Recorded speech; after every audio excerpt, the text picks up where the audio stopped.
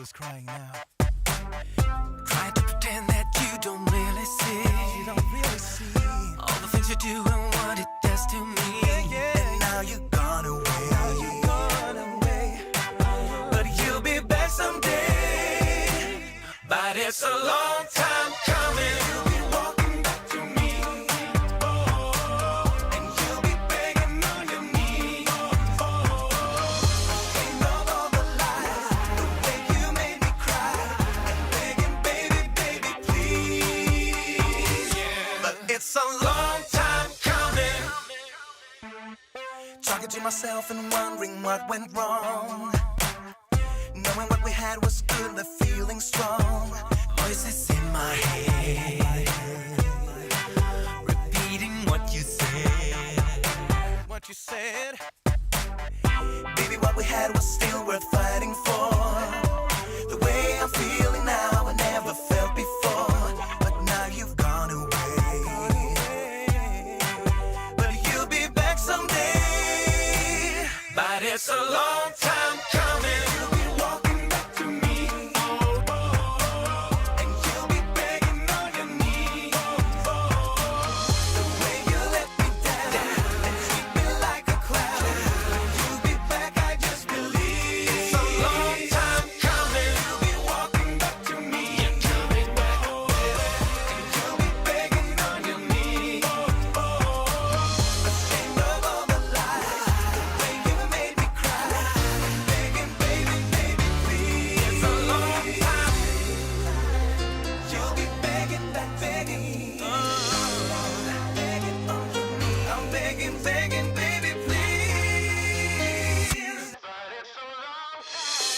It's a long time coming. You'll be walking back to me. And begging, begging on your knees. The way you let me down and treat me like a clown. You'll be back, I just believe. It's a long time coming. You'll be walking back to me. And you'll be begging on your knees. Ashamed of all the lies, the way you made me cry. And begging, baby, baby, please. But It's a long time coming.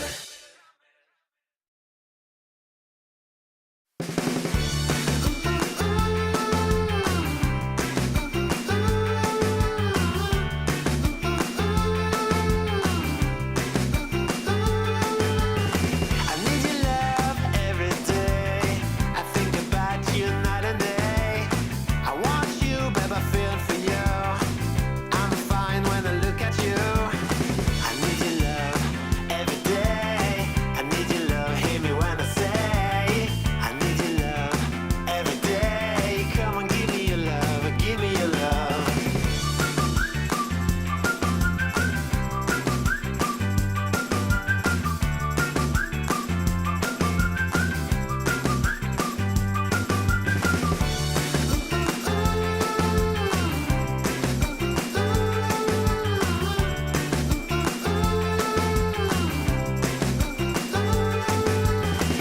Baby, baby, when I'm here with you, you know I'm fine, you know I'm crazy about you. Oh, baby, you know that my love is true. You know I smile when I look at you. I need your love every day. I need your love, hear me when I say I need your love every day. Come on, give me your love, give me your love.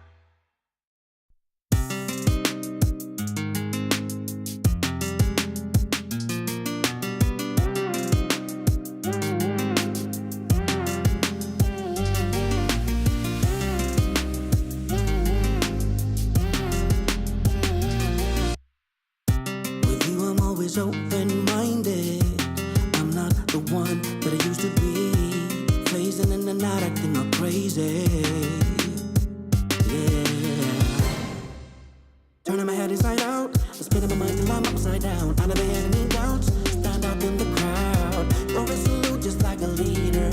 Yes, you're a leader, and I'm not gonna lie. When I'm with you, with you, with you, I'm feeling crazy when I'm with you, with you, with you.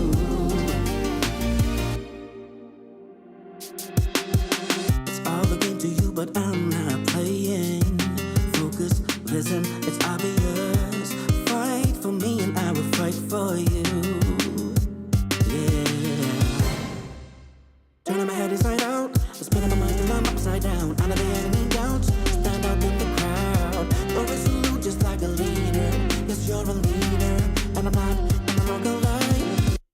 When I'm with you, with you, with you, I'm feeling crazy when I'm with you, with you, with you.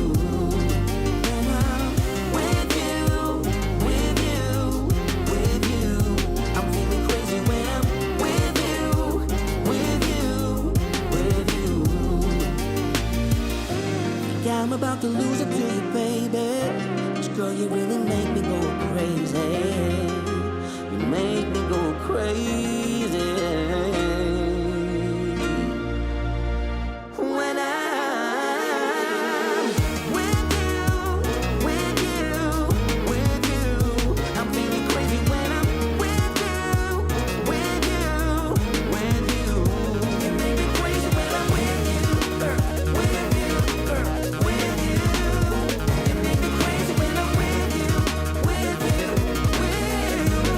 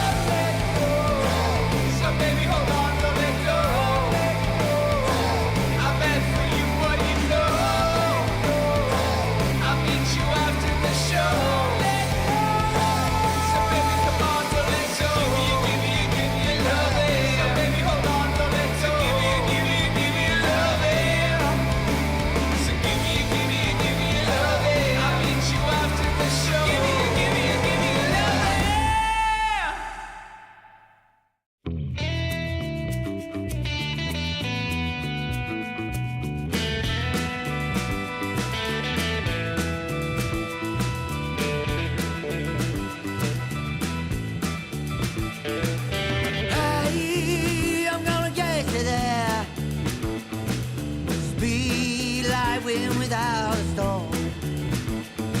So come and get it while it's fresh, while it's warm, yeah. The water in the soul beneath the purple tree.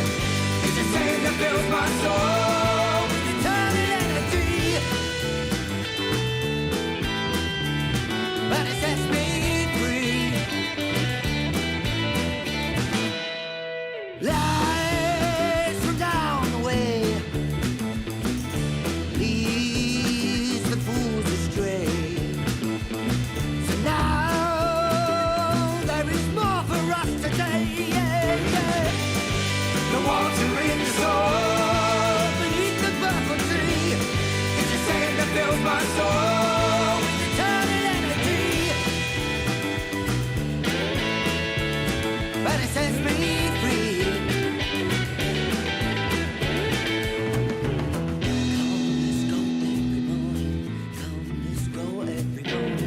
Come, let's go every morning. Come, let's go every morning. Come, let's go every morning.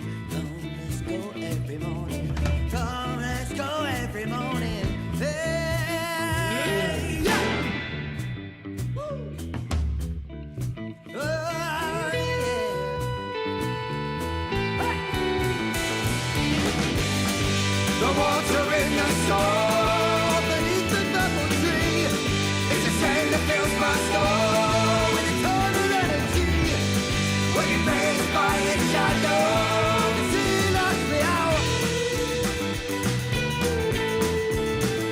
And now I'm free, yeah. Hey! The water in the soul beneath the purple tree. It's the same that fills my soul with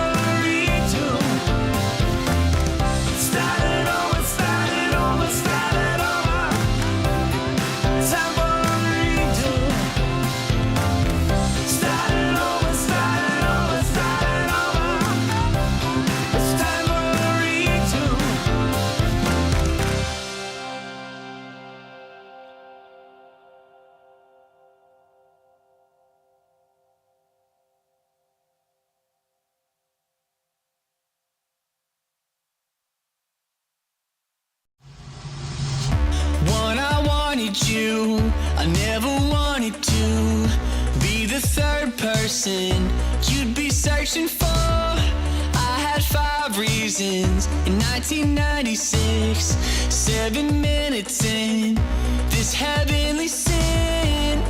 I'm picking you up, I made you a mixtape, I played you. I'm calling you up, meet me at Twin Pines Mall. The future's in. Back to the future, I'll never lose it. I'm at your door. Back to the future. At some point in every gamer's life, there's a question to be asked. Do your clothes match your hobby? In any situation? Or do they just represent what you dream of? No matter what situation, there's always the right way and the wrong. The only real question is, which are you going to choose? Decide for yourself.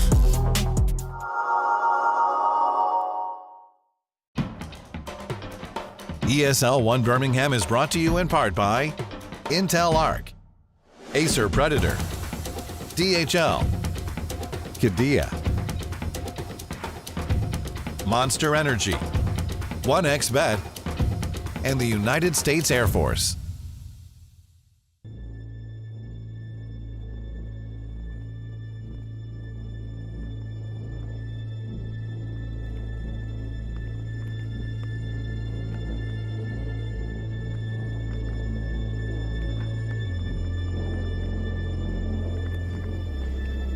Your Highness? My liege? No, you're the liege. I'm the liege. I'm just a humble subject. Sorry to touch you, Your Majesty. I've got to sort of work on this tournament here in Birmingham. Would you knight me to make it official? You're really out of breath. I don't know if I want you as a knight. That was a short ride for you. Would you knight me, Sir Breathless of Birmingham? I will knight you, Sir Breathless. Thank you.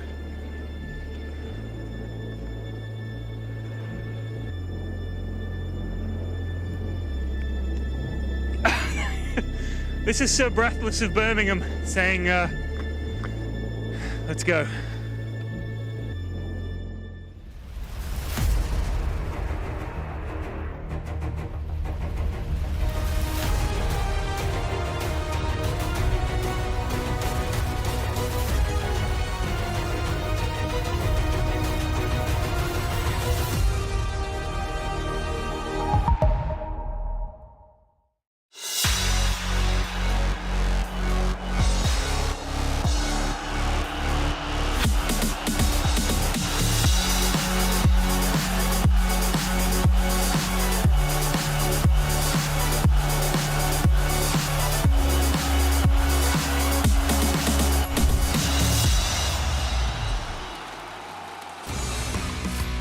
Ladies and gentlemen, a very good morning to you all. I'm so happy to have you joining us today as we are about to close the group stages here for ESL 1 Birmingham. We have got the final group stage day to decide which 4 teams will not be moving on in the tournament. And we're all fresh and ready to go. As you saw, everybody arrived here bright and early, and in some cases breathless and early. And yeah, we should be having a great show, a royal show as well. I'm joined here this morning on the panel by Jenkins. How are you today? I'm good. It's a lovely Birmingham day so far. I rode in here on a steed, which I've lent to a friend of mine, a knight. Okay. Yeah. Which, if I could get that steed re-delivered, that would be great because yeah. I've been bring out the steedless. steed. A steedless king is nothing. Yeah, yeah. What's with the apple?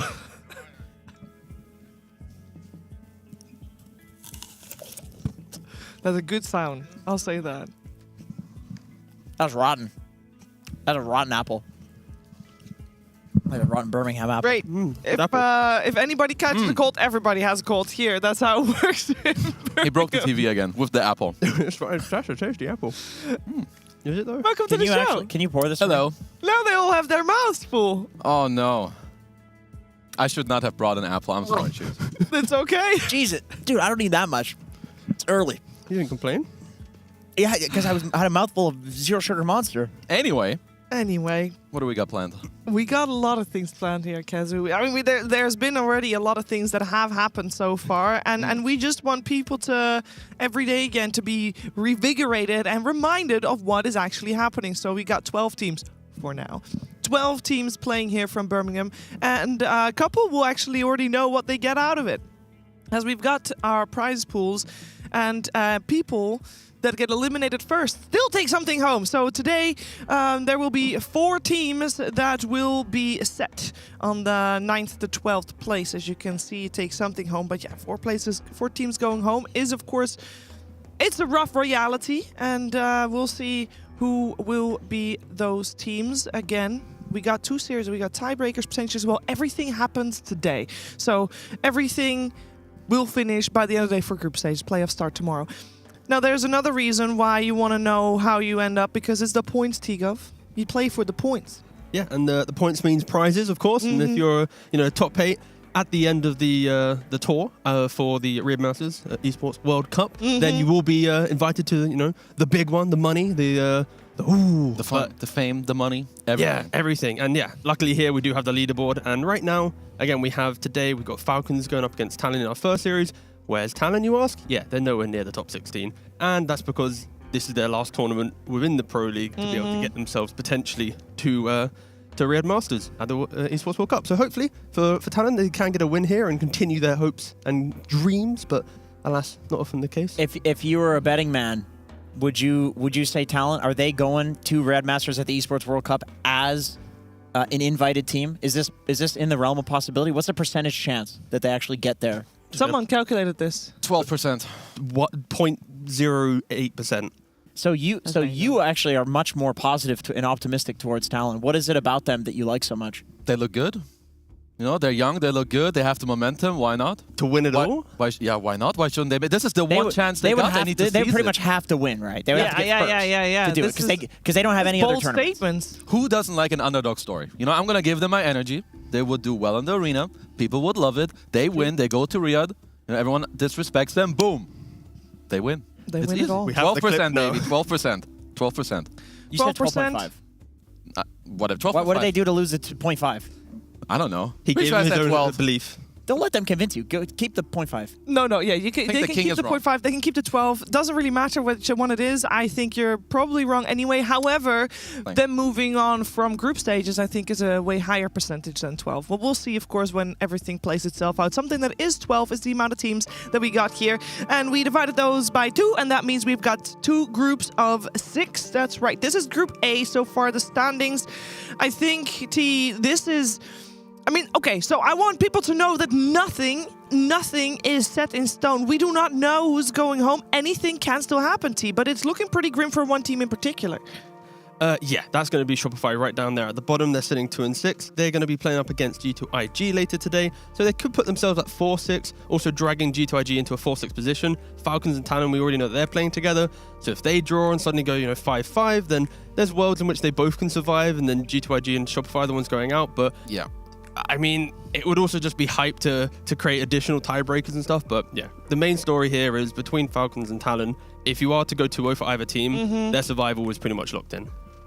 Yeah, and then we got Group B as well. Jenkins, the Gladiators, they are looking rough. This is a fun one. This group is honestly, it turned out the complete opposite of what people would think. This should be flipped. Tundra, OG, and Heroic were probably considered the 3 weakest teams coming into this, the 3 dark horses or underdogs. And you always talk about the dark horses, hoping that it's going to happen, that they do well, because it's so cool, and you see new stuff. It's actually happening. OG wasn't even supposed to be here in the first place, and they're 5-3. This is awesome. This is what you want in a tournament.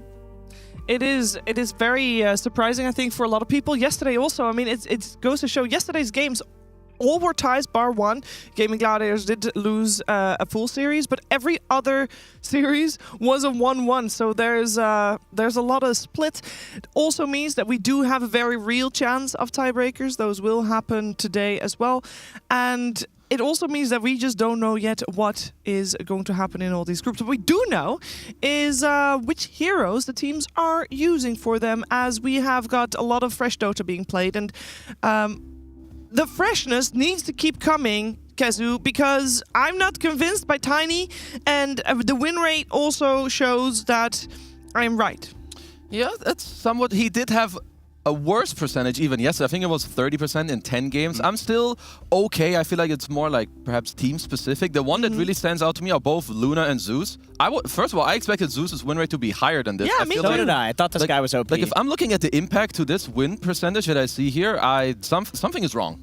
It feels like Zeus is the hero that has become a little bit of a tournament new hero, and then people are just jumping on it instantly. So rather than coming into the tournament going, we believe in Zeus, there's been a couple of teams that picked up the Zeus, showed why it's good, and now everyone's kind of copy-pasted it into their day 2 gameplay, and of course the win rate has been tanked by that a little bit. I also think people are outpacing the Zeus. Like every time I see it, it's like, oh, this is a great Zeus game. And I just know my brain, I'm thinking about late game. Because in pubs, it always goes there, right? And Zeus just looks so good. But then they're against some Coddle that runs around and has like 12 kills by 15 minutes, and then the Zeus just isn't online and ready to like counter the rotations and stuff. Then they just lose before the Zeus ever comes online. So it might be one of those like, this hero is ravaging pubs, which it is. Everybody's banning it, and they were in the weeks before Birmingham. But in a tournament where people are more able to play around their team and have tempo, it's maybe not as good. Luna, that one makes sense. 66% win rate. Like that hero also felt really imba in pubs, and it feels honestly even better and competitive because it is also a tempo hero. She's you a can play good with laner. Like she has the tempo. I feel like people are just getting really good at abusing this aura in the nighttime, and it's like just these small things in the early game that really push you forward. I think that's what teams have really figured out right now. Yeah, they've got it figured out, or at least yesterday they did. Let's see what they figure out today, because as the tournament progresses, we learn a lot more. The players learn a lot more as well. And let's take you through what is happening today as you learn what's coming your way on the Ember stream. First of all, we're starting today with Bedboom versus Liquid and Tundra versus Extreme. There's only 2 series per stream, but there will still be 3 streams active.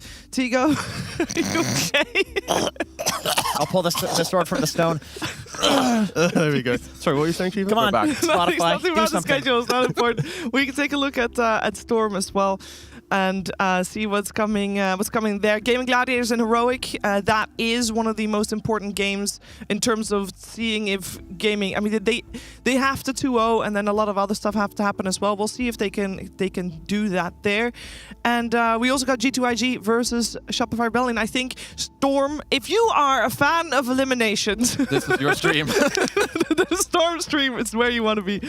But the main stream is of course where you are right now, so you're at the right place, because OG versus Spirit, very important game, and this series will have implications on not just these 2 teams but also other teams in the competition. And the same thing, Kezu, goes for Falcon and Talon.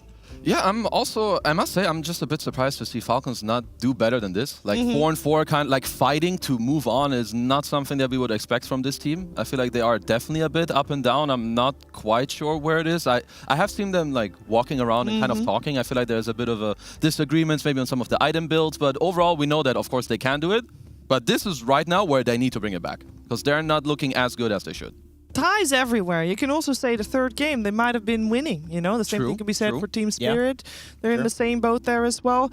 One thing I do know is that we're going to have a lot of action coming our way today, because 3 of the 4 teams playing today on this stream are represented in our US Air Force Wisdom Rune of the day. We have got Talon and Spirit and OG being top at getting first bloods in the game, T. Yeah, no, these lads are aggressive. Of course, you know, OG are some of the most aggressive out there. It was surprising. I thought they would be up there in number 1 for this one, but no, yeah, it is Talon in that case. And I think for Talon at least, it's representative of, you know, you go for the early moves, go aggressive, but then kind of step back into your own play style. I think Talon doesn't really utilize this too much though, because as much as we see them having the first bloods, I'm not saying, Talon's the team at 9-10 minutes, which breaks the map, right? OG does. So they're using this early advantage that they are obtaining, but in a completely different style. Yeah, an exciting style, and made more exciting by the voices that commentate the games. And we're going to check in with those right now. We got Gareth and Lacoste here. Again, matching. Seriously, guys? Accidentally. We don't talk to each other. We really don't talk about it. The first thing I see is like, oh, he's wearing the same thing as I do. We used to do this back in the day as well. We both got pink shirts, which we would religiously wear every single time by accident in the morning. I don't know how we do it. It's just mental telepathy or something. Yeah, the connection Soul read. really is there. That's good. So green today, is there a little bit of bias coming out there? There's only one green team in the competition, and you happen to be casting it this morning. Yeah, it's two birds against each other. Yeah. You know, Falcons against Talons. I think Falcons, they are the faster bird, and they can finish the game faster. What? You think so? I A think Talon is not a bird, Lacoste. Talons are the claws. Doesn't matter what it is, A okay? falcon This is has Talon, talons. Lacoste. Doesn't matter. Doesn't matter. It's for the segment. It's about the storyline, Bird against It's bird. for the story, but also for our King Arthur out there. Did you know that Lance is an uncommon name nowadays? But in the medieval times, people are named Lancelot. Lance. I thought that was a weapon of choice. As soon as he started speaking, I knew where it was going. Yeah. He just banger after banger. I just feel like it's whoosh here. I'm not sure. Wait. Explain it to me.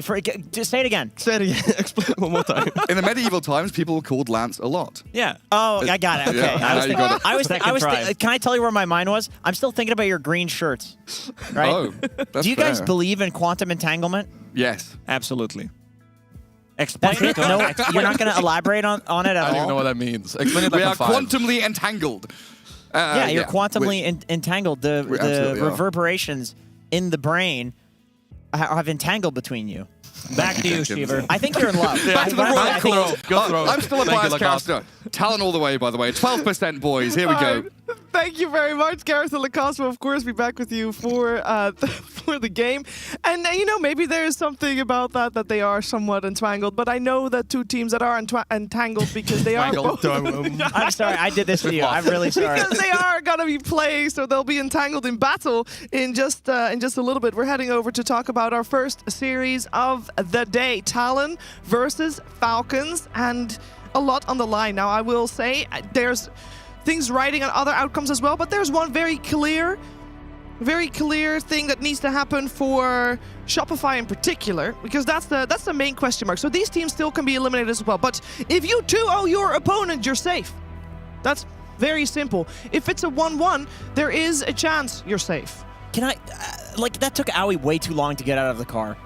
It was slow motion, no? No, it wasn't slow. That was just normal. That was actually sped up. It's like he's 60 years old. Even at 60, healthcare is great these days. You know? This guy really doesn't like AOI.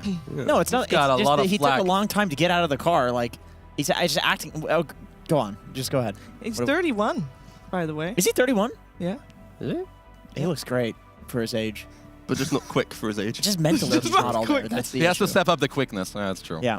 It's fine. I'm sure he's quick enough with the drafting and all that. He has to keep up with some of the Zoomers. But we're going to start talking about Talon first, because these are the Zoomers. Well, at least the majority is. Of course, Chuan is the odd one out, as we yesterday heard from him.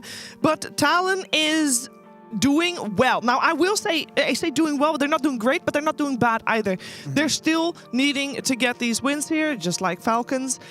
I will say, though, I mean, I know you already have said you're 12.5 or 12%, Kezu. We've been singing their praises. But Tiga, we have a reason to, right? This team definitely has a lot of promise. Yeah, they've been doing relatively well so far in the group stage. They drew with Liquid, they drew with Shopify, they beat G2IG. Sure, they lost to BetBoom, sorry. So it's like they've had quite a decent showing so far, but it's the fact that their entire group stage now comes down to this single best of 2 against Falcons. If they are to lose it, then it doesn't matter if you got these draws clutched out a win, because you are just going to be in the bottom 2 spot. And if you are to win it, then sure, you have... Oh, no, not again, dude. This is what happens to Talon. Yeah, it feels like this could be the start of a trend. I hope for their sake. I really hope for their sake.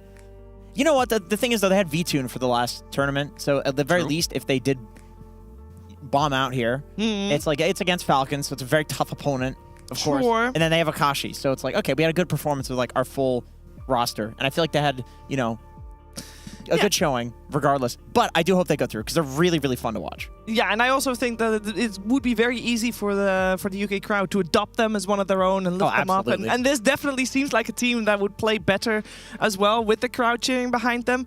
And we're going to focus a little bit more on a playmaker on the side of Talon. They are getting a lot of first bloods, mainly due to this guy, Kezu, because we got the position 4 here in Jokam. Yeah, I feel like both the supports on Talon have been doing really well. Like when I look at especially their laning and like their early movements, I feel like Jokam has honestly been standing out quite a bit. You can also see it in the assists. Like this guy is very aggressive when it comes to just setting up the map, making sure it works out for the team. Because honestly, most of their early game relies on Jokam, Ponyo, and Chuan. Like if those 3 need to go together and make stuff happen, otherwise they're just like their sideliners are gonna farm a lot. So it's up to them to kind of set the tempo of the game. Yeah, and unlike other 4 players, he's played quite a lot of range compared to the melee. He's played like only Tiny as his melee hero, and also he's one of the few players that's actually trying Grimstroke out. He's had, you know, middling success, not too crazy, but to see him kind of bring a new hero to the 4 role, trying to get it into over the line, rushing the Aghanims, and like just doing stuff that other 4s aren't doing, it is very nice to see. Of course, it complements like having these like Mars and stuff off lane, but it is kind of bring your own identity just a little bit, whilst also still aligning with what everyone else is doing so far at Birmingham. Yeah, and we talk a lot about Talon, and when we do, we talk about often the youngest player here in Birmingham. It is their offlaner WS, and it is Pyrion that had the chance to talk to him this morning. Look at this. Matching shoes. Me, an old man, and WS, who's just 18. This is your first LAN event. How does it feel so far? I'm feeling excited to play this because it's my first LAN. So, you need to win today. Yes. How have you guys prepared for that? I mean, we watched their replay, we prepare a lot of their draft. Yeah, I think yes, we discussed about. Did you have like a big meeting, big team meeting last night, get together and talk about like what you're going to focus on? Yeah, sure. We talk about that. Okay. There's a lot of pressure on you guys, obviously, because a lot of you are young, first LAN and so on. How have you coped with that pressure? I mean, I cannot do much, but I try to handle the pressure, you know. Okay. And how has Pylai Dai helped your team? What help has he been as your coach? He will help us to watch the replay and how the enemy plays, that told us how we should play on the games. Okay. And finally, what are you expecting from Falcons? They are strong opponents, but we will try our best to 2-0 them, to beat them, to secure the playoff. Fantastic. Great answers. That was one of your first interviews I think you've done. Yes. Well, you're a natural, my friend. Best of luck today, and thanks for taking the time to talk to us. Back to you guys. Thank you. Thank you very much, WS and Pyrion. And I mean, I cannot imagine coming to a tournament at 18 years old and then having to do an interview with Pyrion Flack right before matching your first LAN. I mean, it seems terrifying. It could have been worse. It could have been worse. We've seen worse, I believe, as well. Yeah. No, I am looking forward to seeing them play, and I totally agree. Like, they just want to secure the playoffs. I think a lot of people are rooting for them to secure the playoffs, but they got a very tough opponent in Team Falcons. Let's take a look at that roster, because this team, yes, first day they got here, they did not play with their full roster. Yesterday they did, and the results stayed the same, Kezu. They have tied every single series. 1-1, 1-1, 1-1, 1-1. Yeah, I feel like I must say I just expected a little bit more, and I'm not really sure where to pinpoint it. I feel like it's just other teams also knowing like what's good. Like Liquid, they kind of took the L1 game, and in the next game they really brought the tempo and like brought it to Falcons. They took all these fights, so I feel like going into today, if you're Falcons, you don't really want to overthink either. I think they're just going to look at small things. They have AUI, he's like the master of min-maxing, and then they'll just try to take it forward, show up today, and make it look clean. Kind of feels like after all the tournaments that Falcons have just played, that Birmingham, maybe they haven't put as much into it as other ones, and like this group stage might be kind of like their scrim time, where it's kind of they refine themselves, they kind of regroup now on LAN, and you'd think that after this best of 2, if they now know where they sit in the playoffs, if they are to be eliminated, then you know it's too late to recover. But I would expect them to, whatever happens from this best of 2, the next time we see them, that should be when they kind of return to some of their form, because this drawing everything is just a little bit abnormal for this team, I feel. It really is. I think also when we talk about Talon a lot, we talk about Crit a lot lately because he has been popping off real hard on the squad and he has been getting a lot of success that he hasn't had that much of before he joined Falcons, and I think a lot of people are very happy to see him thrive. And if you're happy to see him thrive, I'm sure you're also happy to see him on your screen. In terms of my time spent, like since I started my career, I don't think if I could change anything that I would change it, honestly. It's probably been the best years of my life. I had a good few years with a lot of success at first and then some rougher years, but at the same time, like I was with people that I really like and people that are good friends of mine now, and I think I wouldn't change anything really, even if I could. I think anything you do in life has a consequence on where you end up. So I think if I didn't spend all those years in NA, and I think I learned a lot, I think I wouldn't be where I am now. I think that goes for all of us. I think whatever you do, you will have a consequence on where you end up. I feel happy in Falcons. It's definitely a very different team than what I've been on before.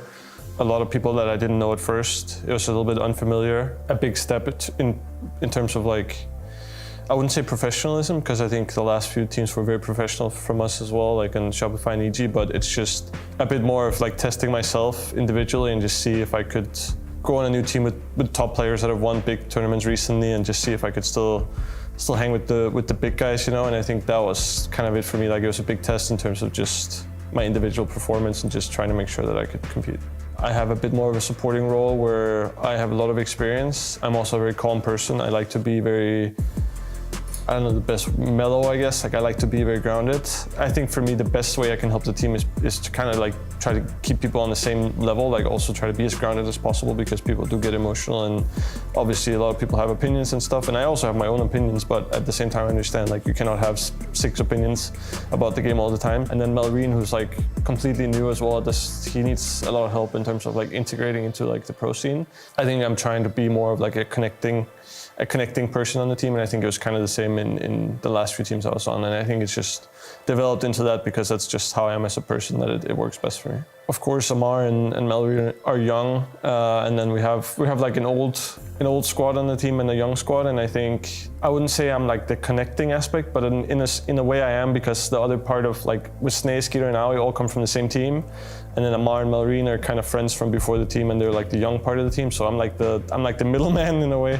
Because everyone is very opinionated, everyone is confident in their ideas. So no, I wouldn't say I'm like connecting it, because at the end of the day, like it's not really my job to connect everyone's ideas, but I do feel like I have like a little bit of a binding role on the team, because I'm the only one that didn't know anyone before the team started. So yeah, it's a bit different. Yeah, I don't know if my view on competing has changed that much. I think the biggest thing is probably like how I deal with tournaments and like my expectations. I think that kind of makes me a little bit less invested in the result, but it also just makes it easier for me to be like more grounded and just be able to not be too emotional about the whole process, because I feel like if I'm trying my best and we're playing the best we can, then that's, at the end of the day, that's the best we can do. Well, that makes it very hard not to root for Falcons, I'll say that. Crit wondering if he can still hang with the big guys. Excuse me, he is one of the big guys, and I think we see that time and time again, Kezu, in his gameplay as well. Yeah, I mean, this guy is a god, and what a nice interview. That was one of the best interviews That was I've the seen. best interview I've ever seen. Yes. That was so insightful. The guy's like a walking philosopher, actually. Yeah, good. That was good. Like, there's so many things you can take away, but I'm just really happy he got himself kind of like away from where he was for so long, like with EG and Shopify Rebellion. Like, I don't know if I want to call it like breaking free, but just doing something different. It can be really hard when you're doing the same thing, but we can all see that this guy's a monster. He's doing so well, and I mean, yeah, they're thriving. This guy's just a beast. I think the fact that he's able to articulate what his exact role is on the team in a way that we and everybody that's watching can understand speaks to what his job is on the team. He's literally talking about, my job is to be a translator, essentially, for the different groups on the team. My job is to articulate, to explain things, and he's literally doing that in the interview. Like, this man has been... This is some growth. Like, this is really nice. I mean, I don't know if he was like that before. It's like hard to say, but from his own words, it sounds like this is some like personal growth that he had over the last year, and good. It looks good on him. It looks really good on him. It also makes me think that if he ever does decide to not want to play, he could be coming for the job of who Pyrian is talking to right now. Uh-oh. I hope. I'm here with AUI from Falcons. It's fair to say this isn't where you guys expected to be in the group stages so far. What specifically do you think has been the challenge? Well, when we came to this event, we didn't think we would have Malrine. And then our bootcamp was a bit weird this time, so we actually haven't played a single scrim. Like usually, even if like something messes up, you'll play a scrim like the hotel after media day or something. We actually have played 0. So we're going completely like without any practice. It's not the best, but we're just making the best of that situation. I don't think we're expecting to be on like good form right now, but hopefully we can like improve over the tournament if we manage to stay in. That's a good answer. Do you feel like perhaps other teams have been focusing you guys since you're one of the top teams right now? And focusing is like, in Dota it's sort of weird. I think like people will like try to like copy some of the strats or ideas from us, but I'm not too sure like in Dota like counter-stratting specific teams is like that real. Like you just, because like more people play the best team's heroes, then people will become better against those heroes, and then that in and of itself is sort of like focusing you, but I don't think people are like, okay, like sit down, let's specifically beat Falcons, like especially not in like a group stage at least. Final question. Jenkins has asked me to ask this. How is it that you've kept up this facade that you've got onto all these big teams? He called you a con man and a grifter. Would you like to speak on that? I learned from Jenkins. He taught me in Arkosh. That's where I learned everything in Dota. He taught me personally. So it's really all because of him. So it's all on Jenkins. Okay. Really good from him. Okay, well, back to you, Sheebs. Thank you very much. Thank you, Jenkins. Oh, you taught him well. He couldn't even carry us to TI. Like this guy, he's supposedly 2-time TI winner. He couldn't carry Arkosh to TI. I think it says more about you than it does about him. I think he meant the con man, not the Dota. He's just bad. Like, I mean, you know, we'll see when Kurt retires and they need a new coach. You know, we'll see what happens. We'll see what happens. We'll first see what happens, of course, in the upcoming series, because Falcons versus Talon, again, very important. One of the two teams, if they 2-0, it's also very important for Shopify Rebellion, that is for now still in the tournament, but we'll see how that goes. We'll of course keep you up to date with everything, but it's time to talk about Dota 2, because as you can see, the timer is gone here bottom right, and that means we are very close to the draft. So I want to talk about what to expect coming out of this drafting phase, Kazu, because I would hope that after 2 days of as many games as we had for the group stages, we want to see, do you want to see changes, or do you want to see basically perfecting what was already around? I want to see maybe not the biggest changes, but emphasis on tempo into team fighting. I feel like that seems to be what is working very well. Also, when you just like logically look at the win rate, which doesn't always tell everything, but heroes like Enchi and Luna are doing very well. They lane good, they help you out with like the tempo. And both of these teams, they love their mid-game team fighting, whether it's Magnus, Phoenix, which is already banned, or Kunkka for both sides, Brewmaster. So I feel like that's just the easiest way to play. And most teams enjoy not being on a timer. So making sure you don't just jam some gyrocopter early, or like you keep your options open for later and just have like a good foundation to start off. I think the nice thing as well, like when we hear in the interview with Falcons how they haven't really scrimmed or practiced coming into this, like their strategy and their main playstyle, which allows them to win tournaments, is about being polished, about making every move just well. And if you don't have that practice, like even though it's like ingrained over multiple tournaments, if it's not at its finest form, that one wrong TP, that wrong move, the initiations that we've been seeing time and time again, in at least the draws that we've seen, teams like Talon, who like to go quite counter-aggressive with their big, you know, team fight style heroes, that will find moments to punish Falcons, who are currently just out of shape in Birmingham. And they just steal the Razor. Yeah, that's a steal right there. It's how many roles do Falcons put this on? 3? They've got 3. I mean, they've 2 Grandmasters. What's Skeeter's Razor? Probably like gold, maybe. Like I wouldn't say he's as good as the others, but this guy will play anything he has to for his team to win. Yeah. 5 seconds remaining. But let's see. So Talon, take it away. I mean, Falcons are obviously, they understand this hero very well. I think Pango's already like a pretty good answer. Like in the lane, I wouldn't say Razor will care too much, but the game can be somewhat annoying.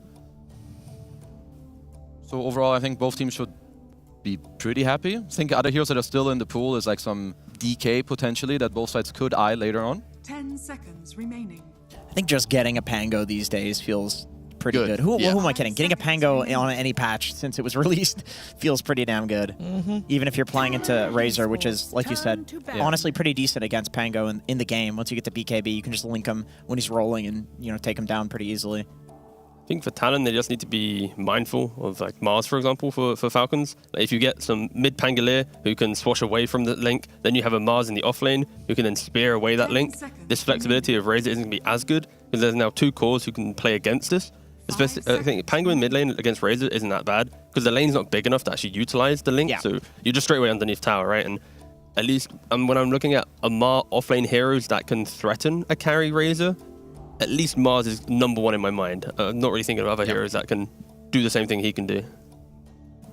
I mean, if I just see a first pick Razor, I want to make sure that I have lanes that don't just give him a free lane. I think the mid lane is kind of fine. Like Razor will go there against Penguin, he's going to be okay. But I also want to make sure that now the carry that comes out later for Skeeter is just something that's very annoying for Razor to play into. It could be anything like a Weaver potentially, which of course will be dependent on which supports Talon take.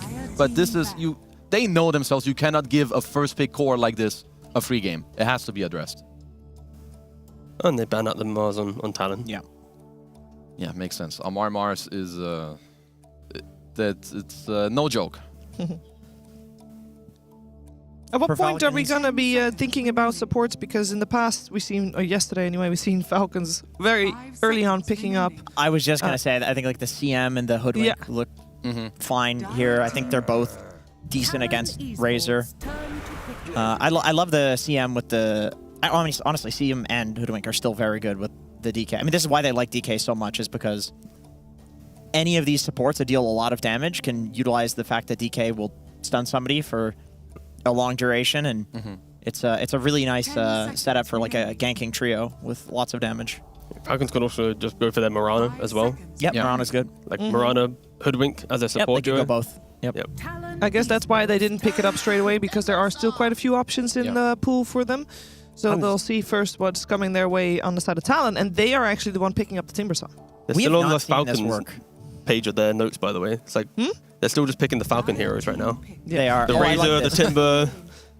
I do like that they steal the CM. I feel like that's probably, out of the 3 supports that we mentioned, the best hero at killing the Timber with the DK stun, because the CM ulti. Hoodwink is probably the second best option in terms of damage for the Timber.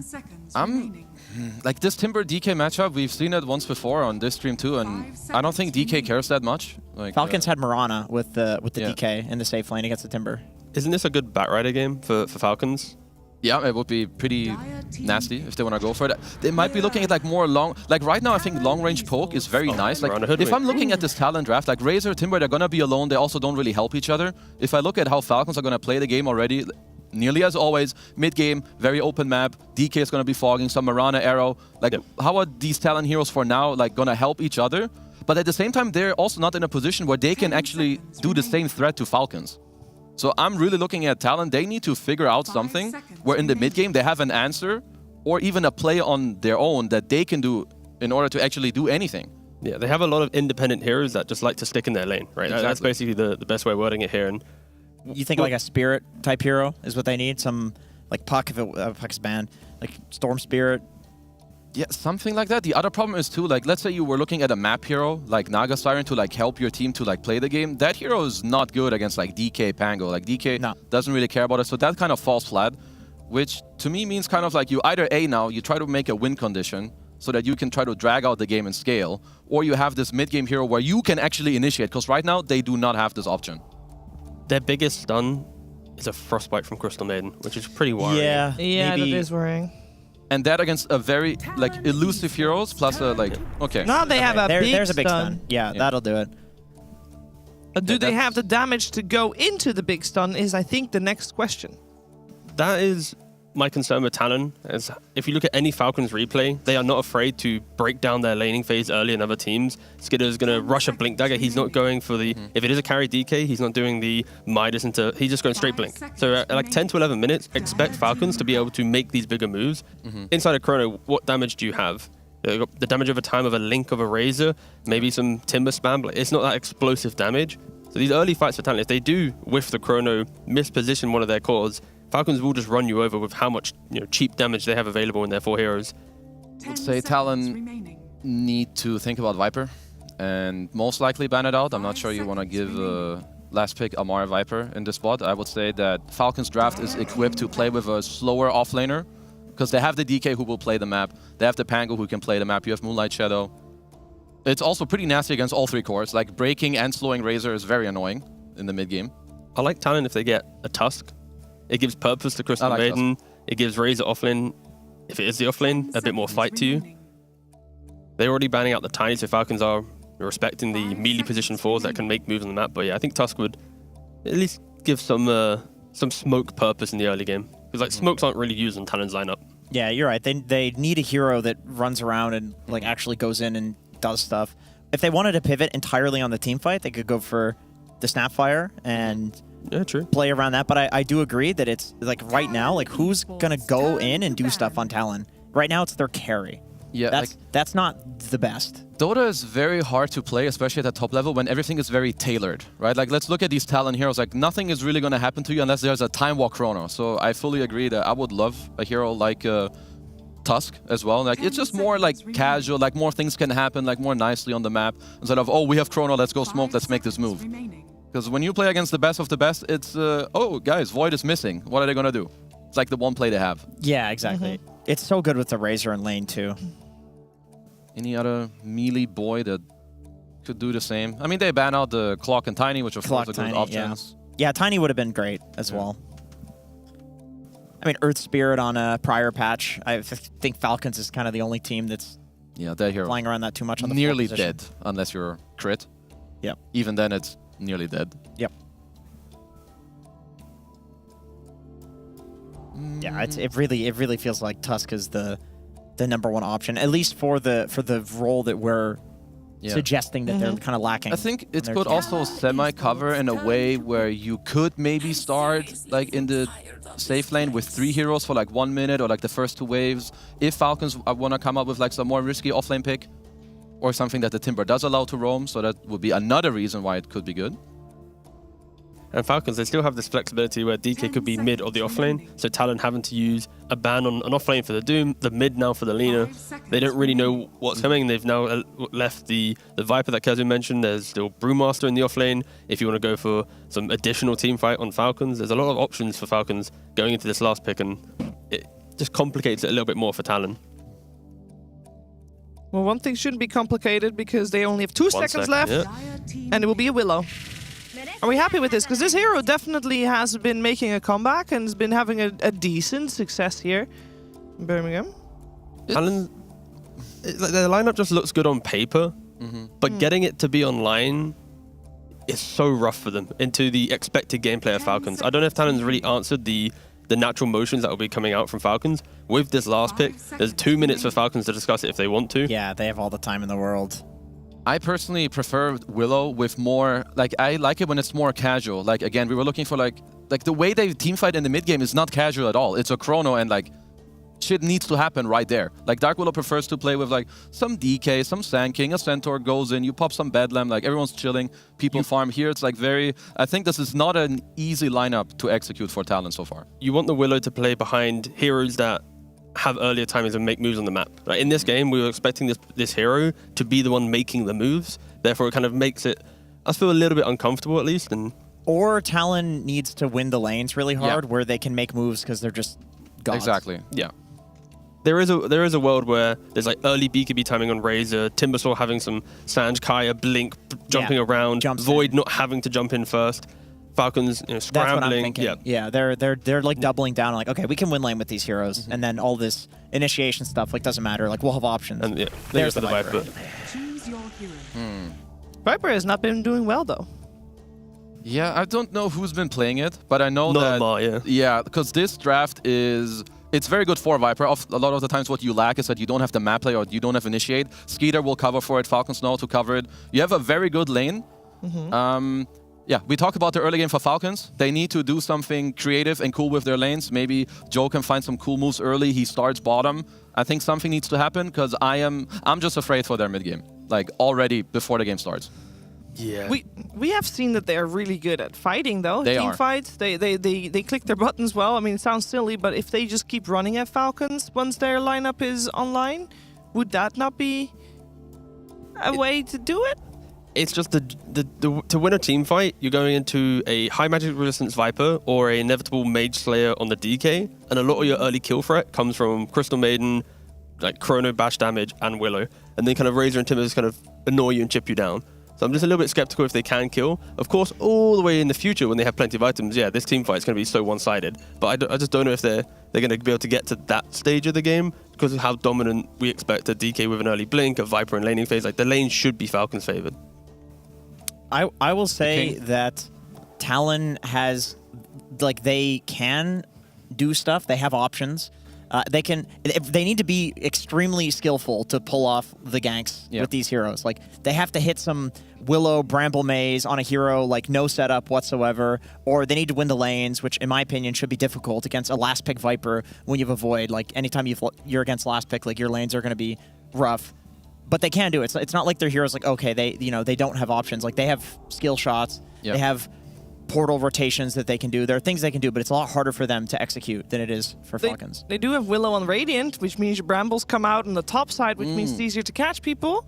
True. You know? Ease of execution. Ease of execution is there for that. If you want to catch people. I'm looking at the support duo of Team Talon to really help them in this game, because I think the entry in this game is very, very, very difficult. Very, but not impossible. Very difficult. No, like, their heroes have the option to do it. No, we're gonna see how it plays out, guys. These are doubters, and let's see if Talon can prove us wrong. But maybe Falcons will take game one. We're heading over to Gareth and the Cost to find out what happens. Thank you, Shiva. Yeah, let's head into game number 1. 12% boys, you know, the underdogs, Talon, potentially a hard-to-execute draft. And this has got to be one of the most Falcon lineups I've ever seen. Tanky fellas with the Mirana and Hoodwink as 2 supports. And the panel saying that on paper, this could be a difficult draft to execute for Talon. What are your thoughts? Seems like panel was saying go next, pretty much 1-0 for Team Falcons, but you know, not going to be an easy to execute draft. That's always going to be the problem. You're playing against Team Falcons, who are extremely good at punishing every single mistake that you make, Chuen. Mind snaking. Is forced to use a leap. It's not too bad to start with a leap as Mirana, because you can kill the couriers easily. Before, I would say that was a bit... self-grief. Self-grief, and also griefing on whoever you're playing with. But having leap level 1, I think it's fine. They're going to be harassing, getting out of trouble potentially, and also the courier snipes. Yeah, and speaking of kind of ease of execution and things like that, we did see Talon pull off some really sick plays, right? That tiny Magnus lane where they were tossing and skewering people back into tower. They've definitely got the skills and the abilities to land these skill shots, get the team fights in the position that they want to. But yeah, one of the struggles we saw them have, though, was this potential to try and kind of break out of that laning stage into mid-game and have the proper connections, you know, smoke ganks into some of these higher-level teams that are reading the map very nicely. And we know how well Falcons can do when they have that really strong, solid foundation of laning stage, get into these mid-game fights, the direction of snaking, and especially when you've got Moonlight Shadow just to give you permanent smoke and invisibility to move on the map like that, connecting into ganks can be quite hard for Talon here. That's such an underrated ability from Mirana. Snaking already down to half HP. I mean, he does have leap, so it doesn't contribute much. Forced to leap away from Bramble Maze. Timber going to have that kind of 1v1 against the Dragon Knight for the early portion here. Like you say, Joker, I'm kind of zoning away the Mirana for the most part. In that mid lane, we've already seen Chuen go up against Malrine, forcing Swashbuckles to get away from Static Link. Quite a long cooldown on Swash here early on, but Malrine's probably going to be using that just to jump away from Chuen's Razor. And quite an interesting draft thinking back on it as well. The post he already started it. What's going on? He has 5 denies in the mid lane as Pango against Razor, so he's already inside his head. Oh, Skitter though, dead. Joker and WS getting that first blood up at top. Mirana, again, level 1 with the leap, doesn't provide you with much. We talked about griefing the lane, and then they hit level 2. They start to play much more aggressive. Joker thinking about what he wants to pick up on level 2. Maybe wants to get a point in Curse Crown to try to set things up on a Dragonite, get 1 extra spell from Timbersaw. Bottom lane, Akashi sitting at 5 CS. Amar focusing on denying and also focusing on harassing that Faceless Void. Not going to be an easy lane for Faceless Void by any means. Again, long CD on that time walk, 24 seconds, level 1. And for the Maiden as well, right? Trying to contest Lotuses or pulls or stacks or anything. Very challenging here for that Maiden bottom against a Hoodwink who has better attack animation damage against a Viper. Crystal Maiden quite slow. Gonna have to watch her positioning. I did quite like this Willow pick though at the end of that draft. We saw that kind of interesting, Razor, Timber, DK, Pango, very early core pick. Yeah. Willow rounding it out, giving a ton of control here. And when you've got this, I don't want to say new Timber build, it is just a normal Timber build now, right? Forget reactive armor, forget tankiness. He is just raw damage output. You want that little bit of control just to help you out. It's not the hero that I expected him to pick. I was thinking about more of a position 4 that can go in, because your mid laner can't do that. Your carry kind of in the mid game needs to be that guy. Timbersaw, I guess his role is going to be, all right, look at me, I'm tanky, try to kill me, and then they're going to play off of that, because Dark Willow can't easily set things up. This is not position 4 Tiny with a Blink Dagger that starts a fight. So what is this going to be, like a Yule's Kaya Sanj game for WS? Just tank up, have utility? Yeah, I could see that. I think that's a good one, because you can set things up for your own team. Having the spell mechanical is going to be good, but we've seen a lot of Kayas into Blink Dagger, and this is where the trouble starts for Team Talon. Ponyo looks very dead on the screen. Amar will get the last hit on it. Yeah, you step up as that Maiden, you're just done for. Just fodder in that lane to try and keep the Faceless Void alive. Malrine, 19-11. Pulling out the Colt here against the Razor in that mid lane. He's going to kill him, probably. Straight up dead. Solo kill for Malrine. I don't know what the numbers were. He was at 17 or 18 solo mid 1v1 kills. He's gonna die, but still gets that first takedown for the golden experience in the mid lane. And there it is. A little bit of smileys in the old chat. Second time. Malrine very happy about his performance, as he should be. I mean, he is playing into Razor, and he is dumpstering this matchup. Look at the two creep wave boys. 19-12, 19-12. Absolutely spot on the money as Ponyo dies one more time down at bottom. And laning stage, Falcons very well known for it. And as we see Talon just kind of not even weathering the storm, they're being beaten and battered by it here, by the Falcons in his first 5-minute period. I like how Malrine's playing aggressive in his face with the shield crash. He's like, yeah, I don't care about your damage. I don't care about you stealing even 50 damage from me. You know it's bad when your Maiden has died with no TP, it's on cooldown, has to buy a smoke to walk slowly back to lane. Akashi in the bottom lane. This damage over time. One of the reasons why Faceless Void doesn't like to play into Veno, doesn't like to play into this overtime damage in general. Even if you use Time Walk, you're still going to receive some of it. So quite a difficult lane for him. And also paired up with Crystal Maiden. This is like, Maiden is a strong hero, don't get me wrong. But when paired up with Faceless Void, like, doesn't give you much. Like, usually you want to have Crystal Maiden with something that can kill people. You want a partner in crime. Yes. You want to Sven with a stun or something along those lines. A gyrocopter, would always be great. But yeah, you're going to have to be looking for that mid to late game here for Talon, I think. As they are absolutely having some struggles with a 2,000 net worth lead already pre-6 minutes. Malrine knows the distance he needs to jump to get away from that static link in the mid lane. Top 3 last hitters, all dire heroes. And my god, I didn't even realize Faceless Void is 8-1 right down at the bottom, below the Mirana even. When you said 8-1, I thought you were talking about the kill score, but yeah, CS doesn't look too good. We kind of expected him to struggle, but this is getting real bad. I also don't know who needs... I think it needs to be Truen who fixes those lanes, because things are... He's doing okay. It's a 2k gold lead for Team Falcons. Malrine has double his CS. Everybody down to 20% HP in this bottom lane. Looks very difficult. Malrine will use that Rolling Thunder and we'll get another solo kill, it seems. Healing spell, buying a little bit more time, but it's not enough. There we go. Shield crash it down. 4-2. And Skitter looks like he's got to the point now where he's tanky enough just to withstand any of WS's nonsense. Bringing crit up here as well with a bushwhack onto Timber. Quite a bit of damage and control. WS has raindrops, already popped his stick, so it looks like the little bits of whittling damage to come out in the end will take him down. Every single lane here. Domination for Falcons. Amar. Viper has more denies than Void has last hits. He does have 9 Magic Wand charges. Thinking about popping it if he can get the glimpse of Akashi, but he cannot. It's a big kill. You know, Twen gets it, quite a bit of money, get the Viper out of the lane, but yeah, your Void and Maiden are still looking absolutely battered and broken. Snaking. Wandering around. Jokam has already picked up that Wisdom Rune, it looks like, though. Snaking's gonna get forced back. One thing about Falcons is they don't care about lanes. After 5 minutes, they're just playing their own game. Everybody's rotating. You see Crit, TP rotation. Now he's playing again near the mid lane. Again, potentially backstabbing the top lane. Let's see if they're going to be able to find WS one more time. A bit too deep, I would say, because WS does have that tower protection. Just hiding in behind it. Another scan will give away the positioning here of Snaking and Malrine. At least Falcons knows the aggression is coming.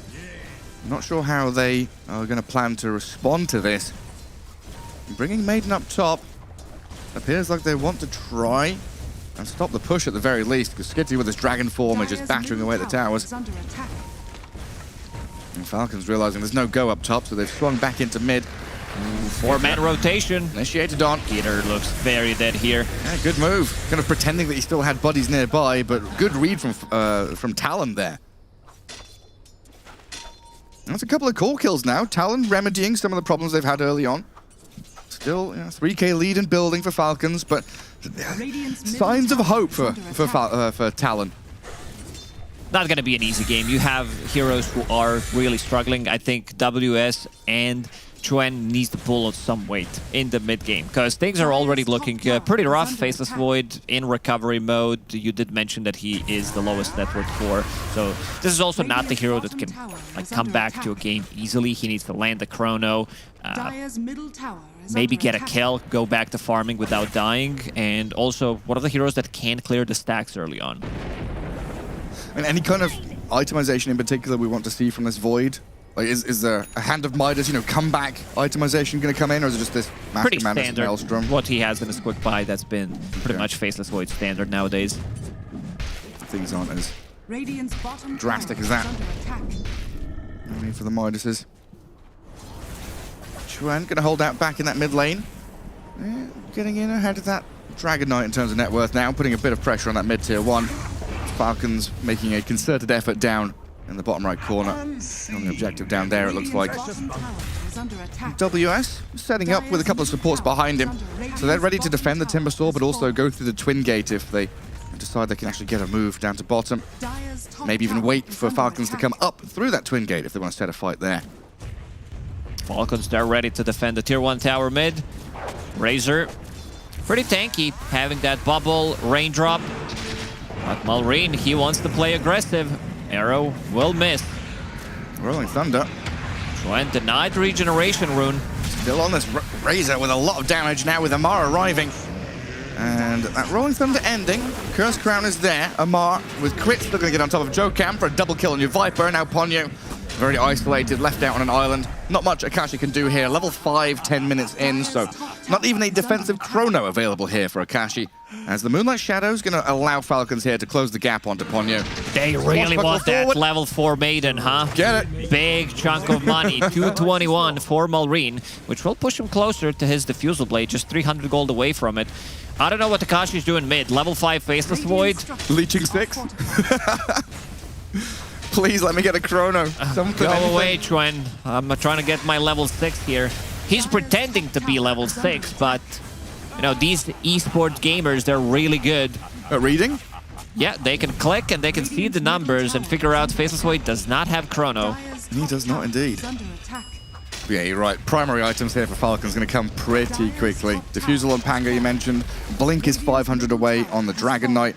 And then you look at this Viper. I mean, he's got already the laning stage items with the double Wraith, Treads, Wand, going straight into Mage Slayer, Dragonlance. So going to become incredibly difficult to kill. And then you've got, again, just like the Falcons style of playing, right, is having multiple frontliners that can play wide map. And then you react onto those tanky guys because they buy time to allow Hoodwink Mirana to move across the map to find the fights. stay alive as long as possible. That was the problem that panel was talking about. They don't have that guy who can initiate, who can start a fight and try to make stuff happen. It might need to be Akashi setting things up with Chronosphere now that he is level 6. But they also need to bring some extra numbers because Jokam, he's level 5. They don't have that extra damage that you can put on with Bedlam, so... Well, here's the thing, right? They go on Skitter. Chrono's good. Kantazamar on the left side as well. And a lot of damage out of WS. Looking to take down the Dragon Knight and finding the kill with 4 members all around him. It's all about leeching that XP to support. Not contributing much, but getting themselves closer to level 6. So not quite enough time there for Malrine to get into the action. And Amar, of course, getting stuck in that Chrono. Talon with a good initiation as they move back up the top. Leap into leap into leap from snaking. No escaping here, though, with the dust and the brambles down. Final bit of damage from WS. Reclaiming territory and getting back into the groove. Talon finding a foothold after the laning stage, which was honestly disastrous for them. Yep, 2 good kills for them, getting those level 6s up. We mentioned that WS, he needs to be active on Timbersaw, and he's been involved in 4 out of 6 kills. This Observer Ward also providing them with crucial vision, so they can get those gangs going. Akashi's the one who's really struggling. He's sitting at 3... He almost has the same amount of farm as position 5 Marana. Yeah, it's hard. I think we've got Kaya coming for the Timbersaw. Oh, they caught him. Oh, down he goes. The sharpshooter through the dead corpse of the Faceless Void. Tough stuff for Akashi. We've seen these games, though, where some teams only get support kills, right? Just killing off a position 5 over and over again. At least Talon are finding core kills. Important ones to try and buy them time to get into late game. And good attempted move by Chuen there to get to high ground. But now he's stuck on low ground, moving and turning around on the snaking. Dragonite in. And with that breakdown on Timbersaw, tons of magic damage comes his way. WS and Jokam both fall. Amar with a double kill. And is that the Crystal Maiden trying to scurry away with a couple of 100 health? Well, they don't see her. Instead, turning their eyes and targets onto the Faceless Void to bring him down, and a triple kill comes out of Amar, and the smiley double smiley this time from Malrine. He's really feeling himself. What a perfect roll coming out from Malrine, controlling pretty much the whole fight. And once that ends, then he gets the swashbuckle onto 2, burning some of their mana as well. They can't take the fight. Like, they don't have enough damage. You said that the only heroes that they can kill are some of these like position 5s. They're focusing down snaking. This is exactly what they want them to do, because he does have a leap charge available. He can easily get out of trouble if he doesn't get bursted immediately. Going into mech next, and you can see Akashi. Akashi, bottom 3 right now in terms of net worth. Both supports from Falcons overtook that spot. Yeah, man, at least they've killed Skitter 3 times, right? That's in their heads of Talon. Like, we can kill a DK. He is a killable hero out there currently. Double brace of Blink for the Dragon Knight, primarily the initiation tool here as Akashi. Chrono's up Malrine. Not enough damage to finish him off, though, and with the shield crash swashbuckle, he's got the distance away. Akashi now jumped and stunned as the Viper and Hoodwink going to take down Ponyo. Akashi gets away from the breathe fire of Skitter. Malrine with a swashbuckle, though. Tons of damage. Takes down the Faceless Void again. This is looking really rough. I mean, they need to set things up with Chrono, try to get a kill and get out of the trouble. They don't even get the kill. Malrine way too tanky, gets the shield crash off, burns his mana. Oh, Skeeter's gonna find another one. Malrine. Oh no, the Razor. No escaping. There's too many stuns here as well, right? Having this Rolling Thunder, the Dragon's Tail, the Arrow, they've got combos all across the board. So there's not even a chance to maybe try and TP home. He immediately wants more. Malrine going back to the bottom lane through the Twin Gates, continues to farm up. Needs another 1,500 gold to finish off his Aghanim Scepter, so having a huge amount of farm. That's the problem with the lineup. Like, who's gonna set things up? If things don't go too well, you got Viper last pick to counter you, and now you lost like basically all three of your lanes. So what's the plan right now? Like, how are you coming back into the game? It's got to be based around this Timbersaw, right? He's the big damage dealer, top net worth on Talon, has himself Kaya, and looks like he's working on Eternal Shroud. So not going for that Kaya Sand or the Yule straight up. Wants to try and tank up as much as possible. I mean, WS has been, it felt like the shining star of this team so far, has pulled out amazing plays with his Magnus, etc. And on this Timbersaw, he's got to be the one that's kind of face tanking everything, but also doing the damage. You know, he's got to find that balance God, he's between dead them. again. Oh no. Oh, Kashi. Both supports on Talon, they need to stop farming as much because Faceless Void will become the lowest net worth hero in the game. They need to stop getting the gold. You're making him look bad. Hoodwink, maybe here a snipe out, and Joe Cam will take him down along with Ponyo, but the turnaround from Falcons will get some retribution. 2 supports for the price of 1. You look at your carry, 17 minutes into the game, he has Broadsword as his item. You know things are looking pretty bad. This is just, I think this is one of the saddest Faceless Voids I've seen in a while. Can you call him a carry anymore? I don't think so. It's like calling Donkey from Shrek a noble steed. Nah, I don't know what he is. He's something between position 4 and 5 right now, with less impact. Trent up at top, TP attempt. Do we have a stun? We do, of course. Skitter was arriving, Snaking had the arrow. Trent dead. One more time. And Akashi, has he been spotted there? I don't know if they had vision of him, but they are running towards him immediately. Leave him alone, guys. He's already dead. Stop. Leave Akashi alone! Timbersaw gonna run away from Amar, who just 1v2 zoning them, and Akashi, time walk away, but Skitter gets the gap closed, jumps in, and in a blink of an eye, the Faceless Void disappears.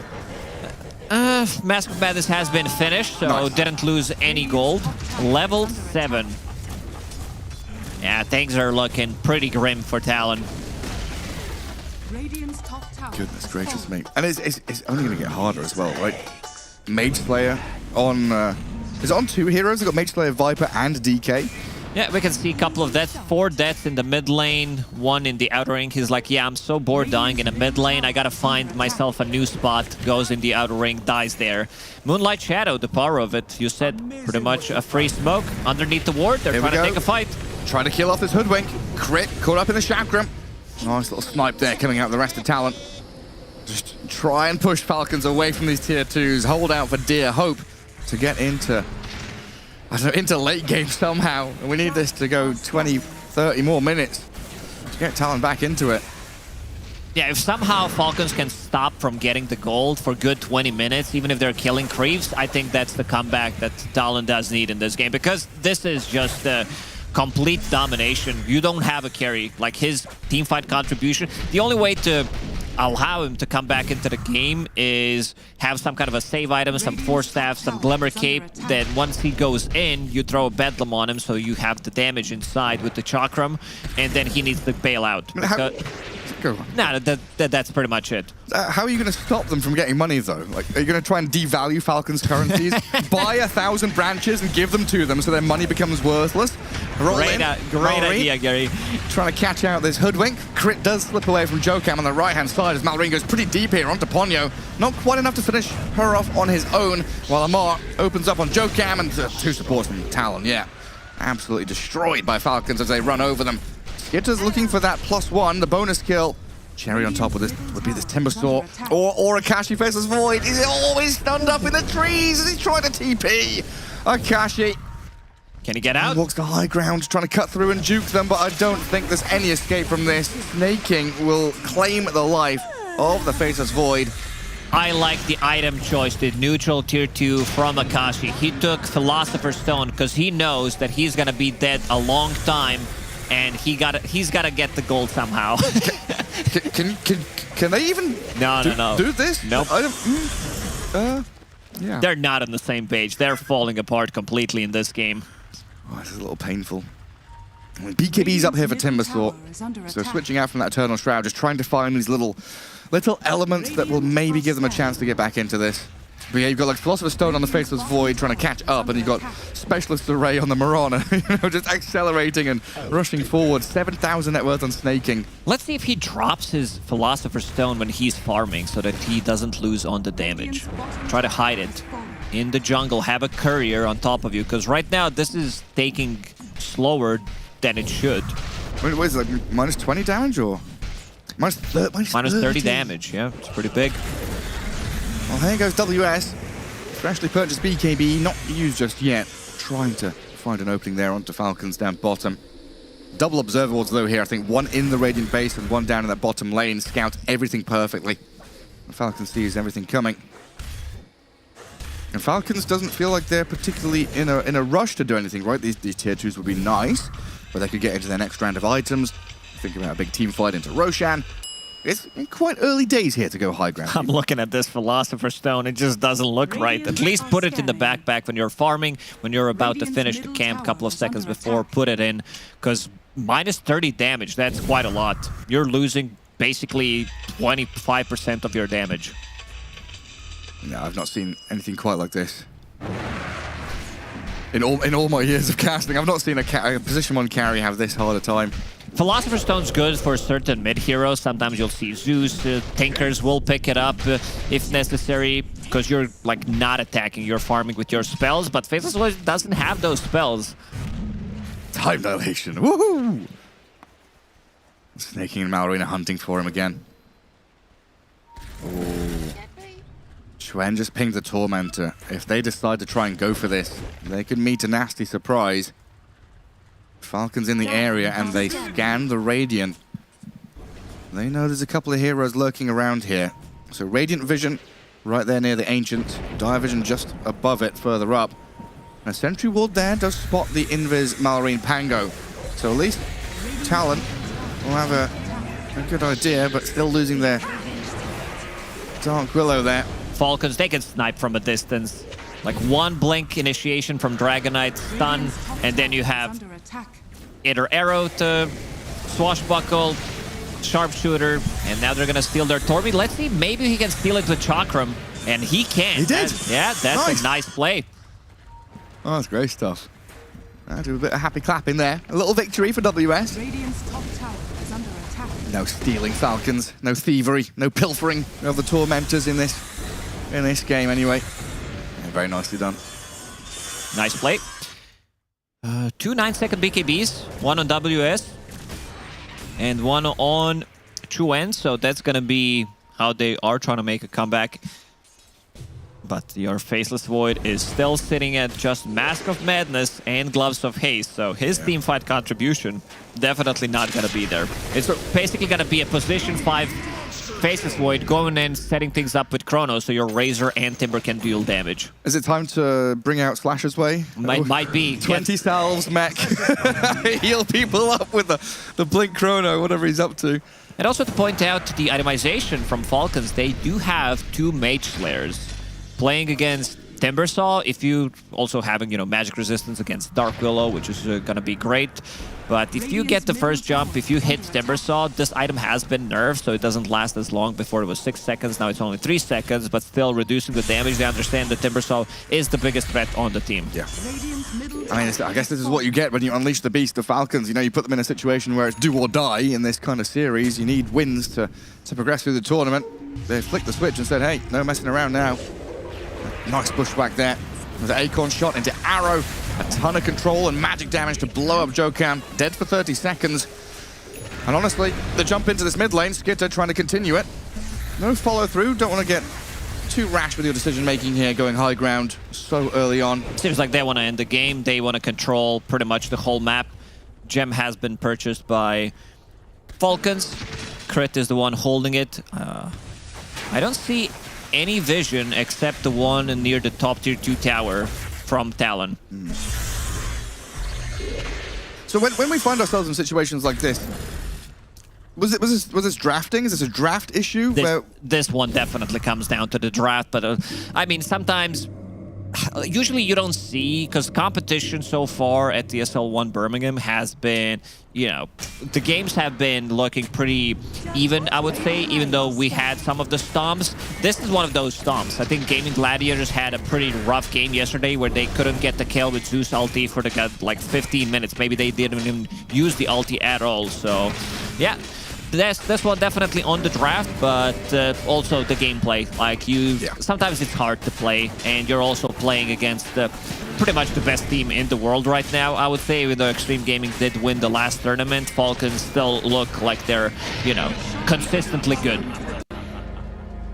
Man, Amar. I was wondering, why is Amar attacking so quickly? He's got Manta-style Hurricane Pike, incredibly farmed Viper, top of the net worth. As Malrine goes in on that middle lane. Another Rolling Thunder. Bouncing around onto poor little Jokam. Does he have the fear to push him back, as it looks like Chuen has died elsewhere on the map? Both heroes falling quite quickly there. And Malrine picking up his godlike streak. And with Aegis in hand, Dragon Form used, Skitter is directly on the high ground. Forget creep waves and teammates. Well, I just want tower kills. Get me up there, boys. They want to end this one. 2 dragons attacking. Really glad that Dragonite is level 18. With level 1 dragon, the green one, he definitely looks like Viper. Yeah. 2 brothers in arms.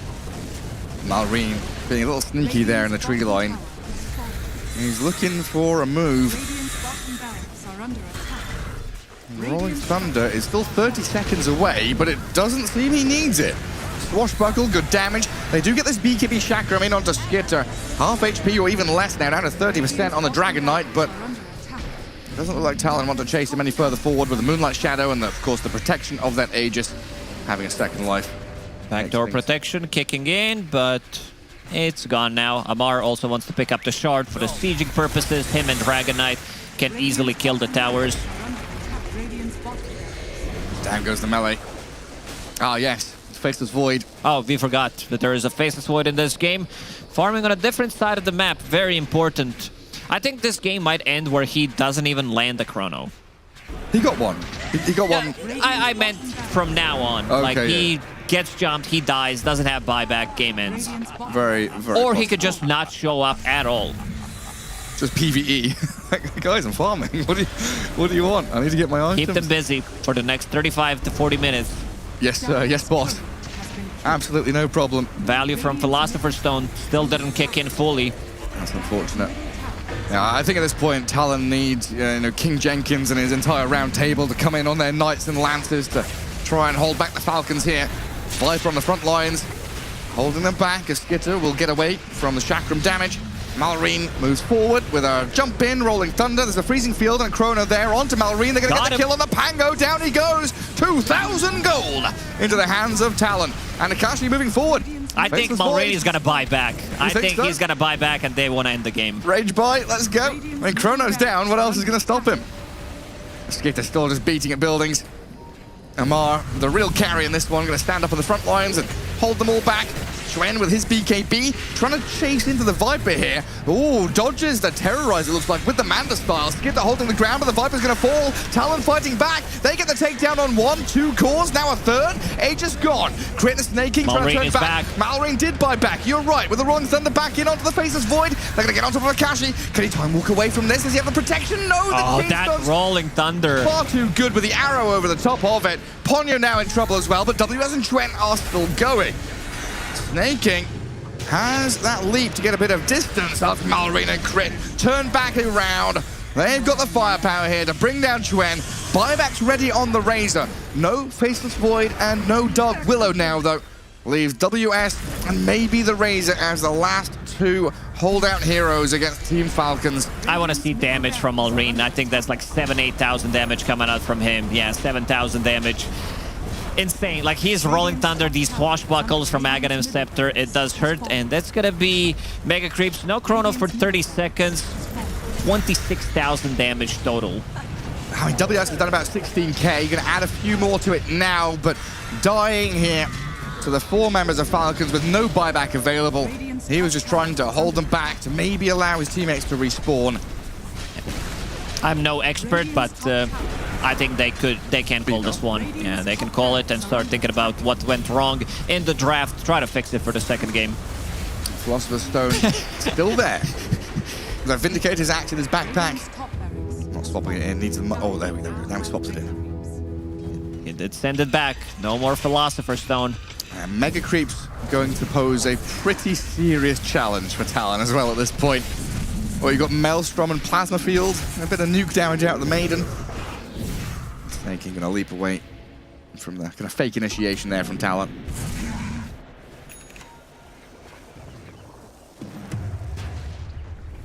At this point, we're kind of fighting for one more battle, one more chrono. See what happens off the back of that.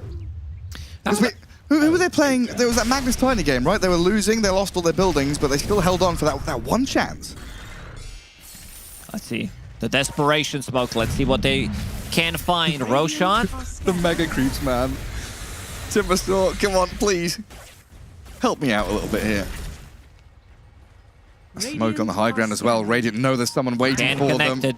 Snaking breaks the smoke. Perfect place, perfect time. That's going to allow them to grab the Tormentor, get Snaking his shard.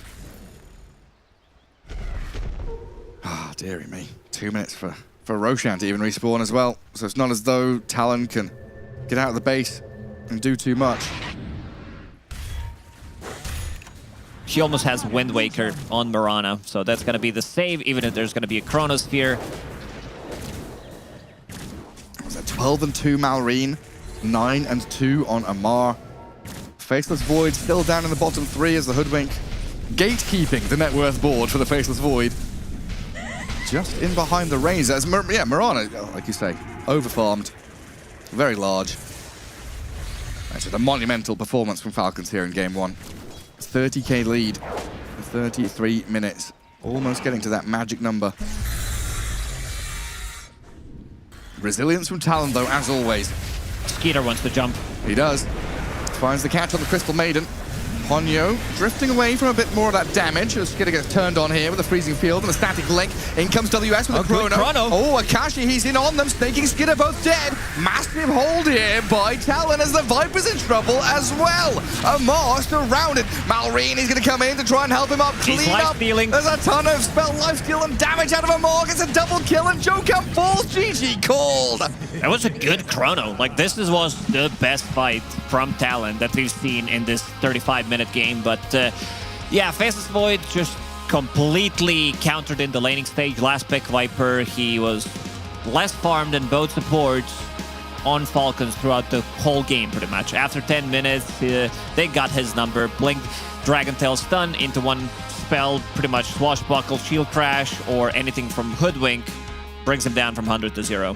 Who needs legs when you've got wings? The double dragon strategy coming out of the Falcons defeating this Talon side. I mean, Akashi definitely not wanting to look back on that game, I think. Repress it, put it out of your memory, think forward into game number 2 here. Because, again, a very, very important series for both of these teams. They are tied up on the brink of elimination or qualification to get into the playoffs for ESL 1 Birmingham. Tied up at 4-4, but now with that one victory of Falcons, they edge that little bit closer as Talon definitely falling short here in the draft and in the gameplay in game number 1. I mean, what can you do? Just think next? Think next? Yeah, they definitely need to scratch this one, delete the replay so it's not available in Dota or in Dota Buff, because this one was a pretty rough game for them. This team can play much better. It's just that they lost the lane. They need to, sometimes you fall into this trap where you are picking the heroes, and when you look at the whole draft, you're like, what the hell did we draft for ourselves? Yeah, devastating loss as Talon lose out in game number 1 as we head back to the panel. Yeah, that was a rough one for Talon indeed, but for Falcons, this was a great start to their day. They didn't just do well, they did incredible, and I think there's a lot to talk about from this game. I'm joined by Kezu, T, and Jenkins, and Kezu, I think we should start by talking about that mid lane, because, I mean, that was a beatdown. And that is not supposed to happen. Like, I already think Falcons draft is better. Now, when they out-gameplay you in the mid lane where your Razor gets dumped on by a Pango, you are in for a bad time. Your Void doesn't have a good lane. Your Razor is losing his lane, which he really is not supposed to. Your other lanes aren't going well. Now, if you're the supports, like, what do? I feel like this game is done after, like, 6 minutes in the game.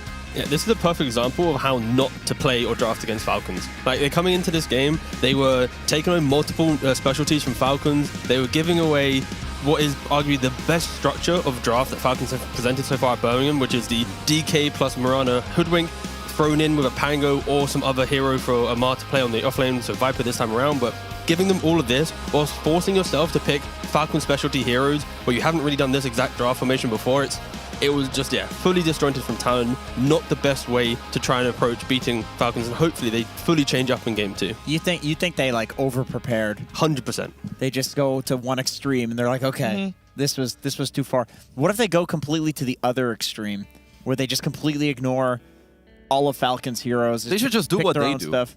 Yeah. Is that the other extreme, or is that in the middle? I mean, there's an in the middle.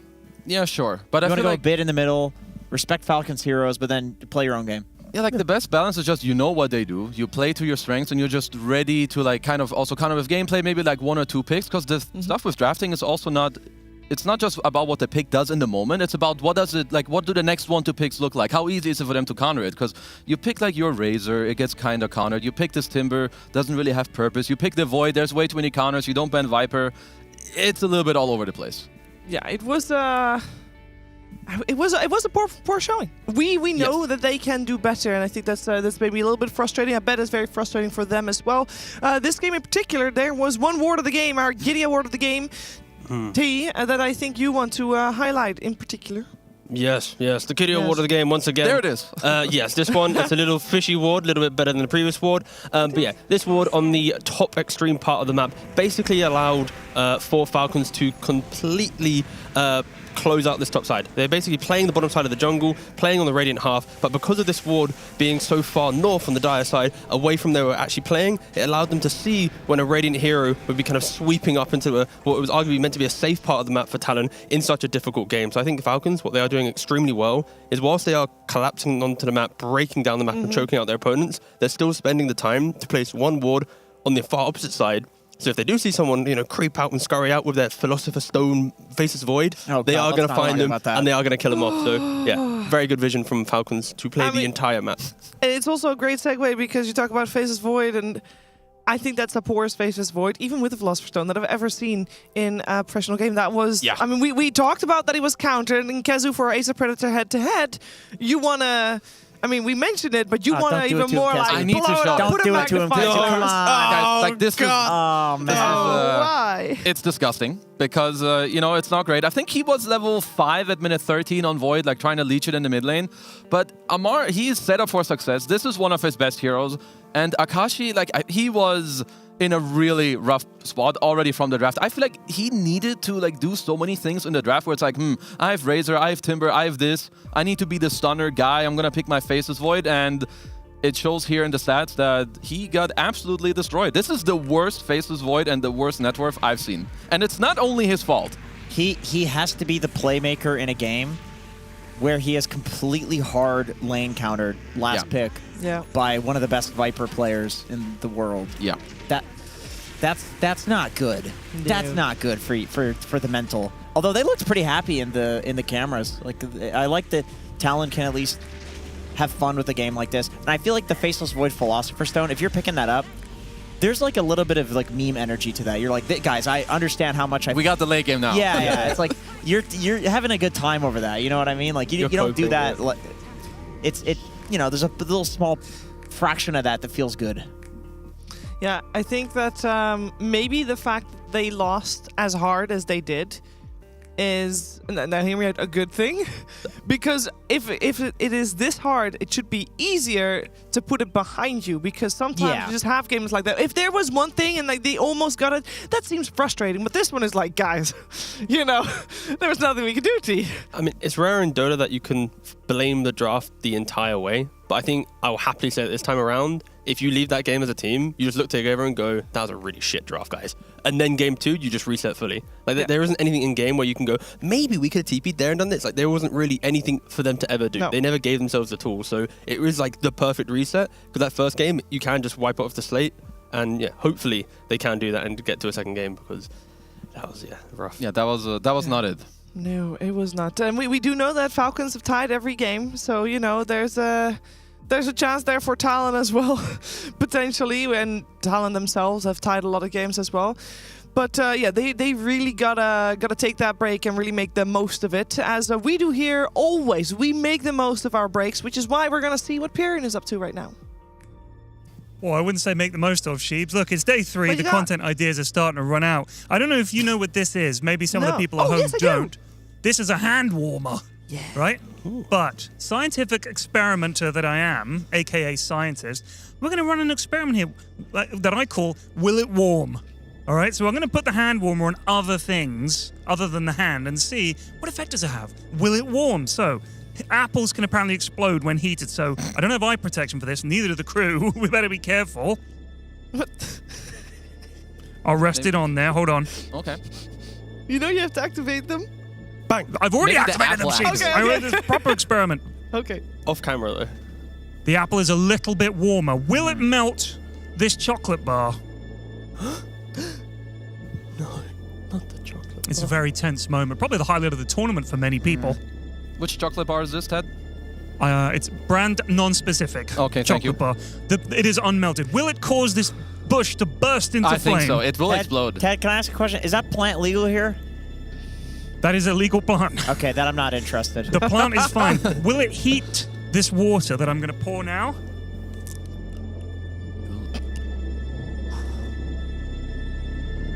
Lower the heat pack into the water. This is probably a bad idea. That's a proper glass.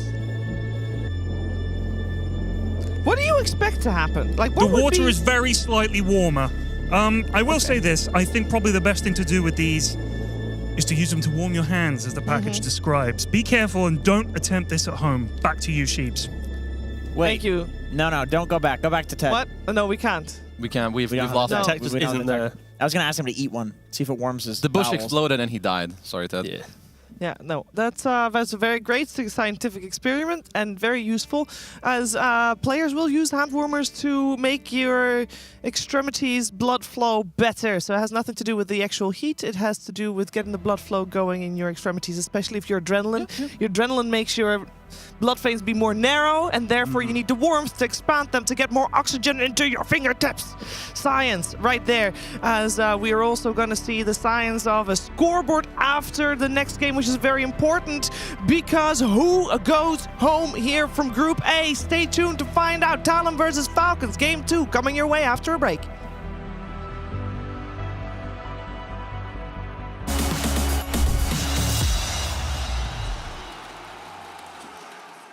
At some point in every gamer's life, there's a question to be asked. Do your clothes match your hobby in any situation? Or do they just represent what you dream of? No matter what situation, there's always the right way and the wrong. The only real question is, which are you going to choose? Decide for yourself.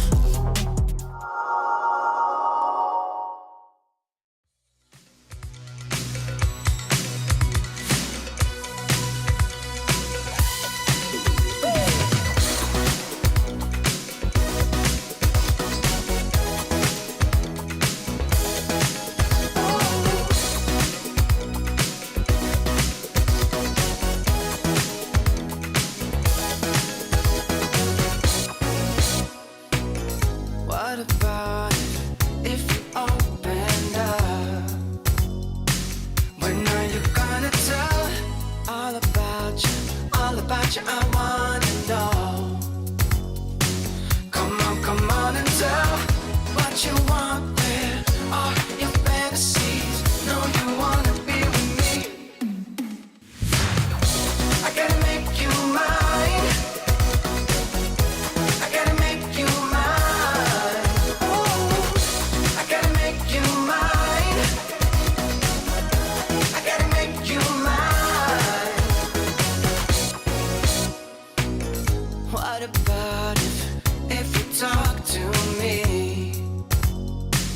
And in the secrecy, what's behind that little smile that you're giving me?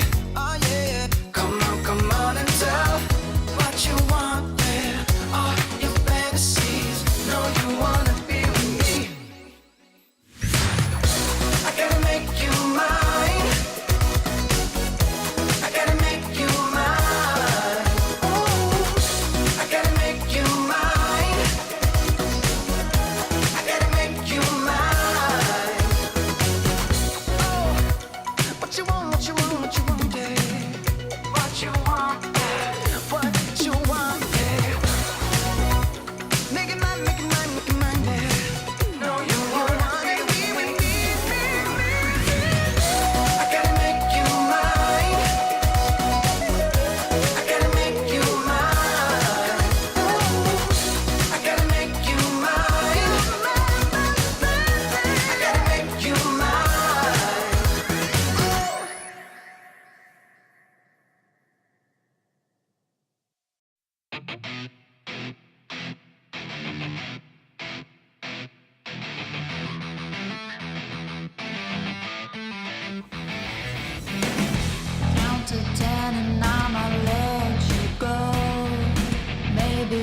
surprise me.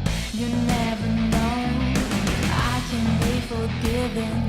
I can give you loving. Baby, make the gamble and I'll let you know. You talk, honey. I'll make you sing, baby. You keep your secrets, but I'll break it down, break it down. 'Cause I've been there, baby, betrayed by every lover. I know the game, you're all the same. You think you're winning, baby. Don't be a fool. You ain't got nothing on me, playing it cool. I know you're nervous, honey. You think you're special, don't you? So many came before you. Don't be a fool. You ain't got nothing on me.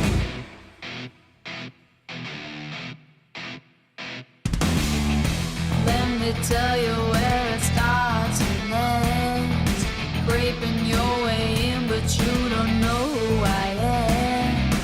I'll get you believing I learned from the best. I came here to tell you you can save your breath. You talk, honey. I'll make you sing, baby. You keep your secrets, but I'll break it down, break it down. 'Cause I've been there, baby, betrayed by every lover. I know the game, you're all the same. You think you're winning, baby. Don't be a fool, don't be a fool. You ain't got nothing on me, playing it cool, playing it cool. I know you're nervous, honey. You think you're special, don't you? So many came before you. Don't be a fool. You ain't got nothing on me. You ain't never fooled me. You won't never wait me. You will never fool me. You ain't never fooled me. You won't never wait me. I know you're nervous, honey. You think you're special, don't you? So many came before you. Don't be a fool. You ain't got nothing. Don't be a fool. No, no, no, don't be a fool. Don't be a fool. No, no, no, don't be a fool. Don't be a fool. No, no, no, don't be a fool. Don't be a fool. No, no, no, don't be a fool.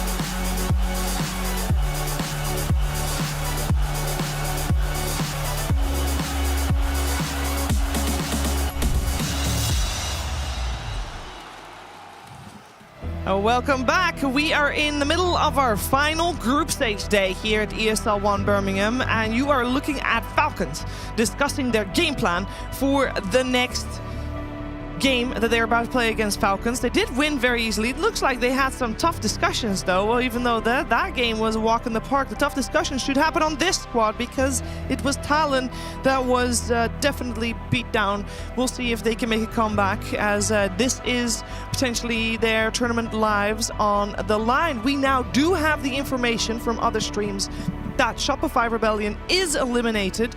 So one more team has to join them, and whether it is Talon and potentially even Falcons, or depending on the results still, G2IG is also not yet off the chopping block.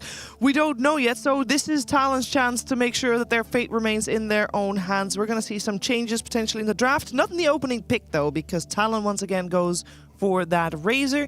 I'm joined with Kezu and T and Jenkins, and yeah, we want to see them play their own style. I think that was the summary of last panel, Kezu. Yeah, I feel like, I mean, even now they're starting with the Razor, which is kind of the same as before, but they did ban the Pango, so I'm not sure what they swapped out for it. But Falcons will go with a very similar answer with the DK. I think DK is just annoying for Razor in the game. He plays long fights, he's too tanky, even if you kind of zap the damage. I'm not really sure if it matters too much, but I just want the follow-up from Talon to be different than in the last game. Yeah, so this time around they actually didn't ban the Shadow Demon, letting it through, and then that's when they go for the Razor. And yeah, I fully agree with Kezu here. It's like, if Talon keep going for the Razor here, trying to block pick from Falcons, I don't mind if that's their primary draft logic. They just can't stumble their way to like the last 2-3 picks. And it's just now so much pressure because of how they set themselves up. Yeah, the Razor was definitely not the problem. It was just the whole, the synergy. Maybe the laning phase part against Pango was a slight problem. But like, his gameplay was a little bit of a problem. I mean, But that's okay. I just think like, you know, they drafted a bunch of like individually good heroes, a bunch of individually like okay combos, but then the whole game plan didn't make any sense. They needed a last pick that really or a last couple of picks that really, you know, sealed the game plan for them, and they didn't have that. So just, you know, go again, pick the Razor. First couple phases of picks and bans, I think we're fine. I feel like if you're Falcons, there's a high chance you either would like to ban or pick SD. I think it's still like one of the best heroes overall when you do have Dragon Knight. Like later throughout the game, it's just annoying. A lot of magic damage, he can break you eventually. Would also be good against the Razor somewhat, right? You want to slow this guy down during his BKB. It's like the strongest time of his team fighting. So let's see what Falcons decide to go for. Yeah, no way you leave it in and then don't pick it here. That would be it has crazy. to be one or the other. If they don't ban it, it's because they're about to first pick it. Talon Esports turn to pick. Okay, so the Medusa ban. Talon are one of the teams that do play this hero quite a bit, so I do like that ban. I think DK does not enjoy to play against Medusa. is this just a tell from Falcons that, like, is this Medusa ban our Dragon Knight is our carry, or is it just a respect towards Talon because Dragon Knight is still flexible? I guess we can't overreact to just the Medusa ban in regards to where the Dragon Knight will be going. Yeah, I think it's more to maybe keep the DK more open, right, as opposed to like just making sure he's carry. Because I think when on second pick they want to keep all their options open. So I think it's more the Talon play it, and we just want to make sure the DK does actually have a good lane or a good game rather. Okay, so more speed, more tempo. I like that. I think Ench, you know, I can dig that. It's nicer because Razor naturally wants heroes to play on. Like, once you play out your laning phase, it's if hit supports come to you, you probably can push out a hero in that lane as well. And now Talon have Ench and Tiny. These are extremely potent supports in applying pressure both in laning phase, but kind of as they exit, they can sweep throughout the map. They can occupy the enemy jungle. They can just make moves to threaten Falcons from, you know, just setting the pace of the early game. And Razor will just slot in behind that aggression where possible. Before the Tiny, I was thinking like CM Mirana look really good. They can kill the Enchantress creep, both of them, which is really nice. And Mirana pairs very well with the SD, the Imprison into Arrow combo. With the Tiny now, I feel like the CM gets punished a lot more than that. So I could see the Doom Mirana coming out here. I guess Mirana is banned, but they might just that makes sense. supplement it. Yeah, that makes sense. Yeah. Just go back for the Hoodwink again, right? The Hoodwink, just keep going for it. I mean, I suppose you can have Snaking play the SD and he's played it so far in Birmingham, yeah. 5 seconds remaining. Tiny will help the Razor to potentially also be an offlaner, like if you want to keep that more open, as opposed to the last game where you had like some double range supports. Yeah, that's what I was thinking. And then I think it should do very well against a DK safe lane, right? I mean, even if you can't necessarily kill him through his passive, you steal all of his damage, out CS him. I think that's probably the way you should go anyway. I think trying to kill a DK safe lane isn't really what you should be aiming for. So I think if you can look more for like some chill lane out CSing, you'll be a-okay. Crazy. The Hoodwink's back again. They go for the Hoodwink. Just such a good hero. I feel like Hoodwink reminds me a little bit of like what Pango does from mid. I feel like it's just like an all-around very nice hero to have in most of your drafts. Good lane, sets up your offlaners. It has follow-up damage. It can split push the side lanes. It has team fight. It's just very nice, very chill. Yeah, and especially the speed in which you can make these moves, using the Scurry, getting yourself to mid lane. It's a hero that can be pretty much in any part of the map at a relatively quick speed compared to other heroes. And yeah, I think now that you have the Doom in play as well, relatively self-sufficient depending on the matchup, and I expect Hoodwink to want to make moves. I think going back to the DKO, when you're drafting against it, you just need to be ready when DK gets a blink and goes for that big timing. If you kill him off or you turn that fight around, now he's got a blink dagger and he's failed a fight. He does it again, he fails another fight, now he's only got a blink, no farming tools. We're yet to really see this DK blink rush and carry not fall flat. in his reveal of the item. And maybe Talon this time around with the Ench, a Tiny, if they get a couple more heroes that have a little bit more kind of turnaround potential in those early fights, we might actually see Falcons struggle a bit with this DK carry. And they now go for a Naga Siren, who can at least disjoint some of those initiations with the song, or by throwing out the illusions non-stop, pushing out the waves, not allowing Falcons to see the entire map information as they make their constant aggressive pressuring moves. Is the first Naga Siren of the entire Birmingham event so far.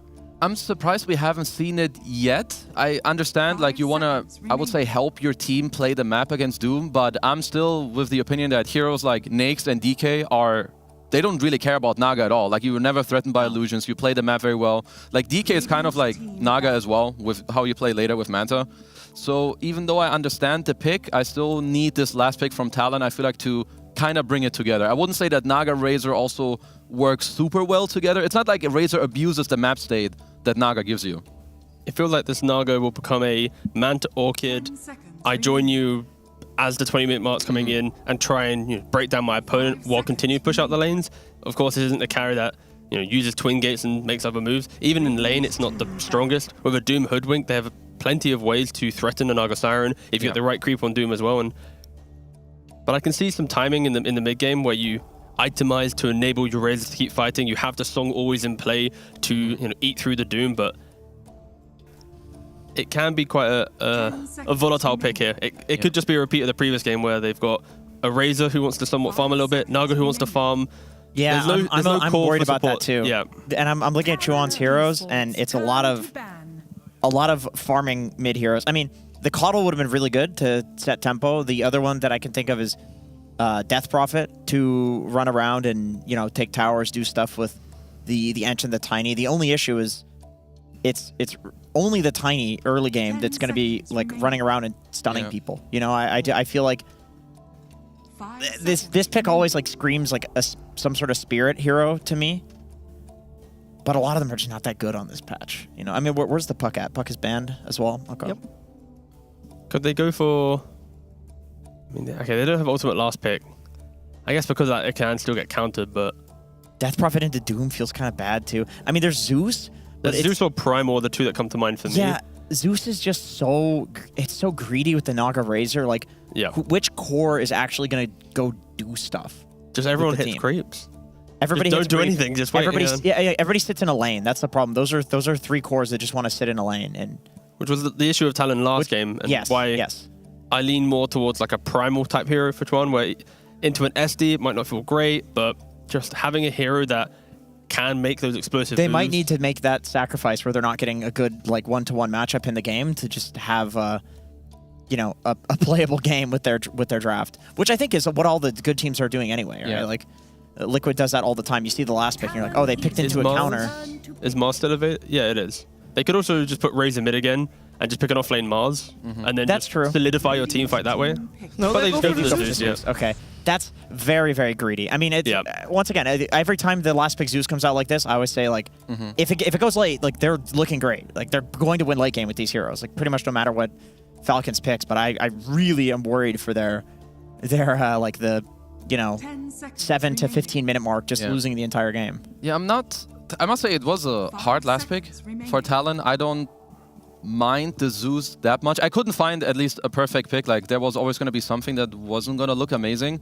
I do feel like Naga Zeus can work very well together. I feel like the Razor just doesn't fit too well yet. So if Falcons can really find a way to shut down any of these cores, I feel like Talon's draft could have a hard time coming together. But we need to see. I mean, Falcons have the opportunity to put the DK mid if they want to. If they want to pick a new carry. Would you like to see DK versus Zeus, or are you not too bothered regardless? I feel like it's fine, yeah. Kind of whatever. Fine for I could both. see some Conka mid if they want to just put the DK carry, or like anything that catches, I would say is pretty good. Bad Rider, I don't know. They got Probably a full not the minute best to think matchup about it mid. still.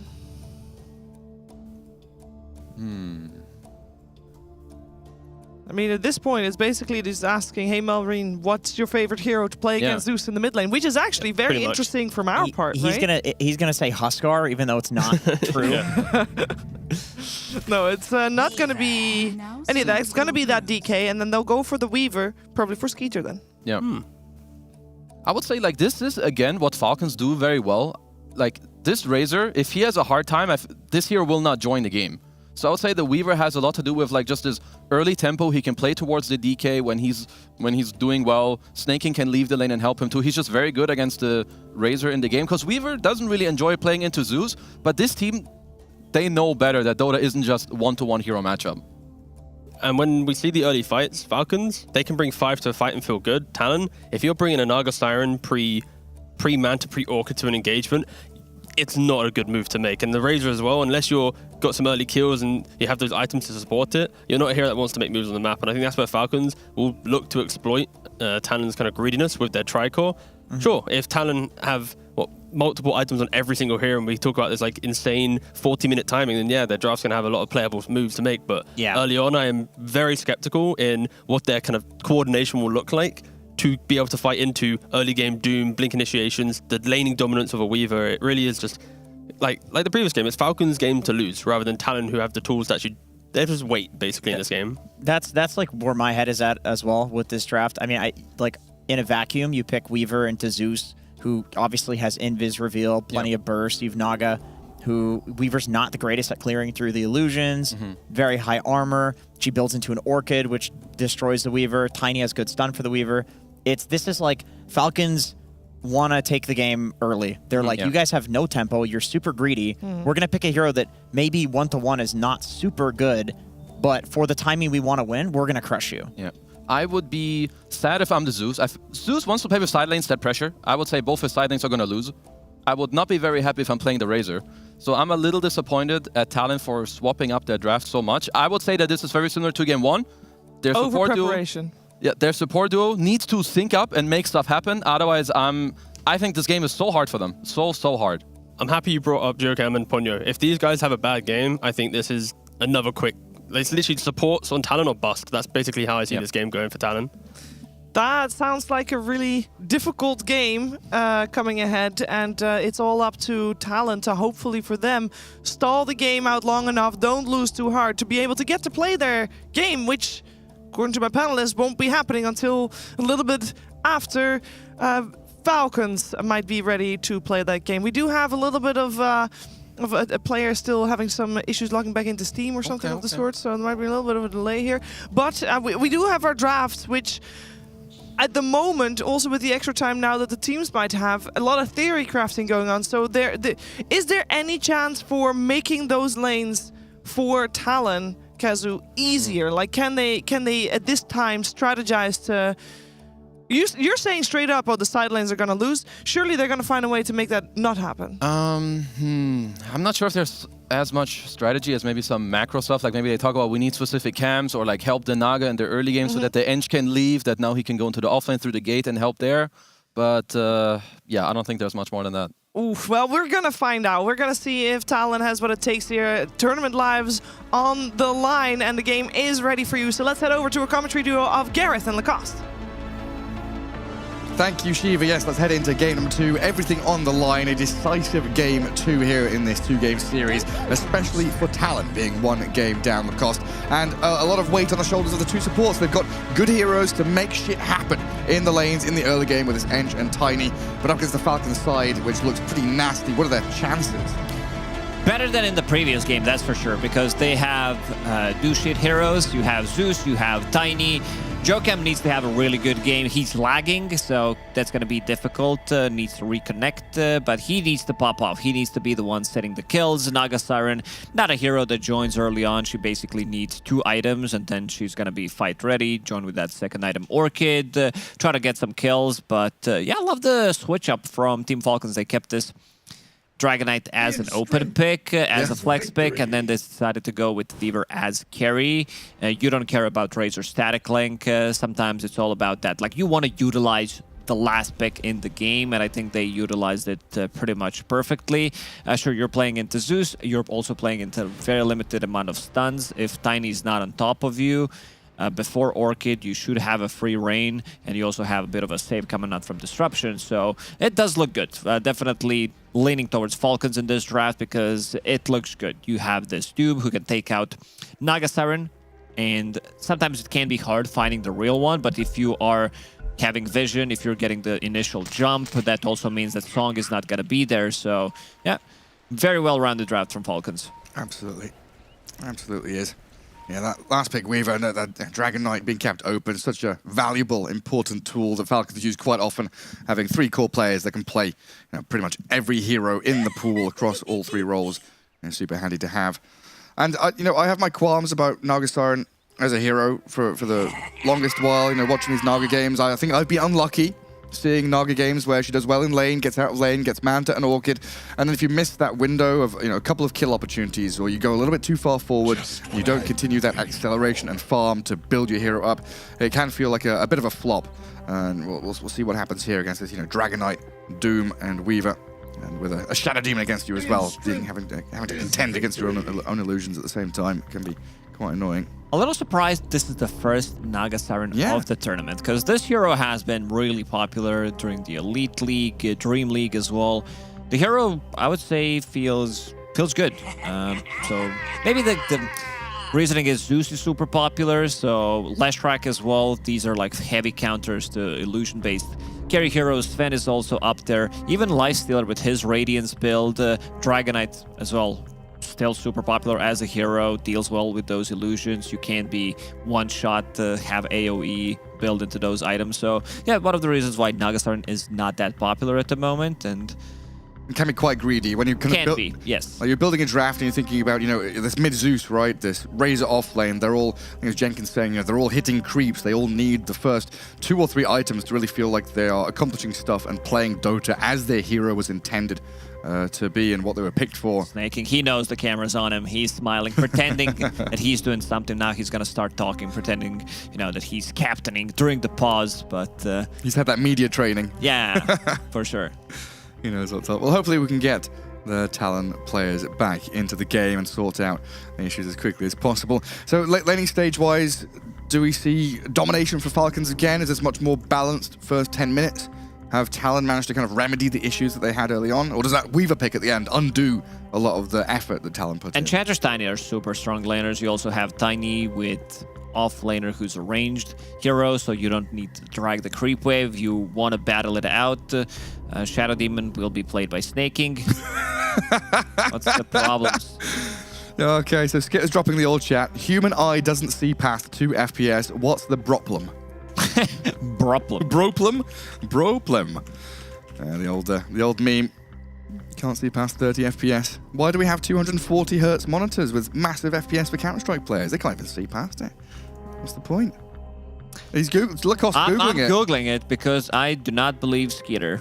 So the Google says ShowScan's research, whatever ShowScan is, indicates that an average of 66.7 frames per second is the upper limit of what the human eye can perceive. But then there's also what the human body can feel, right? Like you can feel the difference. You can feel different FPS? Yeah. If you... What do you mean? What part of your body can feel a different My brain. FPS? You don't feel it if you play on like 120 FPS and then you go to like a 60 FPS or 60 Hz monitor. You can feel the difference between that. Maybe your eye can't register it, but your brain is like, hang on, something's not quite right. But when you said your body, I'm like, yeah, my left toe. My brain is part of my body. It's tiny. I don't know if it's considered to be a part of the body, Gary. Just kidding. And Crit will also disconnect. So until we fix that, we can also talk about some more body problems. Speaking of body problems, oh God. Have you seen three body problems? No, it's on my NAS at home, ready to watch. I'm catching up on so many TV shows right now. Like halfway through The Bear, started watching Fallout. Oh, Bear is the good one. Yeah. And the 3rd season is coming out. Oh, nice. We just finished watching is it the 7 Fishes episode? The one where they have the big family dinner. That one was like really messed up. That was incredible. It was good. You could feel the tension in the episode. My heart rate was through the roof. That's what my family was like. Oh, you know? really? Yeah, all this like yelling, all like God, like always feeling anxious like during these holidays and stuff. I guess that's pretty universal. Yeah, it got like that when we tried to pull out the board games on a Christmas Day evening. Everyone's tired from cooking and full of food and merriment. and you're like, let's play Monopoly. And that's a board game that pisses everybody off. Especially when we've got people like me who like to bend the rules a little bit. How did you bend the rules? Well, I was in the banker. Monopoly? You were the banker. Why am I not surprised? I was the banker, you know? Just slyly take my $400 from pass and go instead of the 200, you know, being a little Taking bit your naughty. fee? Taking my banker fee, yeah. APR of 200%. Just give me all those loans, give me all the money. And I think all the boomers played Monopoly, but there's so many good board games out there nowadays. I think we've realized now, like, Monopoly just straight up isn't a good board game. When it was invented, I think even the inventor was like, no, this game was meant to show you how kind of screwed up the world is. It wasn't actually meant to be fun. It was meant to show you that life isn't fair. Didn't want to balance it, just like in real life. All right, let's check how many board games are out there. Oh, what do you mean how many board games? Thousands.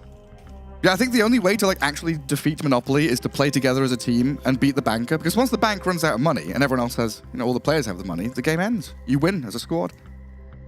So, 150,000. Is that all? I thought there would be more, honestly.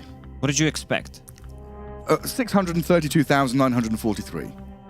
That's a big number. Yeah, it's a big number. I mean, what's your favorite board game right now? What's my favorite board game? We still haven't finished Gloomhaven because my friend is super slow. I think we have to play for hours instead of finishing it up in an hour. But it's like an extended game. You've got to set it up, play it, and then there's so many scenarios.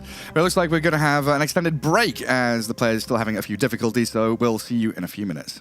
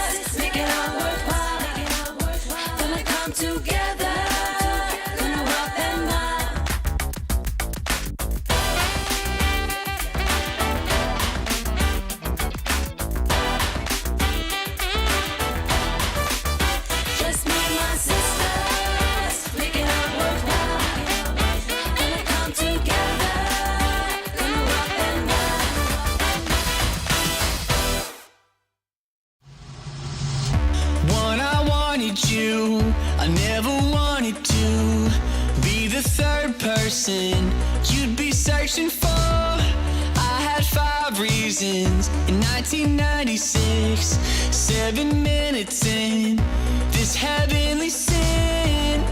I'm picking you up, I'm Asian.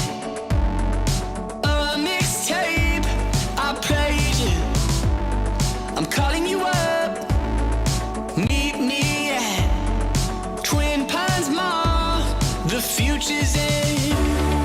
Back to the future, I'll never lose it. I'm at your door, door. Back to the future, I'll never lose it. I'm at your door. Ate my heart for lunch. We're just 90s kids, and there's 10 reasons that you hated this. I could count the ways that I love you so. Every petal from a bouquet of roses. I'm picking you up, I made you. A mixtape, I played you. I'm calling you up, meet me at Twin Pines Mall.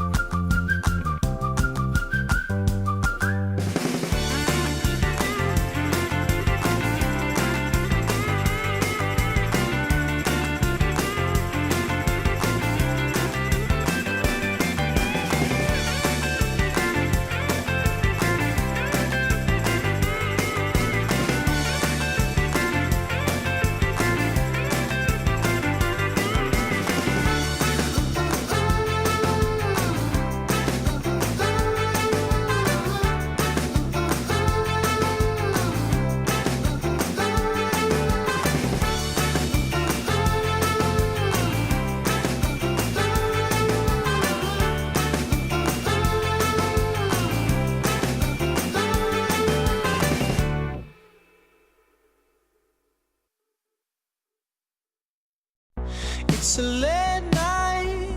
I think about your face and your bright eyes, and now you're not with me. It's a sad sight. I wish I was your light. I wish I was your light. I see silhouettes dancing in the dark. You took a chance on me. This heart has been arrested. You're my chest and feeling the dancing. I see silhouettes dancing in the dark. You took a chance on me. This heart has been arrested. You're my chest and feeling the dancing. You know I'd be loving you well. You know I'd be loving you well. Loving you well. You know I'd be loving you well. You know I'd be loving you well. Loving you well. Loving you well. It's your t-shirt. The way you walk into a room makes my heart hurt. I never felt alone until this best curse. I wish I was your light. I wish I was your light. I see silhouettes dancing in the dark. You took a chance on me. This heart has been arrested. You're my chest and feeling the dancing. I see silhouettes dancing in the dark. You took a chance on me. This heart has been arrested. You're my chest and feeling the dancing. You know I'd be loving you well. You know I'd be loving you well. Loving you well. You know I'd be loving you well. You know I'd be loving you well. Loving you well, loving you well, loving you well. You know I'd be loving you well. You know I'd be loving you well, loving you well, loving you well.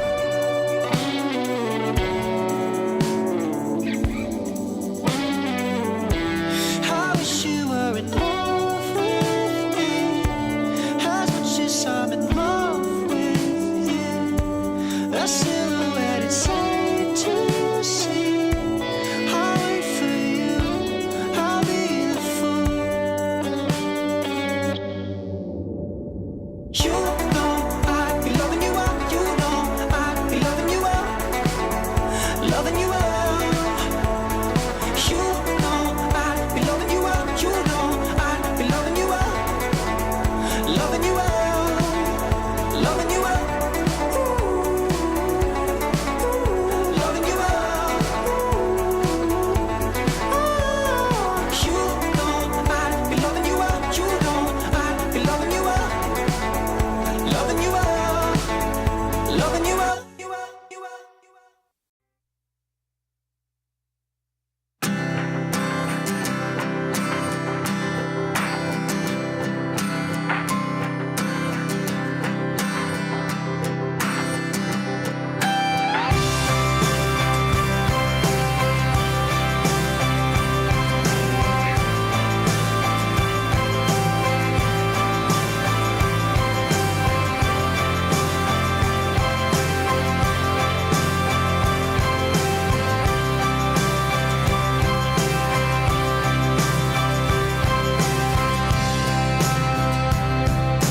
Plain as the stars at night, sure as the changing tide. To you I surrender.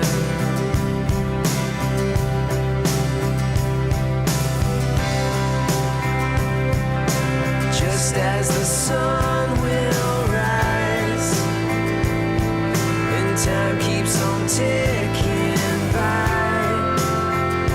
To you I surrender.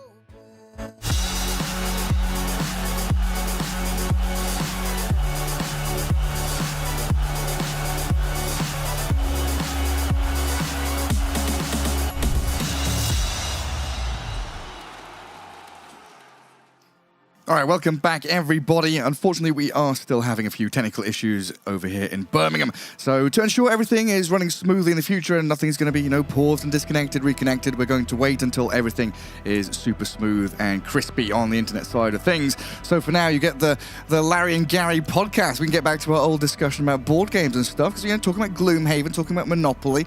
Definitely two different board games.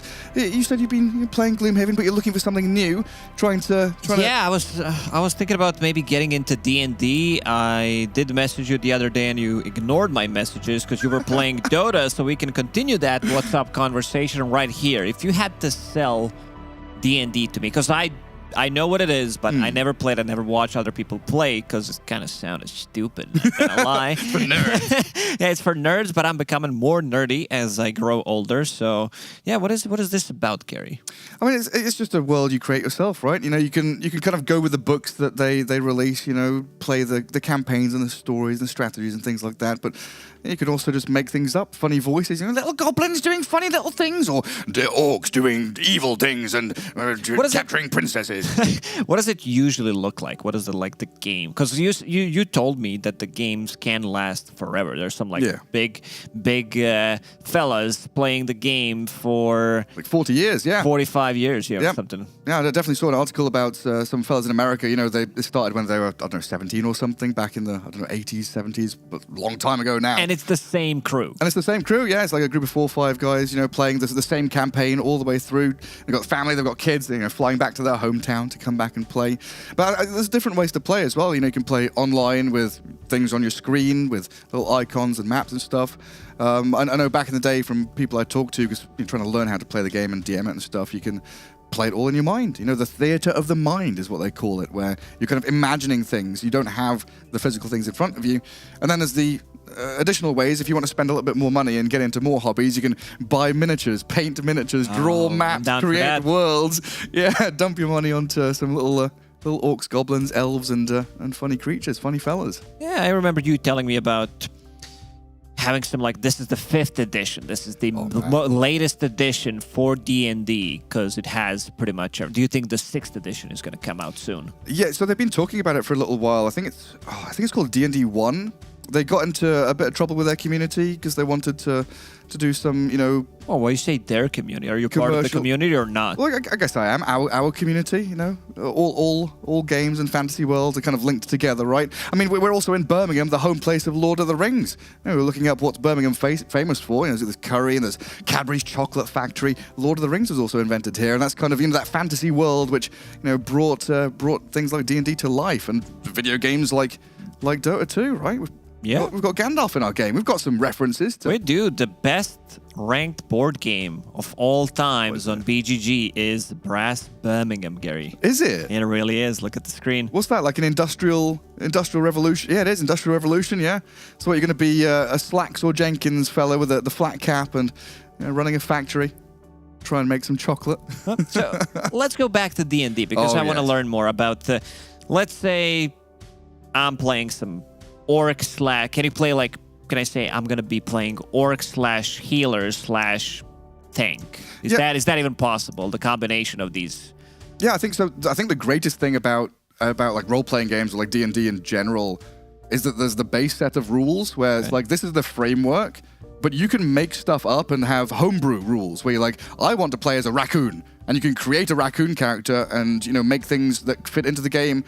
And create stuff yourself. Create your own stories, create your own characters, races, classes, whatever you want to do. And it looks like we've created some internet to get ourselves into the game potentially, because I think they've unpaused Falcons against Talon, and game number 2 is underway. So our rambling and waffling about role-playing and funny voices can finally come to an end, you Twitch chatters. Yeah, we have to finish this conversation off screen sometime pretty soon, because I want to get into it. And yeah, getting back into the draft. So let's check the heroes, because I legit forgot which heroes they picked. Shadow Demon, Weaver, Dragon Knight, Doom, and Hoodwink. So pretty standard Falcons draft, I would say. On the other side, Talon, more early game oriented. compared to the previous game. So having heroes that can actually do stuff around, Enchantress plus Tiny, and then having Razor Zeus plus Nagasara. Nagasara needs pretty much 2 items to come online, while you can keep them busy with this Razor Tiny from the off lane, and also having Zeus from the mid lane. We've seen what this hero can do pretty much throughout the whole tournament. People have been first phasing the hero and also just dominating completely because he doesn't have that many bad matchups. And Team Falcons, they decided to put Dragonite in the mid lane and go with the last pick Weaver this time around, so you're not affected by that static link. Yeah, just Shukuchi you away. Get yourself out of danger as quickly as possible. And Shadow Demon, level 1 as a lane support just feels so incredible now. Forget Shadow Poison, fellas. Get yourself that disruption, put it on an enemy, give them the old whacks. And Razor right now getting cracked around by his own sword and whip. And WS having to back up away from that lane. And just peeking into mid lane. Dragonite against Zeus. Malrine has his magic stick against Chuen on the Zeus, so we'll have that permanent regen.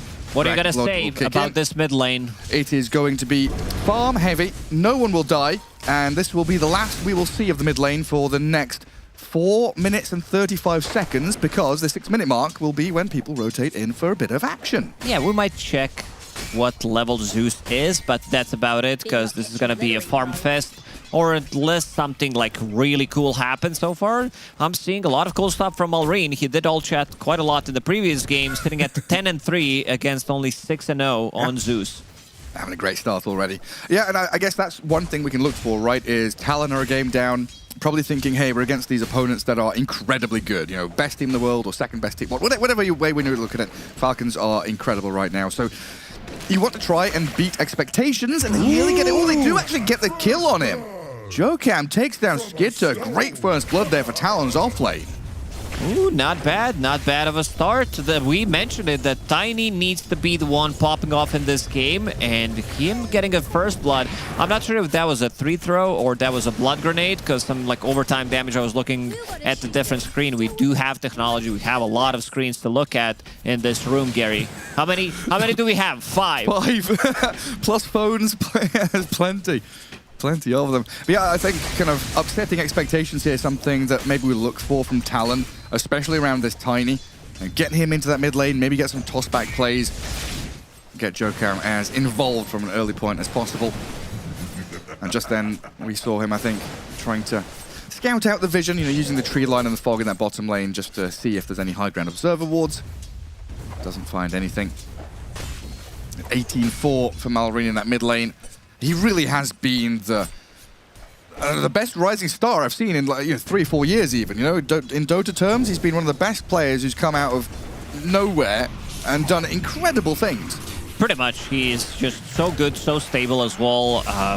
Pretty much a perfect fit for Falcons. They needed this, like, I would say young blood, because they have TI winners on the team, TI winning coach as well. So they needed, you know, to bring some fresh blood, some new guy who's going to have like these level 30 heroes who's going to be spamming 10, 15 games a day, and that's exactly what Malrine does.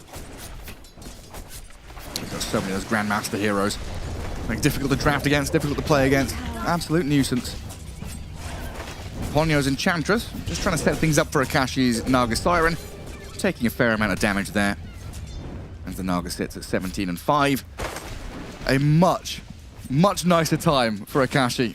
Absolutely. Already having more CS than he had at 15 minutes in the previous one. A little bit of a vac action happening on the screen, but back to the game. Amar playing Doom. He did found mana burn creep, but look at the bottom lane. They are trying to go on WS. Yeah, Swarm, Disruption, a lot of damage. Good avalanche. Gucci kind of stopped in its tracks by that avalanche of Jokam. And Razor gets away. And Weaver still farming pretty nicely, and we just always see this. The Falcons laning stage is superb, very crisp, no mistakes, if any. Like losing the Weaver there, you know, of course, good play from Talon. As we saw the massive last hit values coming out of them, and the Razor really the one that's struggling. That offlaner on the dire side. And WS, who has often felt like Talon's star player, can be quite important to get him online as quickly as possible to dictate that pace of play. But in this game, he's not on that Mars or Magnus initiation hero. He's on a Razor. Was this them just trying to kind of shift the draft to give them a better chance? They had the option to put this Razor in the mid lane. Decided to last pick Zeus, which I think is fine. It was a 23 overall pick, Zeus, but they decided to steal it from Falcons because it would be a really good game for Falcons if they managed to grab the Zeus. Not enough lockdown for him if he can keep the distance. Oh, it connected on both of them. Early rotation from Crit. Yeah, he's come down through the portal, They'll get right? both of them. The Swarm on Jokam, the damage out of the Poison. Going to toss the Shadow Demon into the creep wave, but looks like the Razor's the one getting run down by the Shikuchi. Skitter getting the important kill, the most important one, while snaking. Finds the Tiny in the jungle. He even planted the branch, blocked that path on the north of the Lotus Pool. Not enough. And this is something that we do mention quite a lot when Falcons are playing. They don't care about lanes. Like, they're leaving alone Amar in this top lane, also understanding what needs to be done with the itemization. Like, look at his item build. 5 branches into Veil of Discord. That's it. That's his item build. Because he does have mana regen that comes out from this mana aura, so that's always going to be good. Having mana burn. Oh, 6-minute rune. Double damage. Oh, Malrine just about gets there thanks to snaking in that rotation. Right, we have both dire supports coming in, but the Dragonite is still the one to grab that active rune. 6 minutes on the dot. And Chandra's going to have to wiggle back up to top now.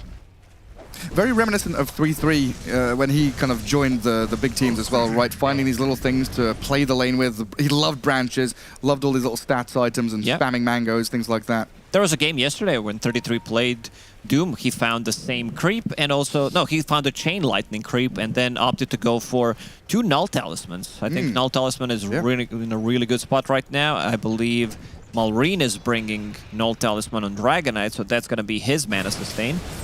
I think you're right, though. 3-3 did have a game with this mana aura creep against the Medusa. At least there was a Doom that had that situation. As Amar is going to get run at a little bit here with impetus shots, Riptide, and then the Snare. Catches up to the Doom. He's got Scorched Earth going, but the Thunder God's Wrath. 7 minutes in.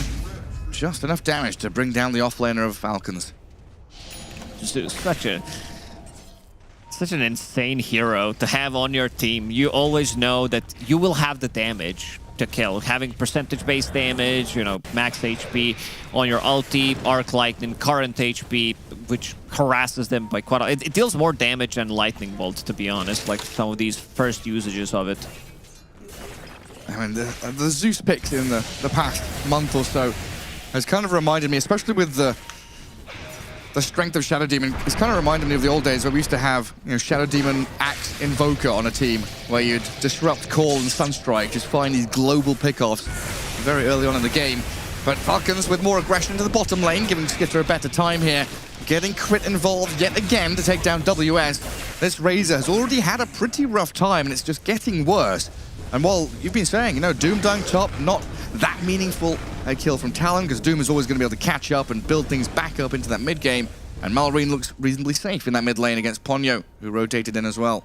It does, but Crit has been owning these 2 rotations, getting them 3 kills so far. Level 5.5, 8 minutes into the game. They can definitely kill this Zeus as well. Good attempt. Forgot to use the Acorn Shot. Does happen to the best of us. Just out of range, I guess. Yeah. Ponyo grabs a Wild Wing Ripper. A Hurricane. You know. You learned. You helped. You made fun of me, and I was like, I'm going to fix that. I was getting mixed up with hurricanes, typhoons, tornadoes, and all that nonsense. Then I realized Hurricane Pike pushes people. Wild Wing has Hurricane, pushes people. It all connects together. There's a lot of dots in Dota. Oh, look at this move. Through the gates, Akashi, level 6, but doesn't have point in his song. Needs to kill 1 creep and would get it, but unable to connect. No bushwhack. This is something that Skitter does really well. Understands that he can leave his lane if he's being pressured or if there's nothing going on. Goes through the gates and ganks the enemy safe laner. Malrine, he knows something's cooking. And also kind of knowing how important this period now is for the Naga Siren, that 10 to 20 minute period where you're getting into Yasha, Manta, Orchid. Those items very important to get early on so you can actually be active, unlock the potential of your hero. And then yes, Skitter straight back down to bottom. As is Javelin, working on that Maelstrom. Is it going to be straight up Gleipnir from the Weaver? I think you get Maelstrom. You probably want to get a Dragonlance as well. It's not that bad. Has time lapse. Can he use it? Oh, no. Can get it. Great chain stuns there from Talon. And again, yeah, it's Jokam. It's this Tiny. Getting everything done while in the mid lane. Ponyo. He's coming here with some skellies, but Amar and Crit helping out Malrine to pick off that Enchantress. It's very important that Tiny's having a game, and so far he's been pretty involved. If they can get another one, that'd be pretty big. I also wouldn't mind seeing him get the last hits. He's going to leave it to WS, but I would definitely KS that one. My blink, bro! Give me that money.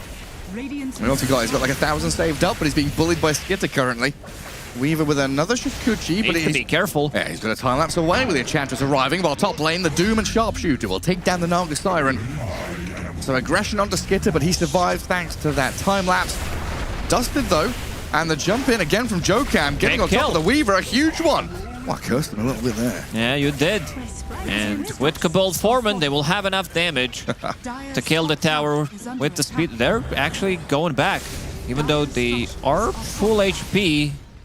Tiny does not want to participate in this one. And I really love when Tiny's pick up Trusty Shovel, because it gives you mana.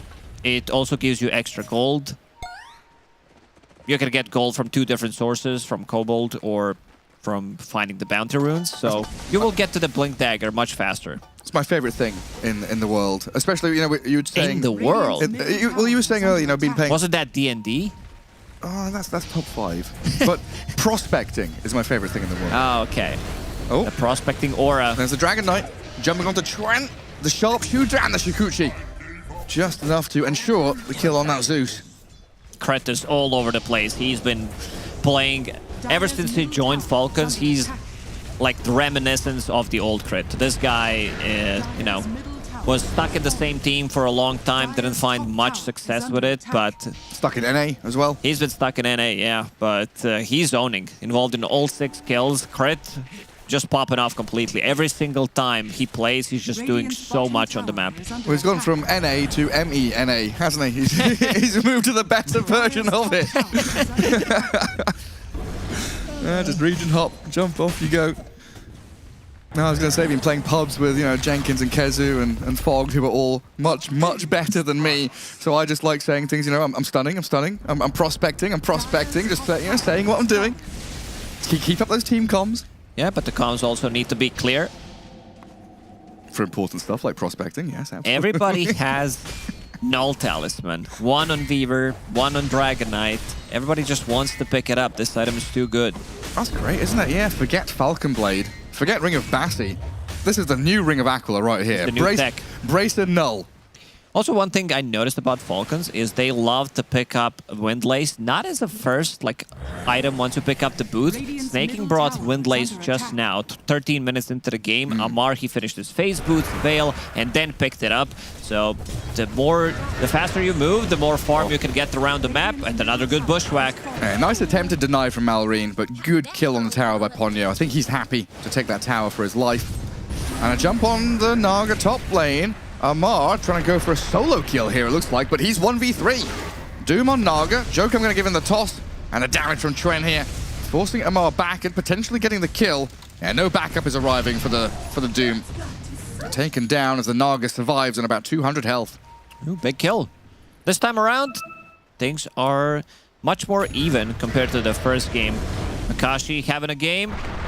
Malrine does not want to commit unless he gets some help from Crit. Another sharpshooter in a second.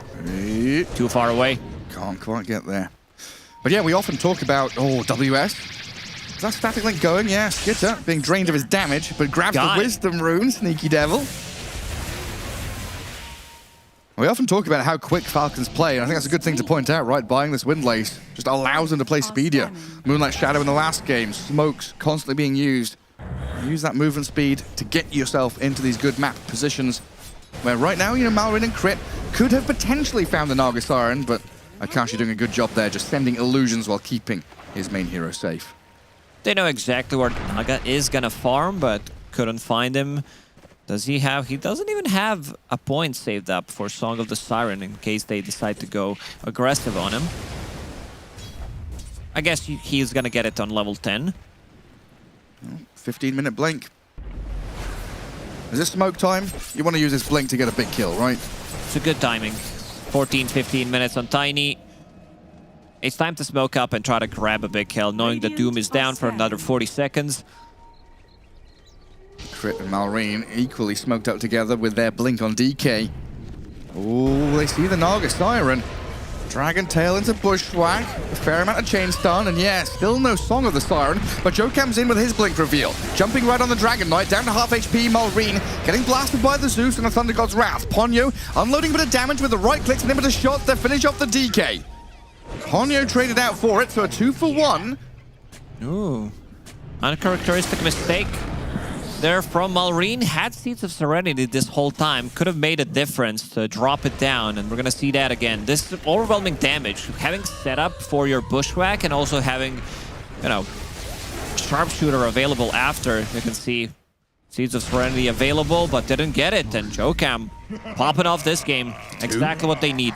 Kills in quick succession. Ooh, this could be a disaster. If they use a bolt here, they could get 2 Observer Wards killed. Tiny, not the best hero in the game to dework with, but... There we go. A sentry was needed, but he got the job done. So, extra 300 plus gold from killing these 2 Observer Wards. Yeah, super nice. I guess some of it going to the Zeus and then the rest of it going to the Tiny. That Thunderbolt and then into the sentry. I remember someone on the panel also saying, you know, this Weaver pick, we've talked about it, good against the Razor, decent in this game. That was so long ago, I don't even remember it, but... I think it was Kezu. Please remind me. Maybe Jenkins, might have been T. Yeah, can struggle against the Zeus. Up at top, Amar going to use a defensive Doom, but caught as that TP was close to completing by the Thunderbolt of Chuen. That Doom now, a fair number of deaths, but still top of the net worth as Amar. Pretty characteristic for Doom, who maxes out Devour. So whenever they kill him, they're gonna get a big chunk of gold from it. It was Chuen getting 400, and the rest of the team also getting some extra from it. WS, ooh, Jokam, he's in again. Another jump, this time on Snaking. Hurricane. The Hurricane. Snaking with a disruption, but in comes the Zeus to finish him off. Jokam still pretty tanky here. Skitter trying to follow through, and the Dragon Knight kind of edging forwards, looking for that blink stun initiation. Jokam gonna get blasted down. Crit will pick up the killing spree for himself and remove the one from Tiny. Pretty action-packed game. Losing one, getting another kill on the other side, then continually trying to farm more, getting more kills. Tiny needs to be active. I love what Jokam's doing. Buying time until Naga Siren gets to her second item. Manta style now finished. Usually, I would say 95% of the time you build into that Orchid for extra mana, extra attack speed, and having the solo kill threat, something to keep the... You can control the backline easily if you can find Shadow Demon, right against Weaver pre-BKB. And that's the thing, right? They all work together really nicely. The Enchantress can scout with creeps or her body. There's the Zeus with that global ulti to give the vision, which is just allowing Jokam here. This, you know, dire range, or the Radiant Range creep, which was taken by Enchantress, scouts the Shadow Demon, so Jokam can get these jumps. And then with that lockdown and displacement, you've got the ability there to unlock the Zeus's potential. Everything is clicking into place beautifully. Yeah, such a cool play. Malrine, he's in. Every single time Falcons lose the hero, they gain something immediately after. Got to keep the kill score balanced. 11 to 11, 18.5 minutes in. More than a kill a minute. Middle tower is under attack. Skitter with that full Gleipnir. Yeah, like you said, looking for Dragonlance next. Build up the stats, get as tanky as possible. As looks like the Falcons ping out Roshan. They definitely do have the damage. That's not going to be a problem. Weaver with Gleipnir, Dragon Knight with his overtime damage. I don't think they will expect this to happen. They don't. Look at where they're going. They've smoked and drawn the line down to bottom jungle. Jokam. Never mind. Are scanning. Falcons change their minds and will try to play the top part of the map. It would be funny, you know, they were in Roshan, they run away, Dire scanned it, it's green, and then the Falcons go back in. It would be very surprising for Talon to kind of, you know, guess. Yeah, they're going back in. Talon are going to have no idea what's happening. Like, where are they? We scanned there. They weren't there 5 seconds ago. Yeah, nothing to be gained down in that bottom jungle apart from a bit of pressure onto tier 2 towers, mid and bot, while Aegis Going to go into the hands of Falcons. This one for Skitter, I assume? Yeah, I think you want to give it to him. He's a bit on the squishier side. Well, Dragon Knight made the slot just in case. Yeah, these are professional e-gamers, Gary. Oliver says no. Straight down. Just in case something happens, so that he has slot available immediately. Through the twin gate and into Ponyo.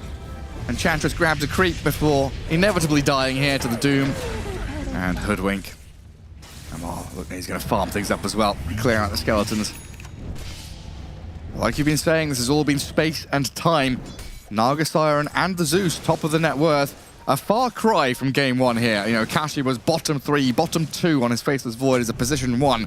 Now racing to the top and hitting his item timings perfectly. But I just want to come back to, you know, my thoughts and feelings about the Naga Siren, Lacoste. Okay. This is a super important timing, right? Man to Orchid, this is where you go get shit done, find kills, and you dominate the map. Yeah, he's going for a bit of a different build than what we usually see on Naga Siren. Has Diffusal Blade in his inventory. Maybe thinks that he will be playing these prolonged team fights, burning mana on all 3 cores from Falcons. Could be very efficient. Dragon Knight doesn't have that big of a mana pool. Neither does Doom. But most of the time, you'll see Eternal Shroud, you'll see Heart, sometimes Scotty if it's necessary. Oh, WS. Unfortunate here to be that first point of contact as the Falcon smoke breaks on the Razor. Ponyo, Rod of Atos, caught up in the root. And Enchantress down and out with no response from Talon here whatsoever. Falcons play so quickly as well as they look to dive tier 2. Skitter out poking and prodding on the Tiny there at least. This is such a, I would say, even Tundra-style draft from Falcons. You can feel it because they've been playing Dragon Knight plus Shadow Demon back before it was cool. Skitter. He's got time-lapse and Aegis there, so yeah, Tiny just trying to be a nuisance, it looks like.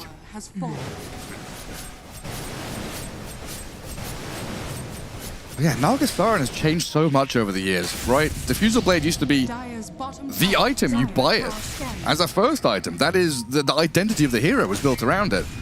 And then we started seeing this Manta Skadi build, Manta Orchid. And sometimes the Radiance would come back a little bit depending on who you're playing against. Yeah, I still feel you need Eternal Shroud. You need some magic resistance on yourself and on the illusions because they're gonna melt. You're playing against Dragon Knight. Ooh, that was so close. That was a toe curler with a butt clencher. Malrine, you know, no fear. He knew what was going on. TP's out successfully. Talon are still smoked up as 3. Naga, Zeus, Enchantress. Let's see if they can latch on to maybe Skitter in this mid lane. They find the Shadow Demon. Tossing, snaking back into the Naga Siren. Skitter trying to get some good damage in onto Akashi, but the Song of the Siren will hit that big red reset button as the Razor the Tiny aiming for the Dragon Knight. Amara's in though. BKB up from WS. The DK getting zapped down. He's just destroyed. Traded out for the Razor at least, but Falcons on the run. They're in full retreat mode now. Talon low on mana though. Charging forward. Zeus, you're right, is out of mana. Naga Siren trying to catch up here with the help of Jokam onto the Amar Doom. Skitter turning, trying to get the damage back onto this Enchantress. Does get the kill. The takedown is there. 3 for 2 so far as Jokam TPing out under the noses of Falcons. Gleipnir was not ready. I want to see the damage dealt by Zeus. It felt like he just took them down from... Okay, it wasn't even that high, but a couple of spells that he used really like made the difference in that fight. They were fighting into Aegis. They released us. Oh no, snaking again. The Hurricane. It was a neutral Hurricane as well to push him back into the Naga illusions. The jungle working against him. Very nice to see, though, the Naga Siren immediately after the Orchid pickup is smoke into gank, into pick-off, and now Diffusal Blade emerges just moments after finishing that second item. Yeah, they will need to be the one getting the first jump. Might want to even... I think the next big items for Falcons are BKBs. As soon as they get those BKBs, so they can actually sustain and focus the target, even during the Song of the Siren. We've finally broken out of the rhythm we were in as well, right? It was like 8 to 8, 9 to 9, 10 to 10, 11 to 11. Every time you said, you know, Falcons lose a hero, they get a kill in return. Now Falcons in the lead. 16 to 15. A slight 1k net worth lead, but potentially the balance will be restored.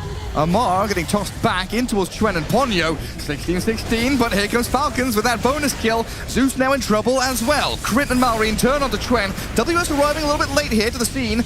Does get his BKB off and a static link on Malrine. This is a lot of damage out of WS to finish off the DK. Skidder silenced up as well. The Naga arriving. Trying to get the takedown on him. Timed. Weaver tells Shikuchi away. Back to safety as Jokam returns with a massive jump in. Avalanche toss takes down the SD and Crit. There's that song going to tag him. Great Gleipnir to hold them back, but Jokam still aiming for this move. Crit and Skidder just escaping barely with their lives, but a victory here from Talon nonetheless. Ooh, big fight for Talon, getting that static link and almost getting Skeeter. They didn't have that control. They didn't have Tiny's spells available so they could control him, but they stopped attacking him. They knew exactly the timing. The Aegis is gonna pop out. Jokam, he's getting tips like mid-team fight because he is doing one hell of a job. Panel did mention it. We did say that he needs to be the one controlling these fights. And look at the toss back away from him. WS, he stops attacking him here. They're like, okay, we need to stop. And then immediately Snaking tries to buy a little bit more time with that disruption. This could have been a big disaster. Crit has a massive streak. He's on a 5 streak right now. And Crit's been involved in 18 out of 18 kills. Look at the pike coming out from Skeeter. Just to save that streak, because it would be a huge amount of gold. Very nicely done. Yeah, beautiful execution. And we're back to normality here. 18 to 18, 36 kills in a 26-minute game, non-stop action. I think you're absolutely right, hitting the nail on the head there. Thanks, and in a large part, down to Jokam's Tiny. Top tier 1. Now for top for Talon. As we get into the potential waiting game around next Roshan. A minute and a half until fast spawn. And Talon potentially with that upper hand in terms of map control. Nagasaran always gives you that opportunity to not just accelerate your farm, getting into the outer rings of the jungle, but also cutting waves and making the map small for Falcons. Big jump. That's the target. The streak is going to get blown up here by the Zeus. Crit is down. 1,000 gold to Talon. Tiny in the midst of things, though. WS trying to protect his buddy. Akashi turning onto Amar on the right-hand side of the fight and blowing up the Doom. Amar is down. Skidder will get away. Again, a bit of deja vu off to the northwestern side. Malrine might not have the same luxury, though. Doesn't get tagged by the lightning bolt, so he's found a little bit of safety in behind the trees. Talon having a much better game this time around. Fighting back every single time, getting this initial jump. Bursting, I don't think they can allow themselves to lose Doom before the fight even starts. They need his Shiva's Guard. They need his Doom to go off on one of the targets. Yeah, they want him to be the one chasing people rather than being blown up completely. A very good kind of turn on the spot by Talon there to realize which target they needed to go for. Oh, we've got one of the, we've got one of these funny games, right, where SD can make illusions of Naga, Ench can steal illusions and get a DK dragon for herself. All sorts of back and forth between them. Doom can eat Ench's creeps. Lots of little things, factors here going into these team fights. Both of these teams have really good scaling lineups coming into the mid and late game. The Tri-Core, also Crit, he is basically another core. Already having that Gleipnir, going into Hurricane Pike of his own. Both supports on Falcons, holding on to Philosopher's Stone, so that means that they're going to get some extra gold from it. Chuen going to get a little bottle refilled with that Wisdom Rune.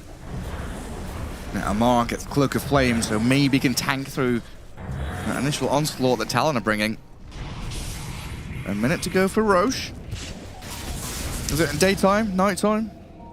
Where's the big man going to be? It's going to be on Dire's side. Not sure if they want to kill it off immediately. I mean, you would prefer, because you do get cheese compared to the shittiest item in-game. the flag bearer. What's it even called? Roshan's banner. A BKB up for Amar as well, so big difference makers here. Double Psychic Headband. One for Tiny, one for Hoodwink on opposing sides.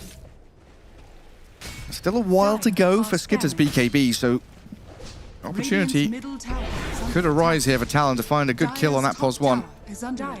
And yeah, even though Amar had a pretty good laning stage, has definitely slipped behind. And that patch average of the BKB definitely shows it. Didn't get much done in the last couple of fights. Nice vision. Jokam, he can find the hoodwink. Oh, but hang on, that Gleipnir holds him back. Malrine breaks away from the static link, turns onto the Tiny, and the Doom is there onto the Zeus in the back lines. Akashi has to sing the song, try and buy time for the rest of the team to get away from the Doom, but look at Amar. He's going wild. He's unleashed the beast onto the Zeus, taking him down, and now the rest of the team can come and help him. Snaking with the bubble, saves the Doom, the turn on the Nagasar, brings Akashi down to the ground, and Chantra's in trouble as well, and Falcons pummel Talon, absolutely annihilate them. It looks really good. Zeus scouted things out, almost a full static link. Amar the finder. Amar did find him, he really did, and we're gonna see that again. Immediately they lock the static link onto Dragon Knight, but Amar did find these Bushwhacks, these Gleipnirs are owning the fight. They have double, and they used it like 2 times, both of them pretty much. So that means that they're gonna keep them in place. Naga Siren, like these illusions, they still melt against Shiva's Guard, against these Gleipnir procs as well. And you can see him dying here. What a fight from Falcons. Incredible. Absolutely incredible. I mean, it starts with that positioning of Amar, right, kind of hiding by the outpost, waiting in the fog, ready for his moment to strike. And it looks like we'll get the cheese as Roshan started Dire side and migrated down. No Roshan's banner, thankfully. And that team fight, yeah, look at these items coming up now. Aghanim Scepter for the Dragon Knight. The Weaver gets that a little bit closer to BKB. I mean, holding Aegis now, do you consider another option for Skitter, or is it just BKB will win us the game at this point? I think he's going to pick up a BKB. A lot of the times you'll see carries switching the items after picking up Aegis, but you're playing into Zeus, you're playing into Orchid. You want to have some kind of a dispel of your own and also being able to attack during Song of the Siren. So he can sell at a Raid Band or Magic Wand and still have it. Not the null. Not the null. Null, too valuable at this point. It surely is. Black Dragon there for Malrine. Absolutely massive. And yeah, there's the full BKB for Skitter. Tier 2 mid and top still standing, but not sure for how long, as Falcons come to claim the prizes left out on the map for them. And this is where Nagasar really has to pull out all the stops, pushing top, try to cut waves, get out on the map as quickly as possible. To see Malrine fearless right up to that high ground. Well, he's getting attacked by his own illusions, so does slow him down. Where are you going? Enchantress, come on.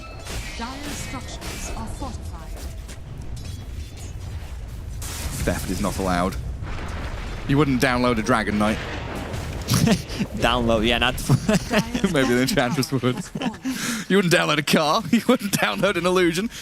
Skitter, after that tier 3 is broken, getting some good damage in and forcing the glyph. It does come out of the Shikuchi, but it looks like no real move from Talon right here. It's the move from Malrine instead.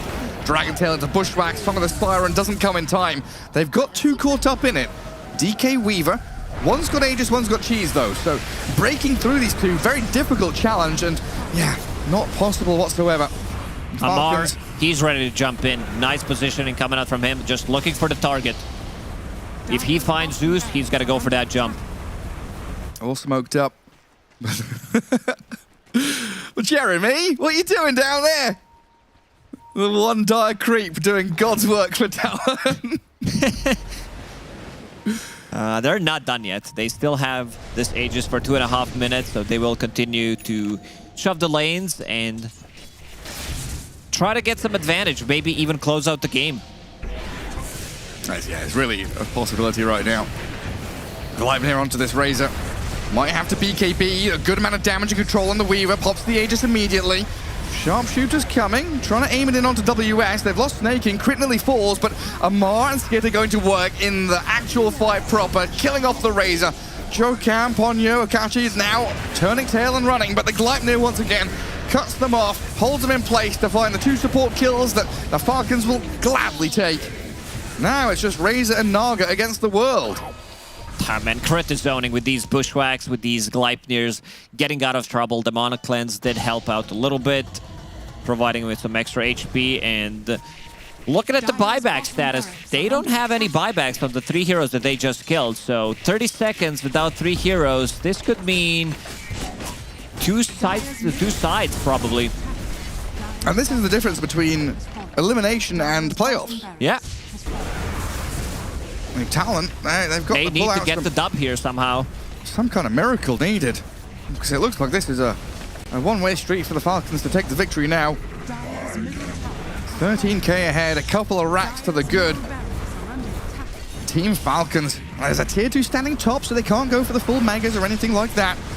But Skitter will get himself down to low ground. Look at this tiny crit, gonna scurry away, but blasted by the Zeus. Good pick by Chuen. Akashi, though, the one in trouble. Naga down with buyback available. Might have to come back into the fight as WS is in serious trouble. Draining damage from Amar, but Malrine stands his ground and takes him down. The Doom and 2 supports and Falcons are gone, but Skitter and Malrine offer a lot of damage and still stay reasonably tanky. Tiny out for 50, and Chuen gonna have to try and heavenly jump back to Mount Olympus. Malrine is zoning. This is not where you belong, Zeus. No matter how many family members you've got, looks like they're all dead at this point. The illusions of the Dragon Knight will kill him off, and he's dead for 70 now. Buyback only available on Naga Siren. He might need to use it, because this is going to be Mega Creeps, and Enchantress can't hold on her own. Malrine immediately going to the top lane. This Octarine plus having Manta style. Pretty much permanent illusions. Skeeter picks up the XP rune on the enemy side. Seems like they don't want to finish it yet.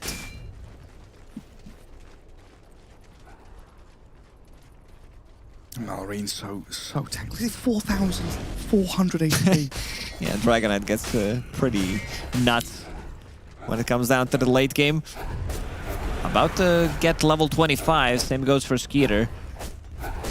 Dire's top tower is under That's attack. 36 minutes in. And the soft push, the ghost push. The AUI classic. Send illusions to high ground. No real commitment. But still doing some serious structural damage to that Dire base. A lot of frantic scribbling there from Talon as well, trying to figure out how they want to exit or wrap around. Maybe get in on top. It's so annoying, this Falcons. low, painful death, sending out the illusions with Mantle Styles.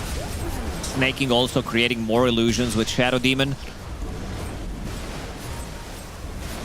Aghanim Scepter now up as well. On that MSD. And this entire game has really relied on Jokam's Tiny. And the weight on his shoulders, it's got to be substantial now. If defending your base is going to come down to a big toss back, some way to get them closer to tier 4s or Fountain. Breaking through this amount of HP, tankiness, a very, very difficult hurdle to get over. And of course, Falcons with the scaling they've got, in no rush to get right up to high ground again. They can kind of hold this Ancients area, maybe look for a pick-off here or there, keep Talon in their base, and maybe just consider next Roshan as a real killing blow. Snaking, he wants to get the D ward on the Observer ward that was just placed by Yokam. Timeless Relic for the Doom. Big tier 4 items. BKB for Malrine. Geminate attack. Talon. A smoke from Talon. Akashi scouted by these DK illusions. WS Ponyo out of the smoke as well. As they go for the tier 3 chip with those illusions once again. Tiny's God's Wrath. Tiny jumps in. They got the vision, the toss back. Snaking. Getting destroyed by the magic damage. Buys time though with that disruption. And Jokam's dead to Skitter already. BKB's up for the Weaver now. The Bushwhack onto the 2 in the back. The Zeus and the Enchantress caught up in the Gleipnir. Serious problems for Talon now. Akashi pops the TP out song, right in front of them. He's just gonna die, is he? Trying to TP out with the Song of the Siren going. Doom is still on the Zeus, I believe, and Malrine picks up the kill on the Naga. No chance left now. Zeus has buyback. Naga does not. Another pick off here. Oh, that's a big one if they can get him. Crit. The little squirrel taken down by the rains from the Tiny, but Malrine and Skitter on their tails once more. Dragon Knight and Weaver shakuching forward to take down Tiny, forcing buyback out of Chuen. Another situation though where, Talon are 2v3 and this Dragon Knight can just keep chipping away at that tier 3. It's time to go in and try to end the game. Malrine is just unstoppable. They can't kill him. These 4 staffs, these Gleipnirs, keeping them in place and building damage. Skeeter actually dealing more damage than Dragonite. Well, not anymore. See you later, nerd. Oh, little by little, here he comes. Get a bit more damage in there, shall we? And is that building damage on Talon very, very low. Yeah, it's none. It's almost non-existent. Well, here we go. Ponyo gonna have to sacrifice himself to save WS and Trent. And again, we're down to Razor and Zeus. The two Lightning boys. Game 2, Electric Boogaloo. Not going well for Talon here, unfortunately, though. Let's see what the lads can do. Nagastar and alive in a couple of seconds, but Malrine already back in onto Trent. Heavenly Jump will put him into danger once more as Amar will go straight in for the Doom on the Razor. Snaking will be the casualty of war here for Falcons as they take down every member of Talon. Malrine, Amar and Skitter far too tanky, tons of damage, shredding through WS, Akashi and the boys. The smiley faces and the GG called. Talon tap out and unfortunately are out of ESL 1 Birmingham.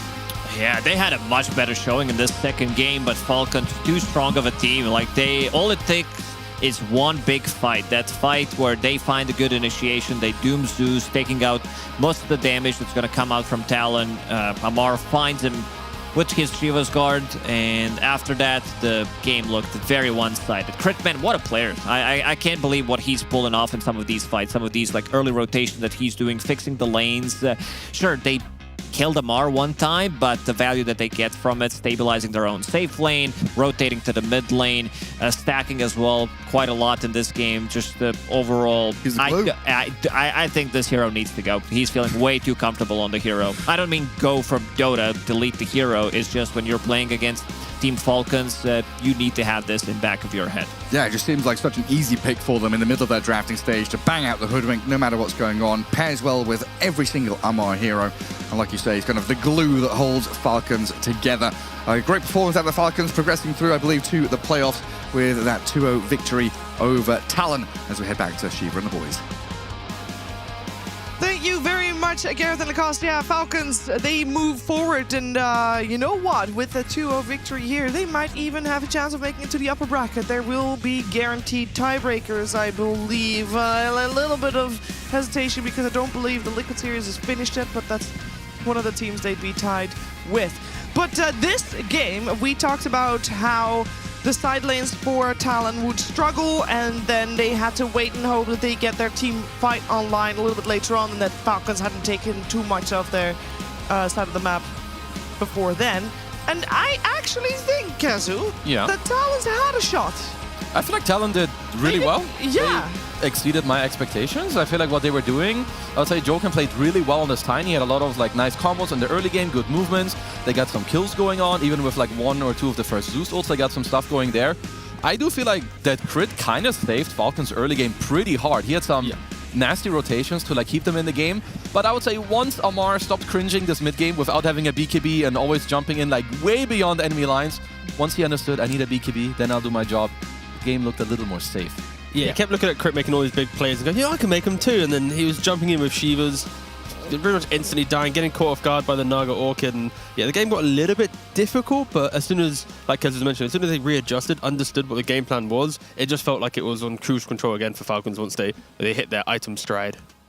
Yeah, I agree. Like 20 minutes into the game, I was like, dude, Talon, they won. They got this. Like they've got a better mid to late game. Blitz was back there in the green room. He disagreed with me, didn't think they had better late game. I thought they had better late game with, you know, the Zeus. And then there was that one fight where they got 5-0'd. Yeah. And it's like, okay. All right, after that, there's not much that you can do. But I think they were in a position where they could have snowballed if Falcons didn't, like, execute the next few fights so perfectly.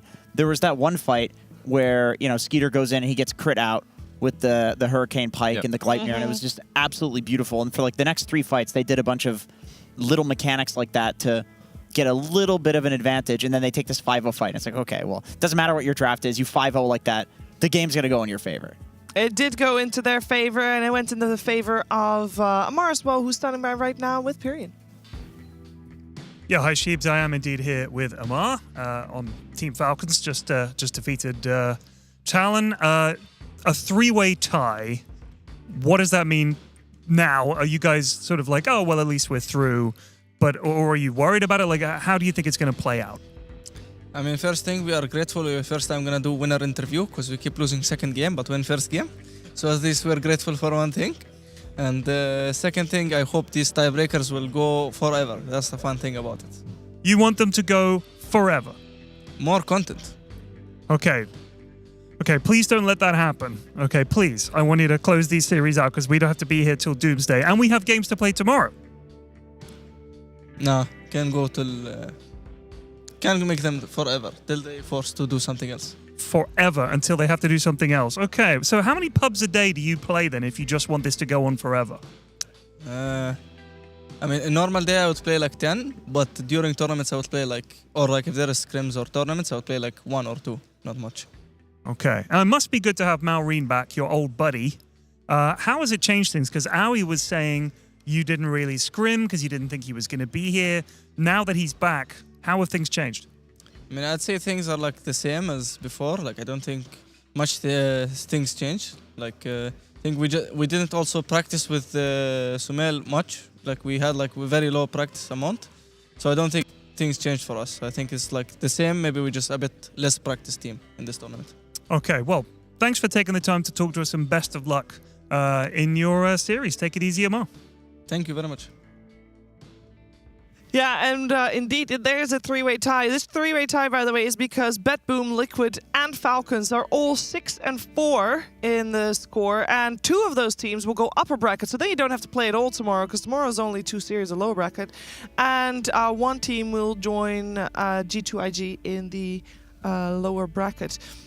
And that does mean that I am leaving 2 teams out of these 4 teams because we already knew Shopify Rebellion was eliminated. But also with this series, Kazu, I think, I mean, has Talon gone?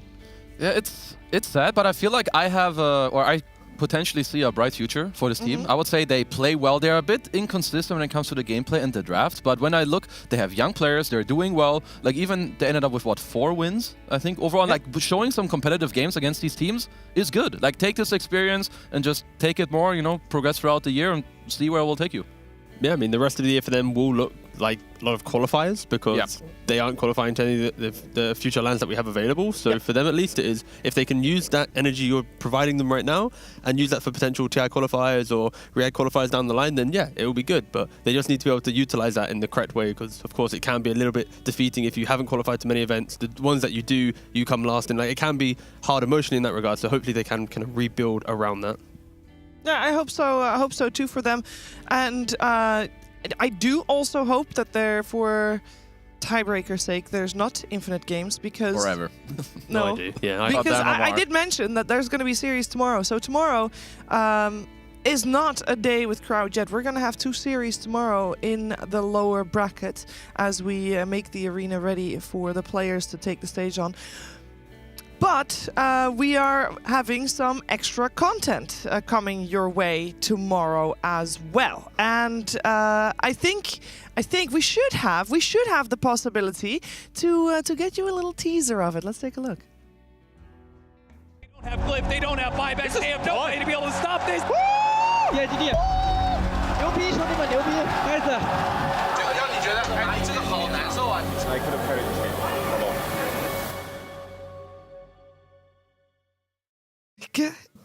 Guys, that is Kuala Lumpur unmuted by 1xBet, and it has it all. It has the trash talk. I could have carried this game alone. Okay, it has the behind the scenes, everything you wanted to know from ESL Kuala Lumpur. It's gonna be a banger. You should definitely tune in to YouTube tomorrow. It will be released after our show here, so make sure you check out the YouTube for ESL Dota 2. That is the YouTube name, and you'll be able to see the unmuted coming out, and I can't wait because I mean this teaser is just one of many teasers that I've heard about, so I think it's gonna be one to look at. Let's also, speaking of looking at, we're looking at the group stages standings for Group A, as I believe all games have finished at the moment. We have Shopify 3 and 7 and Talon 4 and 6, both of those teams eliminated. Then we got G2IG. They are guaranteed lower bracket, so you'll see them in action tomorrow. As for their opponents, of course, that comes from Group B. But one more team out of Group A, Jenkins, will be playing in the lower bracket. And we got 3 teams with 6 and 4, all with very different stories on how they got to this point. What are you thinking? I'm really struggling to pick which one is going to be in the lower bracket, actually. I mean, If I was a betting man, which I am, I would bet Falcons is going to go through, just because after hearing the interviews and the fact that they weren't scrimming and there was just some weird shenanigans going on, and knowing how impactful it is to actually get a bunch of games in a group stage, like they're looking solid now. So I would say Falcons. I would guess they're back in form, but Bet Boom Liquid, that's close. That's really close. Liquid that's looks why really they good, but tied so does today. Bet Boom. Yeah. I think Bad Boom's taking the L. You think so? Oh, he's Yeah, taking I the think L. so. Oof. Yeah, that's. Wait, does I've that got a mean they're feeling. taking the Liquid, as in they're winning? No, just taking the L for the loss. Don't worry, I got it. Sorry, guys. Is it a tilt L, or like what type of L is it? I can't tell you that much. I just feel the L. I don't know how it's gonna happen or why, but it's Falcons, Liquid, Bet Boom. Then is that your absolutely. order? Yeah, that's where I'm In kind of order. leaning. Yeah. That's where I'm leaning to, yeah. Best of ones as well. Falcons, they won the game ones every single time, right? They only just did a second game winner interview. Yeah, true. So in a best of one, game one, They should be Falcons win. Tick. Bet Boom, they only really beat the two teams that got eliminated. So... No, they won one Liquid. Yeah, but they won one. They didn't beat them. They did win game one. Did they win the game? Oh, fuck. Yeah, that they ruins did. my entire plan. Either way, yeah, Bet Boom are going to come third. That's my hot take. Well, we all are gonna see it play out, because that will be happening today after Group B has closed itself out, because Group B is gonna be where we're heading to next. We have a lot of games still coming your way. Of course, 3 series to be played from Group B, all at the same time on different streams. But right here on this main stream, we'll see the karate chops of Tomato coming into action, and his target is going to be Team Spirit. OG versus Spirit coming your way after a break.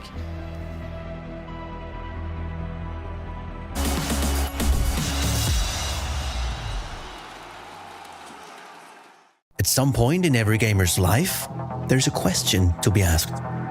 Do your clothes match your hobby in any situation? Or do they just represent what you dream of? No matter what situation, there's always the right way and the wrong. The only real question is, which are you going to choose? Decide for yourself.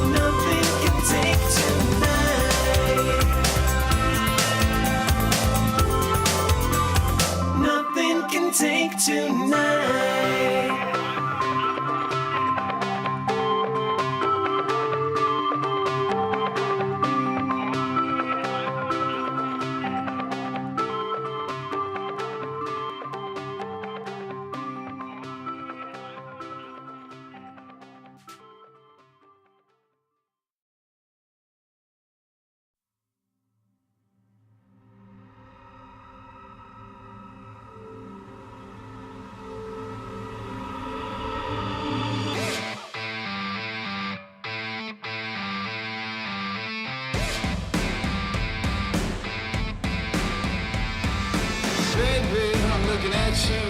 You're the prettiest girl in the room. I know I'm not the only one. All the other boys want you too. Old jeans and those eyes. You don't even try now, do ya? I'm praying I'm your type. I'll be anything that you like.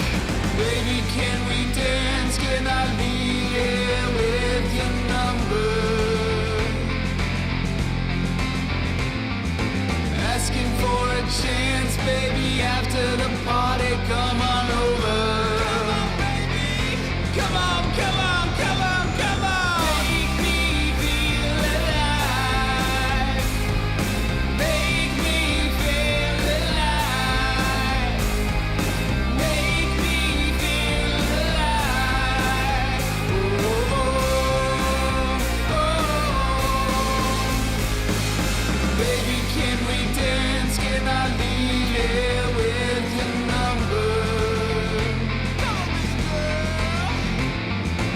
Asking for a chance, baby, after the party, come on over. Come on, come on, come on, come on. Make me feel alive. Make me feel alive. Make me feel alive. Oh, oh, oh. And I know that you want it from that sweet look in your eyes. Do you wanna leave this party, baby? Go for a ride. I can be good, I can be bad, I can be anything you like. So come on over, come on over, baby. Make me feel alive. Sugar, sugar. Make me feel alive. Come on, baby girl. Make me feel alive. Oh, oh, oh. Make me feel alive. Sugar, sugar. Make me feel alive. Make me feel alive. Oh, oh, oh. Come on, make me feel alive.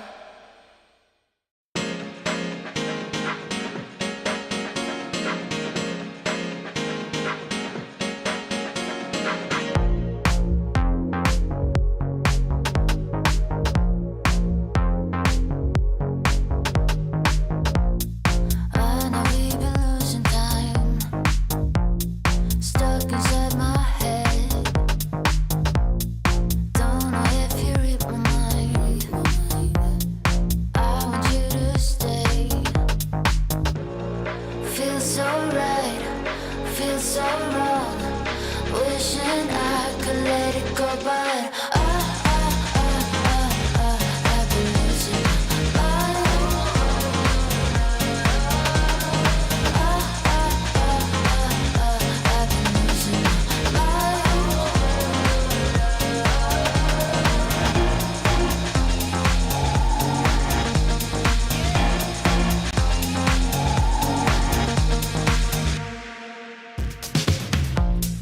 I know we can work it out.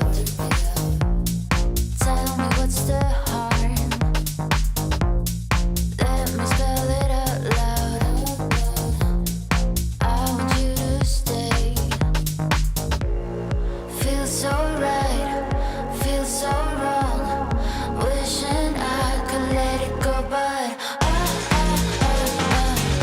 I've been losing my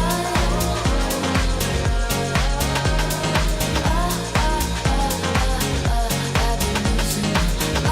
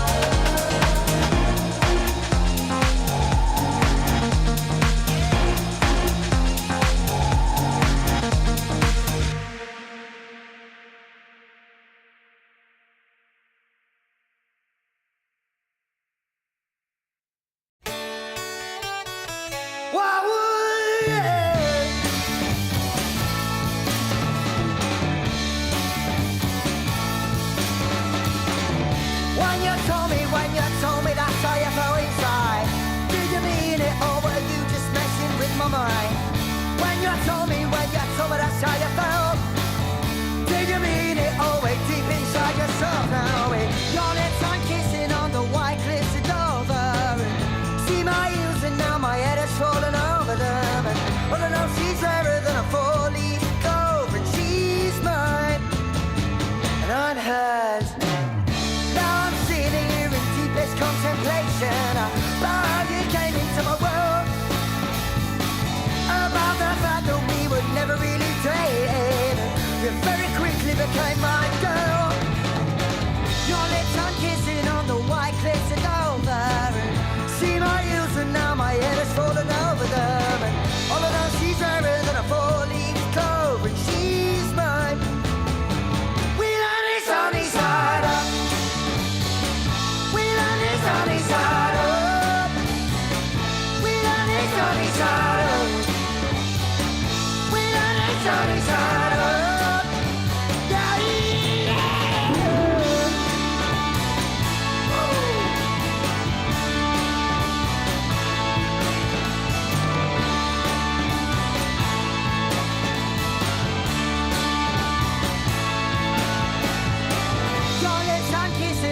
White cliffs of Dover, and see my heels and now my head has fallen over them. And all I know, she's rarer than a four-leaf clover, and she's mine, and I'm hers. We land is sunny, oh, we land is sunny, oh, we land is sunny, oh, we land is sunny, oh, we land is sunny, we land is sunny side up. We land is sunny, oh, we land is sunny, oh, we land is sunny, oh, we land is sunny, oh, we land is sunny, we land is sunny side up. We land is sunny side up. We land is sunny side up. We land is sunny side up. We land is sunny side up.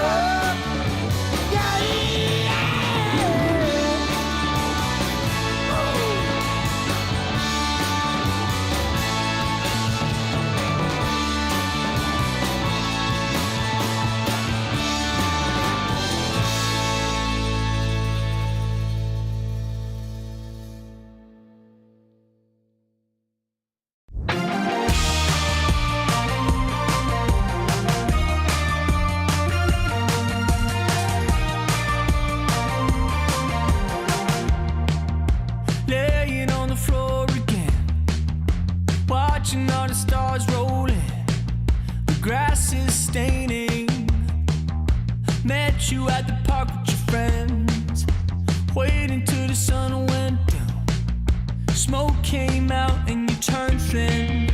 Call me when it's 10:30. Sneak out of your window again, burning rubber on the pavement, bottom of the bottle again, thinking of where you went, laying on the floor again, again. It's easy come, it's easy go, back when we're together, back when we're together. You know that I can't let you go. We should stay together, we should stay together. It's alright if you call me. It's the summer, we were 18. It's easy come, it's easy go. We should be together, never say never.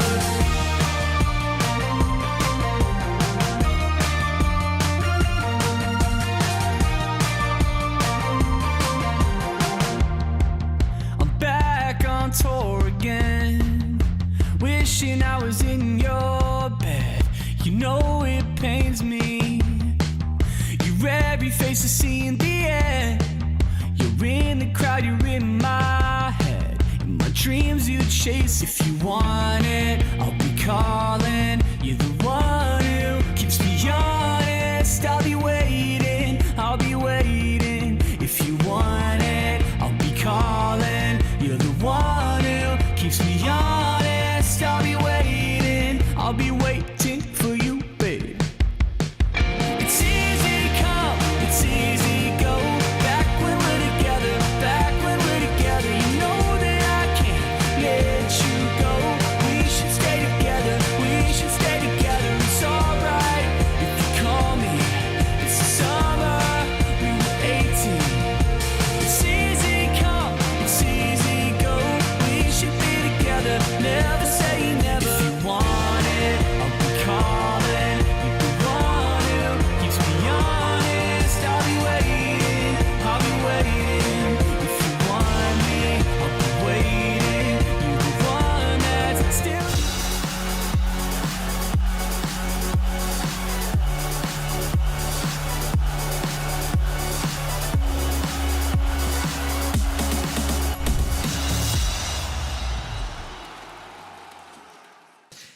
ESL 1 Birmingham continues with group stages. We are ready to somewhat close out Group B. Somewhat because, of course, also here tiebreakers are still very much on the table. But we'll see what happens. We'll come to that later on, as we will have OG versus Team Spirit right here on this very stream. Also, a little slight correction. There has been misinformation. Tomorrow is upper bracket. That's right, not lower bracket, upper bracket matches. Nobody gets eliminated tomorrow. We're good. Everybody plays in front of a crowd. That makes it through to the playoffs, that is. We'll see who from Group B will have that honor. Now, before we get into it, let's take a quick look at the standings for Group B and see how everybody is doing. I'm here, by the way, of course, still with Jenkins and Tigov. We also have Lacoste on the panel. And Lacoste, I want to hear from you. Group B, I want to hear what you think was going to happen versus what actually happened. Oh, I definitely didn't expect Extreme and Gaming to be at the bottom of the group, still having one series to play. I think if we flip it, I think we would get what I was kind of expecting. Gaming, Extreme, Team Spirit, and probably Tundra in the top 4. Gaming, Extreme being my 1 and 2. But Heroic and OG, they're overperforming, especially Heroic. This team, they're constantly improving. And OG... Man, Seb, whenever he's playing these ESL events as a position 5, he is really shining. He knows how to set up a team for a success. It's working out incredibly well. That being said, yesterday was ties almost all around, and a lot can still happen. When we see Gaming at the bottom, but they still have indeed a chance of making it through. Nothing is set in stone, as we saw today in Group A already. So let's dive right in. Let's dive into. Let's start in with Team Spirit, who are, I think, still coming in as the team favorite, or am I wrong with that? No, yeah, I think you are, because I think this...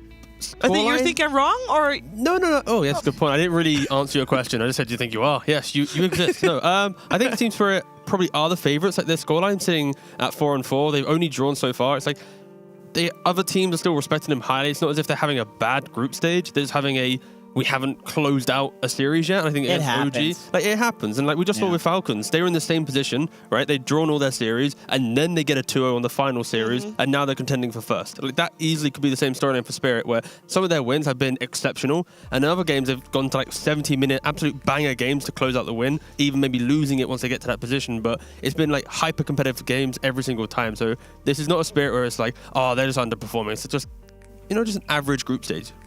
It's an average group stage. Everybody can have an average group stage sometimes. I think when we talk about Spirit, you gotta always keep in mind that they do win the big stuff. Like, we've seen them win the big stuff time and time again, and we also know that they have got great team synergy. We know that they have what it takes to mentally reset and mentally come back from anything. We heard in the past, we've heard Yotoro talk incredibly fondly about Laro and his performance and wanting him to get the win. But I wonder what he would say about Collapse. I think Collapse is a good teammate for me because he's very calm at most part of situations in game, and he's very quiet like a person, and also in game he can do shot calls, what helps us to win games, and he's just a player without problems, I guess. Collapse in real life, he's also very quiet. He has good manners. Like he always listens music outside in headphones. So he's just a good guy. He's not like messed up everything around. He's just in the party. Yeah, I think Collapse one of the best. Definitely. Faith Beyond jumps away, the Stewart back, 1-2, and the RP! Oh, Collapse did it to him again! But best of the best, I think it's hard to answer about any players because you have strong parts, you have weak parts, and also you're playing on the different games, like on different patches. So I think he's one of the best, but I can't say anybody in Dota who is the best of the best. I think we stick together because of contract. I'm joking. I think we stick together because we all know how we can play. We understand how we can win. We understand our weak parts, our strong parts, and we just trying to play together as much as we can because it's a good trip in our lives, and we all want to win, and it's good for us. Yeah. In game, we all focused. We are not joking. We try not joking. We just focus on the games, and we talk like more like teammates, not more friends. But outside of the games, we can joke with each other, and we don't serious at all. Like in game, we super serious, super focused, and we are trying to play not by our team, not by our friends, more like our teammates in game. When we hear Yatoro talk about all these things that collapses, I think he should add for himself that he is humble. It's like, oh, you can't know him anybody the best. Hello, won 2 TIs, won Riyadh Masters last year as well. Is definitely very, very high. And I think a lot of people, Jenkins, would say that Collapse is the best offlaner out there. Yeah, I mean, he's always in the list. You ask any other offlaner, like who their top 3 are. Usually the number 1 is Collapse, but at the very least, they're in the top 3. And I also find it's really funny to ask Yatoro, like, who the best of the best is. Like, yeah, you're asking the best of the best, who the best of the best is. But, you know, it's like he's not even on his own radar. That's why he is the best, and that's why his teammates are also considered the best, because they're humble. Their feet are on the ground, so they're going to keep learning. They're going to keep improving, because you got to do that in Dota. Everything's changing all the time. One thing I like about this team, and he did talk about it, is that they're like very friendly around each other. They're giving me, you know, Team Liquid vibes pretty much from Eastern Europe, because they are all together chilling. Every single time you watch them play, they're having a lot of fun. And something that they're very scary whenever you play against Team Spirit is shot calling. He's also the shot caller in the team. Whenever he feels strong, we had an interview during Dream League. He was talking about, you know, I have these 2 items. I'm going to be joining the team with 3 items. I'm going to be the one dictating where my team needs to go. But you also have, you know, Miposhka as an experienced leader. And he also said, you know, Collapse as well. He also talks about what needs to be done in the game. Yeah, and they need to be talking about what needs to be done in the game, because they're a great team and have had great success. Here in Birmingham, they have been tying every single series, so I'm curious to hear a little bit more from Collapse about how he feels going into today, final group stage day. I'm here with Collapse from Team Spirit, one of my personal heroes. Hello. Hello. We haven't got a chance to watch much of Group B because we're doing sort of Group A generally. Talk to me, how's it gone for you so far? I mean, probably like 50-50 because we are playing now 4 and 4. So right now in the situation we have like the last match versus OG, we need to win, of course. If we lose, we like getting eliminated. If we go draw, we probably playing the tiebreakers. Yeah, tiebreakers. And if we win, we just Gucci. Okay. There have been a lot of draws in this tournament so far. It seems like we've got tiebreakers are almost always going to happen. Do you think that's a question of the format, or do you think these teams are all just so close in ability? Probably the second one. We just, for us, right now, it's just better than we lose. Yeah. So draw for us is probably okay. Okay, so here's a question for you. Team Spirit, when you guys get onto the LAN there with the fans and everything like that, it feels like you sort of power up.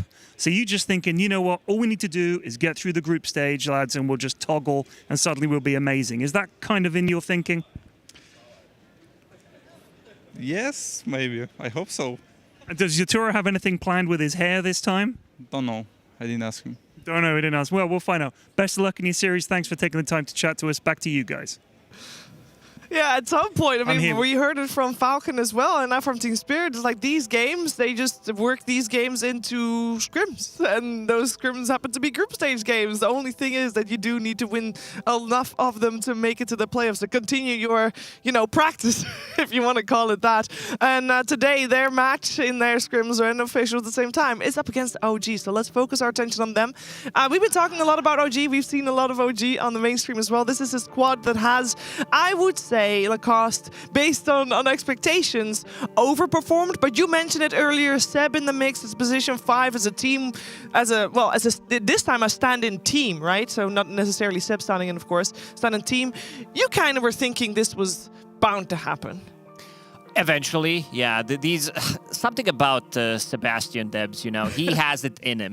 Some of the talks that he does, and also making the team, eventually he's gonna make it happen. Sometimes it's gonna need, you know, a month, sometimes 3 months. But this is the squad that I feel like they wanted to have, like at this even start of the previous year. Is just, you know, how things played out for them. But he is an insanely talented, still has it. The old man Seb, you know, some of his performances that he did have in some of these games, especially on Bane, I think you might need to ban it out in the first place when playing against him.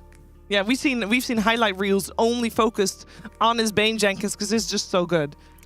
I mean, there's Seb's Bane, but you also have to ban out Ari's heroes because he has said in interviews, like, you keep giving me the things I think are broken, I'm just going to keep picking them until you can either beat it or you ban it out. So what do you ban against these guys? Now that they're winning, they've got these weird heroes. They have the Muerta, they have the Marcy. Ari only plays the new heroes. Tough. Well, we know what Ari said in interviews, but what is Seb saying in interviews? I'm here with the one and only Seb from OG, Dota GOAT himself. This whole situation feels very OG, if I can put it that way. Do you know what I mean? Absolutely not. Okay, well, you guys weren't even meant to be here. Yeah? Okay. And now you have the potential to top your group, etc., etc. Very OG kind of storyline, isn't it? True. Very true, actually. Now that you think about it, yeah, we did come from kind of nothing and not looking too bad right now. So, yeah, last time this happened, it turned out pretty well. So, hoping for the same ending. How do you guys keep doing it? One of the reasons I've heard is these famous Seb speeches. Now, I've asked a lot of other OG players about your speeches, but I haven't had the chance to talk to you about them. Could you give me an example of a Seb speech? I'll set the scene for you, okay? It's a best of 5. We're down 2 games. OD Pixel is our carry player, okay? Yeah, it's bad. Believe me, I've been there. How do you motivate us? This one might be out of my reach. Even I can't fix this, I think. Oh my god, okay. OD Pixel carry, you lost me there. I was gonna help you. 2 games down, that's not a problem. But the OD Pixel carry 2 games up, I couldn't fix it. So you're telling me the Seb speech here is it's over? I mean, some things are just better than Seb speeches or worse than Seb speeches, you know, in the scale. Some things are just... Some mountains are not meant to be climbed, you know what I mean? Like, yeah. All right, so in a serious question, there have been a lot of ties here at this tournament. Do you think that the format means that tiebreakers are almost inevitable? And is there a format that you would prefer, or are you happy with this? I think best of 2 group stage leads to tiebreaker. I mean, I think it's more likely than best of 3s, right? Because there's also something about best of 2s that it's not just the difference between best of 2 and best of 3. It's more than that, in the sense that when 2 teams face each other, you can get surprised game 1, and then you adjust for game 2, and you're more likely to win game 3, if you know what I mean. So like I think it brings for more upsets, the best of 2, as in if you could call 1-1 an upset, but like yeah, therefore, you know, closer groups, therefore tiebreakers. That makes sense. All right, well, best of luck in your series. I'm sure everyone in the stadium is hoping to see you there. Best of luck, and thanks for taking the time to talk to us. Thank you very much. Back to you guys. Thank you, Pyrian. Thank you, Seb. And OD Pixel catching strays there as well. But we'll see how Spirit vs. OG is going to play out. We're moments away from getting the draft news. Oh, that was the fastest moment that's ever lived. There's the draft. We got Team Spirit on Dire side, OG on Radiant side. And I'm personally, I don't know where this one's going to go. So T-Gov, what are you thinking? What style of play are we seeing out of these 2 teams? So I think with OG, they are putting themselves in this position of high risk, high reward playstyle where they're still picking like Magnus that other teams aren't doing. They're picking like Earthshire at mid. They're still going for like some like Muerta and Marcy in the 4 position. Like all these heroes. Yep. Is it brew time? I mean, if we check the draft that they had so far, Whisper only played 2 heroes. He did play Brewmaster and he did play Magnus. 5 seconds remaining. Yep, it's going to be Brew, to answer your question. He just likes his guys. He's going to ask for them. That's just Whisper Dota, dude. He's chilling. Hey, but it's working. Yeah, if it ain't. Like, what? Is there anything against picking Brew? Team Spirits, turn oh, wow. New hero. There you go. Wow. Spicing it up. So far in the group stage, if you've only had to pick 2 heroes for your off lane and you're sitting in contention at being at first, it's pretty good, right? Like Whisper isn't an offlaner that's come into OG and gone, wow, he's got like a 3-hero pool, right? Like he's not one of those offlaners. Like he has actually got incredible depth. So if you're already only showing a couple things, it's actually a really good advantage when you move into the playoffs potentially, having that kind of depth just to surprise people and waste some bans down the line. This could also be a BZM Timbersaw if the game looks good for it. I mean, I personally like Mars against Timber out of like all the strength offlaners. It's a hero you can lock down, and if you get some magic damage to pair with the Mars Arena Spear combo, you can kill the Timber, but obviously this goes both ways too. Timber shreds through Mars like he's paper.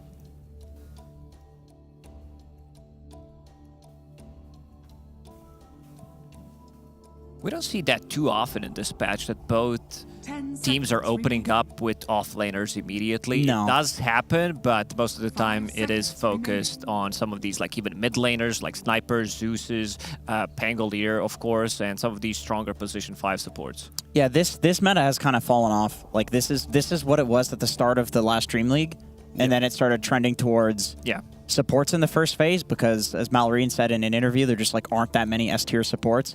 Now it kind of feels like there's a lot of S-tier heroes in other roles, and there's a lot of really good supports as well. And with the offlaners, like you don't have to pick them this early, but between these two teams, they seem to value it.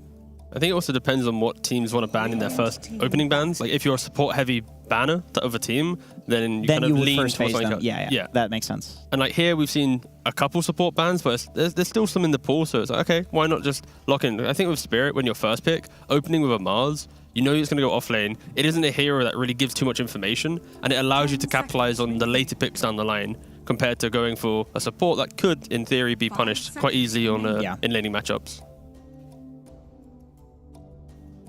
Seen a lot of Willow in this tournament come out, and I feel like that's a Team Spirit collapse in Mira Classic, the Willow Mars. One of my favorite pairings is what Extreme Gaming is doing, XXS on a Centaur plus also Dark Willow. You want to have a hero who does have a stun, and I wouldn't mind seeing that paired up with Mars, because you have overwhelming damage, a little bit of a combo with the Arena as well, so yeah, seems like a good fit. I don't think there's going to be a hoodwink in this game. You have Timbersaw, you have Mars on the other side, your tree is not going to be there for a long time. Yeah, Ari has a lot of his heroes still in play. Don't know if they'll be rushing to pick it up now, of course. With a Timbersaw, most likely. I mean, if you assume it's off lane, any of the ranged Ari heroes look well, but also we've seen the Tiny's return. We've seen Marcy, of course, still be very prevalent. I was going to say the Muerta seems like the best weird option for him. I think for SD, I forgot that hero was still in the pool. This is OG hasn't played it yet so far, right? It's so it is in the pool. They've not really touched it, but now they're picking up. Of course, a lot of other teams are rushing to pick it first in the draft, and now they're getting it second phase. I would guess it's a Zeb hero if I had to pick. It's very good against Mars. Like even though Mars has this big giant arena, the spear into arena is a single target thing inherently. So being able to save from that is very nice. Although Snapfire turns it into an AoE, just plop down the arena and then Snapfire ulti into it, tons of damage. I want to see what the build is going to be on this Snapfire. Usually it's Mira who plays it, and when I was watching him like 3-4 months ago, he was starting a bit of a new trend, maxing out to Lil Shredder again, because he wants to keep the distance, so he wants to stay further away from a fight, play off of that, a lot of physical damage combined with the Mars, but ever since the recent changes to Scatter Blast, he might also opt to go for a different build, max that out. They also don't know what they're playing right now into, so... Ooh, the return of Venge. I think Tundra on Whiteman was the only time I've seen it played so far. And I think that's a good response to Shadow Demon, because what Shadow Demon wants to do is sit behind and get a disruption save, but if you swap somebody out, he needs to keep that, he needs to close that distance and try to get closer to a fight, which might be too difficult pre-Blink Dagger. And not only that, but you're going to have Arena to provide that cushioning, the Monomer Kiss as well to throw you away, the swap to drag you back. Like if Spirit are jumping a hero, assume that they aren't going to have any assistance from Shadow Demon unless it's a pretty hard Blink SD game. Yeah. I think going back to the laning for SD, I would prefer to see it in the 5, because I think when I see Ari play kill-hungry 4 positions, that's when they look at their best, right? Like, most of his heroes. I agree. It's a Marcy, it's a Muerta, it's a Tiny. It's like there's assassin-type potential in all these heroes that give OG that skirmishing abilities that they lean on in every single time so far. Spirit's lineup is so scary. Like, the negative armor that they have in play, like one rebuke, like this Mars, he can become quite a menace with the rebukes if the supports are in position as well. With the amount of teamfight coming out from Team Spirit at the moment, is that something that we feel that OG has to like counter with their own portion of teamfight, or are you fine with them playing around it? I think OG doesn't oversubscribe to matching teamfight when they are drafting. They like to just make sure they have good combos to get those pickoffs. Right now, it's the Timber Morphling jump together and get a kill, and then continue the fight after. I would like to see them at least have a hero to start the fight with some type of stun, because right now they don't really have that. And it's most likely going to be coming from the mid lane, from BZM. But there's the Rubik, the ranged kill here. It's a very good game, right? You can still any spell in this game and feel pretty good. There's currently not an answer on Spirit to the Morphling, and I think a lot of the same heroes that answer Morphling also answer Timber. Maybe something like a Draw Ranger, really good with the Venge as well. Mars is good to sit in front. It's not banned, is it? They don't have much control. They did use Anti-Mage yesterday. There it is, against Tundra on 18, because they thought it's going to be probably banned out, so that's a nice pick from Team Spirit. Like, they need something that can control this Anti-Mage, because right now I'm not seeing that hero. I think for OG, they would love a mid lane puck here to give them just earlier timings to play on. Every time you have a coil, go find the anti-mage, get the kill, punish the lack of lockdown from Team Spirit. It would force Mars to go for like a Yules, but I think OG need to have a playmaker hero that at least gives timings. I guess the disconnect in OG's lineup now is you have to play behind Timbersaw, because Morph will never make the moves for your team, and SD doesn't want to make ganks on the map, right? So there's a little bit of a, how do they actually threaten an anti-mage unless this mid-pick can do it all? Wouldn't Puck also be good for the side of Spirit? Yes, which is why I feel like they banned the TA, is because they want to pick the Puck out of this phase. They do have the pick out of this phase, right? Yes, they do. Overall last pick going the way of OG, so they can counterpick whatever Team Spirit throws their way, but I mean, if Team Spirit has banned out the counter picks beforehand, then that's going to be very difficult. It's a little bit of a game of cat and mouse. So it will be Keeper of the Light that OG removes.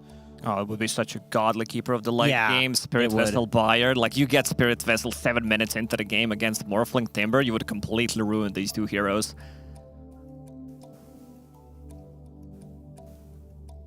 Let's see, is OG removing the Puck? Or will they hope that it will be left in the pool for themselves? Or do they have a counter plan for it? Or is Puck going to be completely If they don't ban ignored, yeah. Okay, so potential Puck that comes out of Team Spirit. There is Dragonite available right now, unless Team Spirit decides to ban it. So could see these two heroes. Because they also need some kind of a stun on OG. Right now, your Rubik lift is not enough. Morphling doesn't provide you anything. Neither does Shadow Demon nor Timbersaw. So you want to have something cheap. Maybe the other option would be, you know, if it's a good matchup for it, BZM Void Spirit. I think that also works, where you get Kaya Sanj, Aghanim Scepter, and then you have like Silence, great against Anti-Mage, which cannot be counterspelled. You can jump into back lines with Timbersaw and shred through these supports easily. Could also see a Tiny if Spirit picks up a Puck. I mean, it's not so much of a BZM classic like his Invoker. Does it deal enough with the Anti-Mage, though? Yeah, a Tiny's good against Anti-Mage. If it's Tiny Core, it's plenty of disable for him. Yeah, I think as long as OG, their final pick, has moments of, oh, that active rune can provide you some aggression, then I think that will kind of complete their draft. And if they go back a little bit too farm heavy with this mid lane pick, then I think they should fall into some difficulties. Team Spirit. And Spirit, they banned the DK. Dragonite. It's banned DK pick pocket, surely. Banning TA and DK. Imagine that's a bold if play. If they pick you someone ban else those two, not pocket that, I would be so shocked. I mean, they're taking the time. Silencer mid, just kidding. Nice. And there's the puck, right. So yeah, the other option that I mentioned, if this scenario does happen, and it did, just I think Void Spirit feels really nice here. You want to have something, maybe I don't know if Kunkka is also the cheap one. It's not the greatest against anti-mage, but it gives them a lot of team fight and catch. I like Jenkins, you're a Void Spirit fan? I'm a Void Spirit fan. Yeah, you said that the other day. From now on, you are. I think it's a little underrated. I think I said that when we were playing a pub, and then I played the Void Spirit, and it was absolute dog shit. But that was because I'm bad at it. I do think it's good. Is there a world where they just put Timber mid here and they find some like Whisper offlane that fully shuts down an anti-mage? Like some Slardar or something? Yeah. Like we're all thinking it's Timbersaw offlane. You're right. I like that idea. Sacrifice mid just a little bit, but just to threaten this anti-mage. It's like it is all-inning on lanes is the only thing. There it is. Okay, Good cool. call. Good call. Really good call. Thank you, sir. Thank you. So how is the Timber versus Puck mid matchup?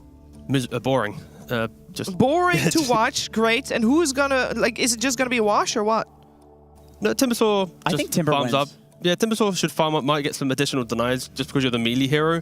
I think the main difference in this matchup is going to be when aggression happens near towers. Puck at 6 can TP and get a kill, whilst Timbersaw never really makes that move. So the map play from Spirit will be better coming from the mid lane, but the constant existence of a catapult hitting your mid. If Puck rotates poorly, you lose your mid tower from a catapult wave. You can't really rotate in and kill a Timber too easily. Actually, if Venge and Snap come, Timber does feed. Maybe, yeah. That's if he's not huge. Yeah. If Snap and Venge are both leaving their lanes, that means Leaving the Morphling anti-mage and Slardar are against- having a against better Slardar. time. Yeah, what I want to see from Mira this time around is just play like Crit did in the previous game, pretty much, where he brings the numbers. Because Yataro's lane is not going to be easy playing into Slardar, and also seeing the combos that they have. They have so many spells that they can break the coil with. You have Swap, you have Spear as well, and also using Snapfire Kisses. If he's level 6 pre-10 minutes with the coil, with the arena, he can easily get the kills. You'll always have a spell to play off with. Whenever you have ability, whenever you have those kisses available, you're going to be getting the kills across the map.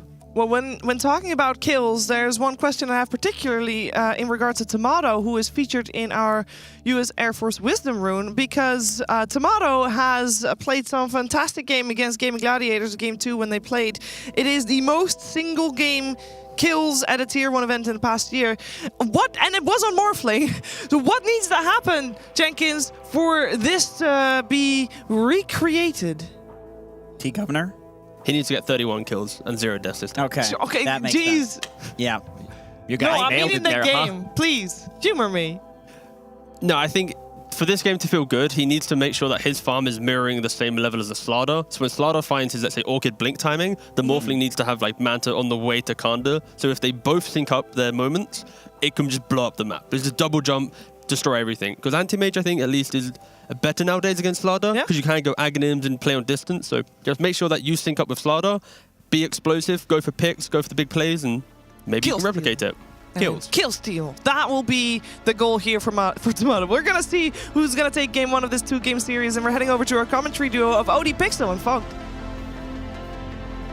Thank you very much, CBS. It is time to get into the action of OG versus Team Spirit. Of course, as all games are right now, the group stage very important with how close as things are.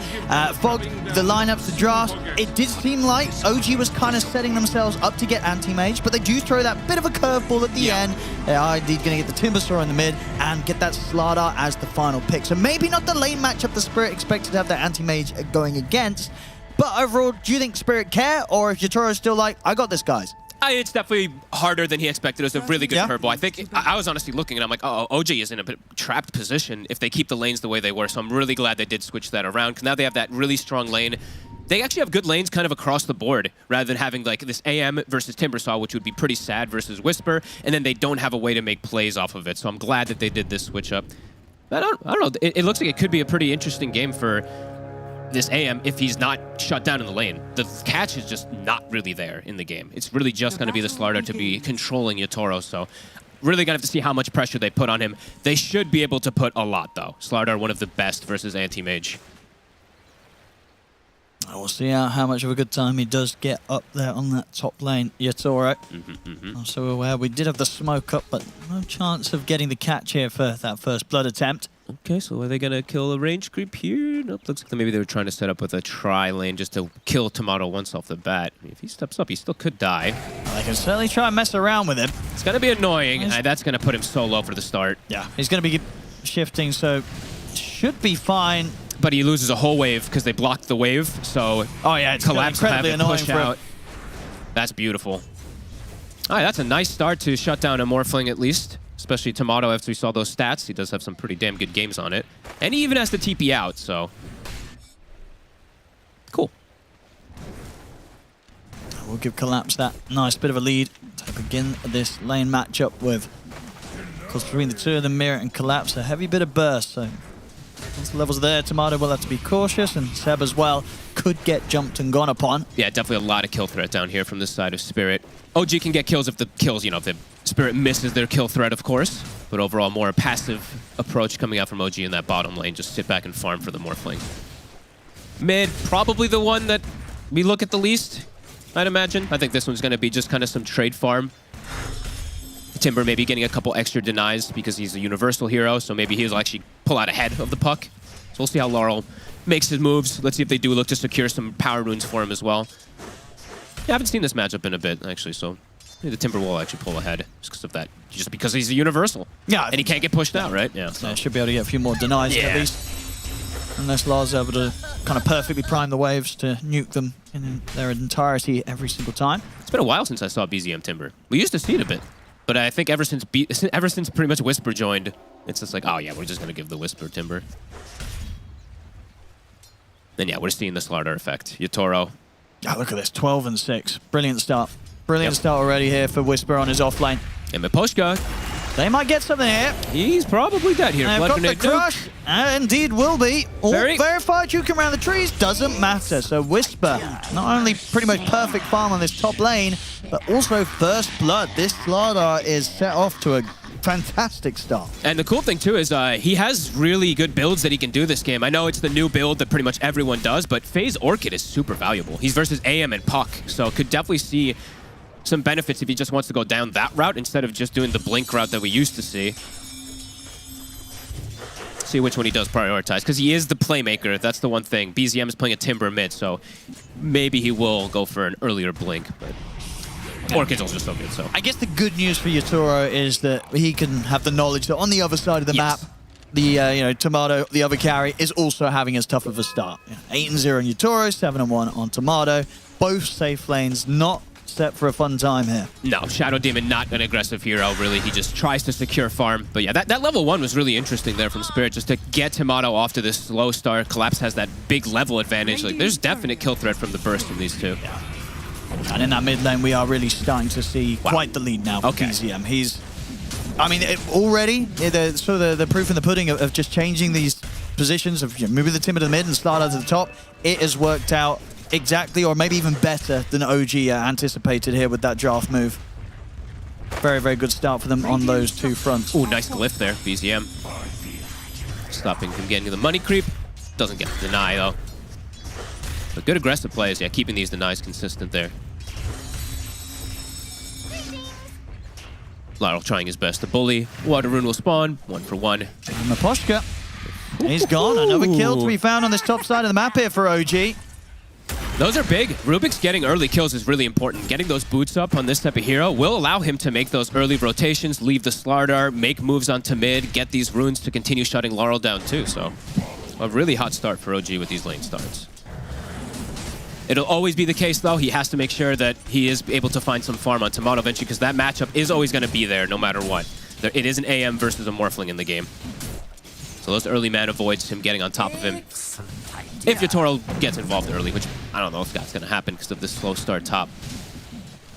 Yeah, I mean, how would you sort of compare these two carry heroes' potential to sort of hit the jungle and catch up in farm after a rough laning stage? Who's likely to kind of be able to ramp up a bit better, the Morph or the AM pushed out? It's just Morph, right? Yeah. He's just a better hero in general. AM is a very specific hero I think that you have to pick right now in Dota, like very specific matchups. Morph you can pick in quite a lot of matchups, I feel like. Seb, he's kind of teasing around with Mirror, honestly. If anything, he's baiting Mirror in, because Tomato's able to swing around. Sure, Seb will die, but Tomato, he'll be able to pick up a kill in return. So some well-needed money here for the safe lane of OG. Raindrops all important when you're playing versus these double burst lanes. Seb picking one up early. Maybe Tomato will grab one too.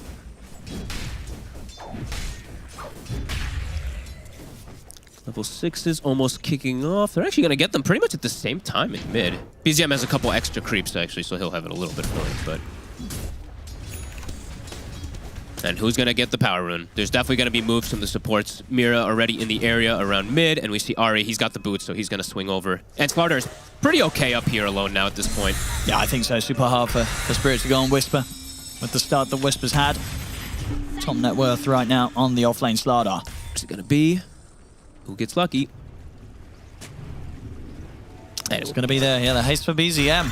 So he's going to be very safe now in the mid lane, and also potential for those TPs and chase downs with the haste runes to look for kills. Bottom, Lyle, he'll make the quick rotation and opt to drop the Dream Coil here to secure the setup onto Seb. They'll get the kill.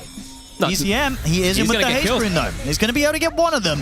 Lyle, on the other hand, he has the TP at the ready. He'll be back to the safety of the mid lane. So a quick counterplay from BZM to keep the score or the kill trade even. He's sticking around. And Collapse. And they've got a lot of burst. Dodge the spear.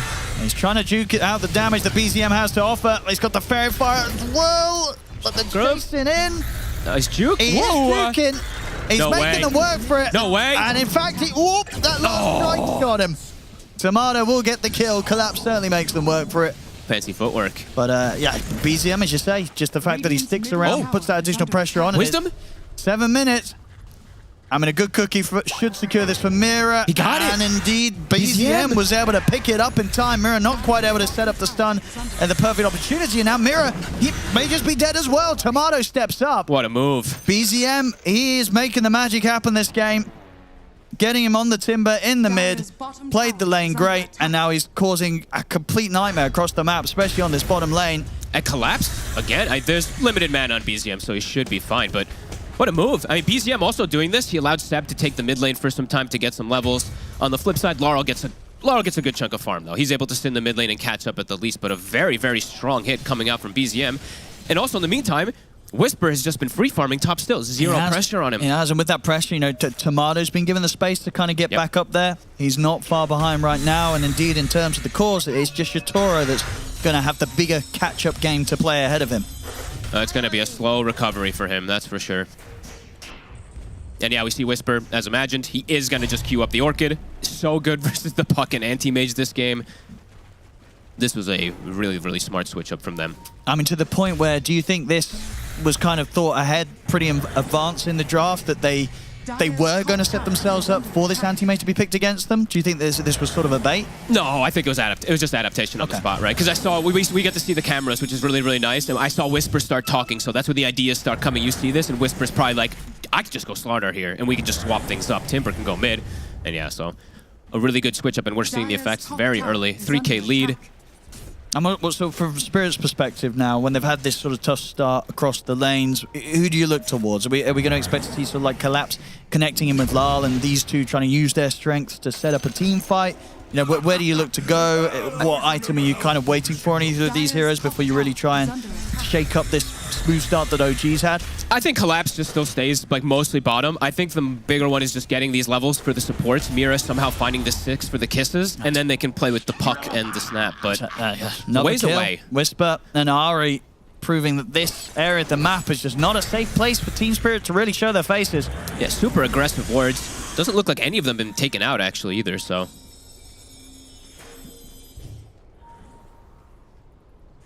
Yeah, Ari's level 4, but I feel like that's perfectly fine for the game plan of OG. Their cores are so independently strong.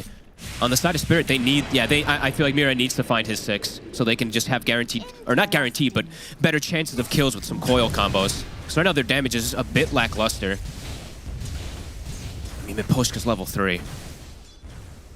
Dire's top tower. That top lane, definitely the rougher of starts that Spirit's had in that safe lane duo in the games that we've seen.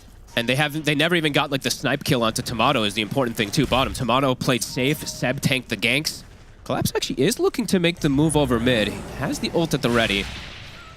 Maybe to secure the power rune. BZM, look at that damage. He's straight into this poor old level 3 Vengeful Spirit. Level 9. It doesn't stand a chance. Oh god. You don't have the damage. BZM will tank everything. You don't have kisses. I think even if you threw everything, there's a chance he survives. A good one as well.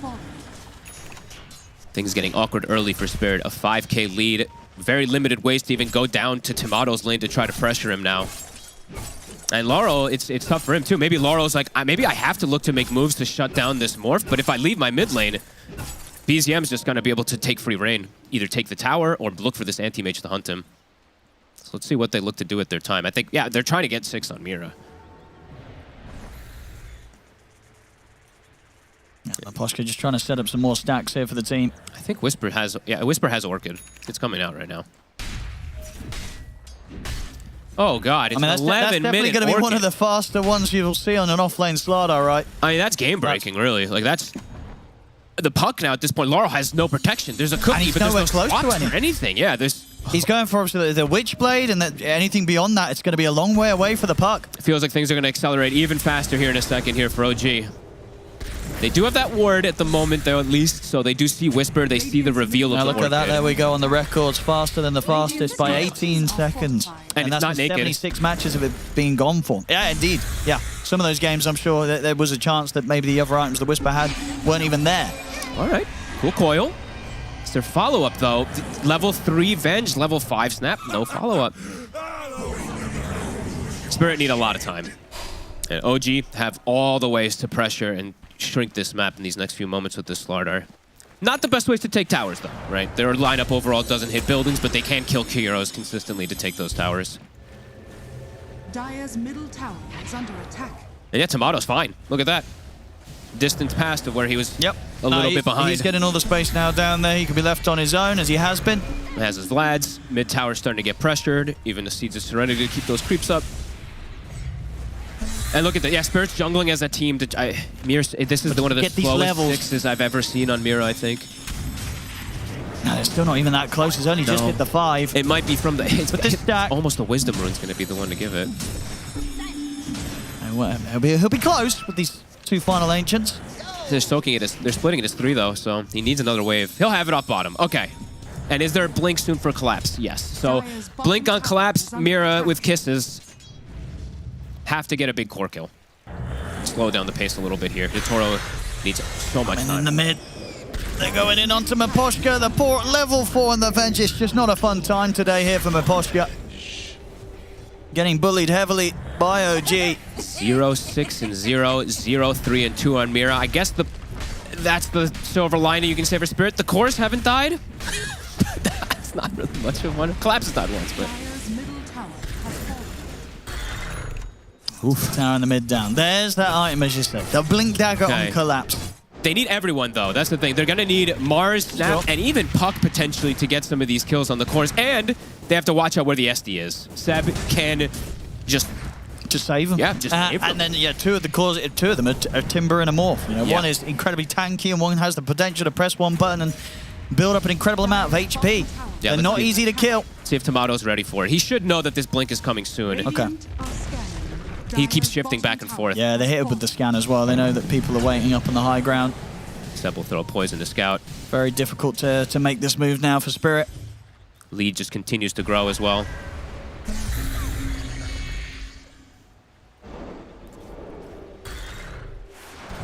Yeah, Whisper very close to his own Blink Dagger. On top of that Phase and Orchid. Still no 6 for Miposhka. I think this is one of the first times I've seen this. The second Wisdom Room gets taken and the 2 supports aren't 6. It's wild. But Mira's 6 though. Yeah, Mira's 7. We've got Mira in the ultimate territory. Yeah. But swap is pretty important. Like the panel was mentioning, that's one of the things that could work is just this massive repositioning to stop an SD save, but love to see anyway if they can connect. Well, they want to go top to maybe see if anyone was setting up from OG to make a move towards Yatora, but as it is, OG don't have anyone up here. OG's chilling. They're farming. Unlikely that they'll find anyone with the remainder of this smoke unless they want to make the move all the way over to OG's triangle, but they may not even have the time to. So not getting anything, unfortunately, with this move that they try and make immediately off the back of this Blink pickup. So, yeah, I mean, OG at this point, they know that Spirit's going to be looking to make these moves. Look at BZM, confidently just charging into the entire squad. And they can't do anything about it. And he hasn't even built like the tanky items yet, right? He's built like you usually see the Kaya or the Blink rushed on his Timbers. He's about to have Eternal Shroud now too. This Timber might not die. Are they going to sell Ferrari? They're in with the arena. They will get him. They're going to lose. I mean, the question is if they can all get out. The swap's there from Miposhka. So Maposhka will put himself into the harm's way as he goes down. The blink's there in time. Collapse will make it out. But BZM, he will be happy to dive around these tier 2s. Tease around with them. It's a 1-for-1 trade. Yeah, I mean, considering the state of the game, they probably take that. Yep. But it's not going to feel too great for Spirit. And you know he hit 6 literally on the exact amount of experience. 0 XP, level 6 on the bench to save Collapse. Down bottom, they're going to try and go for the setup onto Collapse. Nice move there from Tomato, using the Spear against Collapse. Is there enough damage to be had with the poison stacking up? There certainly is. Seb claims the kill. Damn. OG is dominating this game 1. This is some crazy stuff from them. And AM just needs... I mean, this could be one of those games where it's the AM farming on the opposite side of the map to never be able to destroy. Will the game end? Will the game end with the legendary 0-0-0 scoreline on the AM? No, Yatoro will jump in and die at least once, right? We'll see. It's looking rough. Or maybe he'll get a kill. Can he find one? I mean, if the comeback's to be made here by Yatoro's anti-mage, this will be the most legendary anti-mage comeback of all time. Absolutely. So we're all for it, but I don't know if we're going to see it. I'm not seeing, and I'm seeing the map shrinking very quickly, right? BZM, the towers are going down. His build is the unkillable build, so he can start bypassing these tier 2s and just look to pressure and accelerate things more. And Tomato and Whisper, they're going in on them. They'll take down Maposhka. The Dream Coil is there as well as the arena. They've caught Whisper. All right. Whisper is gone. A stolen coil. Ari. And Tomato's looking to lead him potentially for more. See if they can get anything in. Else here. Collapse. He's able to get the spear connection. Cut the shift off. Tomato. Wow. It looked like he was shifting Agi. I guess he got it off right before it hit him. And there we have it. Yeah, a little bit of it. The beginning of the potential comeback here. Yatoro gets involved. He's picked himself up in a assist. And I look towards Tomato. They've got the setup with the spear magic missile. Do they have the burst? The cookie in. He's getting low. But the stolen tree coil is out onto the 4 of them. BZM's able to step forward. He'll miss the timber chain, but the backup's there from Ari as they'll burst through Mira. Oh, I was about to say, the stolen coil is scary. Spirit, they'll back up beyond the tier 2 tower. Just the fact that they got hit by that 4-man stolen stream core, they only lose 1 of them. They'll take it. He lives close. They're bringing down Tomato. He's on point with his shifts. I think he had vision for a second there, but either way, instant shifts. That was beautiful. But close. Signs of hope here. Very small signs. Small signs. If they'd sort of just 1 extra and done on one of those heroes or something, a little bit more damage, they would have killed Tomato. It's close. Radiant's bottom tower is under attack. It's all right, back in action. Of course, as we saw during that fight, the previous one around the tier 2, he got the gold for his battle fury, so his farm will now start to pick up.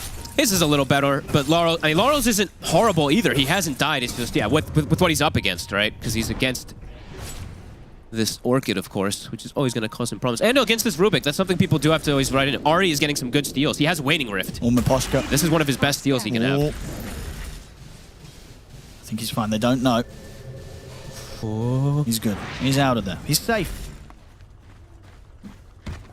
Yeah, but they're hunting. Ari with silence, they have kill threat on anyone, even the anti-mage. If he gets Coil or Waning Rift, they're always going to be able to kill these heroes as well, too. And yeah, they're just swinging across. Mira and Maposhka could be in trouble. Mira. Quick. He's gone. Another one for BZM. Continuing the kill streak here. Mega kill, 5-0-4. And Whisper set up for top already. Toro. He's out with the blink.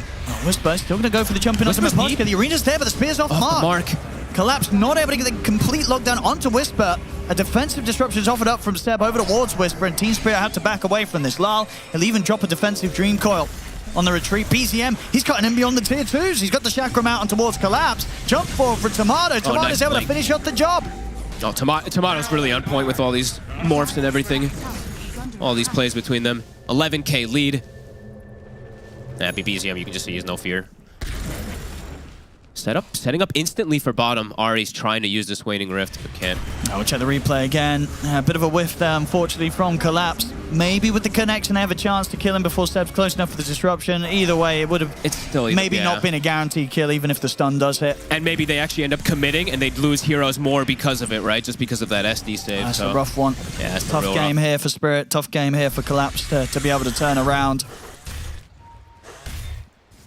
Dire's top tower is under attack. Laurel still far away from Blink, and yeah, their whole draft just very lackluster on damage for quite some time until those items start coming out. Even killing this Tormentor is tough. Yeah. They'll get it done. Always helps to build morale. Get an objective. Nice sort of team bonding activity. Hey. Oh, Yatoro. And it's a pretty good shard that they get, to be fair. The Venge one is nice, that bounce.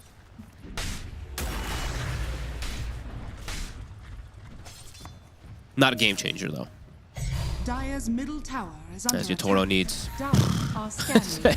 Yeah, there's so much time and there's just not really space. The warding that's been coming out from OG has been excellent. I feel like I haven't really seen many D wards. This deep vision is literally seeing everything. And Tomato freely taking towers. And smoke from Spirit. Yeah, they want to try and catch them a little split. Dire's bottom tower is BZM's going to head out with the TP. They may get Ari here before he's able to successfully back off. So if they can get him with the range for a swap back or a coil, they'll jump in with the Waning Rift. They'll even just drop the kisses. Coil as well. They have to drop a lot, but they do get the kill. Says the state of the game, you know, you have to just drop coil and kisses for that 4 position, but got to take what you can get at this point on Spirit. Just taking down one of them gives potentially that little bit more time for the game to keep going and OG not to be in a position where they're ready to approach the high ground. Then Yatoro gets a bit more time to hit the creeps. There's definitely some mind game. Tomato is doing, I'm watching him inside lanes. He's just going agi strength back and forth. As Miposhka. Farewell. With the gem picked up by Sab, so able to shut down the vision even heavier now.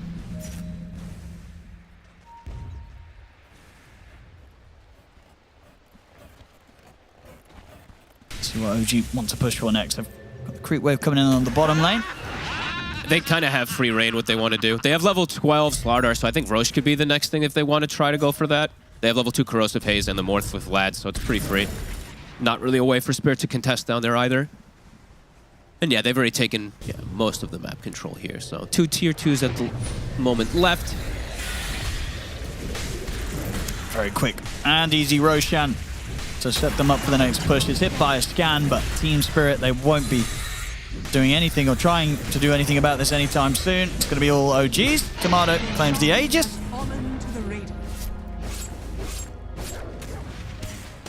Toro still about 1,000 gold or so away from his Manta recipe in that completed Manta style. They can force on OG. They can start just pushing. They can even go toward high ground now at this point. At least just start threatening heroes back to base constantly. top tower is under attack. And Yatoro will just try his best to be as efficient as possible, as sneaky as possible, get all the farm he can. This is just how he has to play. Dire's bottom tower is under attack. The rest of the side of Spirit just is looking to probably cut creep waves and stuff just to prevent this OG push onto the high ground from coming in. But not easy. OG, they're ready for it. Yeah, they're getting in position to be able to shove both waves up to the high ground here with the mid and bottom, approaching the tier 3s. Yeah, Tomato, he has the backup of Seb. Seb has a Blink Dagger. Swap into a spear. It's not really going to do a whole lot, Tomato. And he does not care at all. And in fact, BZM, he's looking to dive. Pretty deep here with the Timber Chain, ready to hold their own on the high ground. BZM, he's in again. Burst collapsed down to pretty much half of his HP. Seb will drop the ultimate. Collapse keeps his distance. They've forced everyone back now. Slardar is also taking care of that top lane. OG probably won't look to reset here a little bit. Tomato has Shard as well now too, so he has double ways to protect himself on top of the Shadow Demon. And he'll heal back up. And now Spirit, since the AM had to return to base, the pressure on the lanes is gone at all from OG, and now they can look to pressure again in a second. Whisper sees a target. And he goes for it straight away. The jump's there, nothing to be done. What, 3-shotted almost?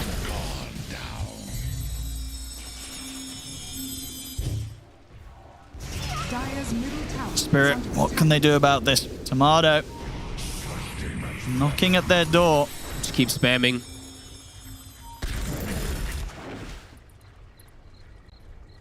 Trying to push these side waves out as much as they can.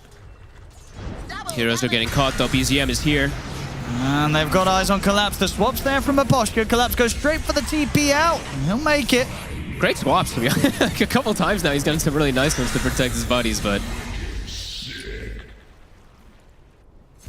0 and 10. Manta's done on Yasura. Try and get that Ags next so he has something to throw out. Look at the trap inside the... There's a ward top, a ward, another ward right below it, Whisper's another one on the right. That's pretty deep here from Whisper, but he should still be fine. They'll try and settle him further. They've got the kisses coming in. The disruptions there from Step. He's very low though, Whisper. He's still alive. Full mana. And Yatoro commits in to get the kill. Jumps forward to finish him off, but now Yatoro's in a bit of a dangerous spot. The Blink's back up in time to get him back out. That Lotus, that was like a full heal on him. All right, Whisper overstepping his bounds a little bit there. You have to throw everything on top of him. I think kisses were stolen by Ahri in the midst of it too. And oh my God, that's a Hex on BZM. 26 minutes in, seeing crazy item timings. Collapse. What a disruption. It's going to be there in time. The Hex is out onto Collapse. Collapse, he's gone. Wow. Tries his effort there to get the catch, but indeed with Seb in position, the save will always be coming in. That was mid-spear too, right? He was still inside of it as he gets the disruption. That looked pretty cool. And yeah, great itemization from BZM. Hex and Orchid for this puck and this AM on this lineup. 25 seconds without Collapse. The Hex there. The swap here, they're going to try and go aggressively onto BZM. They swap him back under the tier 4s, but Seb's in with the disruption. Yatoro, they're going to burn through with the majority of the mana here from Tomato, and Yatoro's considering his next target. He'll look over towards the Morphling, but he gets caught by the bashes of Whisper. He has to split back up, backs off under the tier 4s. Collapse gets caught once again on the front line. Cookie's in, they're taking the Aegis out of Tomato's hands. Was BZM? Oh, he gets him. There's no chance to kill BZM though. Oh, maybe there is Yatoro! Okay, he gets the kill. But he's losing his teammates. Can Yatoro do this? He's going to go over towards Step, but the Glimmer Cape is there. Tomato's there, though. And he's going to turn over towards Tomato. They've got the Cookie in on towards the Morph. He's losing his mana. Yatoro able to focus Tomato down here with the illusions. Tomato's getting low. He's cleansed up. There's a heal coming in. Can Yatoro make another jump? He's looking for his target. He's going to head over towards Ahri. Tomato with the stolen spear is there. In fact, it catches him and kills him off. Ahri with the outplay. Ahri is playing like a beast. And there's nothing for Mira to do there. The last one left alive. They're all dead on Spirit. Tomato and Ahri, they get back on with the push. Back onto the mid barracks. Those were some insane steals from Ahri. He steals the swap, almost potentially saves BZM, steals the spear, finishes off the puck. Then at the end there, he gets that spear to latch onto the AM on the jump. Really cool stuff from Ahri. Great teamwork from OG in this game. They give a couple kills there, of course, but Tomato, he's able to stand his ground. He is, and he's got with a full butterfly coming out now. The Spirit, they're holding on. They're holding on, they're playing on. I mean, Yatoro, I'm sure he's telling them he's got this. You know, there is the belief, there's the hope here from Spirit's side that Yatoro can somehow turn this game. And then he sees the butterfly and Morphling, and he's like, and then he okay. He's Let's like, go guys, maybe not, yeah. We'll see. See if Spirit can give it one last go here. OG's not getting off the pedal, though. They're just going to keep pushing in. Tier 2 still to be out on the top lane, so they can't look for the mega creeps quite yet, OG.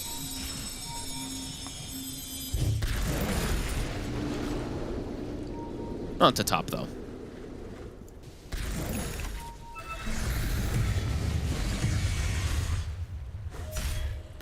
Whisper.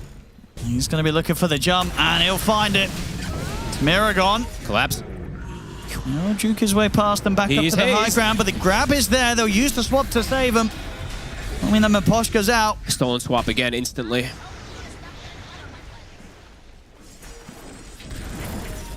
Yeah, now poor Yatoro needs his Aghanim's, an MKB, and way more to be able to ever stand his ground also versus Tomato. Wave continues to get shoved, though.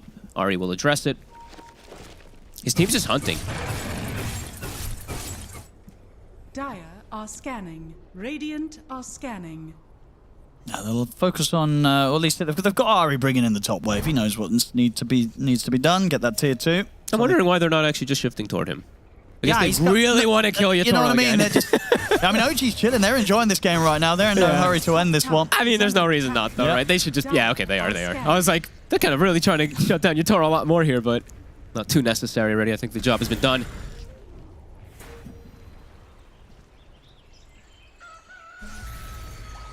Having a good time here. Of course. This has been a very nice game for the team as a whole. Honestly, whoever made the call of the Slardar and then the swap the Timber, it really was absolutely massive. Just seems like it completely broke Spirit this game. Yep. They were not ready for that. A full Daedalus now too. Tomato just going for the stand your ground build versus the anti-mage. He'll kill him in seconds now. One more smoke here. Right. Could be the last one from Spirit. BKB on Laurel. BZM with Not the skill the one rune you is... want. Yeah, you're not touching this, lad. Not him. Base ward. Whisper just running in. Ooh.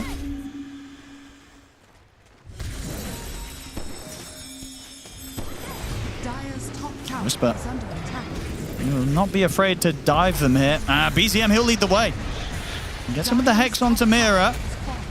Keep the haze going, so they've got vision of the puck. BZM, there's a coil just onto the Timber alone. BZM will quickly walk it off to snap it away. That's Megas. And indeed, the Mega Creeps are out here for OG. Whisper, he's ready to start looking for kills. He's in with the crush onto Yatoro. They get the follow-up Hex. They're in onto the anti-base. The swap's there from Aposhka. Collapse will drop the arena. Yatoro will get back in. He's focusing Tomato, but the stolen swat's there from Ari. Gets Tomato back out to safety. Tomato's immediately ready to waveform back in. GG. Kill off Yatoro. GG is called. OG. That was so clean. Wow, that was sick. Like, everyone played so well. Their draft worked out well. The individual plays, like, Ari, I mean, definitely big smiles on him. Some godly steals from him, but holy moly, what a game plan. BZM very happy to bring the Timber back to the mid lane. He did a lot with those early moves. Aced the matchup. That first move down towards the bottom really started to put a bit of a spanner in the works for Spirit in an area of the map in a lane where Spirit were having a somewhat okay start. And then from that point onwards, it really was just all downhill. BCM looks like he had a hell of a good time. Look at this. I don't think I've ever seen him so animated. I mean, yeah. What a victory here for OG. And I'm not quite sure exactly what that means for the standings, but I think just this one win alone already puts them maybe at the top spot, if not in a very, very good point in this groups. Unfortunately for Spirit, though, this was not the result whatsoever that they were after. No. Going back to that draft, maybe that anti-mage pick just really did end up working against them. It looked to be good at the point it was picked, but OG, they just had the answer, Fog. They really did. This anti-mage pick at a point of a draft where a lot of teams would crumble. The exact opposite happened in this case. Yeah, and honestly, Tomato's morphling is definitely something that teams just all have to be looking at. We saw the stat line before the game, 31-14, I believe it was. Another great KDA this game. 11-0-10 after getting that level 1 pressure. He didn't feel any, it seems. What a game. No, some fantastic stuff here in this game 1 from OG. We'll see if Spirit can make it a bit of a closer game in game 2, but as it stands, OG coming in with quite the stomp with this game 1 victory.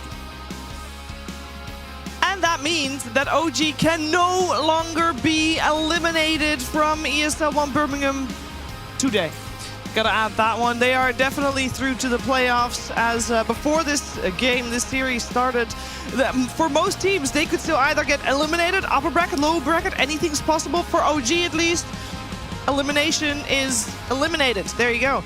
And quite the fashion as well. I mean, Tomato might not have had 30 kills and not even 31, as T-Gov wanted to see, but it was definitely impressive showing from the whole squad. I feel that they, with that last pick, Jenkins, that Slardar pick, and then pivoting the Timber Saw to the mid lane, I feel like they just got Spirit's number.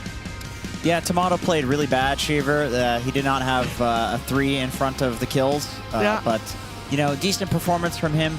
Regardless, the stat morphs were insane. Like, I want to go back in the replay and see what sort of vision he had on those, because, well, maybe T-Governor will do that for us. Oh, don't be jumping ahead now. All right, let's keep ourselves contained a little bit. You talked about Whisper, the Slardar. He dumpstered the lane. Yatoro had absolutely no business playing Dota in that game. That looked like a pub anti-mage. And this is Yatoro we're talking about. The rank 1, the god himself. And Whisper made him look weak, like nothing. Lacoste, it was a very one-sided affair. It definitely was. This last pick, Slardar kind of nailed it, ruined anti-mage lane completely, but also other things didn't align for Team Spirit. First, their XP rune gets stolen, so that was nicely done by BZM, so he wasn't able, the 2 supports were not able to play the game. I did mention the combo that they had with the Snapfire, but Mira, he was getting caught like multiple times in a row. He didn't have that level 6 early on, so kind of difficult. Like, where's the damage gonna come from? You need, Vengeful Spirit doesn't have that damage. Your offload lane, has limited amount of damage, especially if there are these clutch saves that came out multiple times from Seb. So kind of rough game from Team Spirit, and they will need to reset. They will definitely need to reset. I think in a game like this, I would imagine Team Spirit did not have a lot of vision this game, and maybe that is T because of our Gideon award of the game.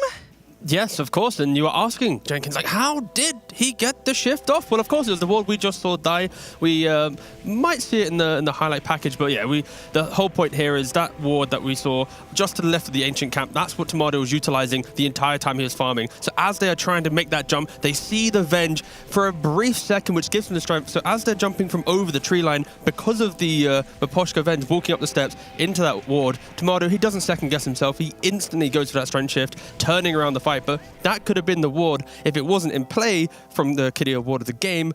He could have died and maybe put momentum back in the side of Team Spirit. But because it was there, he hits the strength shift, doesn't die, game looks good. I think that's good presence of mind to see the Venge and then use the stab morph, just knowing that like the instant spear is going to come out from seeing the Venge. Because if you see a Venge and you're a Morphling, you can easily morph before she stuns you, right? So if that's the only hero you're thinking of, you see her on the vision, it's like, whatever, like I can get it off eventually. But he's like thinking about the entire game and like what's happening if the Venge is running up, which is also just respecting your opponents. You're playing against Team Spirit, but Pushka's not just going to run in there unless there's already Collapse on the Mars like ready to go on you. Yeah, it was a very well played game from OG, and to further highlight that, we want to take a closer look, Lacoste, at the position 1. Speak now, Lacoste. Analyze. Predator, head-to-head. I want to point out, we want to show the damage, most importantly, between two carries, Tomato and Yatoro, tower damage. That's going to be the big one, because it shows the state of the games. Because sometimes this was 18-pick anti-mage to counter the Morphling, but Dota is such a more complex game, because you have that 24-pick, you counter the enemy carry, which allows your carry to have a pretty good game, and these numbers are big difference. Anti-Mage, as a hero as well, he needs a lot of time to come online. If he had 20 more kills on Morphling, Tomato would break that record, but overall, big difference. Like, shows you that they were never across the river. He didn't deal a single instance of damage to enemy towers. Yeah, all the towers were still up the whole time. Is it also with Illusions? Normally you push out a little bit, but it seemed like OG had that on lock. There was not even a threat of split pushing. Yeah, this type of game, you don't really have that ability. Because the Timbersaw moves the bot and pressures the Mars, the Puck doesn't really have anyone to kill. On top of that, you have the Slardar who shut down the Anti-Mage. Every core is kind of had a domino effect of I need someone else to make a move, but no one can make the moves. So I think it's just, incredible draft flex from OG to push the Timbersaw to mid to get that Slardar. And then, of course, Tomato, he has a great game, but it is from the Timbersaw and the Slardar, plus the supports who have just kind of brought it to life. And that's kind of how OG often does win their games, is kind of that little bit of creativity to kind of just break some of these more traditional drafts to some degree. Yeah, and there was a big breaking of traditional draft, breaking of traditions. That's what we don't do here with our rundown here, because our tradition is at this point that we check in with Pyrian Slacks, and that's exactly where we're going. Pyrian Slacks? Was that? Cheats? You're the same person. Get the name Just go right. on, do your thing. I totally Right. said Pyrian Slacks. You said Slacks. All right. Part of my stupid job here is coming up with content ideas. So to put a twist on it, I've come up with the worst content ideas possible. I'm going to run them by you quickly. You let me know which ones you hate the most. Which ones you think, actually, that might work. So, first up, puppet show. Will What do you work. think? A Dota puppet show. You don't like it? No, I like it. It's not off. really. All right, What? strip No, Dota. What do you mean? The game or? I already do that. Strip Dota. Do you mean instead of strip poker? It's off the list. It's too complicated. Fight to the death. I like Just that. pick two players, one's fight good. to the death. Yeah, Good that's You like perfect. this? Tiebreakers instead. We'll instead put of that on the tiebreakers. maybe. That's We'll put good. that on the maybe. This is Shiva's horse/car/foot race. No more detail was given than that. Jenkins wins as a knight, as a king. I think he would a race definitely is win. nice. I think the car would win. Horses are way slower than cars. Put a No, it's question not mark. like that. I'll put a Like question you mark. give everybody, you do basically Mario Kart in real life. All right. I don't want to hear A boiling pot. You get a pot of water, you slowly heat it up. The first player to get out loses. This was also Jenkins' idea. Is What do this we think whilst they're about playing? boiling pot? I think that's a good idea. You Nah. like? No? No, All right, no. no. Medieval Next. torture, yes. For Dota, not as Cat much. versus dog 1v1 mid. They get to choose whichever hero they want. No couriers. How do they choose? How? If it takes that long to explain, it's out. The logistics Our on that tours. Arteezy takes you on a tour of a city. We Has call it our already tours. happened. He has some free time though right now. Yeah, so We have done. We actually, That Slacks can actually work did now. that at TI8. We've He'll actually take you to used the that one, believe it or not. Correct. Correct. Farming on a farm. Oh, I like that one a lot. Ooh. Yeah, Anyone I else? think that's Well, I like that, but that was my. All right. That was I Jenkins' suggested that idea. one. Apparently, he tried to make it happen. His brother owns a goat farm. No, they all Start died. on time. Syphilis. Start on time. That's never going to happen. Impossible. We're just going to Never gonna scrub that happen, one out no. right now. Draw the team logos with banana peel. These are actual ideas, by the way, that people have put forward. Draw team logos with banana peel. I just wanna hate see that how- idea. yeah. I'm going to scrub that one out. hate yeah. A couple more. Staring contest. Oh, I like that. That's a good one. Yeah. Really? All The right. Dota players would be very good at that. Rather than a coin Unboxing toss. empty boxes. What's the competition part? I like it. That's I think the whole idea. I think that's subversive. Great I idea. don't I know think how this that's might be the competition. best I one like so that. far. No. Yeah. Monkey tennis? They're don't get it. just monkeys playing tennis. Sells sounds pretty itself, good. really. That sounds So, pretty good. coming up with good and bad content ideas, very difficult. Very difficult. These are a selection of the worst. I still think Slacks could probably make them work, but I'll leave it up to you and the audience to judge, and I shall bid you adieu. All right. I guess we'll see a fight to the death tomorrow. No, we won't, guys. That won't happen. What will happen is game number 2 of OG versus Spirit after this break.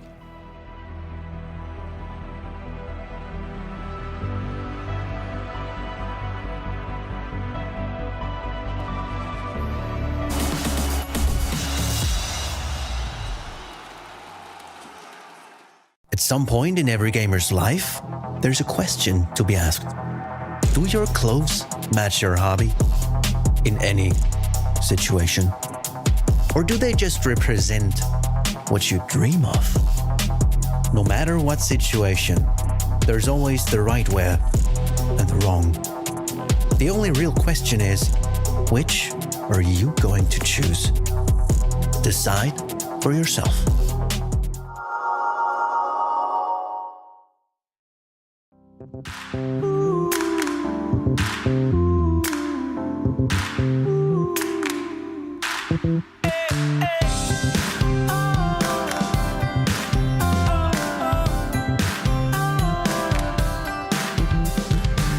Take on the world, let's begin.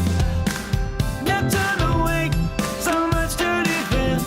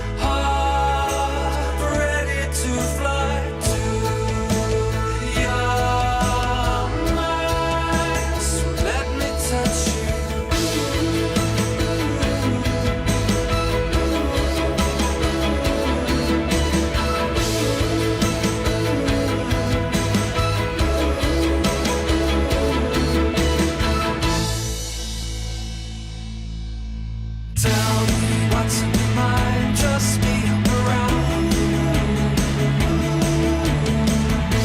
You can't let me down, so baby, come round. What's on your mind? Trust me, I'm around. You can't let me down, so baby, come on.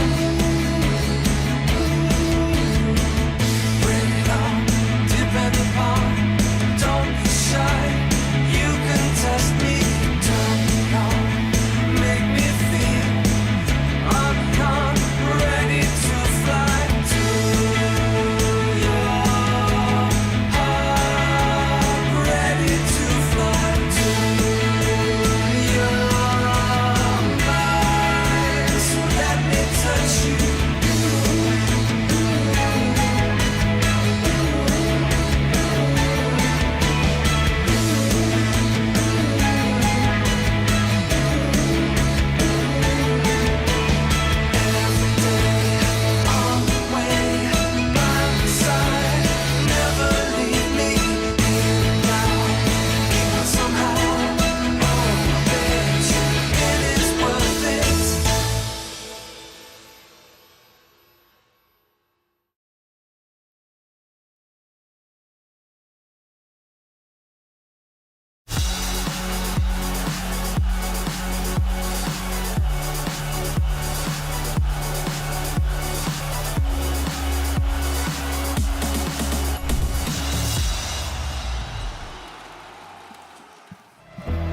Welcome back. You're watching the group stages of ESL 1 Birmingham, and we have Team Spirit versus OG. OG won game 1, and that means they are no longer able to be eliminated out of groups, so we'll see them in the playoffs. Whether they are upper or lower bracket still depends on games being played out right now, including the one that you are about to watch on this very stream. Team Spirit, they were 4-4. They've tied every single series, and if they do so here, they have a good shot of not getting eliminated. However, they also still have a good shot of getting eliminated if they lose. So there's a lot on the line here, and there's also a lot depending on still results being played out right now. So we'll see where we go from here. But what I do know is that we are about to watch some top-tier Dota 2. So the draft is on your screen. We got Team Spirit on the Radiant side, second pick this time around, and they don't ban the Bane this time around, meaning we are getting treated to a Seb Bane. And you see the win rate being 8-5. A lot of those wins are in the hands of Seb, so that should be a treat, but it also should be something Team Spirit is prepared for, as it is a hero that is on their radar. I'm joined by Lacoste, by Tigov, and Jenkins. And Lacoste, going into this second game, any specific adjustments we would like to see from Team Spirit, or things you'd like to see from OG in game 2? I want to see Yatoro on a hero, on something explosive, something that comes online fast enough, unlike Anti-Mage, who needs the farm up. Always feels like he needs an extra item, never ready, especially when playing from behind. And I also want to see, when playing against Bane, some like small instances of stuns, some silences, whatever, something that can disrupt this Fiend's Grip, because it's a very powerful tool against enemy carries. Yeah, I think when you see a Bane on the enemy team, you just need to respect the idea that post-laning phase, his Bane will be exploring the map, utilizing his Nightmare, his Fiend's Grip, controlling up 2 heroes. Once he maxes it enfeebled by an early level, the core just won't be doing that much physical damage, and he is just a nuisance in these early fights. And of course, as the game goes late, the BQ Piercing Stone with his ultimate, once he gets Aghanim's, even harder to cancel in this hero. If you don't just respect him, the game just seems to become like the Bane game the entire time. Yeah, Bane is great on a guy that is like on the team that wants to set up the kills. And I mean like on the player, somebody like Seb, who's like, all right guys, like here's how we're gonna initiate, you know, just finding the little openings on the map, then your young guns can like show up after the fact and do their cool button pressing and stuff. Like this lets Seb play the sort of captaining role from the 5 position really nicely. Yeah, it used to be an old school combo was IO Bane, because the IO would always be tethered to some big kill hungry hero. The Bane would find heroes by themselves isolated. You relocate in, you get the kills. We don't really see that combination as much anymore, but I think OG's twist on the Bane, like Jenkins was mentioning, is that like Void Spirit style, kill hungry. You find a hero, within a matter of seconds, they're going to be jumping in as well to capitalize on whatever you find. Later on the draft, I'm maybe looking to for some BZM Invoker, because I've watched BetBoom play during the Elite League in a game where it didn't matter, they were already eliminated, but it looked really, really good. You could also potentially play this Bane from a mid lane, because I know a lot of players have been toying with them, and then if you have some position 4 Invoker, that could set things up, but most likely this is going to be a 5 Bane for Seb. Yeah. And we are not going to see Fiend scripts stolen, because they remove the Rubik, protecting the Bane there as well. Of course, it's OG that gets 2 bans on the board during this phase, as we see them taking a little bit of time. Speaking of taking a little bit of time, I feel like Team Spirit has taken a lot of time in this game already, with only 46 seconds left, and they had second pick. I feel like that's a long time to be thinking about the things that they've thought about. Not super surprising. I mean, OG is a difficult team to draft against currently. I mean, if they weren't winning, then maybe not. They pick a bunch of weird heroes you have to ban out. Then you also have to ban out the meta heroes as well. BZM is very good at... I mean, their whole team has all their specialty heroes. I want to see some kind of a save against this Bane. Tusk comes to my mind because it's a flex pick for Team Spirit. They play it from position 4. Miposhka also does play it when it's paired up with some range carry, but I want to see something, something that can disrupt this Bane. As you mentioned, Shiver, they banned this Rubik, Shadow Demon already gone, and Morphling, giving respect to Tomato's Morph. Give me like a Tusk Willow. Willow position 4, your Tusk 5. I'm down. Even like Techies as well in the position 4 could be pretty good. They go for the Willow here, but the reason why I was thinking of Willow is I think Bane, as soon as you go to laning phase, you're playing on your Brain Slap, your Nightmare, you're just trying to right-click the entire time. If you ever step up too far, you get a Bramble Maze down, a Spear or a Buke pushing you into multiple different routes, additional damage. You can't step up and be the lane winner that a Bane is, and I think following that point as well from Lacoste, if you throw a Tusk in the 5 roll, that is such a kill-hungry combination, and that's why I'm very excited to see the Willow pick up from Spirit. Dark Glow has been underutilized, I would say, because this hero still provides you with strong laner, scales really well, especially if it comes down to mid super late game. You can still itemize this hero to be very annoying. Jinkyu loves to play it. He does itemize it differently, with the Wind Waker and stuff, but having Octarine Core lowering the cooldown with your level 20 talent on Bramble Maze as well. This is a good way to disrupt the fight. Kunkka, one of the strongest heroes in the late game. I know it sounds stupid, but when he gets to his refreshers, he gets Octarine Core, Aghanim Scepter. His core item is basically Aghanim Scepter. It's not the ideal item to farm up as your first item, but once you get it, your team feels super strong because you're disrupting the backlines for the enemy supports to play the game. Now I want to see Muerta for OG. I was thinking Muerta. I feel like that one is more of an OG pick, but I also was thinking maybe this will be their first Mirana pick of the tournament. Bane to set up, Kunkka to set up. It seems very good.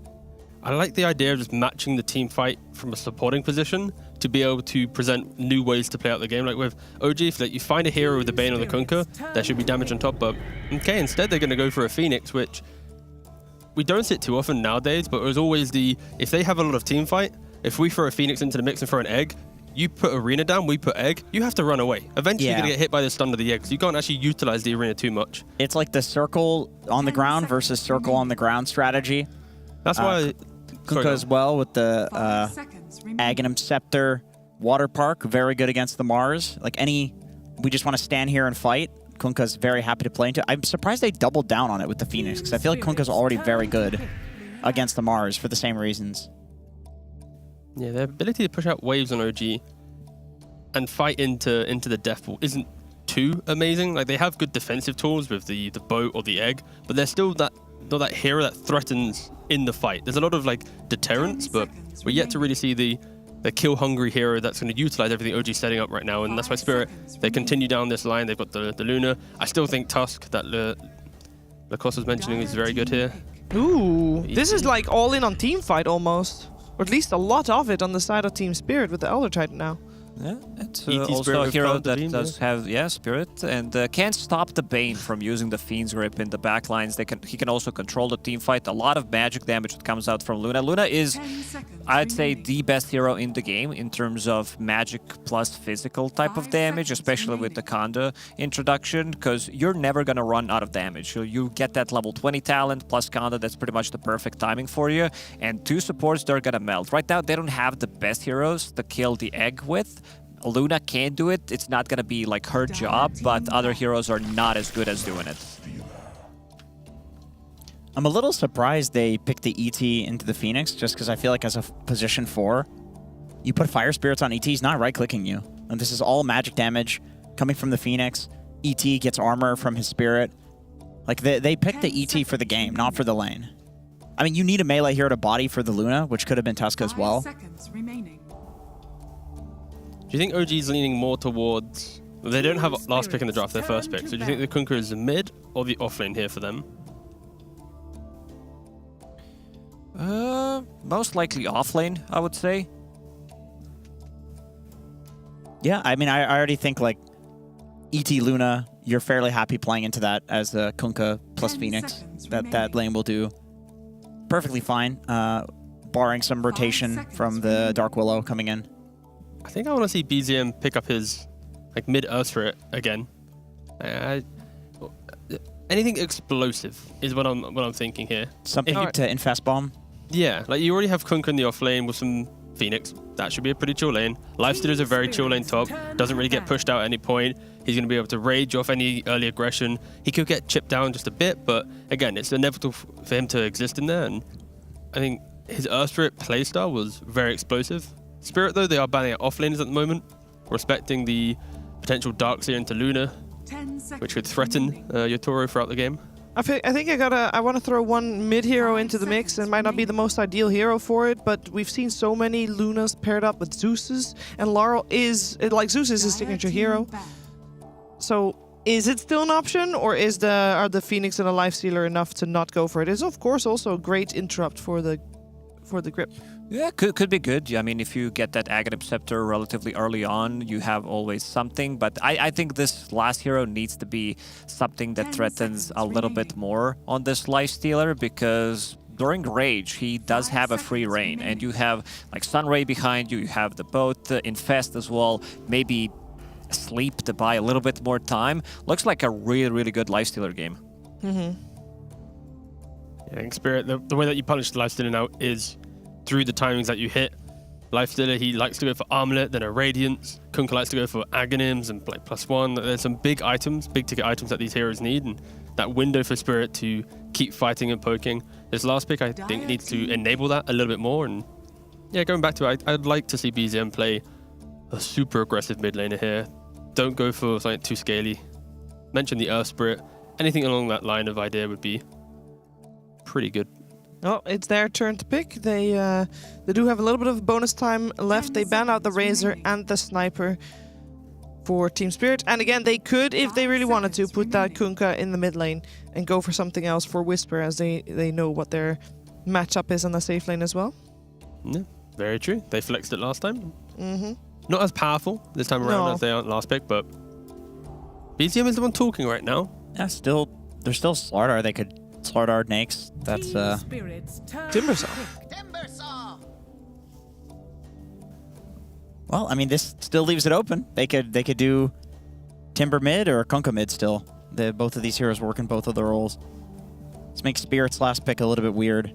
Yeah, this doesn't look like one of those picks where Team Spirit's going to be like, we got the value out of our 24 pick, because I'm not seeing that hero that's going to be like, gotcha. It's never going to be an easy game into Lifestealer, Timber. There's a lot of control from Kunkka, Bane as well. Yeah. Storm Spirit. Yeah, with OG's lockdown that they have, it's a Fiend's Grip or maybe the Torrent Storm Torrent combo. It's not the best lockdown, and Team Spirit, they lean on that and go, okay, well, sure, you have this really good Lifestealer game, but if we're always able to find the Phoenix or find the Bane with our Storm Spirit to start the fight, paired with the bonus amps from the ET Aura or the jump from Collapse, it is going to be pretty devastating. I think this is going to be a very aggressive game coming out from both teams. OG, a little bit more scaling required for them to play into the entire map. And for Team Spirit, it's going to be about the moves that they make, the pickups that they have, the jump that they provide, and make sure they respect Tamado and him being the inevitable raid boss of this game on this lifestealer. Are we having, do we care if it is Ahri Bane rather than Seb, as we now see that it is the other way around than what we initially thought? Or both play both heroes great? I personally prefer Ahri playing a little bit more of a kill-hungry hero, but on Bane, with the correct mindset that we we're talking in the pre-show about finding heroes and looking, if he's a killer type 4 player, then if he's on Bane and his team's scaled and ready to utilize that playstyle, then he will be able to replicate it on the Bane. So it's not going to be the craziest change-up for heroes for him. I do remember a couple of patches ago where people were playing Bane into Luna as a position 4 when Enfeeble was really broken. You would just max Enfeeble and put it on her in the whole laning stage, and she just can't CS. Like it was just a hard counter to these, like, honestly, it was a hard counter to like most carries. It was 60% win rate, something like that. That might be the play here. Maybe just get it like level 1 and then start getting the other abilities in the lane. But I think this time around, both teams, like this is going to be a much more even game compared to the previous one. OG did dumpster Team Spirit in the first game, but Team Spirit drafted themselves a draft that is good in the lanes and also has a lot of kill potential coming out, you know, these like 10 minutes into the game. We talked about, you know, every single time with Luna between 5 and 10 minutes once Storm Spirit gets level 6, having that extra lunar damage available for him, he could go for some of these solo kills because that aura provides you with 20 damage once it's maxed out. Yeah, that is crazy. I also want to highlight once again that it is now confirmed that if OG win this upcoming game, they will top their group. And I also want to point out that if Team Spirit loses, there's actually a very real chance they'll be part of the eliminations here. So a lot still to play for. We're going to find out how it's going to play itself out. We're heading over to OD Pixel and Fog for the game. Thank you very much, Shiva. Yes, it is time here for Game 2 between Team Spirit and OG. The draft's complete. Fogged, are we going to get a closer game than Game 1? Yes, absolutely. I hope so. I hope so. No, we should. No. I mean, as impressive as the stomp is, you know, we can only watch so many stomps. Yes. We want to see some back and forth. We want to see some fighting to death. That was one of our first stomps that we got. We've got a good amount of like 12k swings back and forth and stuff like that. So that was a stomp. I think this one, it's much more like the lanes are much safer across the board. There's no like, oh god, I'm just going to get dumpstered and then there's no game to play. They have really cool kind of switch-ups that I see happening because if you looked, it's not Seb playing the Bane, right? It's Ahri going to be playing that Bane. And I think perhaps the reasoning is because he wants to ensure that this offlane gets something. What I've been seeing a lot of time versus these Lunas, the offlaner just gets demolished in a lot of these matchups unless it's like a Slardar actually. But so let's see if their slow switch-up will make sure Whisper gets stuff. Because it is just, yeah, Bane, one of the strongest laners, of course. Still a very strong lane bottom, though. The ET plus the Luna, double benefiting, of course, off of this damage. Yeah, and what do you make of the finish for Spirit this time with their draft with the Storm Spirit here in the mid? There's limited catch. He has a way to get into backline, of course, and then he has vision in back. I think that's the important thing. When you're playing with ET, you're always going to be able to get vision over there to get the jump, and it amplifies everybody, right? Storm is a magical and physical hero, kind of similar for Luna in some aspects. So you just throwing your Spirit out, your Storm has kill threat, especially at nighttime. The Luna aura being given to a Storm at night with all this stuff, it looks cool, and it's one of Laurel's favorites. Let's see if both carries at least able to find a bit of an easier time in the lane last game. Yeah. Both were certainly bullied on the first few minutes of laning. Looks like they both should have good lanes. Yeah. Mid, this is the one I'm going to be looking at mostly. I think that's also why Laurel wanted to Storm. Yes, there was like limited stuns, etc., going for backline, but he also knew his matchup. It's 3 melee cores. It's guaranteed to be a melee mid, so it's ensured that he's going to have a pretty good time unless rotations come. The only one surprised by this is you. See, on the Knights of Floss able to get a fair few in. In fact, on the top lane, it's going to be Mira able to finish off Seb here for first blood. Very aggressive lane coming out from Team Spirit. One of their most comfortable ones that I haven't seen in a long time. I feel like I haven't seen Mira play his Willow in an age. Be able to catch that again here. Just underneath the tower. Mira able to chase him all the way down. Just got him on his own, it looks like. Nice build, of course, on Mira. You just see he goes straight stats. Of course, universal on the Willow. Double circlet, double branch. 66 base damage. Absolutely, more than happy to just sit there and trade with the Phoenix, especially on the early levels. The connection here, good use with the Spit. Gets pushed through a second set at the Brambles. Yeah, and they're actually messing with Tomato's CS a little bit up here too because of that big base damage. Tomato a little bit lacking on it. He's only got 6 last hits, so it's the nice coming up from Collapse. They're pretty nice. There's a solid lane combo here from the two of them, the Mars and the Willow. And at 5 minutes, of course, Global Lunar Blessing. So those lanes, if they do stick at those 5 minutes, they're going to be that much stronger as well too. Really making this lane very hard wow. to play for OG. And again, just capitalizing perfectly on these Brambles into the Spear. Every time the angle there for Collapse to push Tomato back through a second set of them. And Seb at the moment just not really able to offer up much to get this lane in a bit of a better position. It's a tough start for the safe lane duo of OG. Seb was going back to get the D wards and whatnot too, to get the pull open, and yeah, Lester just steps up too far. Spirit capitalizes instantly. Double bracers in the top lane.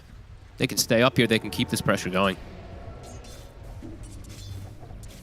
Lifesteal, he's going to be really far behind. This is not a... I mean, this hero, of course, is super good right now, but this is not a hero traditionally you want to be behind versus a hero like Luna. You want to be keeping that pace of farm. So if your lane does get troublesome, kind of difficult for you to keep up versus that Luna. Now you're Toro down here on the Luna, having a very, very nice time. As you say, Luna ET, it's going to feel like a very good lane, and a lane that can certainly punch very hard. Mid-Lal. He's cruising. Really threatening BZM. Keeping him very low. Couple of hits away from kind of pushing him over the edge here. BZM's definitely got to be careful, at least for him. The mana starting to fall low on Lal.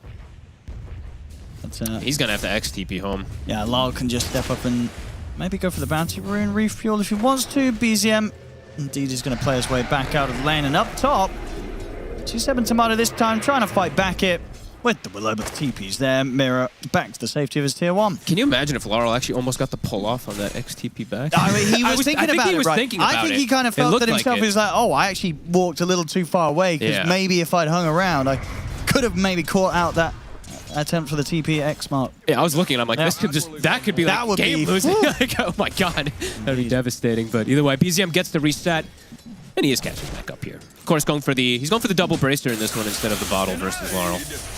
More standard for the Kunkas. Although we don't see this hero as often in the mid lane anymore. Yeah, BZM happy to bring back these heroes that we're seeing more in the off lane back to mid this series. We saw him do great on the Timber last game, and this game on the Kunkka, we'll see if we can also pull off similar levels of magic.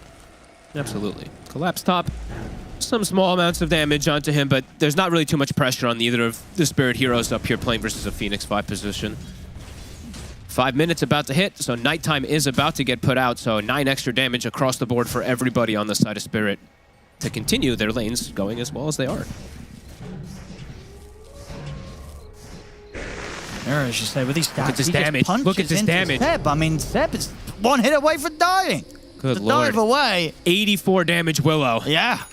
Come at him. Absolutely shreds him with these right clicks. And Collapse too. Look at his damage. It's pretty crazy. Like Tomato has like a 15 plus damage differential versus him. That's gonna cause issues. Again, Seb. Okay, he's gonna opt for the suicide. The suicide back to base still, but it's the fact he's having to do this and play as much time as it has been, where he's not been able to do much to help Tomato, is definitely leading to Tomato having this very tough start to the game. They just hit him. Look at the damage. Ooh. Okay, a little bit of a pause. It's coming out from BZM on the side of OG. 6 stick charges. There's a rebuke and a spear. Tomato? He might just be dead. It's gonna be close. Let's see if they land the spells. I mean, these two, they're not the kind of players to miss the spells, so let's see what we got from Collapse. The Mirror, the Brambles out. It's an easy kill. Spirit continue to crush this top lane. Crushing, I mean, all 3 lanes looking real good. Not crushing mid, though. BZM is holding his own. Level 6 actually acquired already. Power Rune this time will be claimed from Laurel. He gets lucky. Dire are scanning. And Yatoro, he's actually, he put the second point in beam. I've seen a lot of the Lunas just go like 1-1-3, but he's playing versus Timbersaw, so he wants to keep posing kill threat. So I like that he actually does have that second point. He can go back for Glaives after his maxing his aura.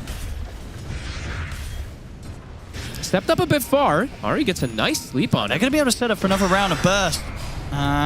Stomp. Oh, It's nice not going to be read. there indeed. Whisper popping that down, pulling himself forward, so he's out of the range of the stomp and in with the damage on towards Yatoro. And now, see if they can get Miposhka. Miposhka's low, but Whisper doesn't really have enough to continue chasing. So they'll lose Ari to the rotation of Lal. Can Lal find more from this? BZM's coming in with the counter rotation to sort of dissuade Lal from sticking around to kill off Whisper. So Whisper will be fine. Same time as this was going on over on the top side of the map. They're getting bullied. It's another kill again for Spirit on that top lane. Seb out of the game once more. That lane almost feels like it has to break. Oh, okay. It's got the Nightmare. See if we can actually threaten the kill here. No, TP out from Miposhka. Nobody else is around to put that to a stop. So Miposhka won't get the Wisdom Rune, but he won't lose his life. This top lane is really scary now. I mean, it feels is. like it's constant kill threat onto anybody that goes up. Seb at this point, he's level 4. He's got what? It's 3 deaths. 1 was a suicide, but either way, it's very difficult for them to help Tomato get any farming. Every time he steps up, breaks the salve instantly, and then just throws a brambles onto him as well. And now he's got to be a little bit careful. Rage on cooldown. 6 has been hit on collapse, so has to really sit back. Yep. I think BZM has to probably look to make some moves. How's his mana looking, though? It's not healthy enough.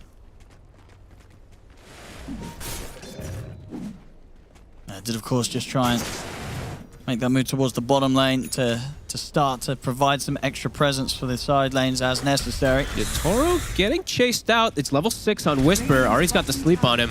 Chakram's already been used. Whisper's a bit low mana. I mean, Poshka's watching from the side. He's got the Spirit out and ready with a stomp. Whisper. Necessary. We'll see over towards the mid lane. Collapse is coming with a rotation and he's able to find the spear connection onto BZM. They'll kill off the Kunkka. That is the most collapsed rotation I've ever seen. Just run at mid. Runs at mid. He just leaves his lane for a second. Even though it's fine, he just goes and finds that opportunity. That was cool. Dire's middle tower is under Whisper low on mana. Still trying to catch Yatoro. structures are Even if he hits that one, I don't think they're able to finish him. Keep getting these setups. He's got the mana boost for this time. This time he can. He's got more than enough in the tank to blow up Miposhka. Nicely done. Now Luna just will leave the lane. Probably just jungle with that mask up. Okay, Tomato's actually been able to find himself some space. So because of the move from Collapse, he's able to set himself up there. Radiant's Catching up. bottom tower is under attack. But there's a big Mars. This is not the same Mars as last game by any means. Top net worth enabled with that Lunar Blessing is what I mentioned a lot in this game, of course, because it does matter. And very aggressive wards. It feels like a flip around from the last game almost. Spirit, they've got the aggressive vision down. They're keeping tabs of pretty much everything that OG is doing at the moment of chilling back and catching up in levels. As we see 2 cores jungling and the 2 supports taking the lanes to get their 6s.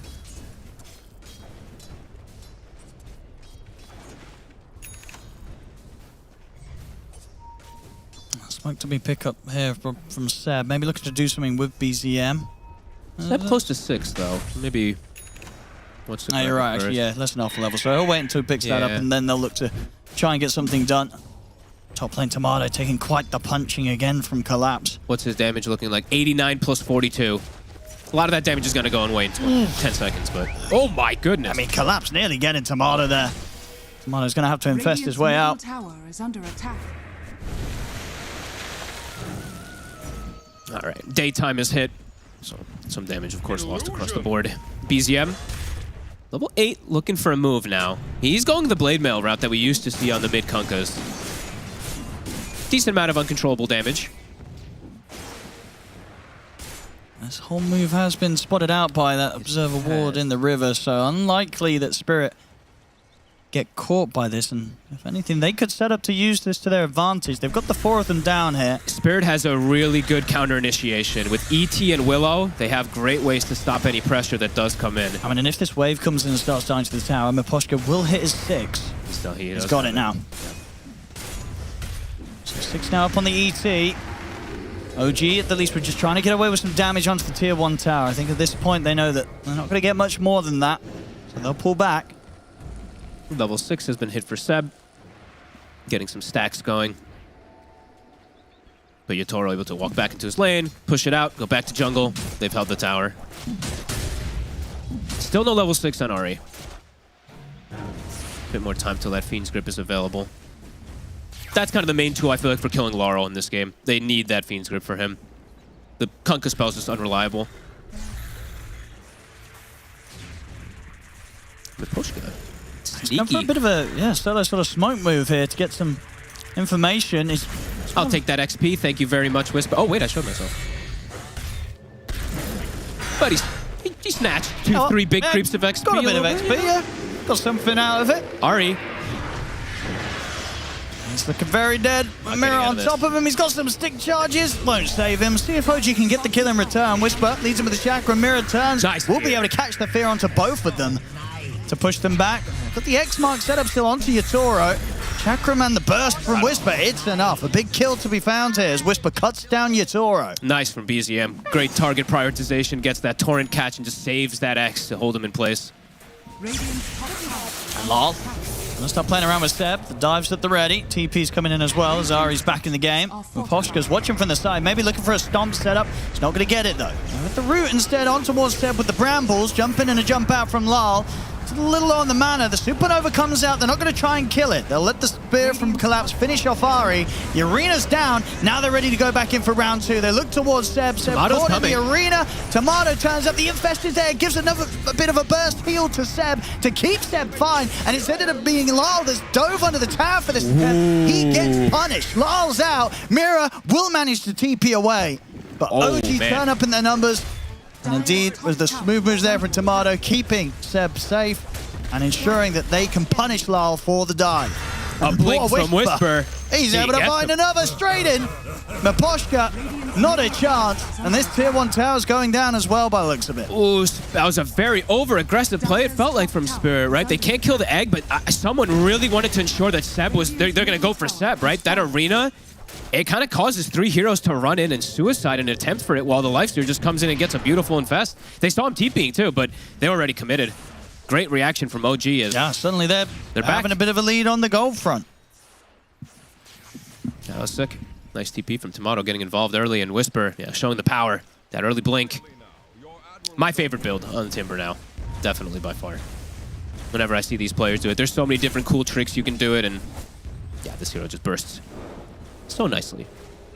Getting onto the Luna, getting onto some of these squishies is going to be definitely all important. Radiant's top tower is under attack. And now top tower even. I mean, Tomato's just clearing it out. That's gone. More money here for Tomato. I mean, he's pretty much going to have the armlet coming out with this creep wave. BZM, he actually gets the steal and his X is away.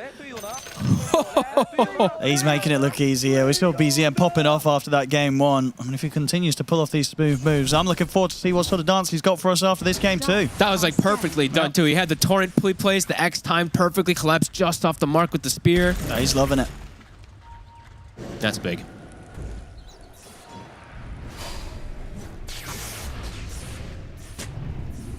Oh, Spirit, after maintaining the lead, I've had it slip away from them a little bit. They do have to blink. They still have a very strong, aggressive lineup. Just have to be careful how they go versus that. He's going in. He's just running into the 3 of them. They'll drop down a splitter on him. He won't get away with that one, BZM. Sometimes you just walk into some darkness. You know, there's just 2 or 3 heroes waiting for you. Maybe getting a little too ahead of himself there. Yeah. Gets put back in his place there by Spirit. Yeah, probably 2 of the highest damage heroes that you can run into at this point, right? A Bedlam and some Vortexes and everything, and Remnants placed down on top of you. Whisper, I wonder how many Ancients this has been. I think this is like the 4th or 5th Ancient stack that he's been clearing out. Level 12. He is super high level right now. Luna 11, Storm 11. The offlaner peeking. Stupendous. Let's see where they want to go next. Yeah, Whisper. Level 12 with the Kaya. And so much burst. If he sees a chance to get in with a jump on anyone, can instantly sort of take that HP down to less than half. Yeah, always versus those strength heroes in particular, right? Versus the Mars and the ET, he's going to be able to eat them alive at this point. Now here's the smoke. They want to fight OG. They know how strong they are right now, especially if they get the easy setup with the X mark. Got to pop these heroes, though. The damage is high from Spirit, but if they just keep the control and they kill these heroes first... I mean, Spirit are preparing for this. Let's see. OG's bringing in further numbers. We'll see who gets the jump first. Collapses him with the spear onto Whisper. It's a tanky target, though, so they won't be able to follow up on. BZM's able to get his blade mail off. He'll drop the X mark boat combo down onto Mira. Mira will try and run, but BZM will chase them down. They'll get the kill. Spirit, it looked like they were going to try and set up for something. They try and go, but the jump from Collapse onto the Timber Saw, you might be able to stop Whisper from jumping on you, but you're not going to kill him at this point. Yeah, that just looked like some miscommunication or something. All of them going for different targets. I didn't even see the Bedlam thrown out pre-jump or anything like that, so bit of a slip-up. The setup for bottom, though. Another spear miss. Not going to get the catch, and now BZM's got the chance to set up with the X-Mark. Turns towards Collapse. Seb slowly burning him down with the Stun Ray, but the Stomp will put a stop to this. There'll be the jump forward from Lal. Lal, can he take down Seb in time? He can't. The Supernova's out. Lal, he's got to bail away from this, but the X-Mark is there again. He's going to try and dodge the pullback, but he can't. BZM, with the patience, has the perfect time to drag him back underneath the fires of Seb as Lal is out once again. Oh, Spirit. I mean, Spirit's making some pretty big mistakes. OG's capitalizing on it every single time. They're there with the numbers to get the catch. And Whisper and Ari, they're diving in. They've got the one to put a stop to Miposhka's attempted TP. Mega kill streak here for Whisper. Things have kind of fallen apart a little bit for Spirit. Even though only 9-9, it just feels like it's consecutive kills where OG's more set up, more prepared, and Spirit, Spell's missing, over-committing for kills as well, too. Yeah, a couple of times now from Lal. He's had a rough one. That sort of dive in the mid that he gets punished for, and that little play down bottom. I mean, given the benefit of the doubt, he was very close to getting Seb. Goes in, tries to follow up on the setup, but wasn't having enough damage to be able to take him down before he could get that supernova off. No, now in these last 3 minutes, it's been nighttime, so he did have like that extra damage as well, too, from the Lunar Blessing. Still just not enough. As OG now, very aggressive stance from them. BZM even looking to cut a bottom wave behind the tower. And into the Shadow Realm. Will manage to fear, but it doesn't matter.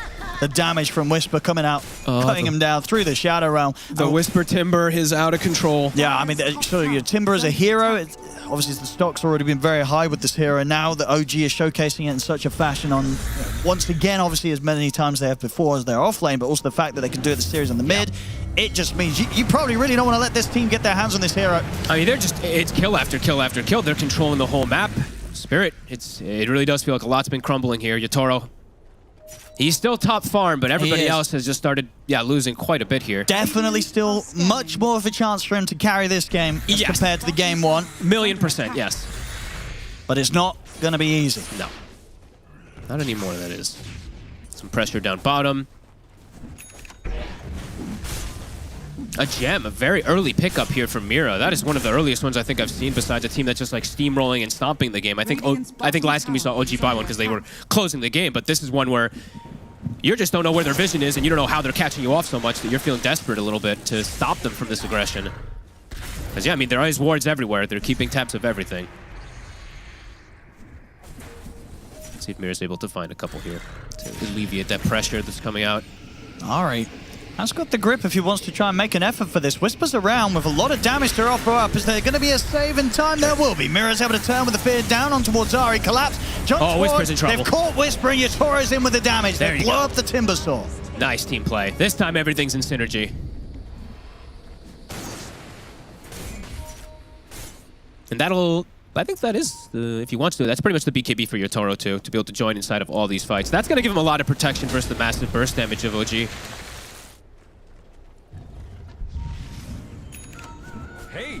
That's the Radiant Stun. So Tomato's farm will now start to pick up.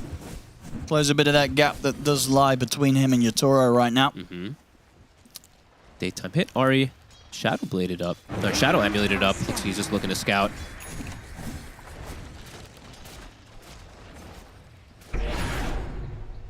Collapse constantly on the prowl looking for something. The second he shows, there's TPs coming. Yeah, they've got the Yule set up.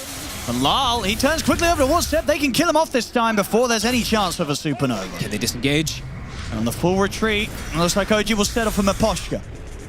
So get the one of them, Lal. They scouted him. He has to back away there. The torrent was set up from BZM around the Twin Gate. They have the X-Mark. He's still got a lot of mana to play with. He'll be able to dodge the first attempt to pull back with the X-Mark. He's in trouble. He's over to the side. He's away from them.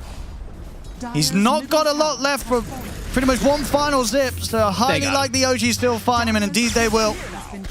Will dodge another X-Mark, but he won't dodge the subsequent Torrent and Chakra. Look at the left side of your screen, though. In the meantime, though, 4 bounty runes by Yatoro. A Wisdom rune stolen from Collapse also, because he goes in while they're chasing that whole time. So, I mean, actually, who got more gold? I think they got more gold and XP because now they're getting the secondary wisdom rune on the side of Spirit, even though they lose Laurel. That was weird. I mean, Yatoro's definitely set to carry this game.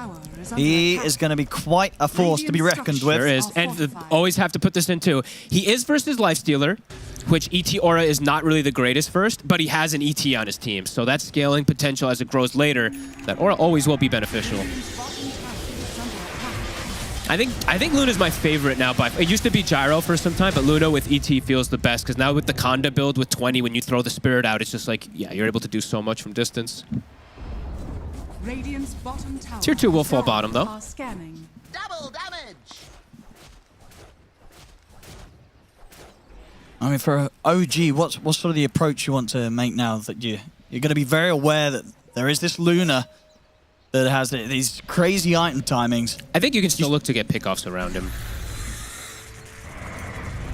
The power of the Bane always with the Sphinx grip. And they're actually... Okay, they're actually threatening a Roche. That's cool. Not the fastest. But it looks like one that they'll get away with. Yeah. I mean, Spirit, they don't have anyone close by.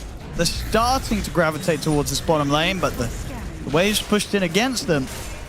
So OG having a decent amount of space to work with here in this effort for Roshan. Does Mira go for the... I think I've seen him do like some terrorized plays before when he steals, but I don't think he's going to make it in time. Ari, he'll take that. You know, that's an arena drop for him. Sure, he dies, but the space is given to the rest of his team, and Tomato is able to pick up that Aegis. Our BKB's looking overall. Whisper, he has his finished. He has a way to actually protect himself now versus that big magic burst of the Eclipse. BZM queuing it up next. Dire's top tower is under attack.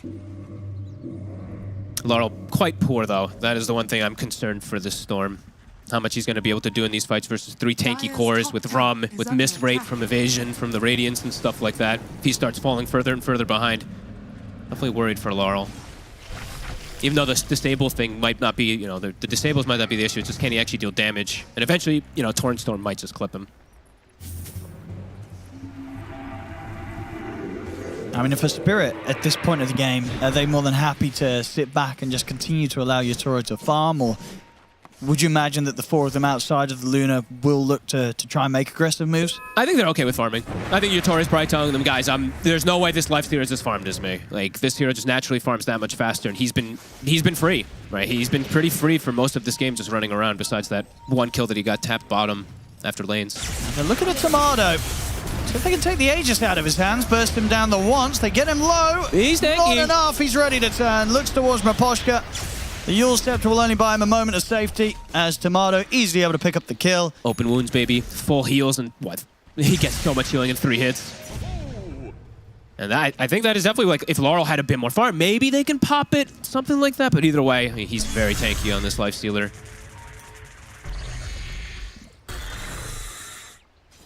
After that, OG swinging very quickly across the map with the smoke, seeing if they could get a setup from BZM.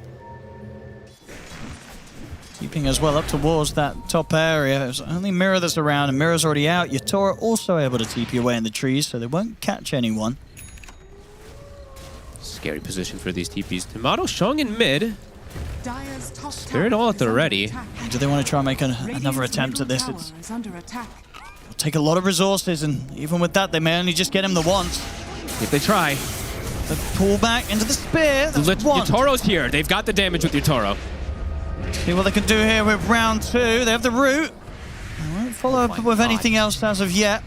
That damage is insane. With the ET Spirit on top, just that much more amplifying it.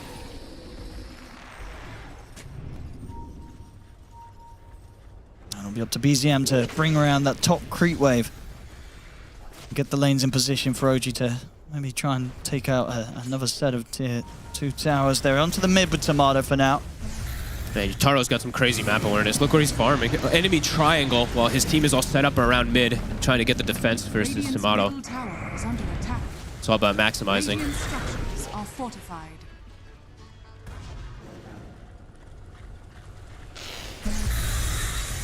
Most likely for now that Team Spirit won't look to be interested in heading back for the defensive. They just want to try and force the offensive themselves. Mira setting up bottom.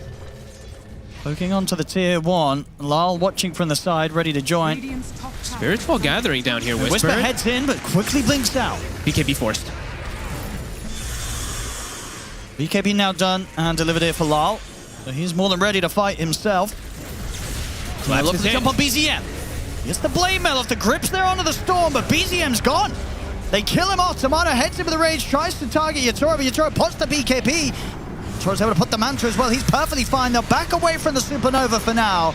Will end up leaving Mira behind. Whisper? Mira's still alive somehow. They turn towards him with the dive. Mira will fall.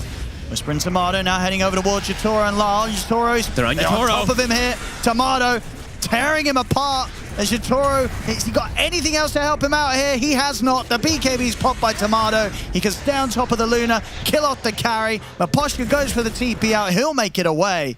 But OG, they stay strong and they take down Yatoro in the fight. Man, OG definitely ate their Wheaties this morning. That was really good kind of dancing around the fight. Even though the vision is placed from Spirit, they were actually the ones almost playing like they had vision, it felt like. Like Whisper going in and out of the fight, even though he didn't have BKB, waiting for the opportunity to get that jump. And they find it. Yatoro's BKB is down. They're finally able to get on top of him. Radiant's bottom tower is under attack. That's a big kill. Time off the map. Yeah, a long time. A whole minute there. Yatoro's knocked out for. Can potentially get more kills too. The Wisdom Rune is spawning. Ari setting up. Try it. Yeah, Ari. No on the grip, Bane. but Whisper's in. Towards Lal. Lal. And try and tease around with Whisper. The Spirit coming in as well from Maposhka. Lal. Still got mana to play with. He's got to use it to get away. Whisper tries to get the catch on to Collapse, but Collapse is out with a blink. BZM, Yeah, he'll this get is the a torrent. deep one. He's going in for this one. Beyond the tier 3, but the Yules is there. Mira will be able to dodge the combo. Whisper's still ready to go, though. Jumps in with Tomato. They're diving into the base here. He's on towards Collapse. It's deep. They've got to be a little bit careful here, OG. I don't know if they can continue to try and get away with this. They're on the retreat. Lal will try and drag back Tomato. They've got the arrow, but the spit, it's not going to catch him. Tomato looks to turn, but he's still getting torn apart by Yatoro. Yatoro's back in action, and he's cleaning up. OG, they stuck around for too long. They've lost 3 of them. BZM also in trouble. I mean, they stuck around for that dive. That was... Oh, no. I mean, they're still tier 2s. They're still tier 3s. They're diving into the base. I mean, that's the kind of dive I approve, but that doesn't mean it's good. I thought that was honestly, I was going to say the same thing. Yeah. I mean, BZM just going way he used everything and it hit nothing. They go like they're getting way too ahead of themselves here. This is not a game where OG is in a position to make these moves. The game's pretty much even. If anything, it was already Spirit. They were having a bit of a favorable position with how farmed Yatoro was. Sure, he was dead and out of the game, but you dive in the base. Yatoro's back in. He's ready to offer up the damage. They chase them out. They get all of these kills, and OG, they've just only got to make this game a whole lot harder for themselves. That's one of the bigger swings I feel like I've seen. And just an unnecessary dive from OG gets completely crippled. I mean, Spirit, great spell connection. Collapse just so patient over and over again with his ult. Oh, they're going to feel that one. That's a rough one. Yeah. Yatoro, he is going to be over the moon with that. Picks up a very juicy triple kill. And just like 2,800 gold in the bank. What's he picking up next? Getting what, the Satanic finished, I think? Yes, Satanic finished, and then he'll be close to Butter. And it was just after like the Lifestealer got the kill on Yatoro to remove him off the map. Now it's Yatoro gets a kill on the Lifestealer. He's able to just way better farm that advantage over. So much damage. Nemesis Curse plus Luna just ripping the Lifestealer to shreds.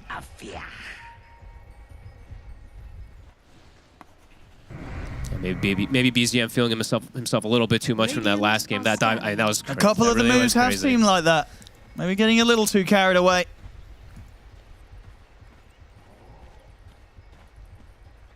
Spirit, very quick to punish it this game. Yeah, very. 9k lead. Yatoro continues to just be in prime position here on his Luna. Yeah, and with Satanic now, even a situation where he doesn't have BKB, he could actually stand his ground versus that Lifestealer if they do end up chasing. Oh, in the mid, BZM! Caught again! They've got the catch, they've got the kill! He still doesn't have the BK. Oh, I think he just bought it and it wasn't on him. That BKB's it was indeed. Recipe was still in his stash, wasn't able to get it out in time. I feel like that BKB got delayed a lot for BZM. It looked like he had it maybe 10 minutes ago or so. A couple of these deaths. Now Spirit in the full driving force. Yeah, absolutely. This is going to be a bit rough for OG to recover from, I feel, in these sort of moments. You know, those sort of last few minutes, it's the kind of few minutes you'd imagine that on the comms of OG as a team, it's probably rather silent. They need what do you say? What do you do? They need a Seb speech right now after that. They do. 12k lead now for Spirit. Taking away these outer towers, getting control of the map. And the big items start really coming out, as we were saying. The Satanic for the Luna and the Butterfly next. Nowhere near that anything for Tomato to be able to counter that. How quick things have shifted. I mean, it's a 10k gold swing or And he's more. going to change it up, actually. So did have the Butterfly queued up, but Yatoro's going to opt to get the Silver Edge instead this game. All right, cool. Sure. Break versus Lifestealer and versus Timber, even though the item is not so great. And Whisper is going in. They get the initial jump on him. I mean, the burst is just so much here from Spirit. Holy. It really now is at a point of the game where OG, they cannot afford to even send their tankier members up alone. They have to be much more closer and ready to react. Tomato. He's got the rage. Okay. Tunnel was low, but Lala's able to quickly separate from him with the zip. This is First awkward. Crown is down onto Tomato. Jump into the Harpy. BZM's got the Torrent Storm going out, but it's just a whole lot of everything everywhere and not really doing anything.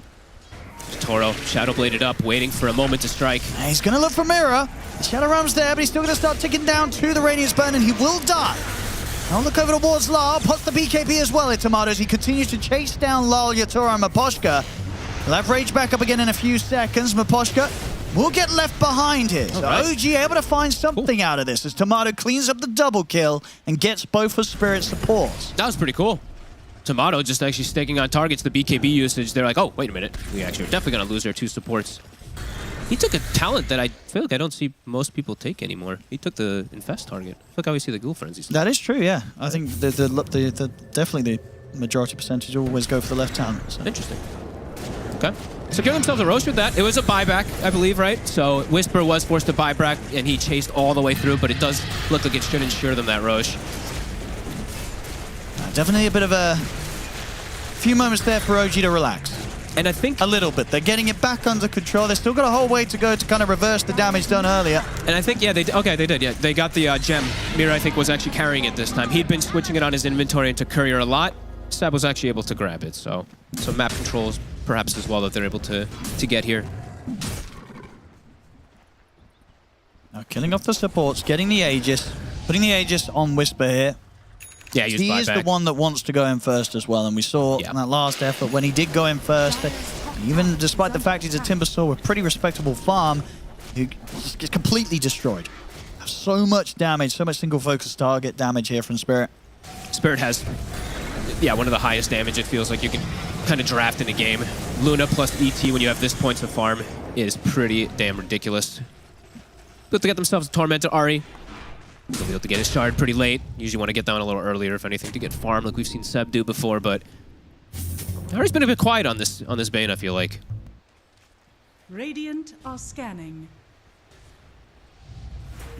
Spirit playing around their vision. They have that one ward they just placed. Starting to jump out with a Wind Waker. Collapse. Laurel. Gem is on top of him. They've got eyes on him. They'll head back for now. They'll turn with the Bramble and the Curse Crown down onto Whisper. Tomato's got the BKB. Tomato. He's still getting torn apart, but he's got the Axe. We'll be able to jump inside of Yatoro for now. Yatoro also getting caught by the Fiend's Grip from Ahri. And that's a good grip. That's a big grip. He's out for 90. Great they kill angle. off the Luna. Now they're ready for more. Let's see if they can find Collapse. Whisper jumps up to the high ground. Collapse trying to run away from them. Ahri, he's got Sleep back up. Be able to put his escape to a stop. Sets up for the X-Mark drag back. They'll get both the carry and the offlane here. 2 kills, both going the way of Tomato. I mean, you said things have been a bit slow from Ahri with the grip. Finds it. But when he hits the big ones, he hits the big ones. It gets them the biggest kill they could hope, knocking out Yatoro for over a minute. Pretty much perfect opportunity they could get there to bring things back for them. Tomato chasing forward with his brand new axe. Top. He's going to try and stand around and fight. We'll have to zip TP. Didn't have anything to put a stop to that, even though his BKB did come to an end. Maposhka, on the other hand, though, he will die as well, was the case for Mira. So after it all, it's going to end up with Spirit losing 4 heroes. OG, they've pretty much done it in terms of rectifying what went wrong earlier. They must have got the Seb speech, I guess. I think they did. It literally went from them dying, what, 6 heroes in a row to them getting 1, 2, 3, 4, 5, 6, 7, 8 kills in a row or something. Holy moly. Back to the base and with a good amount of time to do some damage. There are a couple of buybacks available from Spirit, but they may just hold back and just accept the fact that these racks are probably going down. Tomato and Whisper in with a push. That was so impressive. It just feels like Spirit didn't even get to cast their spells off. OG just surrounded them and got everything perfect. The Ag's paying off, of course, for Tomato. There was still that point of the fight where otherwise Yatoro would have been able to punch into him and probably kill him off, or at least bring him very close to dying. Tomato just jumps inside him, and not a lot to be done by Yatoro. And he had only just got it before this fight, too, so all important. Because I saw he was like looking for somebody to infest for a second, and then he's just like, oh, he can just infest inside this Luna.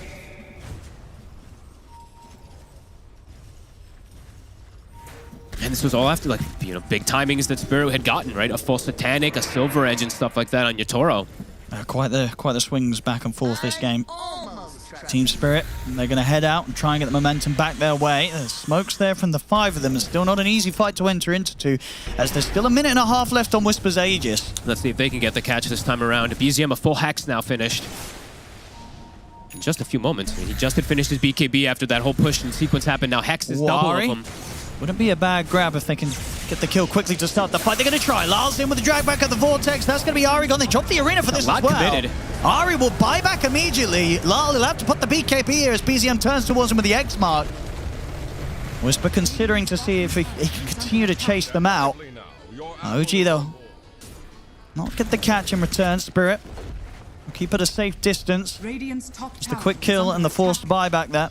Spirit, we're trying to make a little trap there on the high ground, but OG just starts pushing. Tomato's like, okay, I'll just hit this building. Age is still on Whisper, and yeah, they have double hexes at the moment on the side of OG, so have to watch out for these catches. And yes, all 3 BKBs at the ready. Oh, collapse. He's been caught by the hexes, as you say, and he's out. Has got buyback available. May need to use it here, as he's otherwise out of the game for 80 seconds. Ooh, I don't know if he saw the second one, because he stepped up a little bit far. It's all right. He's going to consider getting in position. They're going to try and go for a BZM. BZM is going to get safe for now by the sleep. He's able to put the BKB. He's going to get healed up as well by Tomato. They keep BZM alive. The Supernova's out. Spirit, they've got to head back to the fountain. They've got to head back out of the fight. Collapse will jump in for the spear catch onto Tomato. They get the pushback with the fear. The full-on control with the Vortex. Yatoro's in with the damage. It's enough.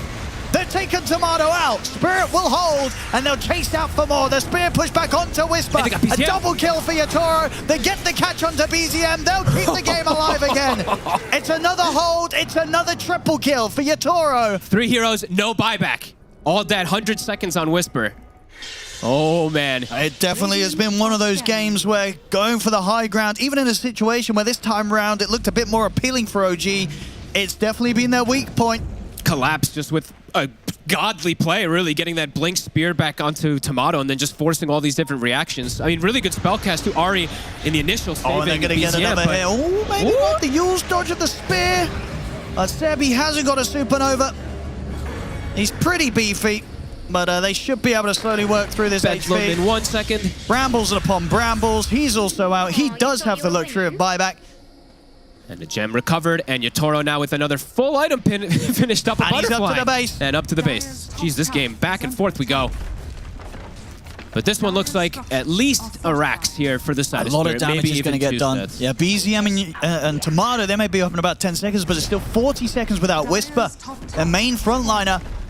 The top racks are gone. Yatoro in with a push. He hits 25 right before it as well, too. Yeah, gets the 20 extra damage.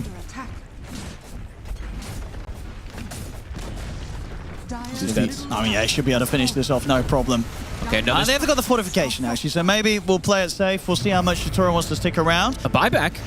And the X mark. They've got the Wind Waker save. They pull it out of the X. It should be fine. So they don't get a second Rax, but they do get a buyback out of OG. And again, a massive swing, right? We went from a 12K swing to a 12 swing the other way, back to another one. 12K, yep. It's up and down, up and down. It's full items, it seems like, for the cores every time one of these swings happen. But Yatoro, of course, the big breadwinner. No boots on him now, but he's got the butterfly.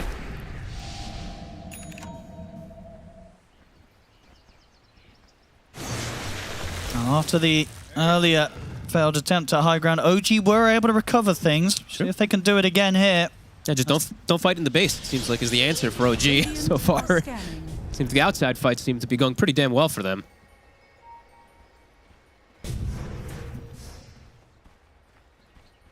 $30 seconds as well, so we'll see when the next Roche is available. Yeah, seeing Miposhka already sprinting toward the south right. Get those wards down. At least sentries. A lot of lockdown. available now from Collapse. He's got his Hex done, also able to get the pickup on the time, this Relic. Ooh, that's nice. A lot of control from him. And the other big ones, Laurel. He got an aesthetic cap. This is one of the best items in the game always. Yeah, I think it's great. This thing's amazing. A crazy amount of HP regen. The extra HP is always nice. Just, I mean, look at his HP bar. It looks incredible. And yeah, having that quick chance of getting out sticky situations. Especially when you're the passive. Especially when you're versus all these hexes and stuff too, right? Like you can just get the status resistance procced in, and you can actually survive a lot. And he's got the Kaya Sanch too, so massive survivability. Spirit's set up for this rush. It's spawning quickly, 18 seconds. And they'll kill it very quickly. Oh, and okay, they had this base ward still too, so they'll be able to see that OG was still in the base for the next few seconds. And they're actually looking to go meet them. I mean, they feel strong as long as they can take the fights in a way that Yatoro isn't getting jumped, isn't getting caught by any sort of opening stun. Yatoro will kill these heroes pretty quickly. Tomato shows for a quick second, backs away. Ari has just finished Aghanims, by the way, just before this fight, so the Fiend's Grip is something to watch again. Tomato, he's heading out. Won't be able to put a stop to the drag back of the X mark, though. Oh, that's a item pick. He's going to get the Wisdom Rune as well. Level 18. What do we got?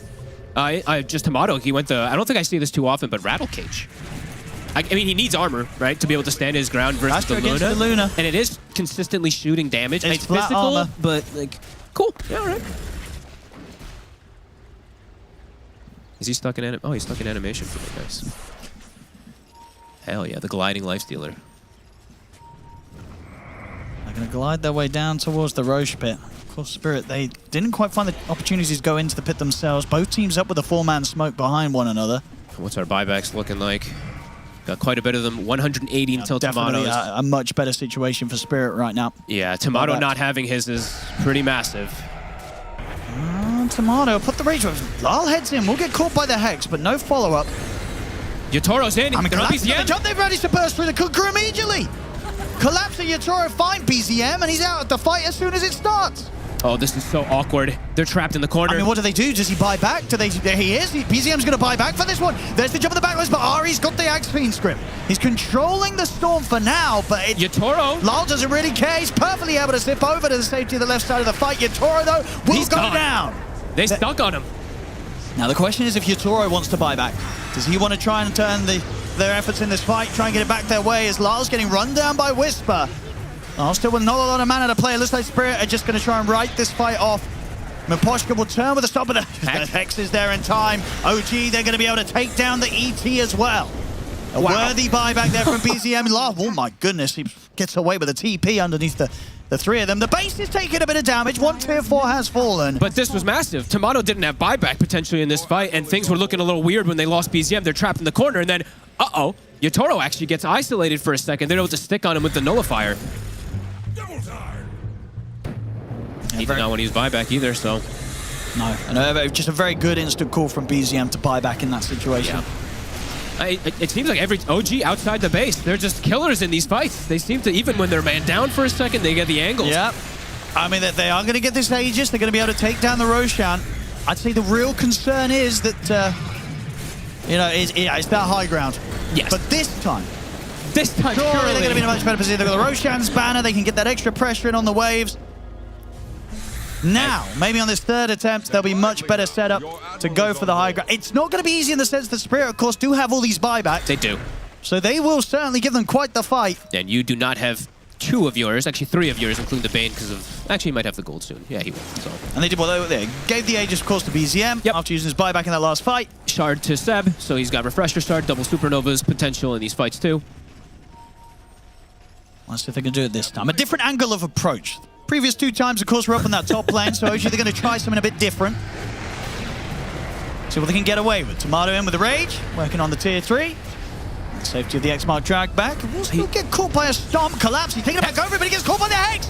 Lars in with the BKB. Whisper. Where'd he go? In an instant. He's gone. He'll buy back. The feed script's there on the Lar, but it's not enough time to lock him down and finish him off. He'll still get caught by the X-Mark, though, and he's Tomato. dead. Oh my God, the damage. They're clean up. 3 dead on Spirit. They have to use the buybacks. Yatoro's back in. Miposhka's back in. Mirror's back in. The silence down onto BZM. They've got to try and take him down twice, though. Still has this Aegis, of course. The spear will get him.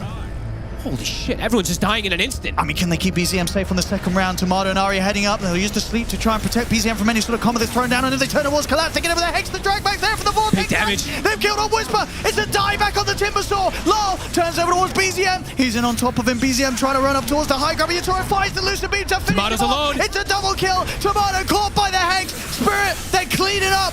And once again, for OG, pushing the high ground has gone horribly, horribly wrong. They're kryptonite, the high ground.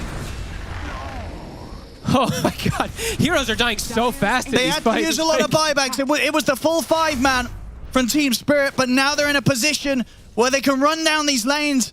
There's no buyback on Whisper, no buyback on BZM, no buyback on Seb. And there's going to be a Luna at your doorstep with a double damage or an amplified damage. Excuse me. Good lord. The high ground is the kryptonite. Yep. It's just, they get the egg, it's right in the middle of the arena, they all focus it, everyone's just getting ripped to shreds. It's too much damage. There's just, both sides really, both sides are doing what they such can get done ridiculous here. damage. It's down to Ari and Tomato to try and stop this 5-man push of Spirit. They're ready to step up to the Ancient. Moonshard, he wants to end it.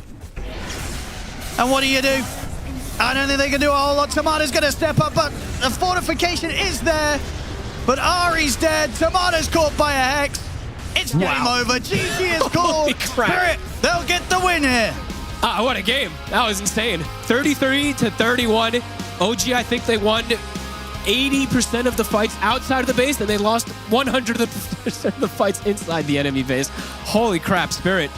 We did say they do have a great way of counter initiation with a lot of their thing, and they have tons of damage with the ET and everything, but my goodness, that damage that was coming out from Yatoro and Laurel at the end was absurd. It really was. It really was, and they played it perfectly on the high ground. Spirit, they knew what their strengths would be, even in these positions where OG were getting the lead outside of it.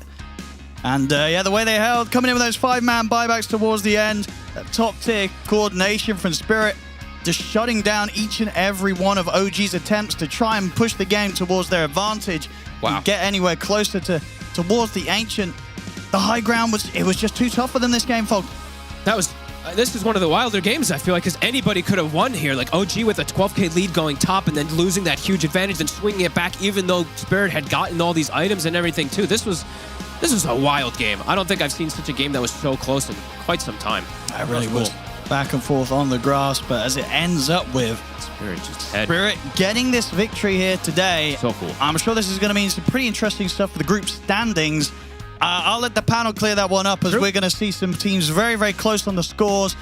A lot of teams, I think it's still sort of up in the air on how their fates could end here in this group. As this series as a whole stands 1-1 here between Spirit and OG. So cool.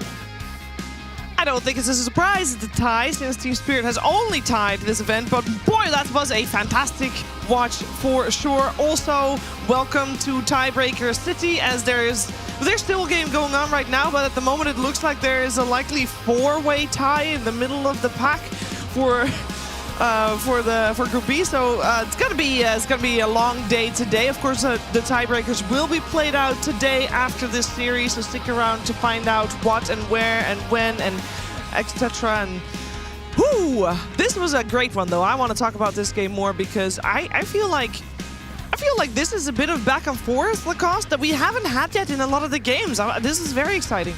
Yeah, for sure. We see a lot of these games being almost over. We've seen a couple of games where the game feel like the first game of the day, the first series that we covered on this stream, the game looked pretty over 10 minutes into the game pretty much. We've seen Gaming Gladiators yesterday really struggling in just getting kills across the board. But this time around, this might be the most back and forth game that we had so far at ESL 1 Birmingham. And it's Team Spirit magic. That whenever something matters, where it's the game of a high stake, that these guys, they just played better. It's like, okay, we might be, eliminated. We might go down to the lower bracket, whatever, start in the lower bracket. But for them, it's the pressure that goes to them, and they just turn that pressure into better gameplay, more clicks with the mouses.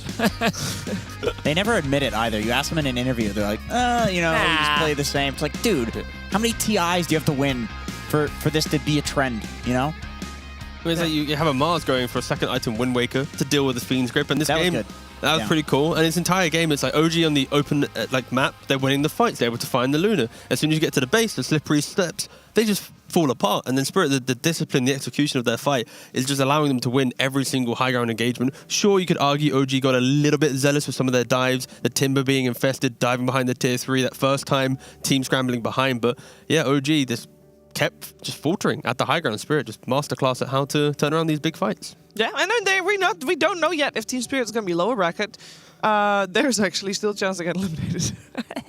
No, the tiebreakers are going to be crazy. I'll say that. But there is still a chance to get eliminated because it depends on the results of Extreme Gaming versus... who are they playing? Tundra. Yep. Still. So that is still up in the air. But for now, I think we'll let the team revel in their victory. And for that, we're heading over to Pyrion, who is standing by with Miposhka. Yeah, hi Sheebs, I am indeed here with Miposhka from Team Spirit. First of all, what a game. That was a fantastic game too. Game 1, we won't talk about that. We want to talk about game 1. What's it like playing in those games? Talk me through it. I mean, second game is kind of hard for us. Actually, I don't know, but today we playing not as we can. I mean, because our game was really tough. Like we had a lot of emotions. We was not a good team in that game, in my opinion. But we still struggle. We still could made some comebacks. So I'm kind of happy with that. I don't know what to say. Our draft was very strong, so we find our good solutions how we should approach our fight, everything like this, and we did it. There you go. What happened to your leg or your foot, by the way? What happened here? It's hard to explain, because I don't know enough words, but it was like I played football, and after I kicked the ball with my right leg, I did something like my left leg was in that position, and it was like you twisted your knee. Yeah, like my knee moved. Okay. Yeah, and that was so painful, I remember. And after I visited hospital, they told me that everything is okay because my knee at some moment moved back. Oh. Yeah, and that was. I was so happy after that, and they told me at hospital that I still need to carry this for 2 weeks because there's still a little bit. Fluid? Maybe. Damage? Injury. He's got an injury anyway. All right, so okay. So you got tiebreakers coming up now. How do you approach a tiebreaker when it's just a best of one? A lot of teams say they'd rather play a 3-game series to figure the opponents out. How do you guys want to approach a tiebreaker situation? I don't really know about my guys actually, but personally, doesn't matter. I think it's not really matters because if you want to win, you need to be ready to play best of 1, best of 2, best of 3. It doesn't matter. So I think right now we're gonna take some break. We will discuss our previous game, and I hope we will be ready again. Fantastic. Well, thank you for taking the time to talk to us. I do hope you get well soon, and best of luck in the series. Back to you guys. Thank you very much, Pyrion and Miposhka. And we don't know for sure yet if Team Spirit is playing tiebreaker. And we now got it narrowed down because the one series that's still going on is Tundra versus Extreme. They're 30 minutes in. It's a fairly even match. Get them aside here. But if Tundra win, then there's no tiebreakers. If Extreme win, there's a 4-way tie where one goes to upper and one gets eliminated and the middle goes to lower. So let's take a look at the scoreboard as it stands right now and just see what's up. This is, of course, included the games the game that has already happened where Extreme won that one game. So they are one game away from making that tiebreaker. Yeah, I apologize for anyone who's a Tundra fan, but I really, really hope you lose this game because the thought of having a 4-way tiebreak where one then gets to play for second place in upper bracket, one then sort of hoping not to get eliminated, that just sounds hilarious after we've done an entire group stage. It's like a whole nother group stage. Like, where's Dr. Neustadel when you need him to resolve these tiebreakers? Yeah, that doctor, he faded after like 2019, 2020. We've not really seen this guy help the group stage too often, but I just... Who? You don't know who he is? Dr. Neustadel from Dr. Neustadel. That guys love him. Dream League Season 22. Sesame You don't know him? What? Dr. Noostuttle? Noostuttle. Is this above my head? Is it Knoxville? No. No. No, it's not Knoxville. I've never heard that. Do you actually need me to help you here right now? Yeah, go ahead. So basically, like when a team beats another team, they get like a little power ranking based on how good that team was they beat. So when you have ties, rather than just saying play it again, you look at like the quality of the teams that you beat. So then you're actually able to seed things based on the overall group Okay, this stage. is so fucking boring. Just go on to whatever the next thing is. I warned you. I didn't really want to explain. What, Shiver, go ahead. Back to you, Shiva. The next thing is undecided, guys. Okay. There's one thing that is not undecided because Group A did finish already, and we do know that there will be tiebreakers. There's one three-way tie. We got ourselves Bet Boom, Liquid, and Falcons. And Falcons, there we go. Thank you. Yeah. And all three of them are fantastic. They're 6 and 4, but one of them is going to be in the lower bracket, and 2 of them are going to be in the upper bracket. And that is a three-way tie that will be played out today. And keep in mind that the first round of upper bracket is played tomorrow. There's 2 series tomorrow, both in the upper bracket, so we need those ties solved so we know which teams are playing. We already know G2IG is going to be in the lower bracket, so that's like the only team set that we will see in the arena just in a couple of days. But for the upper bracket, yeah, we'll have to wait and see. Also, just a quick reminder in case anybody missed it. Tomorrow, as I said, there is 2 series. Like, that's the entire day, 2 best-of-3s. And I know maybe you'll be very sad that, oh, the afternoon, don't have anything to do there. Don't worry. Got you covered, because tomorrow there is an ESL Kuala Lumpur Unmuted by 1xBet coming out. And we already have seen a teaser, and there's quite a bit of spice in there, so it's definitely something to brighten up your Thursday afternoon or evening by that time. But yeah, for now, we don't know what's happening in Group B. I'm glancing over. No, we still have no idea. What I do know is that there's going to be best of ones for Group A, and Bet Boom versus Liquid. Those 2 teams are going to be first for Group A, so that means that Falcons will sit on the sidelines. And it seems like we're going to go to Stream A for that one, so make sure you have just all the streams open so you know what's happening. And if you want to know what's happening, also just stay here on the stream. We'll get you covered, but for now, we're taking a break. We'll be back with more information on the tiebreakers for Group B, and of course, stay tuned for tiebreakers of Group A.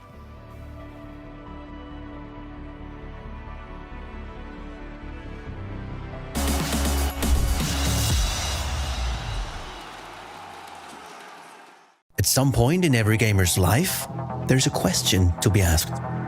Do your clothes match your hobby in any situation? Or do they just represent what you dream of? No matter what situation, there's always the right way and the wrong. The only real question is, which are you going to choose? Decide for yourself.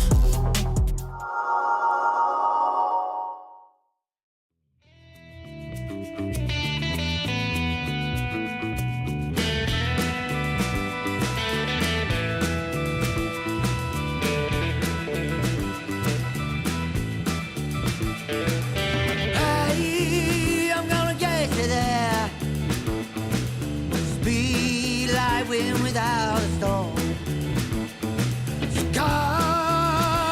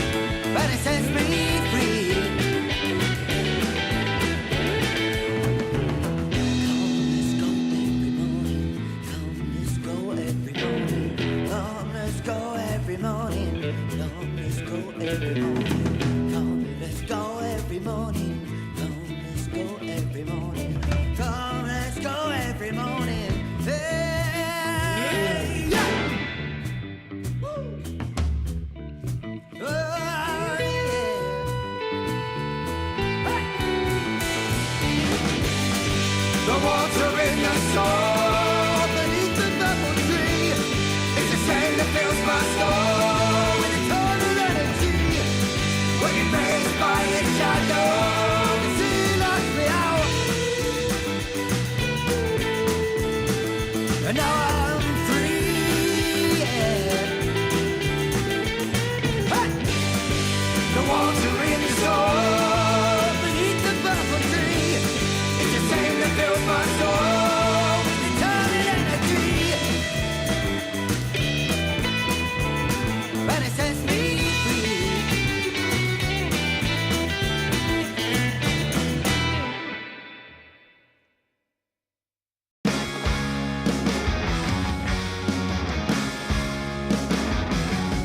I'm on a speedway. I'm in the rat race. I've got the G-force on a steel horse. Pedal to the metal, gonna leave you in the dust. Pedal to the metal, but my metal never rusts. I'm on a speedway. Hey, hey, hey. Get out of my way. Get out of my way. I'm on a speedway. Got no brakes. Got no brakes. It's all fantastic. I'm aerodynamic on a speedway. I'm melting my face. Pedal to the metal and I foot onto the floor. Gonna keep you dancing till you can't take anymore. I'm on a speedway. Hey, hey, hey. Get out of my way. Get out of my way. I'm on a speedway. Got no brakes. Got no brakes.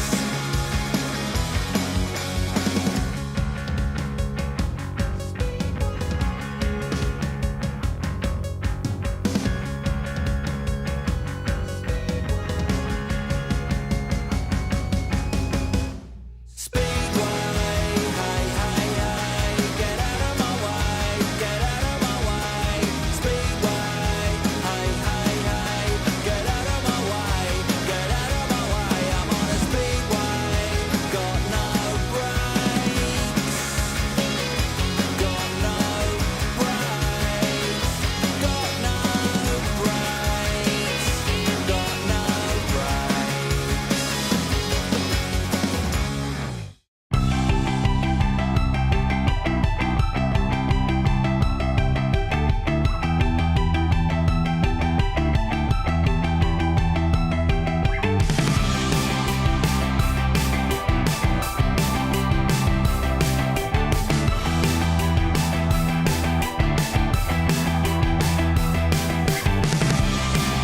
I've been waiting patiently, sitting on the edge of my seat, eating up the daylight, longing for the nightlight. Driving down the motorway, riding on the edge of my seat. I'm looking in the rearview, 'cause the future is so bittersweet. I need this now, more than I could ever say. Hit me like a hurricane, yeah, hit me like a tidal wave. Take a deep breath, swim hard for the shore. Keep me going under, keep me coming back for more. Keep me coming back for more. Take a deep breath. Take a deep breath. Driving down the motorway, riding on the edge of my seat. I'm looking in the rearview, 'cause the future is so bittersweet. I need this now, more than I could ever say. Hit me like a hurricane, yeah, hit me like a tidal wave. Take a deep breath, swim hard for the shore. Keep from going under, keep me coming back for more. Keep me coming back for more. Take a deep breath.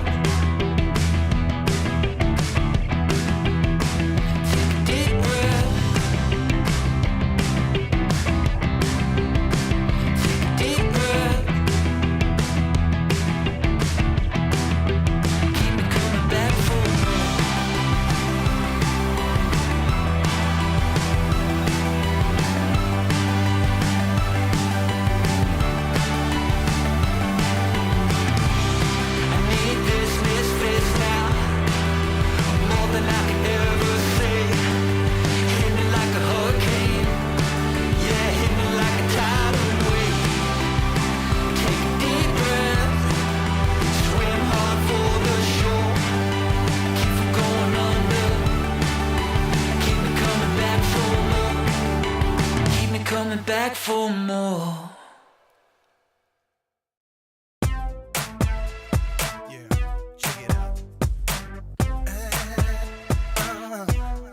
Come on. Negative emotion running round my head. Thinking about the things you did, the things we said. So who's lying now? And who's crying now? Look who's crying now. Trying to pretend that you don't really see. You don't really see all the things you do and what it does to me. And now you've gone away. But you'll be back someday. But it's a long time coming. You'll be walking back to me. And you'll be begging on your knees. Think of all the lies, the way you made me cry, and begging, baby, baby, please. But it's a long time coming. Talking to myself and wondering what went wrong. Knowing what we had was good, the feeling strong. Voices in my head, repeating what you said. What you said. Baby, what we had was still worth fighting for. The way I'm feeling now, I never felt before. But now you've gone away. But you'll be back someday. But it's a long time coming. You'll be walking back to me. And you'll be begging on your knees. The way you let me down and treat me like a clown. You'll be back, I just believe. It's a long time coming. You'll be walking back to me. You're coming back, baby. And you'll be begging on your knees. Ashamed of all the lies, the way you made me cry,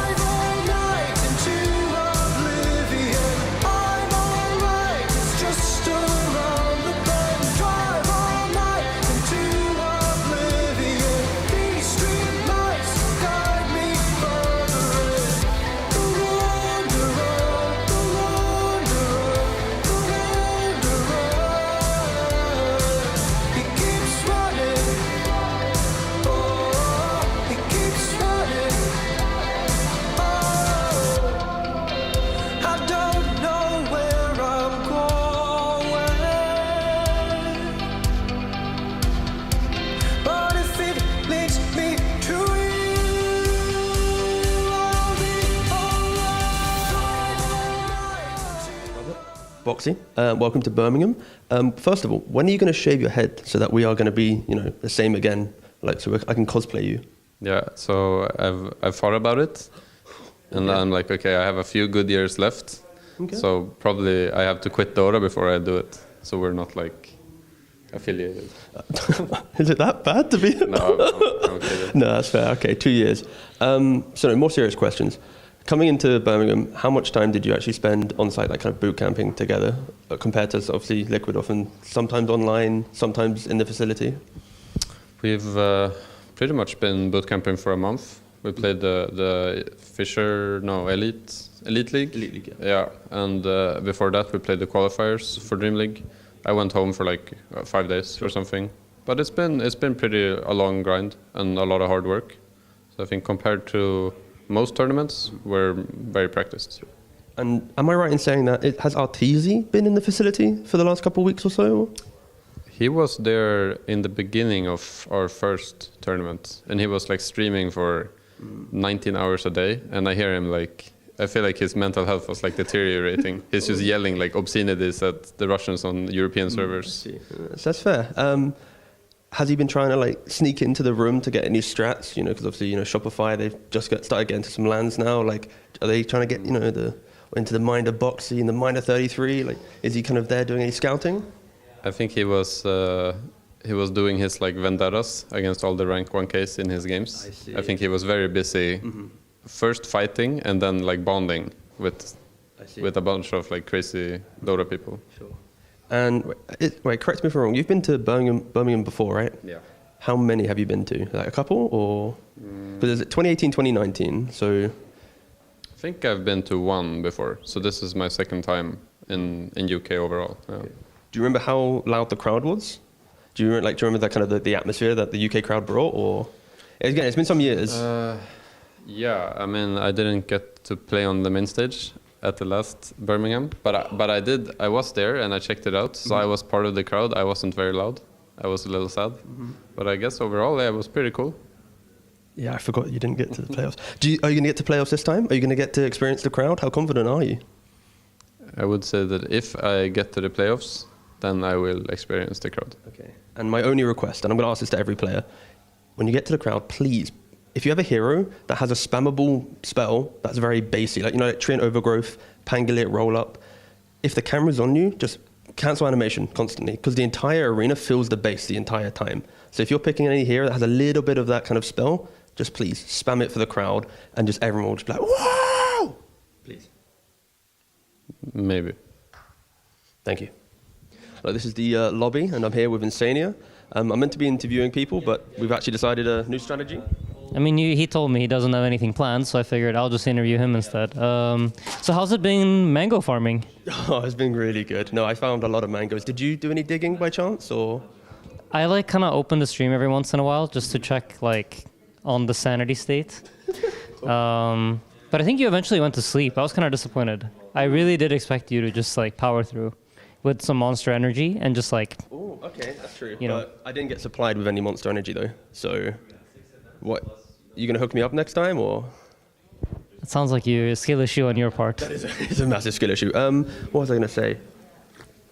Did you want some water, by the way? No, I'm liquid. This is literally what the bit is, by the way. It's just no, you don't. Oh. You're gonna have some water in Insania. There you go. No, you really need to start planning your interviews better. No, I don't want to do any interview. So, do you know when you said about not going to bed? Do you really think I could stay awake for 36 hours straight? What's the longest you've played Dota straight for? So not Dota, but back when I used to play Han, I think I stayed awake for at least 48 hours once.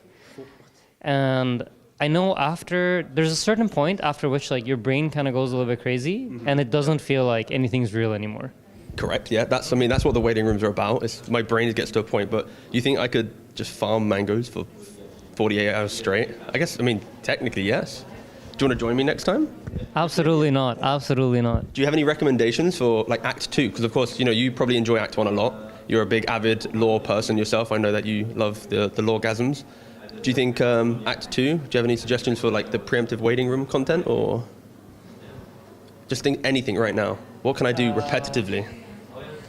How about you just last hit creeps in a lane with a satyr creep? You know, from Chen, like you take a satyr creep and you just last hit creeps for like as many hours as needed. Is it both ways? So I have to keep the equilibrium perfect for like 36 hours? No, you just last hit creeps with the satyr. Okay. It has like 12 damage. It's not that easy. No, it's hard.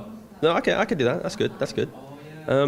Media day. What's your favorite part about it? Obviously not this interview, but in general. Do you enjoy media days? Do you dislike media days? I think on like the scale of Dota players, I'm pretty neutral about media days. I don't hate it as much as everybody else. What's the most fun part? I don't know. I think usually the most fun part about media days, you get to meet like a bunch of people that you meet only during media days, and then you don't really see them. So yeah, probably that. Morning, Evening media day. Which one do you think, do you think waking up early for a media day makes your day one tournament worse? Or do you think an evening and afternoon media day makes your day one tournament better? Like which media day helps you in the tournament? I guess it depends on when you play. So we're playing like the early schedule this time around. Yeah, sorry. Just need to hydrate. So yeah, I think this will help us like set our schedules better. So I'm kind of happy that we have like a really early media day considering we're playing early. What team are you most afraid of in this tournament? And I don't want this, putting it bluntly, this bullshit where you're like, I don't care about anyone. I need, do you have a single team that you look at and you quake in your boots before you get to them? You're like jittering on the picks, you're worried. No. Do you have a team that you want to play where you look at them and go, this team's so fucking easy, I can't wait to play them? Gaming Gladiators.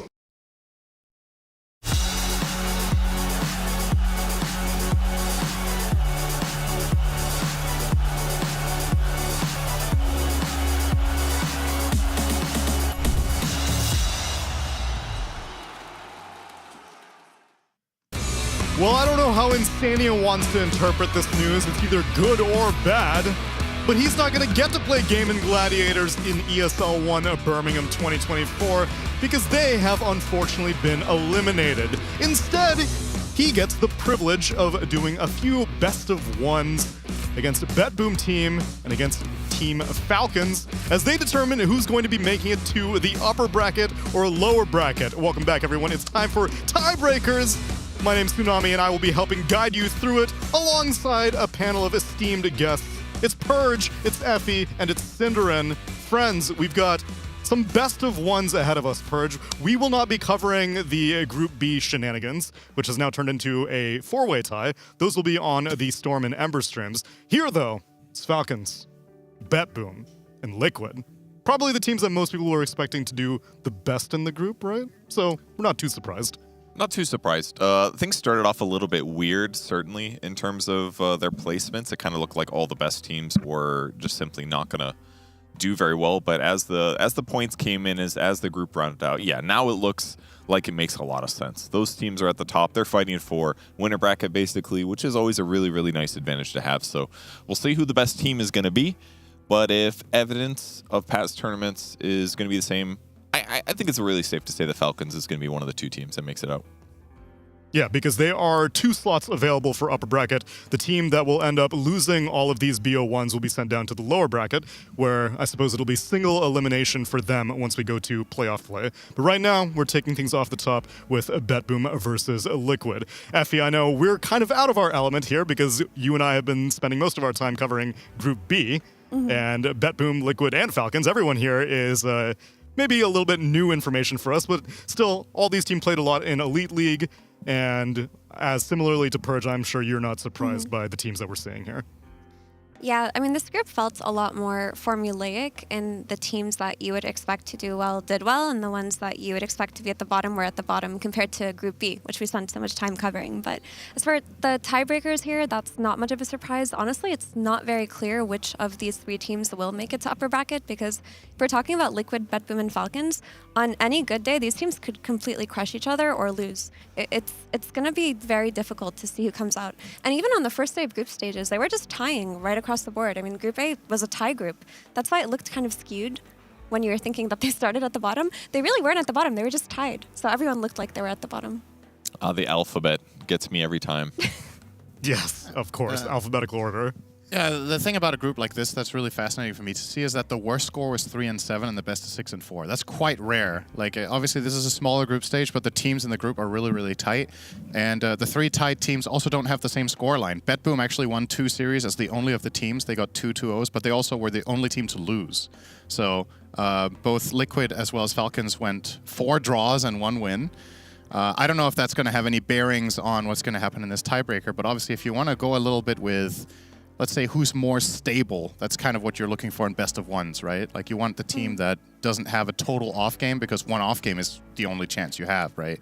So maybe with that in mind, BetBoom as the only team losing a series and in some games looking a little bit sloppy, perhaps are maybe a little bit behind here. Yeah, I think what it really shows is that all the teams in competitive Dota right now are just very close. They can take games off of anybody. Maybe they would lose best of 3s more often than not, but the fact, if you think about Dota 10 years ago, there was always a couple teams in every tournament that would show up and they just get smashed by everybody, or almost everybody. So it's showing that teams are very close. And one other thing to point out, when Amar did his interview, he's like, yeah, we always win the first game of the series and we lose the second, Yeah, so we haven't true. done any interviews. That's True. perfect for BO1s. Let's get that win out of the way and be like, oh yeah, we won that series totally. Yeah. Well, perhaps Toronto Tokyo has some similar insight because Slack's got a chance to speak to him just before this game. Thank you so much. Yes, I am here with Toronto, Tokyo. Going into your tiebreaker here. How we feeling? You nervous? You dedicated? You hungry? You angry? You scared? Happy? Super mega ultra nervous. Oh, ultra nervous. I've never heard you ever being nervous about anything. What's so different about that? It's just Team Liquid. They suck. It's the most important game in our life and best team against us in the world. So yeah, super important. Oh my God, everything's on the line. Are you worried if it goes south, something terrible could happen? Yeah, yes. Wow, this is the most serious I've ever seen you, sir. Can we get some energy out there from the fans? Can you ask your fans for anything to send their way? What should they do in the chat? How should they motivate you guys in such a stressful, terrible time in your life?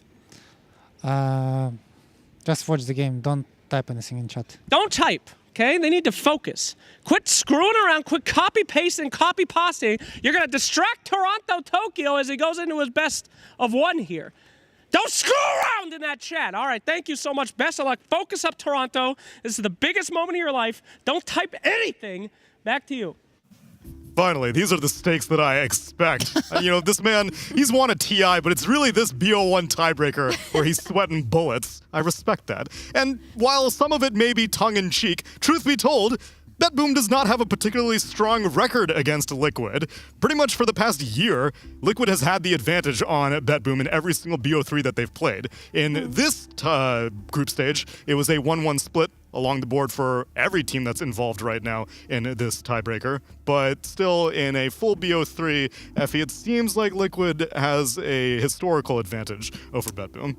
Yeah, it does seem like that. I think it's just Liquid's ability to play so fast. In the past, that was BetBoom's boon, really, because they were one of the slower teams where they were super dominant in the late game, but they definitely did play a little bit slower than a team like Liquid. When they were in their prime last year, they were just completely rolling over everybody in that early game. So that's probably where that comes from. I think there is a different dynamic right now because the essence of BetBoom, although they still love to go late game, they have been playing a lot more early game oriented with Miro. Well, maybe a Blitz will keep the trend going, because Slack's also got a chance to speak to Team Liquid's coach before the series. Hello, everyone. I am here with the least talented member of Team Liquid, Blitz, the coach. How are you, sir? I'm not bad myself, Chester A. Arthur. What? That is not a reference anyone will know. Okay, he's the 21st president of the U.S. That's incorrect. He's actually the 23rd. That's not true. He's definitely the Who's the 22nd? It's definitely Chester A. Arthur. It's not. You said it was the 21st. He is the 20th. Okay, whatever. Continue. Don't you have something to focus on here? Your team is up for elimination. Yeah. Very stressful. BetBoom team coming your way. How are you feeling about this upcoming BO1? I don't know. Best of ones are really coin flippy just because obviously our group has played 2 games and they've all gone 1-1 pretty much. Yeah. Aside from Shopify L. So yeah, I think it could go either way. I mean, I like our chances because we've got pretty good momentum since we won the last one. But, I think coin flip matters a lot, for example. Like whoever gets first pick, second pick, that part is kind of RNG. And, I can't fix that. I don't really know how to make that go in our favor.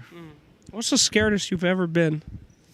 Probably like the game against what was it, Vici at TI when we had just gotten stomped like 22-3 in like 10 minutes, and then we were about to get eliminated. I was pretty nervous then. How does this compare to Vici Gaming's game? Pretty low, because like nobody can get eliminated, right? And just like no matter what, we're used to lower brackets at this point, so we'll get to the finals one way or another, some shape or form. Do you feel like you can motivate your guys by being like, guys, if you don't win this, I quit, like I'll leave. I'll do something. I'll go work for someone else. That feels like emotional or like blackmail or something like that. That doesn't seem like the best way to get results, personally. I emotionally blackmail all the time. It's very good. I see. That seems like the opposite of what I want to do. My team's gonna lose, and I'm gonna say it's all good, guys. I love losing. It's my favorite thing. Like, everybody out there, I love losing. Love being a loser. It's my top thing. Well, don't we all? That's why we play Dota, my friends. Anyway, best of luck to you, Blitz. Any words out there for the Liquid homies? They need your energy now more than ever. What would you like to say to the Liquid fam? Support us. Don't support him. Actually, if you could follow me on Instagram.com/Nisha_Dota2. All right. That would help out, yeah. Let's do it, Liquid fam. Let's go. What? Back to you. Wow, sharp contrast between these two teams. Toronto Tokyo fighting for dear life, and Blitz shilling Nisha's Instagram and also being right on historical information because Chester A. Arthur is indeed the 21st president. It looks just like him. It looks just like him. I pulled up a picture. The mustache really sells it. I'm not sure about the bowler hat. 23rd president was Benjamin Harrison. Do you think that this lack of knowledge on U.S. history, or rather superiority of knowledge in U.S. history, is an advantage, Cinderin? Yes. I knew it. As we are here in the United Kingdom. Yes, so it's a we are indeed. disadvantage. It's a disadvantage. Because you should know the UK history. This is bad juju. But we beat the UK. Those redcoats. What? I will say there's if they spend their time in the booth being distracted by thinking of you as presidents, it might make for a worse draft. So I think maybe this is a bit of an edge to Toronto Tokyo, who will be thinking about absolutely nothing, apparently. So that space in your brain, that's wasted. It should be about last hitting better. You should be thinking about that pub game you played 8 years ago where this specific item was perfect for the game, and that's how you get defusal on gyrocopter. Okay? Oh man, deep cut reference. Yeah. That's how you win Dota games. I mean, that's why Toronto Tokyo demanded that everyone stop typing in Twitch chat, which people are clearly not following. I'm astonished that you guys are not listening to a TI winner, but maybe you just want to watch. In which case, I've got a draft for you. Let's get ready for the only game of this BO1, and we'll start this tiebreaker in style by banning out the Chen, the Coddle, and the Gyrocopter from Team Liquid. BetBoom take out the IO and the Doom, and Enchantress comes in at the tail end. Yeah, it should be noted that BetBoom and Liquid just played earlier today. They played against each other. They went 1-1. It felt like the first game was very convincing for BetBoom, while the second game was very convincing for Liquid. In the first game, BetBoom were able to protect GPK's sniper very well, whereas in the second, Liquid had a lot of good solutions to it, like with Insania's clockwork. So I do wonder, after the series like that is just played, are BetBoom still looking at the sniper for a GPK, or are they going to bench it for something else? This is effectively just game 3 of their series now. Yes, that was exactly what I was going to say. It's kind of interesting, right? Because when you do play a tiebreaker on the exact same day, if this was tomorrow, I think the amount of prep and the adjustments you make are quite a bit more significant than when it's just a few hours later, if even. So, yeah, that's going to be interesting to see which team is going to make the right adjustments. Obviously, completely new intel for both sides here. Liquid banning both Chen and Ench, I think, is very telling about their read on how to face BetBoom here in the early game. Yeah, because BetBoom also played 2 Enchantresses in their series earlier. And what happens in these best of 3, so to speak, is a little meta develops within the best of 3, and I think they're still moving in that direction. So they're going to start off with Disruptor, which has been fantastic. Kunk on the other side to get the other version of Disruptor to pull people back in 2 different ways. Luna was the hero I was thinking about. I feel like that carry has just been ravaging so many games this tournament. I've seen Luna never look more confident as a hero, just popping the shard, Eclipse, BKB running in. So, yeah, that's how we're going to start the draft. Yeah, Liquid leaned heavy on Luna. It was their carry in both the games against BetBoom earlier today. It just feels like that hero is in a state where it does too much. It's too good.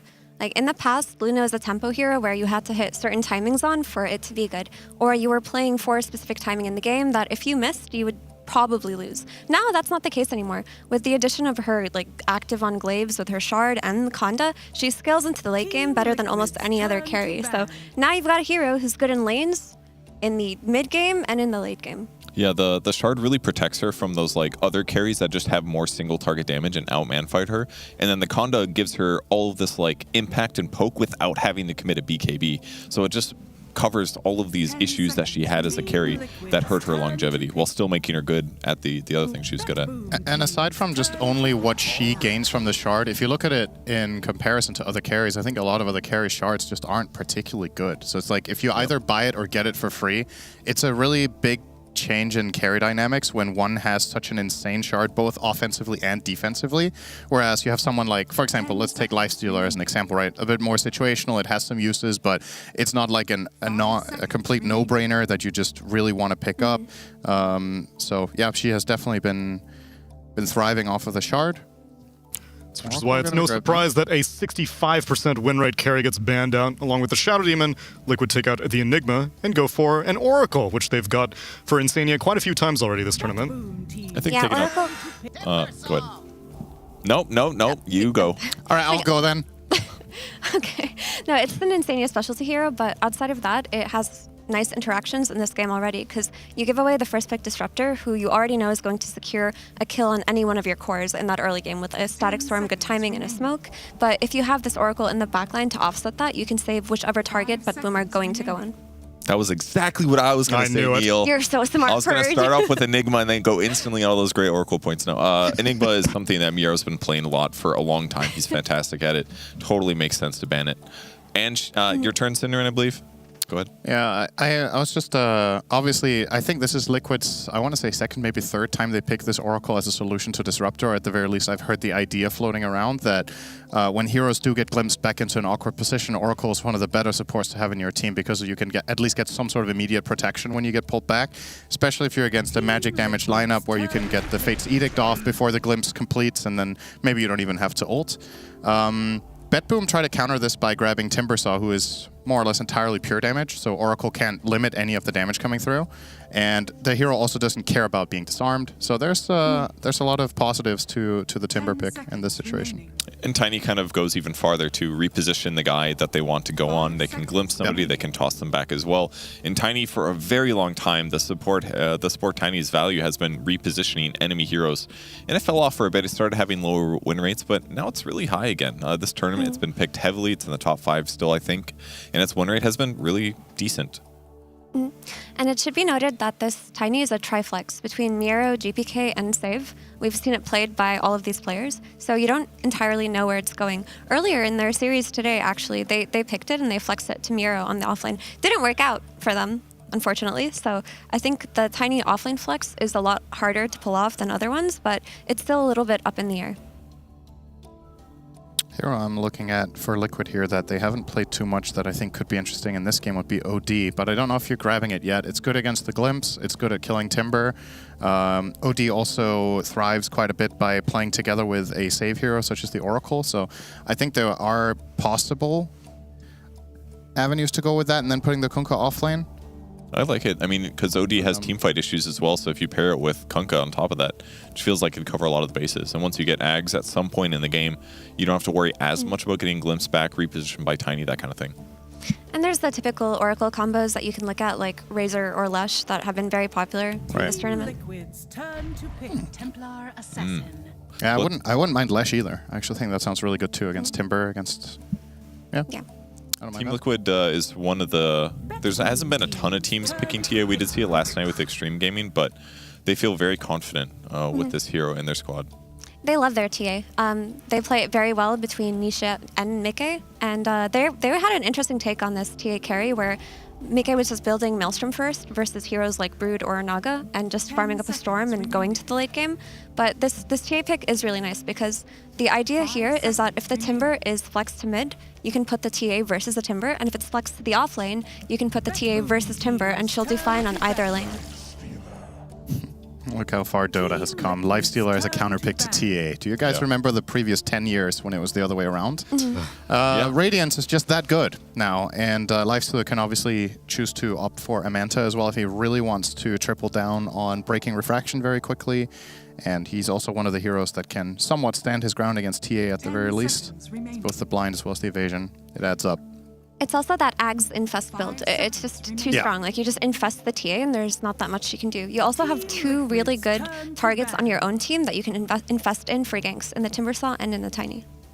I actually think, now that I see this ban from Liquid, I think this Lycan would have been a really interesting pick in this slot instead of saving it for last. When you have Oracle as well as Rubik as the enemy supports, this could have been extremely exploitative to run a Lycan. Also a hero that can cut through Refraction quite easily, so seeing this, I would really not have minded Betboom grabbing Mieros first and then picking the carry last. Yeah, I mean, they'd have poor AoE outside of the Kunkka, basically. So if they had to worry with Swarm type stuff, some nice auras, it'd really give them a lot of survivability. Could they still do something like a Beastmaster? Yeah, I was thinking maybe that's the second ban.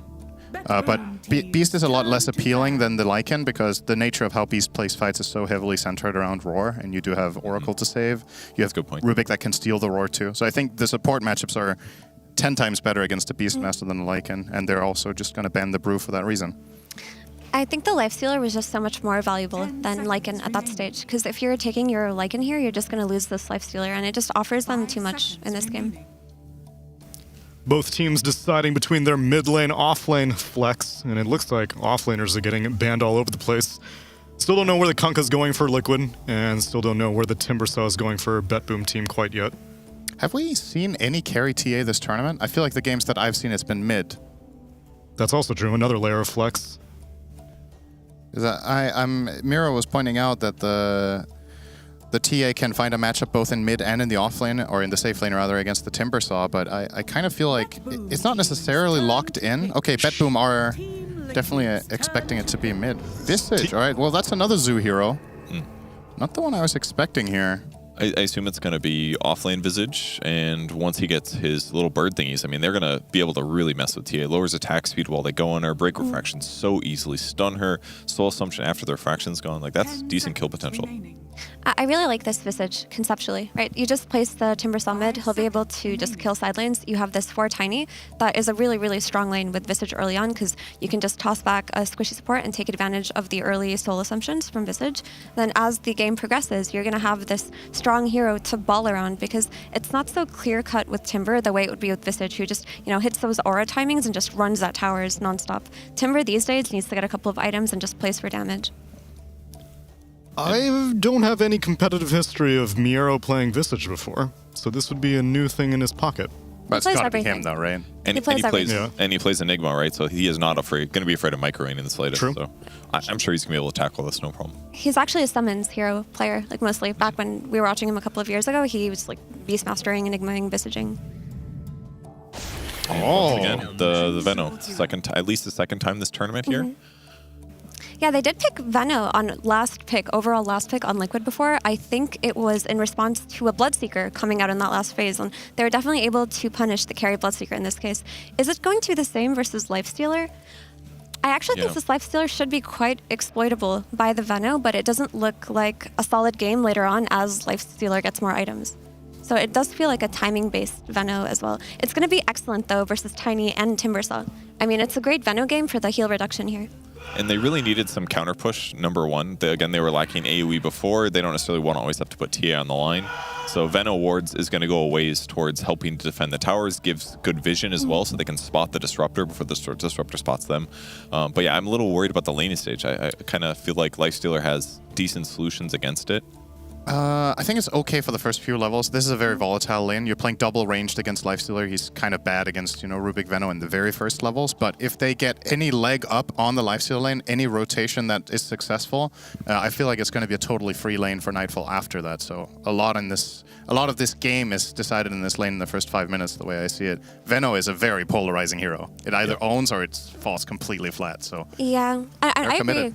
I agree actually that I think Veno should do fine on lane. Like, they should be able to bully the Lifestealer Lifestealer out pretty early on. So I'm not worried about the laning. I'm worried about later on in the game. It's going to be so easy to jump this Benno and then just burst him entirely with these Infest Bombs. And yeah, you do have an Oracle in the backline, but do you want to be extending your saves on the Benno? I'm not too sure. I will say I like the Visage a lot, though. I'm just down with the Venno in the sense that it does a lot of magic damage, and they were kind of lacking that in their lineup prior to that. Just landing his ultimate on Timbersaw, for example, doing percentage-based damage against him, he's going to have to buy Eternal Shroud. He can't skip it necessarily like he might want to against the mostly physical damage other than that. So, yeah, I think it's a cool pick, and I really can't wait to see the laning stage, see how well it does. I am also usually, I would by default give the advantage to the Templar Assassin, but it seems like it was very intentional that BetBoom let it go through because they have a lot of ammunition for it. Even debuting the Visage here seems like a step in the direction that they knew TA was going to come out. And while we saw an incredible TA performance yesterday, I think it would be difficult to replicate that this game from Liquid. Yeah, it was also a minus armor draft yesterday when TA looked incredibly good. Yeah, but this TA will give a lot in terms of tempo, pacing, and consistent damage versus the tanky heroes of BetBoom. But later on, there are going to be solutions for this TA. If this Lifestealer gets strong enough, it's going to be very hard because with this new build, with the Ags Infest and the Radiance and the Manta, it's not easy to fight into that. You don't naturally itemize for evasion when you're a TA. And how good is TA Oracle as a lane? It doesn't strike me as anything particularly fearsome to be up against, right? So I think Visage is a hero that sometimes suffers in the first 5 levels in lane if it doesn't come off to a good start. I think Miero should be fine here. Get that level 6 at a good timing, and then all of a sudden, if you're a TA playing in the safe lane, you don't have those high levels early on. Perhaps you can get bullied into the jungle, and the pacing that Liquid is looking for could fall off a little bit. Both heroes do have solutions against Full Assumption, though. You can Fate's Edict to block the magic damage, or you can Refraction. So that's one upside if they save them for those moments. It might take like level 2 for both of the heroes, but hypothetically, maybe that's enough to equalize it. But yeah, I agree. I don't know if offensively it's going to be that scary until there's rotations. I think it's good offensively. I mean, what's the problem? You've got the Oracle Key, you've got TA traps. Looks good. You're just going to need a Oh, and plus you're 6. Yeah. You'll get there. I mean, it's not going to be hard before then. You're playing against Tiny. Yeah, my point is I don't think the TA will struggle in lane. I think this is a fine lane for TA Oracle to play, but a lot of the time I look at Visage as a hero you really want to punish early, and I don't think they will accomplish that, so both teams should be off to a good start there. It's a BO1. You got to pull out all your strategies to see if you can make it through. Let's get this tiebreaker started with our casters. It's OD Pixel and Fogged. Thank you very much, Tsunami. Yes, time for these exciting tiebreakers to kick off into the action. BetBoom versus Liquid for the first one here. Fogged, we've just had the drafts, getting some exciting heroes, to say the least. We're getting the finisher of the 33 Venomancer coming out as the last pick from Liquid. And from BetBoom, we're going to get to see Miro tries luck on the Visage. Yeah, they were just looking for any type of last summons hero, you know, someone that can get information, wrap around, look for this Oracle. I think that's been what we've been seeing the most. Have to get information to find this pesky Oracle, especially versus Liquid, the most comfortable team on it. And yeah, let's see how this ends of the way. It looks like a pretty exciting draft on both sides. Liquid sticking with their comfort and guns. I feel like that's literally like the most comfort draft I've seen in really time. is, yeah. And BetBoom, they've gone a little bit more outside the box. Still very comfort, but you know, I mean, these guys do play everything, but yeah, we do see GPK. I feel like I haven't seen him play the Timber as much recently. Boxy right off the bat, we're seeing him do the boots thing. I feel like I feel like we saw people abuse this every single game last year for a while, and then people just kind of stopped. So I'm glad to see someone doing it. Buys boots, runs out, places an early ward to see the lanes, sells the boots before the timing happens, blah, blah, blah, brings his items in, you know. So they have scouting information. They have that ward bottom. And let's see how these lanes kick off, because Panel was talking about the TA and the Oracle in particular versus the Visage and the Tiny. These heroes have 0 armor. Visage has 1, barely, and Tiny has 0. So TA is going to be able to dish out quite a bit of damage if they do stick out of position. And Refraction's good versus Soul Assumption, so we'll just see the toss backs and whatnot, what Save can do to manipulate the lane. Yeah, it is indeed a good job that he has something against that, because those early Soul Assumptions, they can hit very hard in the laning stage. All right, let's see. Looks like it should just be 2 for 2. Neither team looking for any type of aggressive play right here off the bat. Unless Nisha walks up for this room, it should be crazy. He's not. He's not going down that. Okay.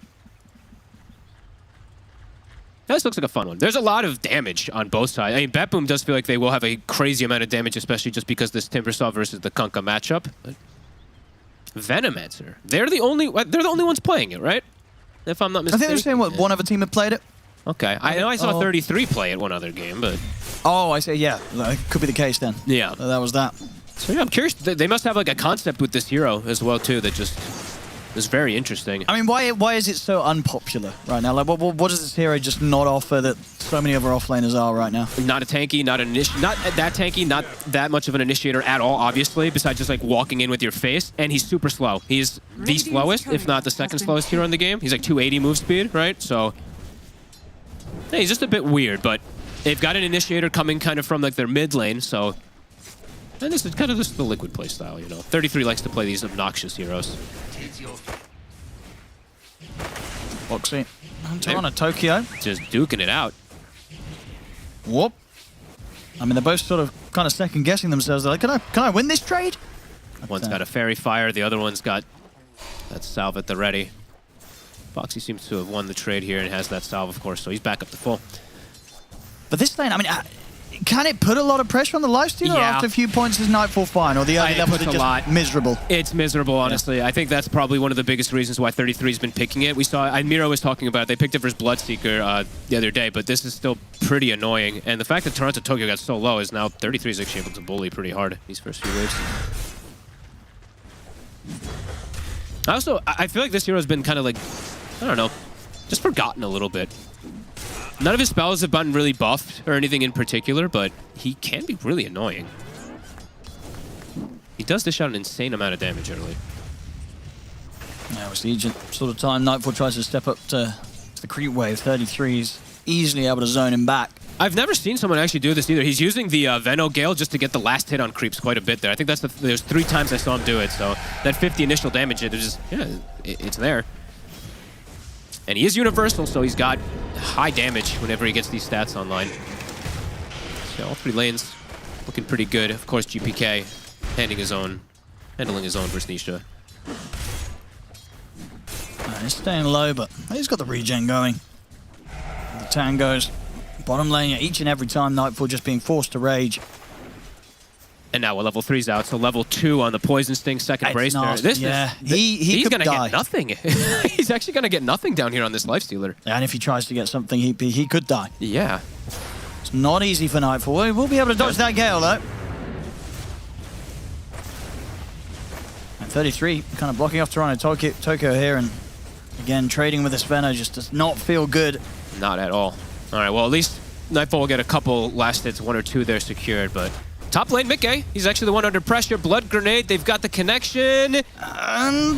He's going to try and turn, but indeed, the Soul Assumption comes in. First Blood will go the way of Miro. Well played from Save.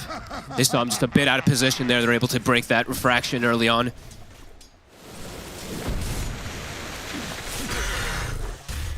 I wouldn't have expected that kill up there, to be honest with you. Oh yeah, for the most part, I guess you'd imagine that the safety's going to be there with a point of refraction or such, and having the Oracle to either hold them back or keep you safe.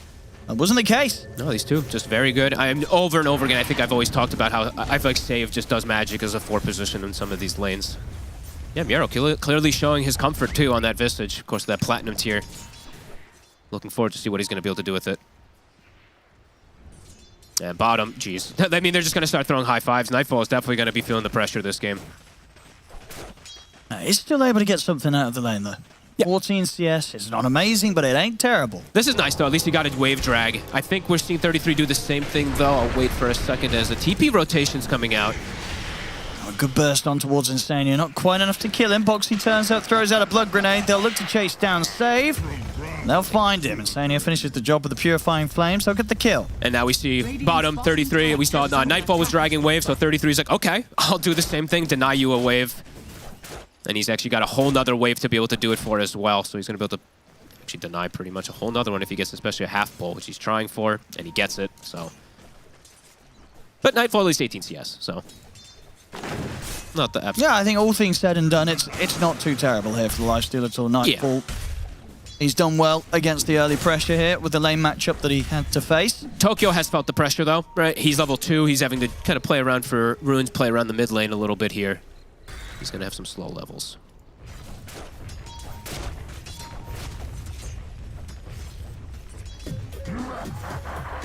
It is 19 CS, but his net worth shows the difference. I mean, it's 200 behind the Veno, but you see he's behind quite a bit of the rest of the cores, even the TA 500 ahead. But I'd imagine sort of as the game goes, this will be this is the part where it's going to be the toughest for the Lifestealer. Down the road, if Nightfall can get his items, get his farm, he's going to be more of an issue for some of their heroes, the Venom in particular. The tables kind of get turned. As long as he's able to get at that farm. Because the other thing is, too, is the matchup has... Oh, wait a second, actually. It was Tokyo. And they've got to 6 on GPK, so they'll have decent damage. But he knew it. He read the play. Indeed, GPK. Getting the damage in. It's not quite enough straight up, but the kinetic field is there and saves him with a rotation. Oops. They will be able to find him. TP's coming in for Liquid. We'll see if they can punish this. They'll look towards GPK as 33's in with the Gale. Oh, they'll clean get up. So if they can get Toronto Tokyo as well, Boxley with that haste rune, chasing him down, ready to block him off, gets the drag back with the telekinesis. And Toronto Tokyo will make them work for it.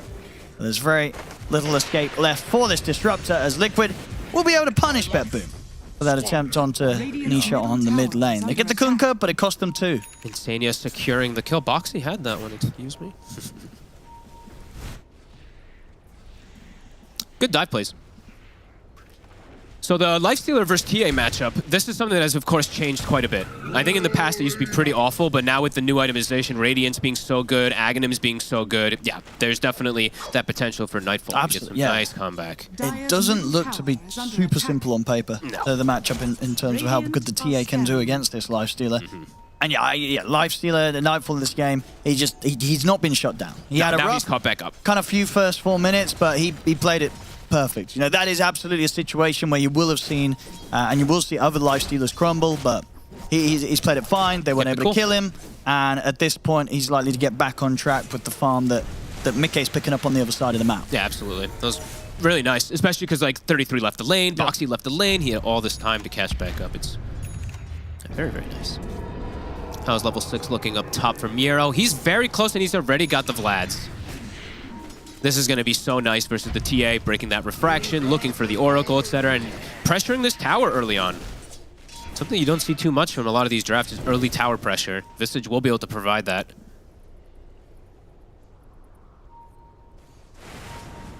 We'll have to make sure they've got the TP backup ready to come in if they want to try and hold the tier 1 top Liquid against that push. Double checking the runes. GPK. It's pretty tanky. They're going to try and drop the boat down onto him. 10 stick. Should be able to break away from this. Insania will throw out his combo, but not enough to threaten him. And Save, he's turning up with a 2-man avalanche. He's able to get the connection onto both of them. Nisha's dead. Insania as well. I think it's all just looking a little bit more cleaner from BetBoom in those first 8 minutes. These two supports, Toronto Tokyo, even though, he was like, you're bullying me bottom, I'm making the better moves. Now, even the double ward setup, so this is a really cool thing that they did. BetBoom, everyone knows this about Liquid by now, but they love to stack, right? So look at the 2 wards they have to scout. They have one scouting the top jungle, one scouting the triangle, and they're going to contest these stacks. Save, and he's going to look to get the setup onto Boxy, and he's got the combo. Chakram's out, Boxy should fall. Nisha, see if he can find anything in return. Nice X-play. And he's going to get saved by the looks of it. The Torrent connects, they'll take down Save. Toronto Tokyo's going to try for the TP out, but the Purifying Flames nuke is there from Insania. Nice this time, BetBoom, the ones to get punished. Nisha almost got glimpsed back to base, I believe. Got the X back onto himself, so he stays in the fray. 2 cleanup kills, and I think they got some of that stack as well, too. So I don't think Liquid actually ended up losing much of anything for these kills. Get the kills and the stack.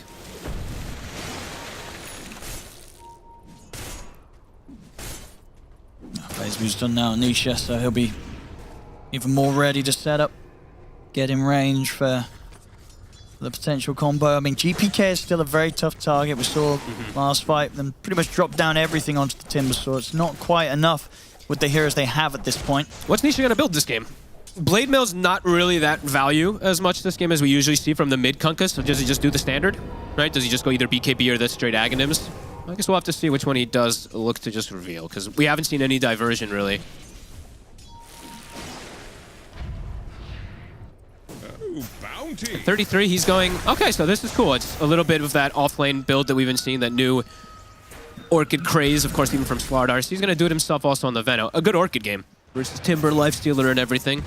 Be valuable if he's able to get that. It is, but definitely one of those sort of heroes and item builds that you kind of want to snowball river. Yes. Right? If it slows down, certainly as soon as they have some sort of dispel or protection, its kind of effectiveness is going to fall off, especially in the hands of a Venom. Yeah, I mean, overall, from what I've seen on Venos in the past, I just, I'm always... I haven't seen this hero too much, so I don't know what the power peaks of anything of this hero really are anymore. Especially with what he's playing up against. That's the thing, right? You know, this sort of kind of damage over time, magical output is not going to really affect the lifestealer for the most part in the later fights, and this sort of slowly dealt damage. Heroes like Timbersaw, they're probably not going to care, so definitely a bit of pressure, I feel, on Liquid to get more done earlier than later with this Veno core. Definitely agree with that. And Lisha will show it is just going to go be Aghanim's Rush, so not really a way that you can divert away from that build. Tokyo is here for Toronto Tokyo, so an attempt there from Liquid will not succeed. He just tanks through heroes. Yeah, he walks it off. Sure.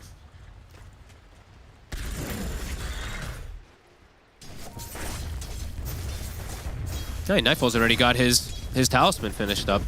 So on that way, he's just rushing the Radiance. No armlet in between this time. They really want to try and make some action happen, Liquid. They're making the move towards Miro top. Okay. But he's in quite a tough position to go for unless they want to commit with some sort of X-Mark combo underneath the tower. Looks like they'll look towards the triangle instead. Nisha ready to head in. Save broken immediately. The stack. Gonna look for the Torrent. It's already done. And indeed not able to find the action that they'd hoped for. Now instead he's going to get glimpsed back into the sort of damage being dished out by Miro saving GPK. They'll look towards Boxy. Boxy's got a TP. There's nothing to stop it, so he'll escape. That is interesting, too. Nisha has gotten 3 points in Torrent instead of maxing the X this game. Very different than I think I've ever seen. So overall, the X cast range, I don't think he could have gotten it quick enough, but saving your buddies versus Glimpse is going to be a lot harder for Nisha early game with only 1 point in X. They're going to lose this tier 1 tower. It's going down with the push from Miro and his familiars. This is feeling a bit scary, to be honest. It really is. It's close on the number, 6-5, and less than a 1k gold lead for BetBoom, but it does feel like something could be brewing here. Yeah. They could start sending this quite drastically in the way of BetBoom's. And it's onto GPK. Can they really do anything about this, Timber? They've got the X mark. They're going to drop the boat onto him. Here's the Orchid. They've got the silence. 33 turns up, and it's a good time to do so. He just finished his Orchid, gets into the fight, makes sure that they do get that big kill and take down the Timber. I like that he comes with it, yeah. Get that good value early on out of it. Make a enable timing, because like you said, ideally, it does feel like they do want to get a bit of snowball with TA, get the Deso, get the Roche, get things rolling, take the towers, control the map versus this lifestealer. Yeah, things are going to be complicated. It really does feel that, yeah, indeed, if that doesn't happen, this lifestealer is just going to be king. Yep, as we've seen a lot of times. What, do we have a reason? Reason? Any reason? Just the pause. Okay. Let's pause at the moment. A couple audio things going on, so let's hope everything's all right. So yeah, Nightfall, 2,000 gold towards the relic. Of course, yeah, that Talon already picked up, so it is going to be a good timing on the Radiance this game, unless somehow Liquid can make their way down to this area of the map, which it's not going to be easy to do so. Nightfall, we saw how carefully played during the lane, and he's going to continue to do so. A very tricky carry player to actually hunt down in these early stages. They would have to like smoke and like flank on him or something with the Veno to catch it, but yeah, he's safe. His tower is safe as well, too. His pressure is just... It's on all the lanes. Like, I just see GPK immediately returns to mid lane. Miro is playing the top lane, so... If Liquid does want to make, like, some big, like, 3 or 4 rotation to bottom, BetBoom is farming everywhere, so... Dire are scanning. Smoke from BetBoom's gonna head towards that top lane, see if they can catch out Mickey at the same time. Both doing the same thing. Liquid heading down towards the bottom, but as it is, BetBoom don't have anyone down there. Saves on the front, looking to start things onto Mickey. TPs will begin to come in here and look for the toss back over towards GPK. And they've got the control here as well with the Static Storm. The stun comes out. Insania will try and bail Mickey out of this with a false promise. He'll buy him stun time, but Nightfall's in on top of him. Mickey continues to run. Saves ready to cut him off once more with another avalanche. Never mind. They try their best to bail him out of there, but BetBoom can run down Mickey and nothing can be done to keep him alive. Slows down his timing, too, of that Deso that was going to be coming out of it a pretty good one. 33 gets some pressure bottom, but that's a nice hit. That's crazy. I can't believe he like absorbed so much of the damage early, but I guess it is a mostly magical early from their draft, so they'd see they providing good coverage for a little bit. It's a big kill, though. Slow down it. Momentum, which Liquid ideally wants, it feels like. BetBoom, I'll be able to finish off the tower. More money for Miro. I mean, across the board for the individual net worths on the cause, it's very close. Very close. Everybody's getting farm.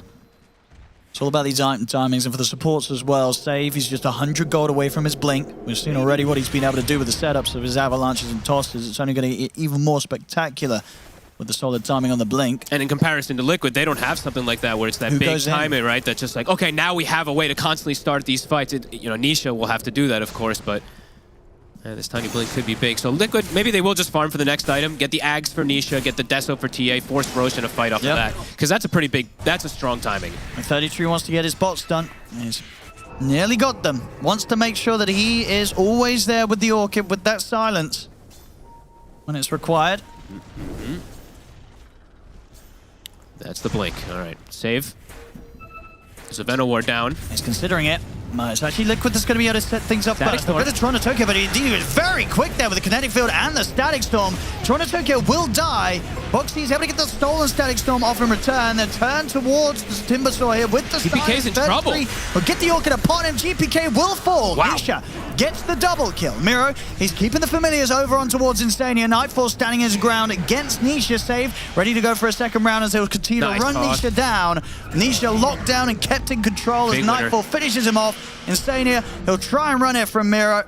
But the resummons there should be able to scout him out and control him. There's no TP available. Actually, I say that. It looks like, is he just going to be able to walk away from this? He is. Miro losing vision of him. So Insania will manage to walk his way back to safety. All right. I'm surprised Liquid even gets one kill there. Honestly, Boxy did God's work. Stole Static Storm, stole Chakram, and then he actually does the majority of damage versus the Timber Saw. So I actually think that was going to be a completely one-sided affair if Boxy didn't get those steals.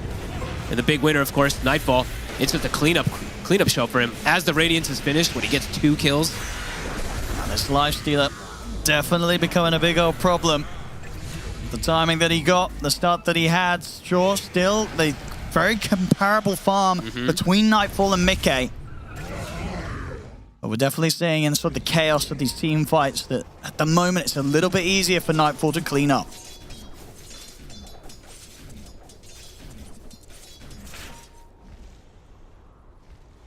Aghanim's in 100 on Nisha, and the Deso's done. Do they force that smoke to Roche? Betboom, they're just, I mean, they're never stopping. I mean, they're killers right now. Yeah, Save can get a catch, can get a pick off. Nightfall's going to be ready to clean up. It's not really giving Liquid opportunity that they want to be able to chill back and go for some type of Roche. Betboom's just, oh, he's on him. He's going to get a jump over towards him. He gets the toss back. The silence is out. I mean, they'll throw out a Fate's Edict to try and keep him safe, Mickey. Mickey will get the refraction off, but he's dead. Nightfall cleans him up. Can they get Nightfall? Does catch him, but the Rage is up and ready. Nightfall, out. He's going to go for the Rage TP. He'll bail his way out of this one. Miro and Toronto Tokyo do go down, so Liquid able to take a trade out of this, get a couple of kills, but they do lose Mickey, and Nightfall gets out. That was Torrent Storm reveal. Got onto Miro a little bit there, but they get Mickey. You know, they got the target that they want. That big carry as Nightfall just continues scaling and scaling. Yasha almost finished. He's on his way to Manta. That Manta is going to make him pretty unkillable. And he already has yet to die. Then he's going to have the Dispel, the protection versus the Roots, and even the potential protection versus the TA Shard, which will probably be coming soon from Mickey as well. They're going to have to try and tackle the tough ordeal of catching him with silences around that. But they're keeping it steady. It's close on the numbers, 11 to 10. It's not moving. 1k gold lead right now for Liquid. How's the XP looking? XP is a little bit in Liquid's favor. I mean, 33 is picking up a lot of farm on the map. Getting around very effectively with the boots to travel on top of this Orchid. Going for the BKB next. It is an incredibly farmed Veno. Wish fulfilled.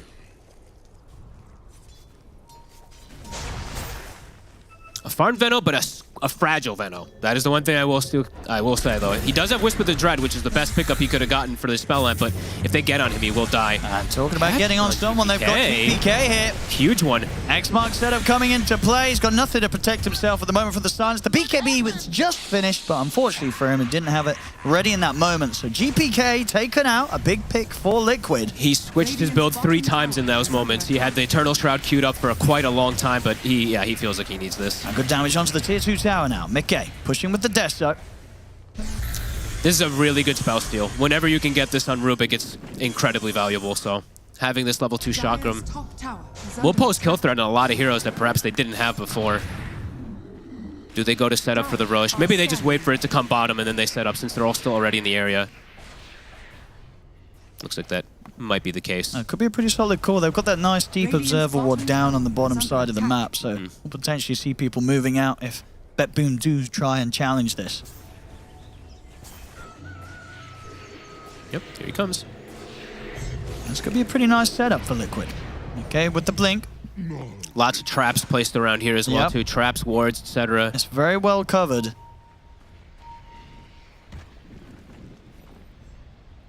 Not wanting to go straight into the pit yet, though. I don't think they saw anyone. I don't think they see anybody on the map at the moment, so they're like a little hesitant. Yeah. They're setting up for it, though. 33 even making his way now also. They'll make sure that they enter into the pit under the cover of smoke, just in case there was going to be some sort of setup with vision from BetBoom around this area. Okay, Miero showed mid. Yeah, they can full commit as well, too, just in case. Playing it very safe. Just they didn't see anybody, so they're just like, nope, no risk. Should be able to get this one. In the meanwhile, though, Nightfall has found a lot of farm. You know, he's like I said, he's up to that Manta, and he's level 15. So he's got that nice talent that we've seen pretty much everyone take now, 350 HP. But there's that Aegis.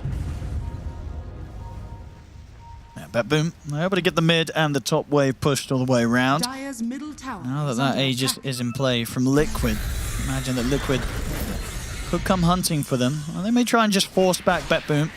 In this bottom lane, they've got the creeps pushed forward themselves.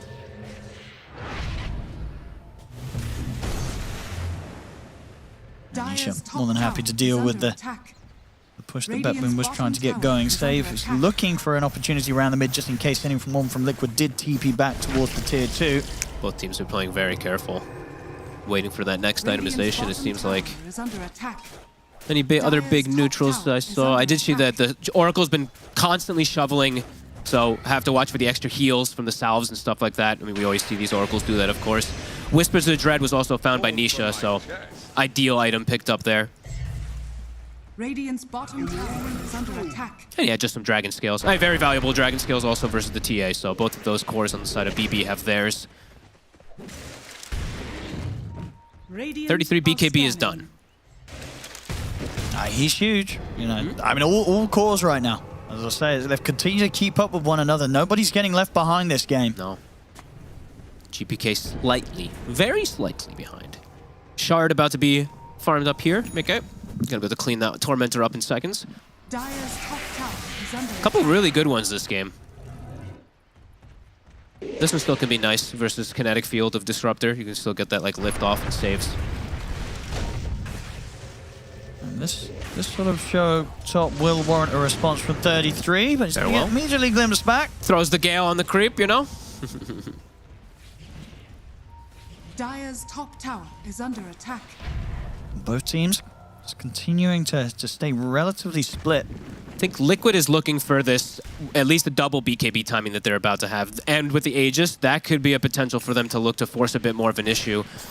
For the side of BB, I mean, they have items to be able to fight this. I don't think that they're really waiting for anything. It's just, if Liquid brings the fight to them, they will battle it. A full AC for Miero, the Manta and Basher near done for Nightfall. Like you said, all the cores farming.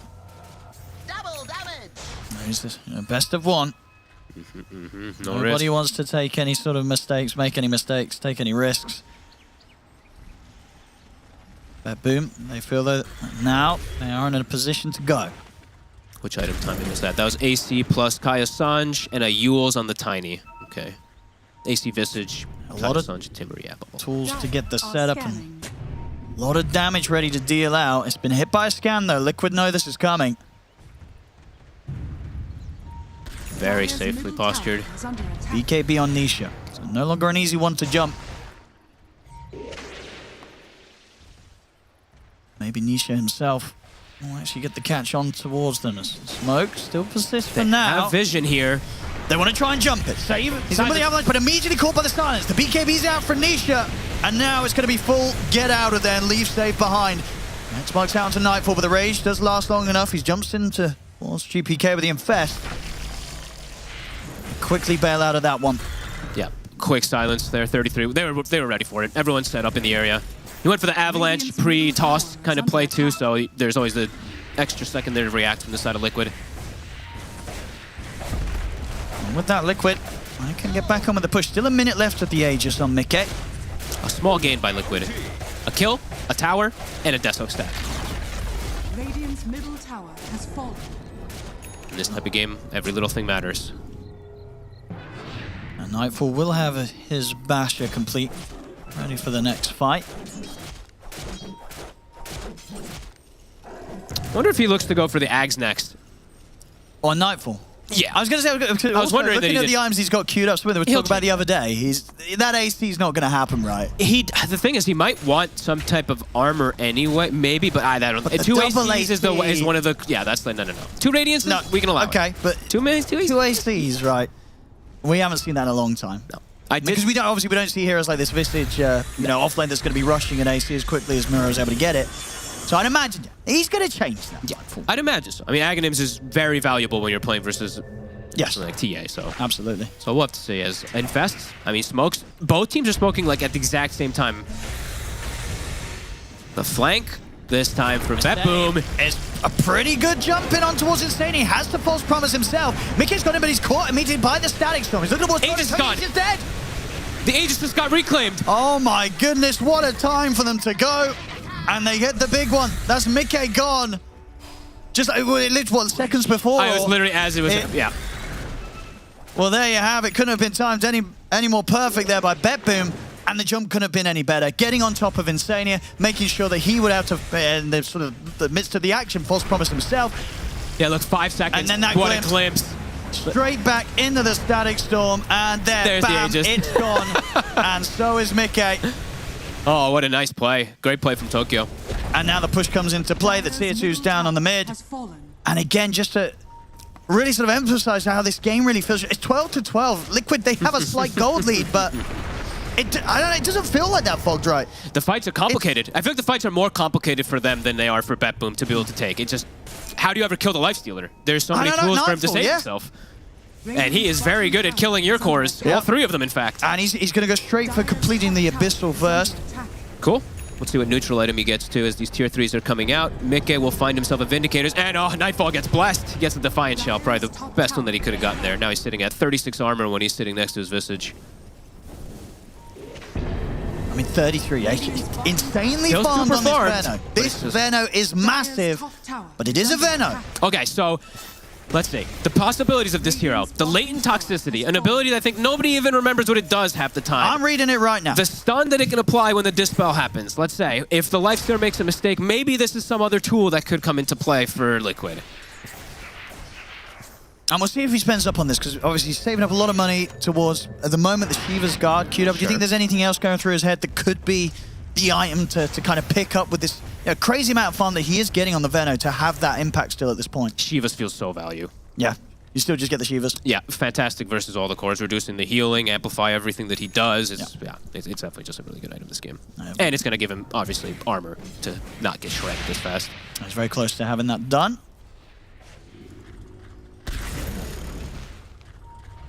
And yeah, the Abyssal Blade, just 40 gold away. So Nightfall will have that and his level 20 for the next fight. It's wild how it's just stayed consistent pretty much at 1k. It's close. And for the next fight also, something I did see, as we see Boxy, he does have Infest stalling for the next fight too, so... Okay. He could do some kind of crazy heal plays if they... Because they might not expect... Saves. Yeah, they might not expect that to come.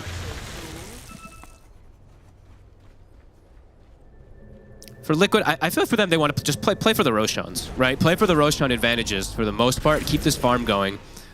Radiant are scanning. It's going to be spawning in the next 8 seconds or so.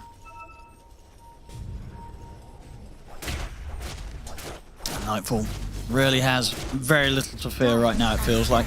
Tokyo even buying his gem now, so he passes that over to GPK a few moments ago. I think he bought it a couple minutes ago. Apologies about that. But yeah, they're looking to continue clearing out the traps, get this advantageous map position for them to get these fights.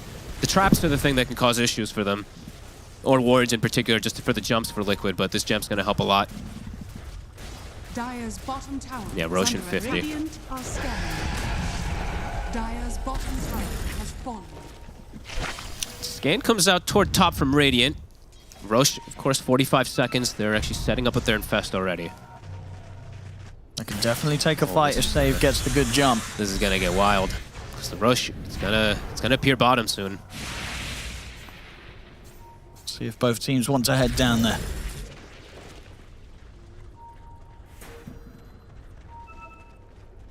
Quick sweep of the area here from BetBoom just to see if they could catch anyone from Liquid already in the area, but as it is Liquid, top side of the map still.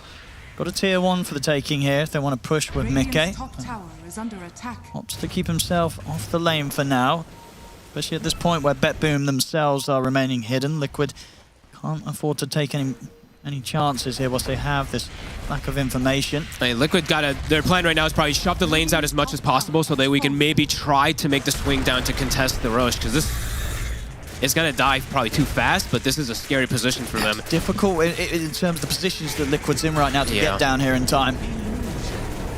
BetBoom. And they're, could be wrong readers. It feels like their draft ideally really wants to have that Aegis in comparison. You know, TA tends to want that, but especially with a TA versus Lifestealer matchup now. Now it's going to be Nightfall with it, and he has yet to die. He has a lot of ways to protect himself. It really does feel like that.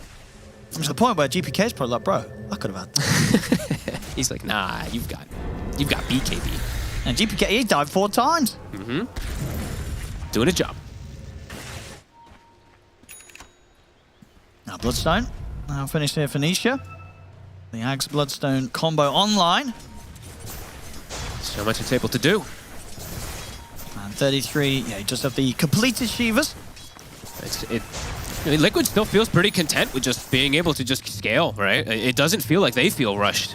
So this is going to be some interesting clashes that come in. They've got to somehow just sort of play their way around the rage of Nightfall. He's the biggest sure that issue. if he pops rage and he's killing 2 of your heroes, suddenly the fight is going to be very, very difficult to clean up in your favor if you're Liquid. Miro about to hit 18, level 3 familiars, summoned up. I think it's time that they can pressure. They have Aegis, they have these familiars. They can probably look to at least poke high ground a bit. Since they have Tiny for tossbacks, if someone gets out of position on the side of Liquid, they could look to punish. I like this as well for Nightfall. We're not seeing any double ACs. He's going to be going for the Silver Edge. Okay, now a couple of them that we've been seeing. Here's the push. There's going to be Liquid that's going to have to head back and answer BetBoom. Plays it safe, just uses the infest. Birds will survive. Mika continuing on bottom. A lot of creep pushing in, yeah, a lot of pressure here from them as Save. He'll head back to clear that up. Top tower down to 130 HP. So a pretty good strike. It's a ton of damage that they do have once they hit that Rex. And it looks like BB, Toronto Tokyo makes the call. He wants to control the bottom side of the map a little bit more since they have top shoved out so much. He's got his blink as well now on Disruptor. So even easier to get the jump static storm setups. Which there are BKBs in play from Liquid at this point, but even forcing them out early in the fight could be big. Oh, GPK, walked by ward. Oh well. He got the sentry, but he walked right past the ops ward. Oh well. Well, that's fortunate for Liquid. He'll at least be able to keep that deep vision down for a little bit unless he backs up and notices it. But all of them have mostly returned to the base. BetBoom looking to get this tier 2 bottom. Tormentor's available too, if they'd want to go over there and try to steal it. I guess Nightfall just wants the Shadow Blade to hunt these guys, get into the back line in particular. Kind of cool pickup. Not the Aghanims route.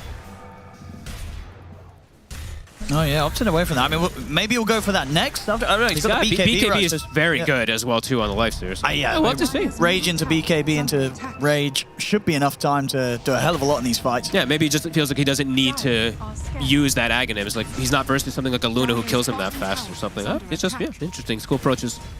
Liquid set up around. They are. There's still 2 minutes left on this Aegis on Nightfall. Nightfall goes.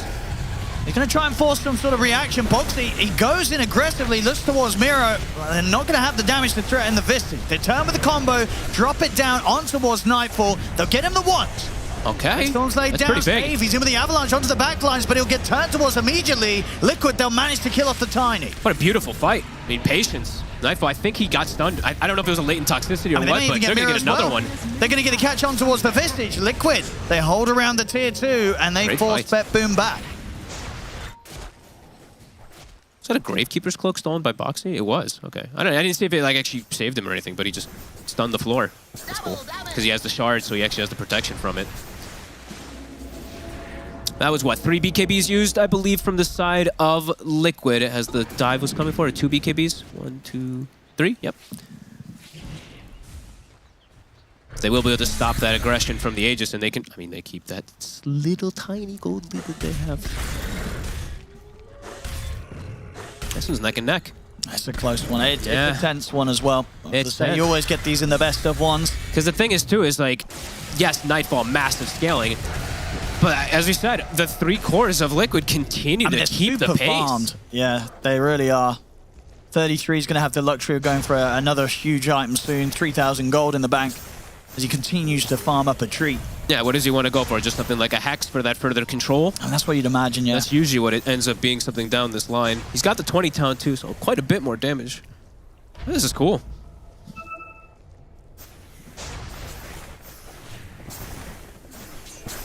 Save, I was about to say this too. I was like, I feel like Save needs a BKB of his own, because versus Venomancer, it tends to be the case. It's like, if you commit, you're committed, right? Like, if you guys are running into these Veno wards, into the Gale, into Shivas, etc., usually it's pretty difficult to get out, so looks like he's also wanting to have that one.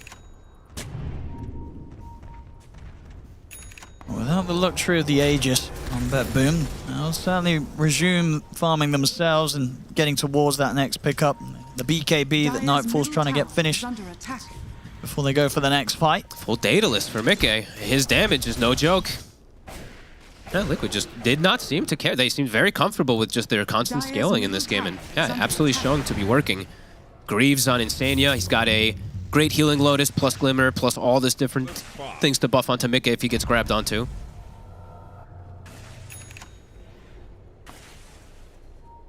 And Miera. I was gonna. Okay, yeah, Miera also BKB. Yeah, you're playing versus Torrent Storm and all this annoying Veno stuff, so I don't blame them. Need to have this immunity. Nightfall on the prowl,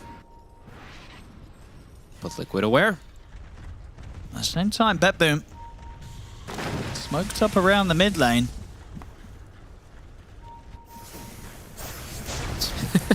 Feels gets the cat and mouse most of this game. It's just been both teams really avoiding each other nicely. Save them now on Mickey. Oh, they're gonna get the opening onto him. Get the toss back. The static silence sword is there as well. Oh, Very Tokyo. well done by Toronto. Gets him with the static. Makes sure there's no false promise on Insania. Insania's dragged back to kill off. It's a perfect catch. That's the opportunity they've been waiting for. What a play from Toronto. Both supports. Give them all the credit there. Yeah, nice toss back and really gorgeous was. static storm. All on the supports, that one. And yeah, 80 seconds, or well, now 60 seconds, but a long time to be able to shove these lanes. The towers do die quite fast, especially when Miero starts hitting them too. Tier 3's going down. They're onto the barracks, and indeed the pushing power is pretty intense here from BetBoom. Fortification comes out for Liquid.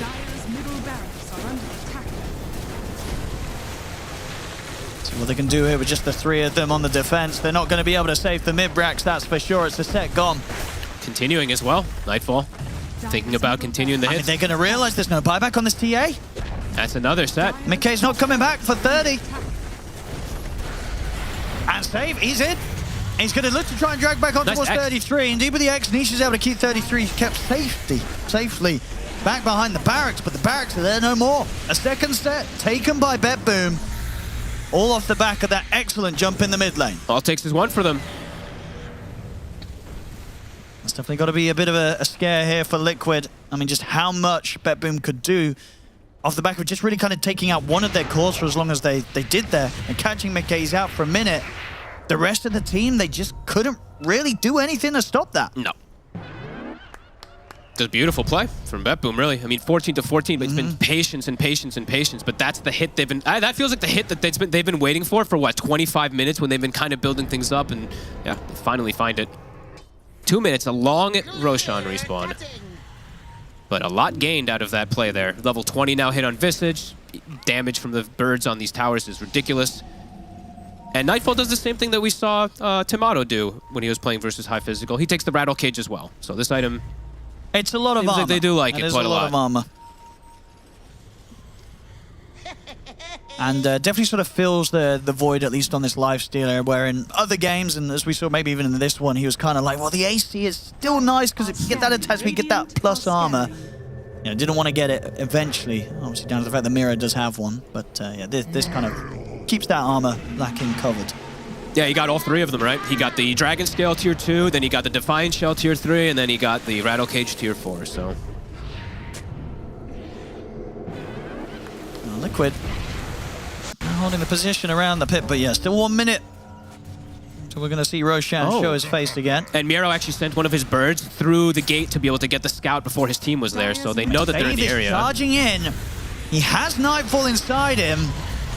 See if they can get away with this. The BKB's popped, but the stun will catch on to Nightfall. He puts the BKB. He's bashing Mickey. He's in on top of the TA, and at the same time, Mira and GPK, they're just cleaning up the backlines. They're in onto Insania. Insania gets taken out. 33 pops the BKB, but he's trying to desperately keep himself away from this Lifestealer. Nightfall's able to put the Lancer, and he's out. He's perfectly fine. He's ready to get back in. Goes straight over towards Mickey. Liquid, they've lost 3. They're going to lose 4. That's going to be it. 90 seconds, no TA. They just can't fight them right now. Nope. And whilst it has been sort of a bit of a slow burn of a game, it did feel like it was going this way for quite a while, folks. We're seeing it popping off. He knew. I mean, the supports this game, the little moves have been fantastic from BetBoom. Really has helped them tilt this game towards the victory that they look to be approaching.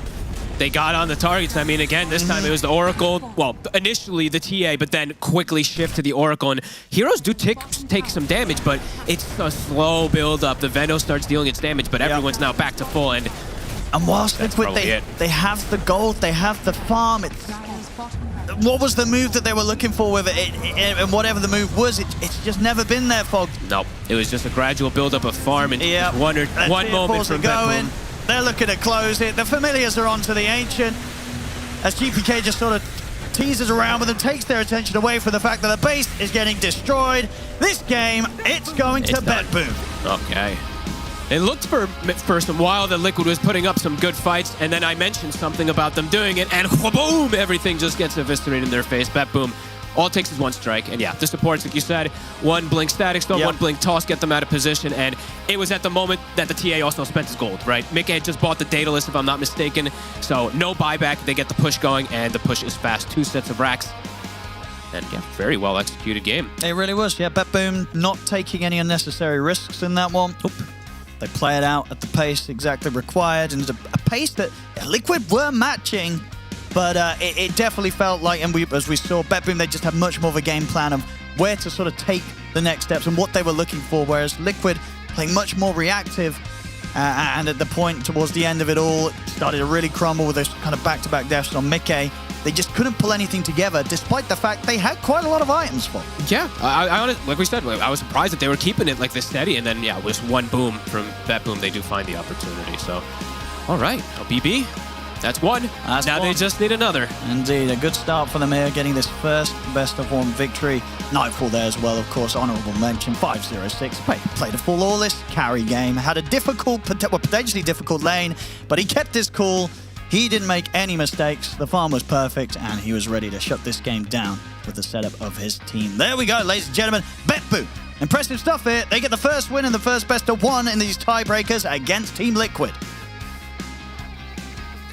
Which gets them that much closer to playing on the stage here at the Resorts World Arena in Birmingham, and it puts Liquid in a little bit more dangerous spot now. They thought they had the plan with this Templar Assassin. No one lets them have it, and it seems like BetBoom very intentionally gave it away.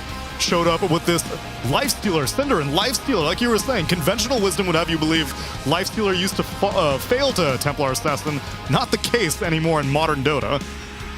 Yeah, I think if we want to go back to the start of this game, we were talking about how this Lifestealer lane was going to set the tempo of the game, right? And while Nightfall did have a rough first few minutes, I don't feel like the Liquid idea of what they were trying to do with this Veno really accomplished what it set out to do, right? Lifestealer still managed to float. I feel like 15 minutes in, he had the same net worth as the Veno, who, despite him farming a lot.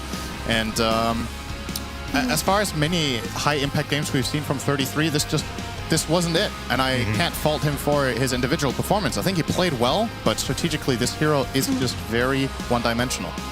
Yeah, but we also just have to talk about how, as a Veno, your team kind of plays around the areas that you secure, and they really just couldn't do that on Liquid because the TA got severely shut down in this game. Yeah, the laning stage went fine. It's a TA. It's not going to fail in the laning stage. It farmed a little bit, but then after a certain point, the Vetboom supports were just running at this TA consistently. We saw the TA tossed back into Static Storm at least 3 times in that game, and 2 of those times were in the early game where you needed TA to, sit around and farm her BKB so that her team can be able to play around her. But Vetboom supports, kudos to them. They did not let her get to that point.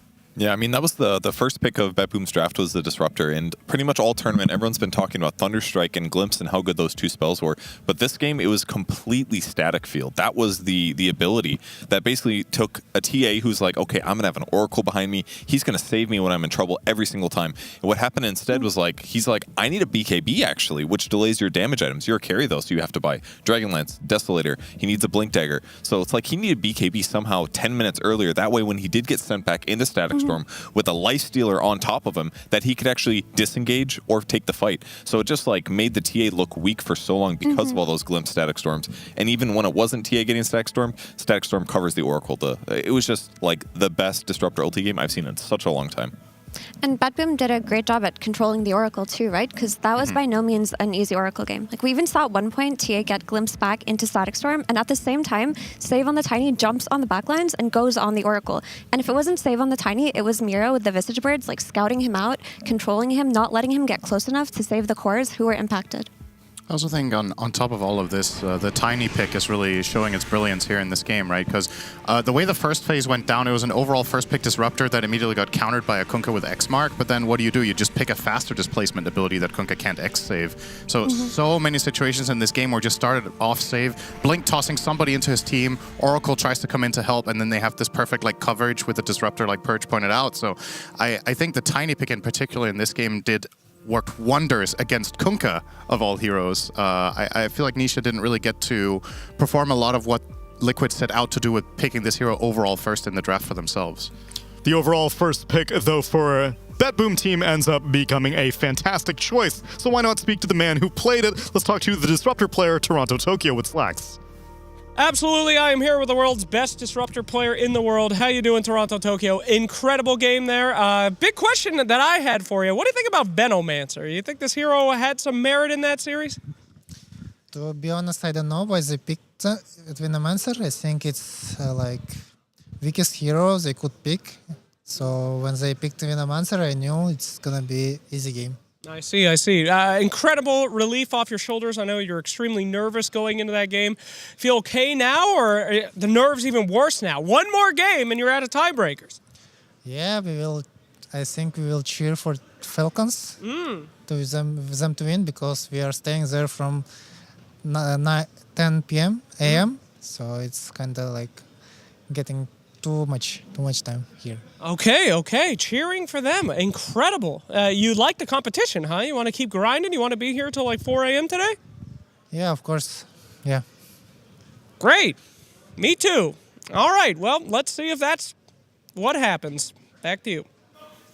Yeah, thrilling stuff. I can't wait now. The problem is that we all may have a little bit of time to wait, because Liquid needs a little bit of time to recharge. I imagine that, well, as we had alluded to in the pre-match, Liquid usually gets the upper hand on BetBoom team. Not this time. Are they dehydrated, or do they not have enough electrolytes? Which one is it? I get it, because their name, it's Liquid. It's very clever, Purge. Thank you. Good one, Purge. I still hope Slacks' move on. cheer for Liquid Let's Get Wet catches on. I'm when was this? I'm really hoping. He said that in the interview, didn't he? The previous interview, yeah. Like, okay. You missed that? I've been stuck in my brain. Seared in there ever since. Those moments out. PTSD. So actually, as a result, we have a fair amount of time for our next series, which is going to be Falcons versus Liquid BO1. But don't worry, we've got Storm and Ember streams to keep you company for Group B tiebreakers. For this one, though, we will see you in around 30 minutes for game number 1, the only game of Team Falcons versus Team Liquid.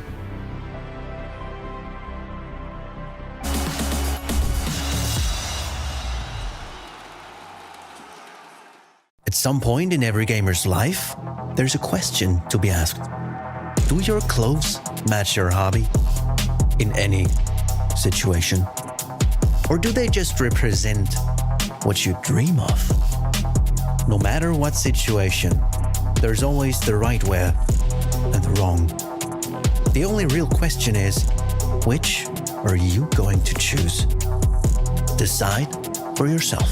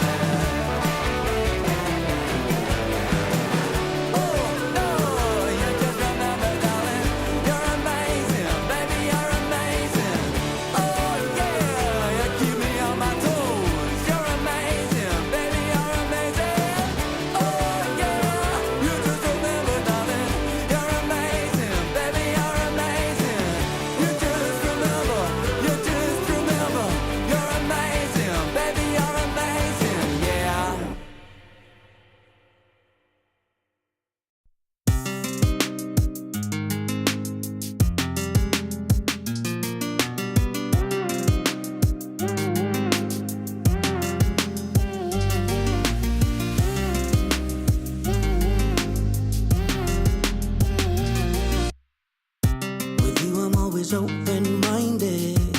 I'm not the one that I used to be. Phasing in and out, acting all crazy. Yeah.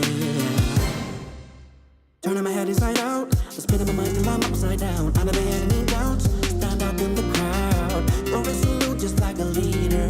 Yes, you're a leader, and I'm not gonna lie. When I'm with you, with you, with you, I'm feeling crazy when I'm with you, with you, with you.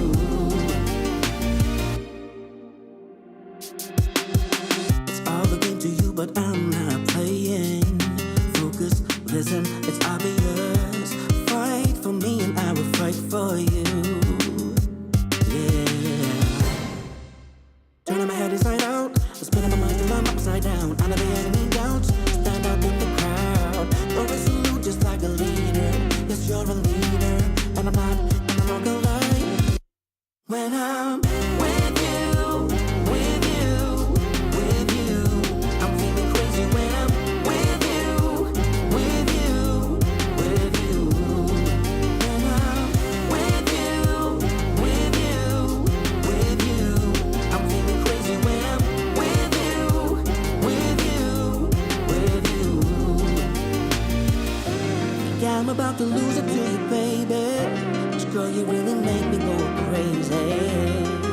You make me go crazy. When I'm with you, with you, with you, I'm feeling crazy when I'm with you, with you, with you. You make me crazy when I'm with you, with you, with you. You make me crazy when I'm with you, with you, with you. Girl. I was a young boy in New York City.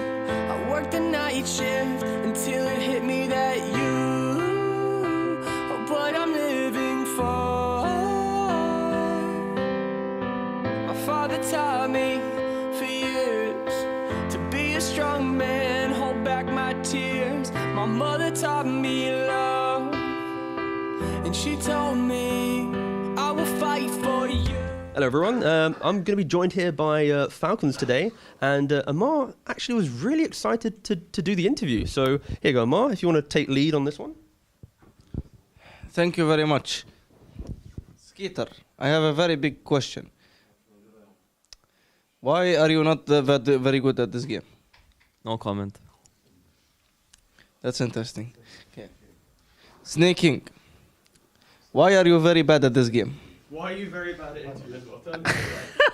I'm as good at this game as you are at this interview. You're blocking the camera, my friend.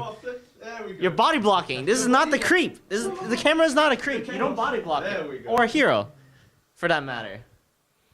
My bad, sorry. I will take notes for me so I don't do it next time. Thank you very much. T. Governor, I have a question. What does get on your bike mean? Yes. No comment. What is this interview? Nobody wants to make a comment. Manager, why are you the best manager in the world? Also no comment. Amar. It means fuck off. That's what it means. I just learned it today. My coach, why are you never ganging me in our games? No comment. No comment. This interview is done by no comment. We're sponsoring for no comment. I asked you a question now. May I take? No, you can keep the mic. No, you can take, yes. Thank you. So when you tip, okay, I have a strategy. You tip very simply. You tip the guy who does bad play.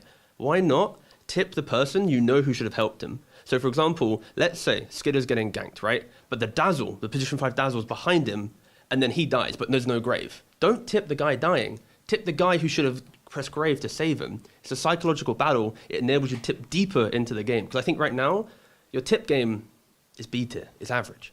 I think you can go higher. What you saying to me, I already thought about, but where it should be done. If he did not press grave, I should tip the guy who did not do something wrong. So if Dazzle pressed Grave and he died, I should tip Dazzle anyway. So that's how it works. And if Dazzle didn't press Grave, I should tip the one who died. Because now they will think, my team, why they grieve me? So he will start thinking about his team. Combo. Go for you and a teammate, coordinate. You go for the Dazzle, your teammate goes for the core. So then it sends all the information at one time. Wait, the Dazzle's getting tipped. Skitter's getting tipped. Hit them hard. Hit them where it means everything. Coordinate. That's actually good. I need someone to help me. Skitter, can you help me for next games? No comment. Again, sponsored by No Comment. Hello, Ari. How are you enjoying Media Day so far as a coach? I like it so much. I get to sit there and do nothing. Do you think coaches should do more in Media Day? Like, do you want to have headshots and stuff? So, like, when the team make bad plays, you know how like they do like the death thing? Do you want to have a coach one next to it? So it's like you can pick it when it's like when you don't like the play. You can put Aoi has died in the green room because he's sad with Falcons and what they're doing right now. No. Okay, fair enough.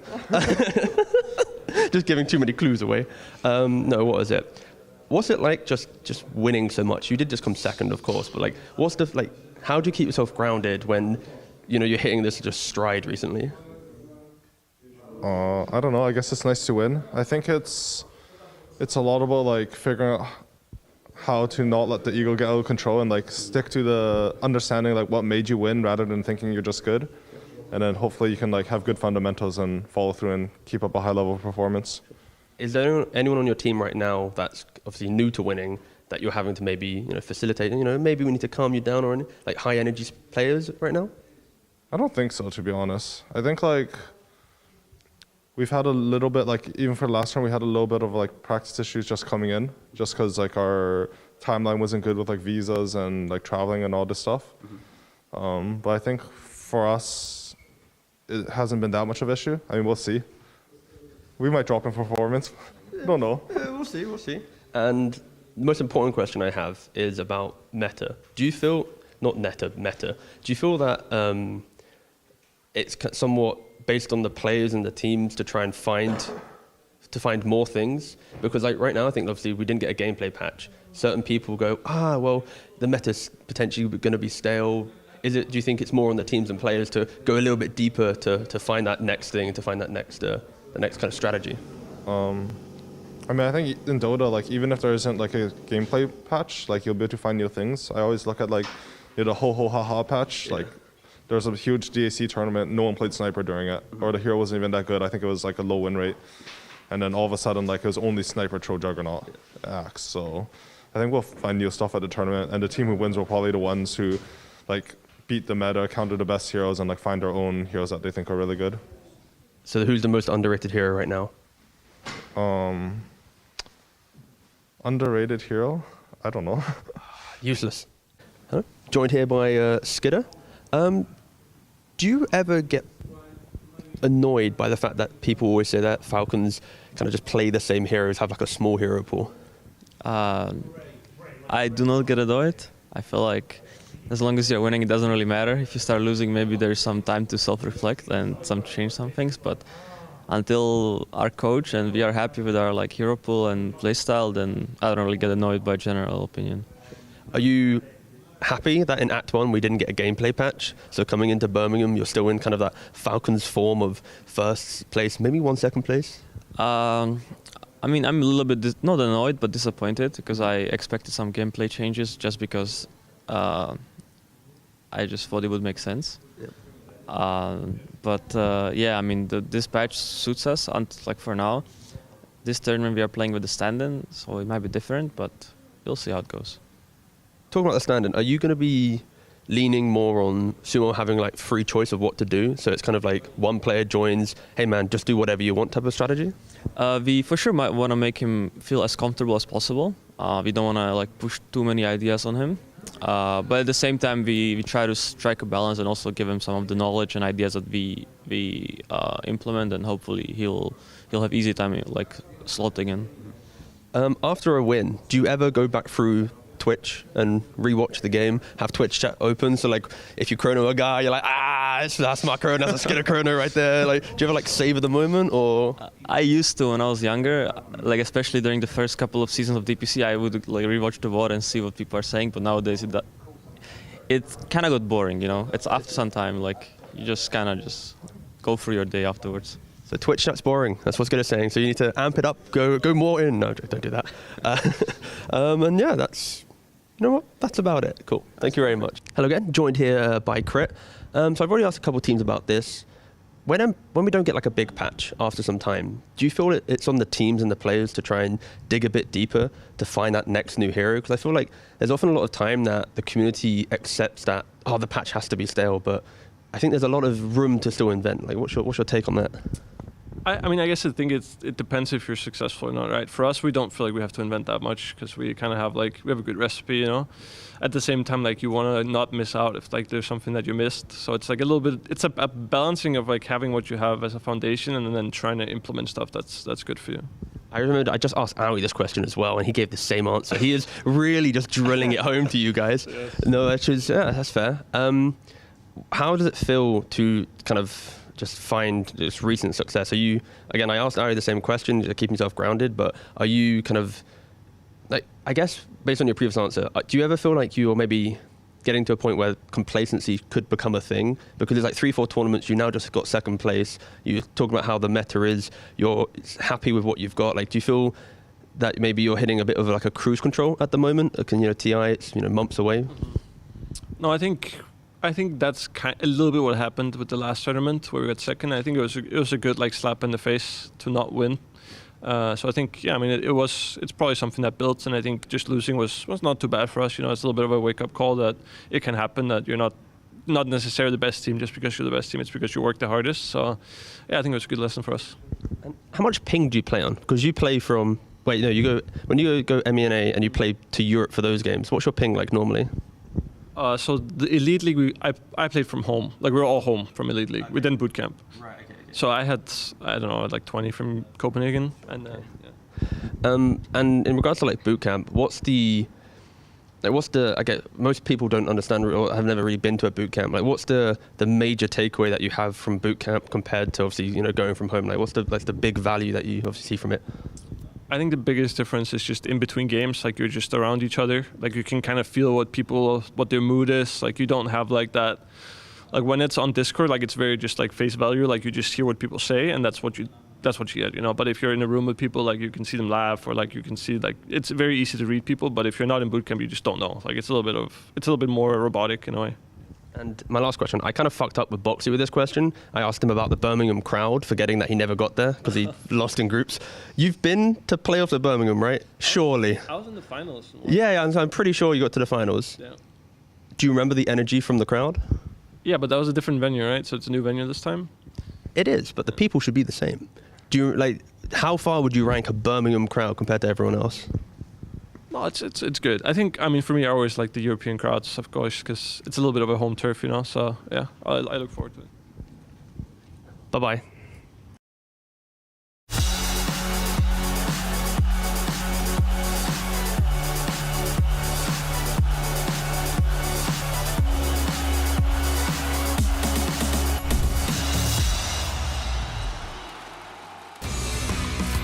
Welcome back, everyone. I'm sorry. I told you that you were going to have Storm and Ember to watch, and then unfortunately those games ended nearly the same time that ours did. How strange that Dota's average game length seems to be consistent between the groups.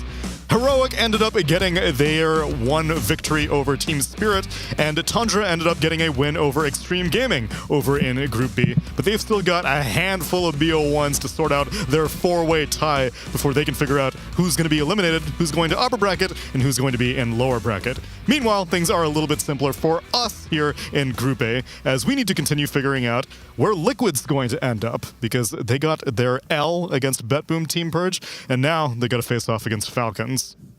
Yeah, the game looked decent for them. It just felt like they were out-strategized a little bit. The heroes they were playing against were a little bit difficult. The heroes they were going for that they had were fine, but Veno wasn't exactly the ideal pick. So I feel they're definitely within striking distance. I could see them beating Falcons here since they did draw 1-1 in their previous matchup, but it's kind of up in the air. We'll see what happens. Was it you talking to Fogged about the Veno pick and the pros and cons of it? What was the conclusion that you drew? I find personally that this hero as a core is... I don't like saying never in Dota, but I feel like it's very rarely the best pick if it doesn't crush its lane. And I think that was a very big part of the reason why they picked it. But what ended up happening was, first of all, they did well in the first few waves against the lifesteal, as they should. But Rubik was forced to TP top and help that lane. And that left lifesteal with a ton of space. He recovered. Veno eventually just went mid, and then Nightfall just got to play a free game after that. Ends the game deathless despite being counterpicked in lane. That's already, for me, not particularly impressive with a Veno. You want to get more out of it than that. But it's also just the TA. TA didn't have a game. Like, we can talk about the Veno a lot, but TA just never got an entry point. It just died over and over and over before she could have any impact or have a BKB. So maybe better conditions for your carry. I mean, Mickey's looked exceptionally good on Luna, and I don't think Falcons is going to be giving that away very readily, but I would imagine that they do have to make accommodations and not go for a TA in a game like that again. And now they need to switch gears entirely as they will be facing off against Falcons. Yet again, it was a 1-1 split between these two teams, Liquid and Falcons, in the group stage. But here we need to figure out what Falcons are going to be bringing to the table. So today they faced off against Talon, and they got the 2-0 against Talon. They got a little bit of momentum in their pocket, Purge, but let's see what they bring up against Liquid now. Any Hoodwink fans? Because Falcons ran that twice, actually, against Talon. I think it's okay. In laning stage wise, it's solid. It's very good for getting like mid-game pickoffs, I think. But sometimes in ultra late game scenarios, it's a little bit harder to utilize your skills effectively because then you're dealing with a lot of BKBs and there's just tons of shit going on. So it's harder to land your spells as effectively. But if you just want to get an advantage, Hoodwink is definitely a good way to do it. And if you want to get pickoffs on the map while still being semi-survivable, it can work too. But it's not necessarily great against that disruptor type hero. It's a lot easier to get caught, for example. So it could work. I think Hoodwink's a great hero, personally. I love that hero. It's incredibly strong, has really good scaling, but it just depends on the player preference and like what you pair it with. Because in this meta, you're looking at a lot of Shadow Demons, a lot of Disruptors, supports that give you utility in terms of how early on they can fight. And Hoodwink, while being a nuisance on lane, becomes a lot more effective later on when she gets that Gleipnir up and maybe +1 save item. Then she can have very long, I guess, impact in a team fight that is more than just, oh, I'm going to cast a spell or two. But a lot of the supports that are being picked now are a lot more useful early on. Yeah, I'm just kind of looking at whatever Falcons, the weird things that they like. Snaking, still very famous for his Mirana. He's been running that a fair amount. So a lot of surprises that you can hide in maybe gifts, maybe boxes. I want to see what Slacks has been up to recently. Slacks, what's going on? Thank you so much, Tsunami. Yes, earlier today, on Pyrian Flax's shift, ye put in a bunch of ideas for worst content piece possible. You guys voted in chat. I have no idea what we're doing, but apparently you voted for this. I have received a box that says Fragile, and I believe you guys want me to open it. So I'm very excited to see what exactly is in the box that you voted on in chat with Pyrian Flax's segment. We'll go ahead and crack this baby open. Let's take a peek. Unboxing. I know how you Zoomers love this. You know, whatever the hell. Yeet, and let's see what Riz is inside, fellow chonkers. There's more boxes. Okay, so we have some more boxes in the Fragile box, guys. This first one is nothing. That's good. I think I see where this is going. The second box is nothing, and the third box is nothing, and the fourth box is absolutely nothing, and then finally the most wrapped box, and you guys won't believe this one, is fucking nothing. There's nothing in the box. This actually is god-awful content. Thank you so much. Back to the tiebreakers. Horrible content. Thanks, Pyrian. Thank you. That was a Crownfall gameplay simulation that we just did. Just kidding. I love fishing. Have you gone any fishing yet, Cinderin? No, I have not fished. You have not fished yet? I have not fished yet, but I believe if I were to fish, I would catch more than he did. Literally, absolutely atrocious performance. Is it possible to get 0 points in the fishing minigame? Maybe it is. Probably is. I mean, he's like the angriest fisher, which does make sense. It kind of translates to his pub game. More likely to have a bad time if things aren't going well. Fishing is supposed to be like you're just happy to be there, sitting in your nice gaming chair. I have heard that. Getting a chance to catch a good box fish. But no, he's not happy. When you're out fishing, you're sitting in a gaming chair. That's not really what trying to tie actual fishing, which is outside in nature. You hear the birds. You can pee wherever you want to because nobody's around you. That's the main detail. Yeah. You know. You think about what is important to you about fishing. It's urination availability. Fishing actually is a gambling game. That's what it is. That is why humans like gambling. Because you sit there and you're fishing, and sometimes you feel a little tug, and you might get a little shitty fish, but sometimes you get a really big fish. You get really excited. Fishing stories are gambling stories. Okay. How many times have you gone fishing? Like 5-6 times. My grandparents fished a little bit. My grandpa had a couple fishing rods. I put some worms on some hooks. And where did you pee? Wherever I wanted to. Oh, that's great. Pee your pants. Pee in the pond. Pee in a cup. That's amazing. Pee on a tree. Where have you peed? I mainly use the bathroom, but not much fishing going on in there. So, look, I was recently on vacation in the Philippines. I peed in the ocean so many times. I don't know. You didn't even need to. There were bathrooms everywhere. I'm starting to think it was this segment or his box is better. Actually, I don't know. This is pretty close. Definitely this one. Tied for last, everybody. Effie, you're suspiciously quiet. Why are you not weighing in on the peeing She's topic? peeing right now. That's why she's trying not to let everyone know. Oh, no, because I'm holding in my excitement for the upcoming game, Neil. That's why I'm so excited that I could go to the bathroom like these two. Which is where you should always do your peeing in the bathroom primarily. How long are we going to take this? Like, how far are we Until going? the draft shows up on my screen. Can I get a close-up on Effie, please? We're blackmailing production. Give us the draft or we will keep going. If you drink too many drafts, it makes you have to pee a lot. And also, one thing, did you guys notice this logo? That's beautiful. Those are hops on the bottom. That plant? Yeah. You know that one? You use because that to of make beer? Yep. And that, if you drink too much beer. Hey, did you guys know that Falcons beat Liquid at the BetBoom Dota Grand Finals? So it seems like Liquid are at a disadvantage here in terms of matchup, Tsunami. Okay, but what does that have to do with what we were talking about there? Why are you going so off topic? Please stay on the conversation at hand. Back to you, Ferg. Very jarring. It was a 3-0. This was peak Falcons, and T-Governor was actually talking to AUI 2000 saying, how do you stay grounded after being so dominant for, well, I guess it was like a month and a half era? And AUI 2000, no stranger to being on top of the world in competitive Dota, said that, you just can't get complacent. And yet, even despite that advice, they still got pretty shellacked by Extreme Gaming and Elite League. And now they're taking these lessons to heart to hopefully bring them a victory in this best of one. Friends, it's time for Liquid versus Falcons.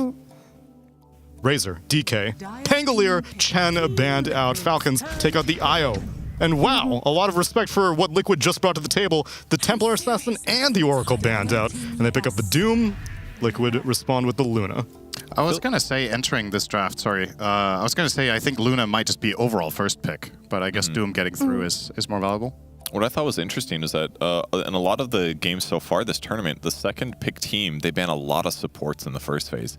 But in this draft, we're seeing a ton of cores, which furthers the point that Doom was a fantastic hero for, frankly, either team that wants to use it. And Luna has just been such a star of the tournament so far. I think especially in 3-3's hands, this Doom has looked quite horrific. Like, he has looked like the most standout Doom player in the last couple of tournaments, regardless of whether or not Liquid did well at the last Dream League. He still was super impressive. And even in this tournament, we seem to be doing some really cool things, like wrapping around to the mid lane, even at level 5 or 6, getting a kill on the enemy mid laner. I saw him gank the sniper, GPK sniper, when he was level 6 on this Doom, and it looked quite effective. Another hero that I'm looking at is Enchantress, because when these teams faced up during group stages, the team with Enchantress won, so it looked like a good hero for both teams. I think Enchantress's win rate this event has been pretty good compared to some of the previous ones. Sunsfan loves making fun of. We cast a tournament where a lot of teams were picking Ench relatively early in the draft, and like the consensus at the time was this hero is really strong, and then it had like a 20% win rate with 20 games. It was ridiculously bad. This time it's the opposite. 22 picks, 63% win rate in Birmingham. That is quite the difference. So I think she's been picked a little bit later, right? It's just not first pick. Yeah, but still, a lot of the time it is one of the earlier second phase picks. They don't necessarily save it for very late, but yeah, it will be banned here, so that's the end of that. Number 1 most banned hero in Disruptor will make it through, though, to second phase. This is which is an oddity. You said that Luna, you were confident may be the very first pick, but why would that be the case? Like, both teams went for cores instead of getting the Disruptor or the Shadow Demon, which was also available in phase 1. Why is that? I think when you like I mentioned, when you look at Mikke's performance this tournament, he has by far looked the most impressive on Luna. That he has consistently played this hero so well, and it's a natural counter to these melee strength heroes on the offlane. Like, if you see an enemy Doom, you can pick your Luna because you know you're going to have a good lane and you know you're going to have the damage and the ability to out-CS him and bully him out of lane. So as a response to a first pick Doom, Liquid are more than happy to pick up Mikke's Luna. It just feels like both of these 2 cores that they open with are just generic good cores as well. For the start of the draft where you don't necessarily want to have to deal with counter picks or having a hero that doesn't fit into your draft very well, they both just they're happy with what they got. ATF can adjust based on what creeps he grabs. He can adjust his itemization a bit, and Luna's just going to be good in almost all circumstances. Yeah, that begs the question, why didn't Falcons just first pick Luna then? If they feel like it's good against Doom, and they are very good at playing the Luna on Skeeter as well, perhaps the Shadow Demon counter pick was too big of a concern, or maybe the Disruptor would have been a worse matchup in that phase? I'm not sure, because as far as I'm concerned, the games that I'm watching, I feel like Luna's just owning, and the counter picks that teams are trying to run aren't necessarily working directly. It's matchup specific. It's because 3-3 is such a good Doom. He's had outstanding performances, and they lost his Doom when they met earlier in the group stages. So instead of banning it out, they just decided to play it for themselves, freeing up a ban slot for their own. So it made a lot of sense to me. That makes sense, yeah. The Shadow Demon response to Luna as well. People are still kind of talking about it as like this glorious counter, but you got to remember they changed Disruption. It doesn't do as much damage based on the percentage of damage you're dealing. It has more base damage. It now gives you base damage and a percentage. So before it was like crazy how good it was to disrupt Luna. Now it still matters, but it's not like the biggest deal in the world. Actually, I agree with you completely. I feel like Luna just turns on her glaives with her shard and just beats up the illusions very quickly. Like they just die fast. But overall, Shadow Demon is an S tier support, so yeah, regardless of how well he counters Luna or not, he just does so much throughout the game. And unsurprisingly, Falcons go back to their mainstay for crit. They pick up the Hoodwink, and Gyrocopter seems to be more in Skitter's wheelhouse these days. Despite how popular Luna has been, he did not play it at all during Elite League, and he has not played it at all during Birmingham either. So maybe that's why they opted to skip it. I wonder what the Gyro mindset is here, if that's a hero that you feel like can outrange the Luna and never gets into the close-up fight where Luna with the shard is starting to be too overpowering for a lot of carries. Because as far as I'm concerned, what Falcons a lot of the time has been running recently that could be one of the best solutions to Luna would be the Sven. And they could have maybe waited and grabbed that to close out the phase, but they're already locking in Gyro. I suppose this Gyro can also be Flex. I don't know if Snaking has played much Gyro, but I don't think he would be completely new to it. Yeah, I think the Flex is always still open, regardless of whether or not they played it, but it just feels like a very comfortable hero for Falcons. As far as carries go, Gyro is one of the better ones at keeping up with Luna's insane farm speed. Another option would have been the Sven, like you mentioned, but actually, watching these games over the last few days, I don't even think Sven is a good hero versus Luna anymore. It just feels like nothing withstands her in the late game.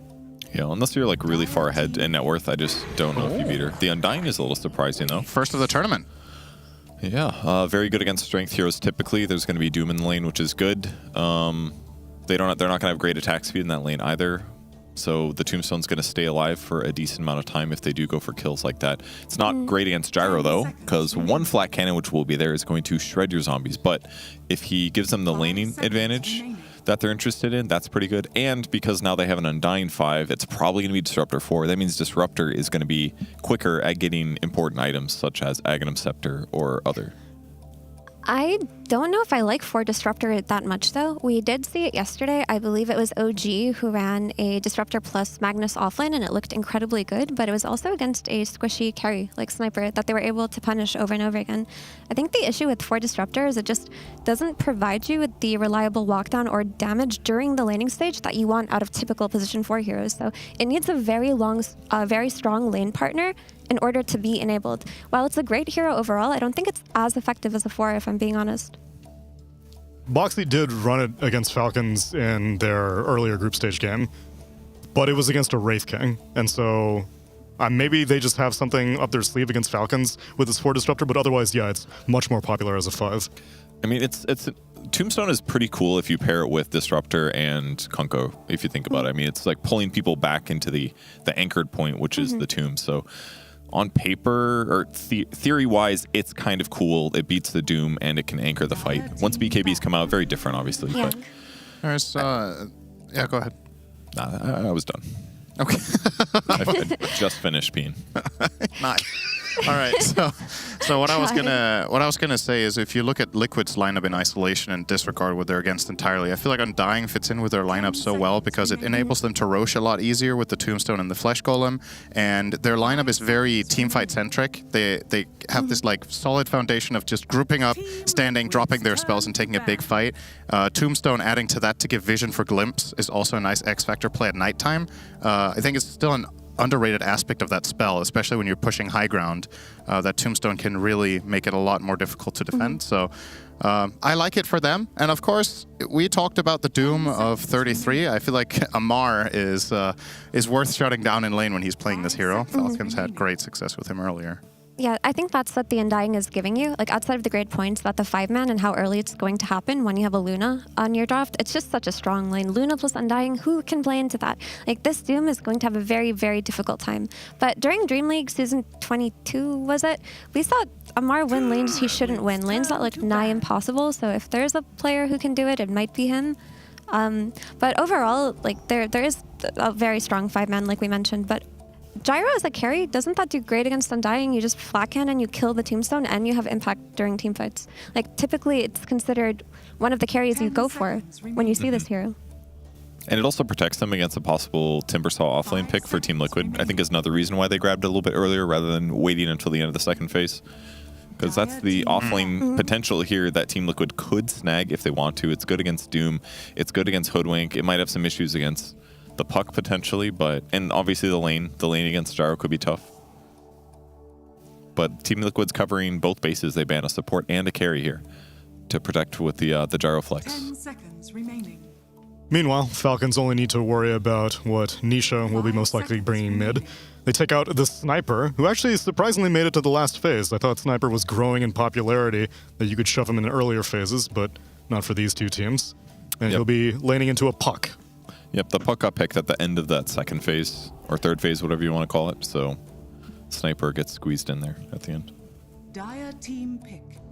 And a Visage ban, so they don't know where this Kunkka's going. They're saying it could be 33 or Nisha on the Kunkka, so ban out one off lane and ban out one mid. And now we need to figure out where this gyrocopter's going. Honestly, I would like to see it on Skeeter, because it's not like you're going to be able to get the overall counterpick here, because Liquid can easily have the option to flex Kunkka to mid and then counterpick on lane versus the carry that comes out here. So Gyro is stable enough for me personally where it should just be played as carry. Okay. Is this a Veno support though? Yeah, I think it's 5. I mean, it makes sense, right? You're going to have the vision coming out of Plague Wards.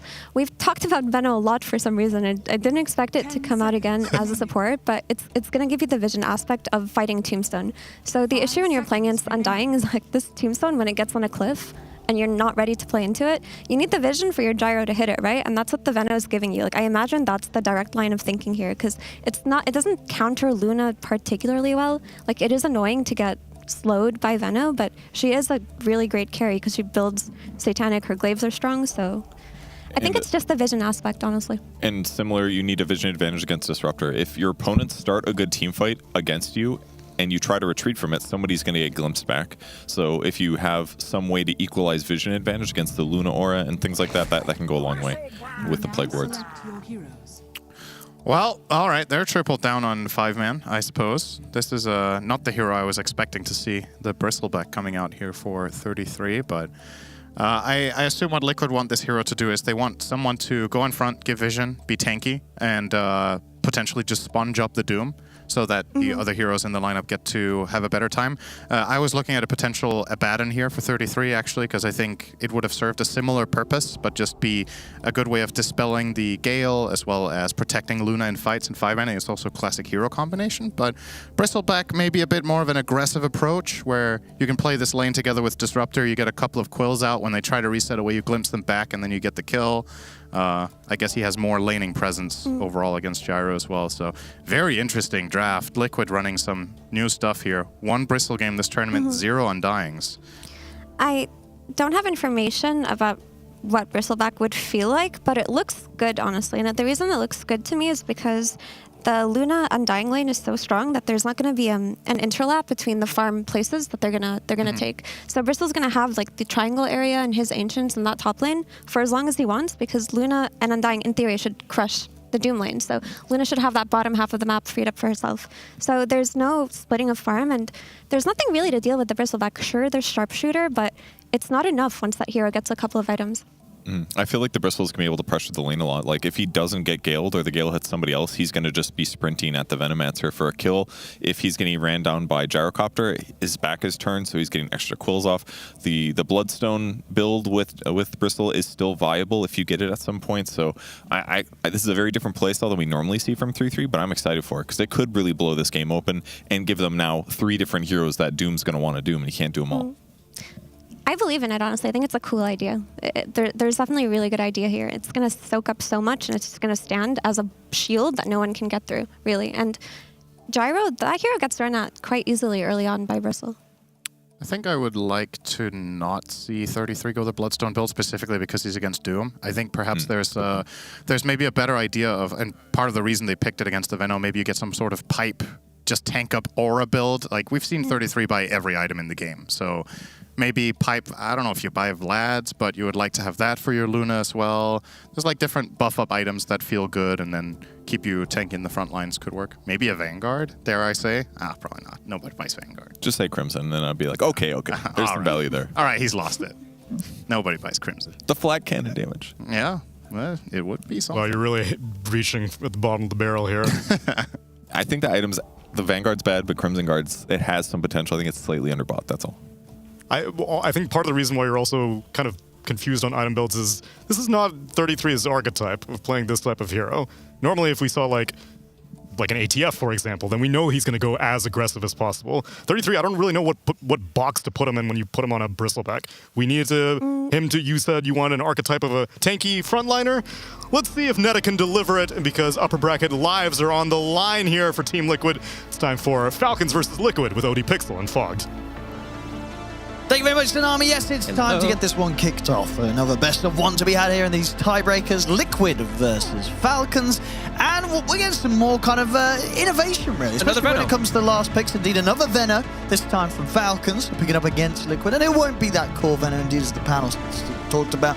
It is the support Venom from Snaking. And then on the side of Liquid, 33 is not a Venom, but it's another bit of a hero that we're not seeing too much of. It's that Bristleback for. Yeah, this is going to be an interesting one. Not sure what to expect, because it's just it looks like it's a very group-up lineup that Liquid's gone for to be able to apply this pressure to Falcons. And Falcons, they have a very mostly standard draft, I would say. Besides the Veno, the other 4 heroes are pretty much cookie-cutter Falcon draft. And let's see what Snaking's going to be able to do on this hero. 5 position, of course, very different than playing off-lane. This hero maybe is untapped a little bit. Seeing it more and more of it. Or is Falcon, do you think, maybe memeing a little bit? You know, they saw Liquid. No, you don't meme around in these games. He's like, now I want to play. Maybe he saw it and he's like, oh yeah, Veno. But that's he probably saw the potential, because that was the thing. Whilst that game was a loss, 33, he probably had quite a nice time. He was getting a lot of farm, getting a lot of items, had a pretty good KDA. Yeah, he was doing all right. So Snaking indeed maybe thinking that he would like to have a bit of fun on the hero here in this game against Liquid.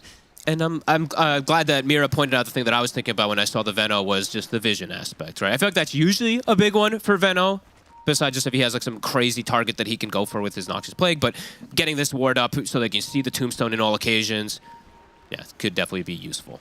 See how these lanes end up playing out. Liquid having 3 starting bottom. We saw the sneaky ward on the screen right when you guys were watching. Crit actually was able to get that one in and placed pretty much at the same time as they're all hitting each other. And let's see how this bottom. We'll see how this one goes. It's an Undying Luna versus a Doom. See how Amar can withstand the pressure.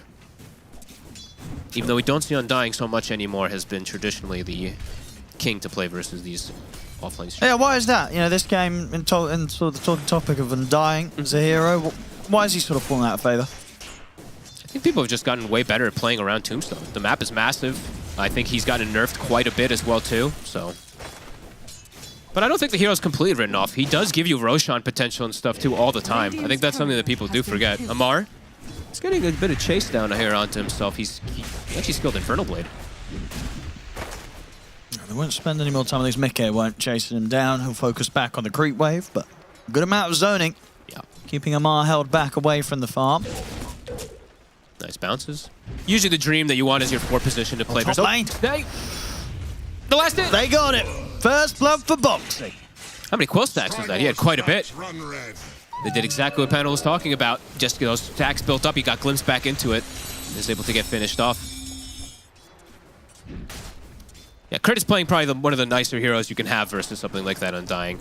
Nice ranged hero, getting Blightstone, poking him down constantly. Yeah, this Luna should have a pretty damn good time on Mickey. Has used all of his mana, though, on beams. Literally doesn't have a single one left to be able to put pressure now, so... So far, Amar, 5 last hits, sitting at 3/4 HP. Not bad. Yeah, Boxy already getting those stacks going. There over towards the triangle, making sure that there will be a lot of take a boost in the farm for 33. Love it. This could be a very stack-intensive game, as we see a Luna bristle on one side and a Gyro on the other. Lane we haven't looked too much at. We don't see this one as much as we used to, the Kunkka versus that Puck. Kunkka just going the double bracer build, allows you to get that bit of increased last hits and denies versus the Puck. Especially when these cleaves hit. Trading some really good damage here, Nisha. Yeah, 2 armor Puck. That hurts.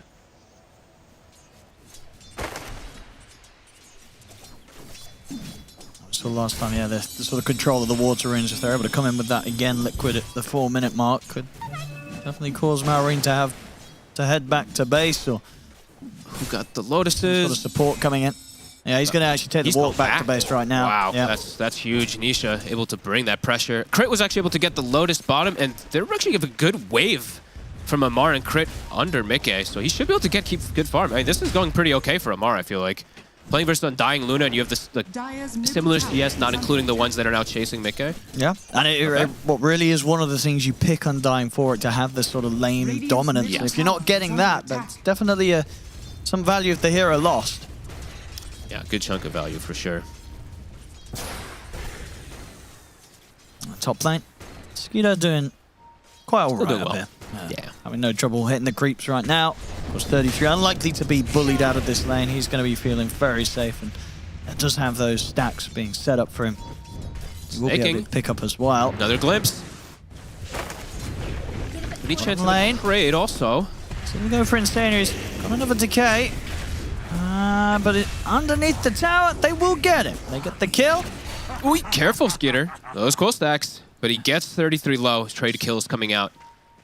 Undying dying in the lane to the Doom. Yeah.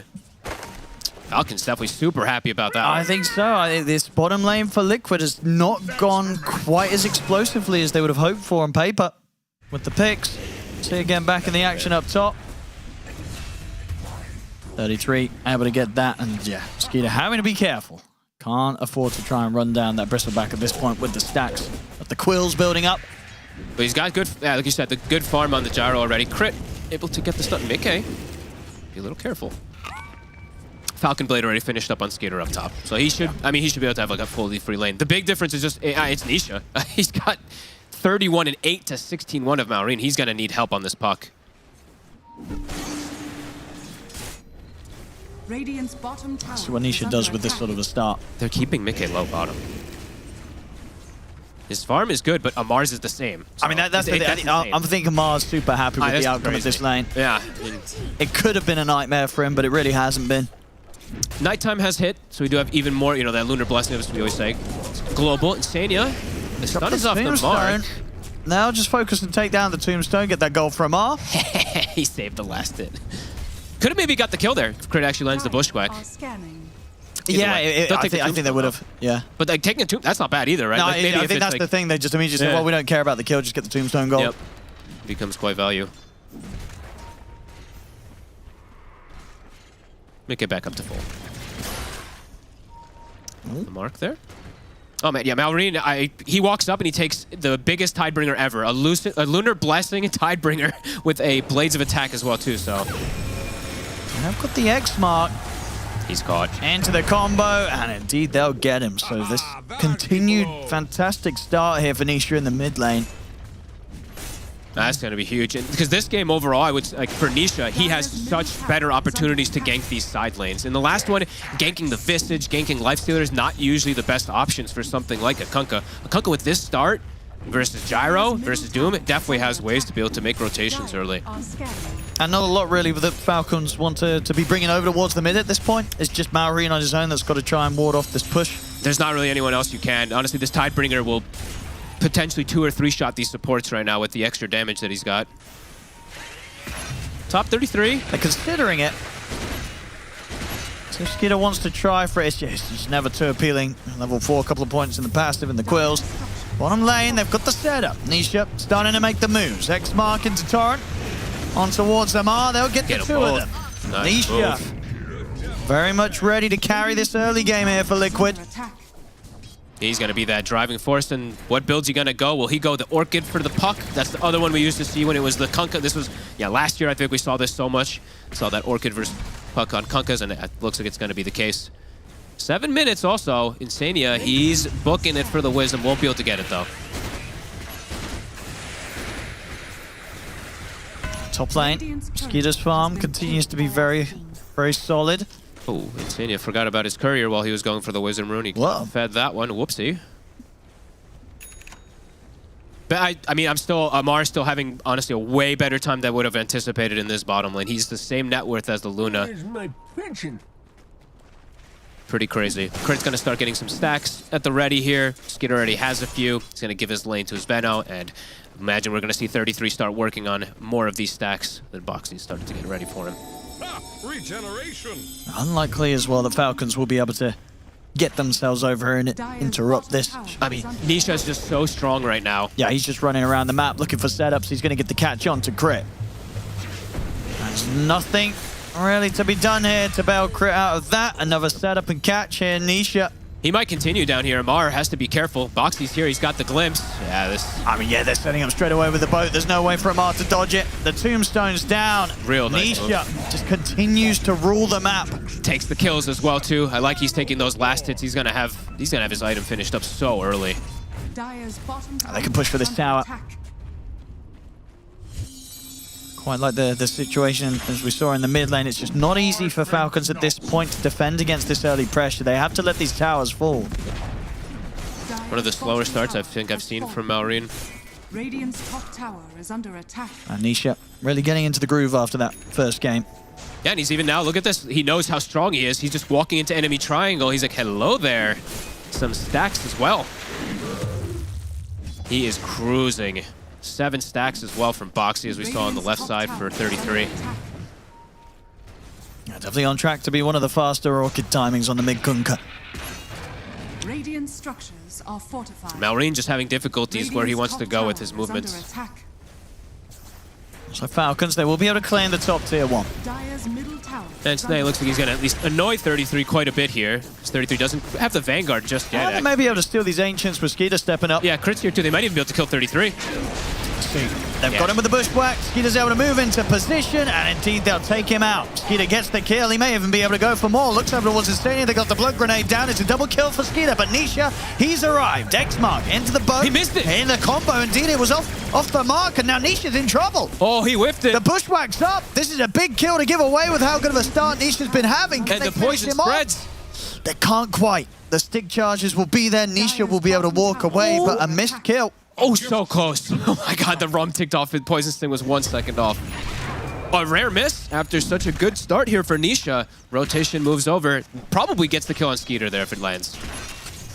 I mean, that whole sort of sequence of events, very big for Skeeter, is already having a completely free time top, but yet Sion is net worth, he's now up to the same level as Nisha's been having, and you consider how much Nisha's been doing, free farming mid, up stealing stacks, getting these kills with these rotations. He's keeping on par with that from the safe lane position here, Skeeter. And the thing about Gyro is he's one of those heroes that he matches / surpasses the Luna farm. If he gets that advantage, he's able to keep that advantage going as long as he doesn't get picked. This hero farms, it's like these two are the top 2 farmers, it feels like, in the game right now, besides your, Illusion Nagas, which we don't see as often. Nisha is going to get straight back out on the map here with Boxy. See if they can get a catch. They don't have the Orchid, and of course, Boxy's not quite 6 yet, so no Static Storm. Neither's Insania. And Falcons, they're out at the top side of the map. Skeeter and Snaking straight down towards bottom. They've already got the tier 1 taken down on that top lane. Falcons being able to take that away from Liquid, so they'd rather choose to play down here, maybe get set up to finish off this tier 1 as well, and continue to get this gold funneled into Skeeter's Gyro. Yeah, they've just brought 5. They just want to take this one out. They don't want to play topside. And Nisha's, this Orchid will get delayed a bit. So that'll be nice, at least for Malrine, be able to find some type of protection. Still going to be pretty annoying whenever that Orchid does finish up, because it is going to still be very early for the Puck in particular. Radiant's bottom tower is under attack. Snay, it looks like he's just going to do the standard. He's going down the Vestal route, playing versus the Kunkka versus the Bristle. A really good pickup if he's able to get this on this 5 position.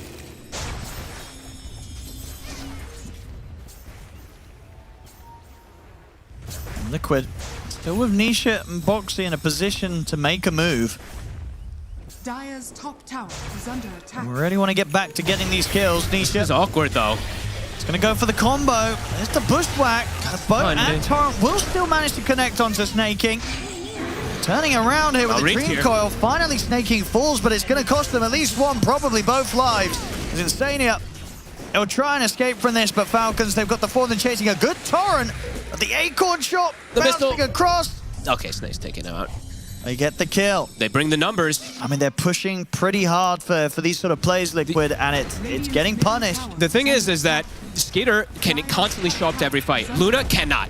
Mickey is very squishy, so they're just bringing the numbers over and over again. Mickey's actually making the move over. All right. Let's see what they can do here. Already the cooldown thrown through the tree line. We'll catch on a box to get the pushback onto the tomb. Amar steps up, drops the Doom down onto Mickey. Skeeter's going to get dragged back for now, and 33 isn't on top of him. Skeeter will be able to get back up to the stage of the tier 1. Mickey on full retreat. He'll be fine. Okay. Doom damage not enough to take him out, and now 33 continues to push forward beyond the tier 1 tower. They'll manage to get crit as well out of this. So Liquid, they will bring the numbers in mid. Mickey's able to survive, and they're able to take the fight. I was scared for him for a moment there. He TPs, luckily, all the way in the back, though. 33 able to do that bodying for his teammate there. All 5, 5 versus 5 in the mid lane. Liquid able to push for this tower. Good bodying from 33.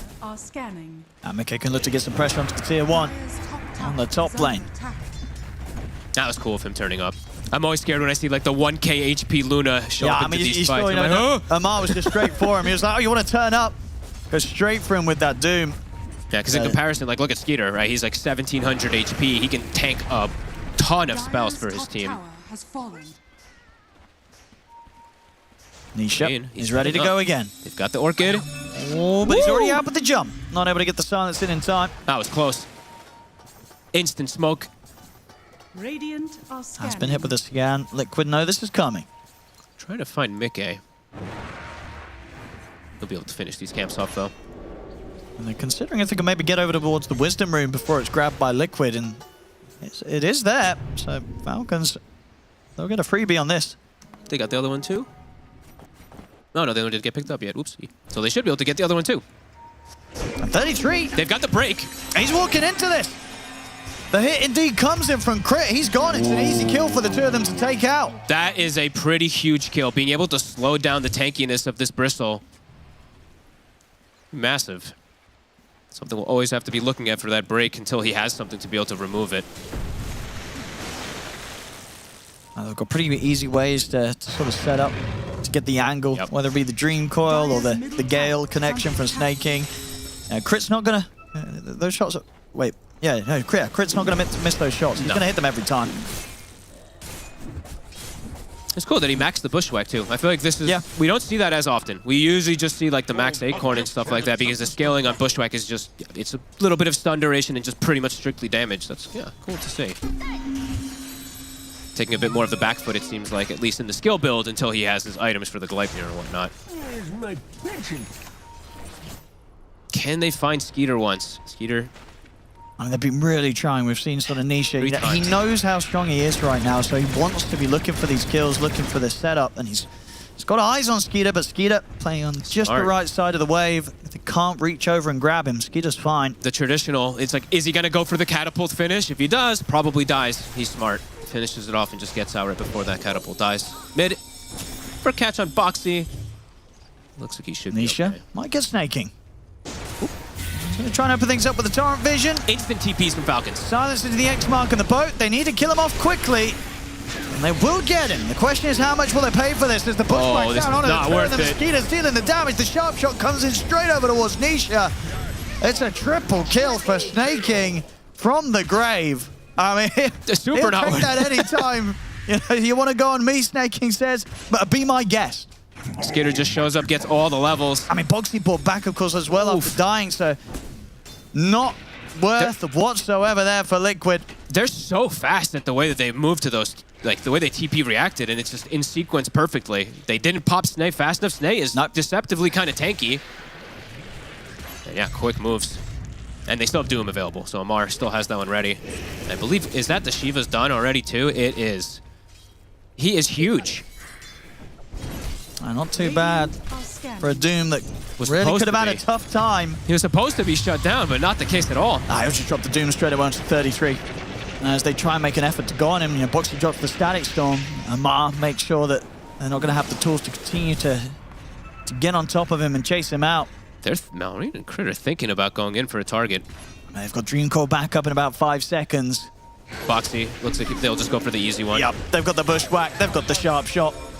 He never misses. Can Nisha get a catch on the retreat? Malrine, they got the X and the silence. If they've got enough. Drop the tombstone down. Amar's ready to charge over and try and help out, but Malrine is already gone. The combo's enough. Liquid get the kill. Can they chase for Amar or Crit? They're going to want to turn this into more. Crit's going to go for the TP out, and Sanya and 33 have nothing to stop that. It's Nisha and Mickey going straight for the bigger target. They're looking for Amar. Look at the X mark drag back into the torrent. Silence is back up. They should have the damage to take him down. So Liquid will strike back and get a couple of very nice kills here with the mid and the off lane gone. And they don't have Flesh Golem or Tombstone, or potentially they could have tried to force that into a Roshan, but they will just be able to back up and farm. Nice catch. Good way to punish Amar, playing a little bit too over-aggressive, standing with his teammate. Illusion. And Luna keeping up.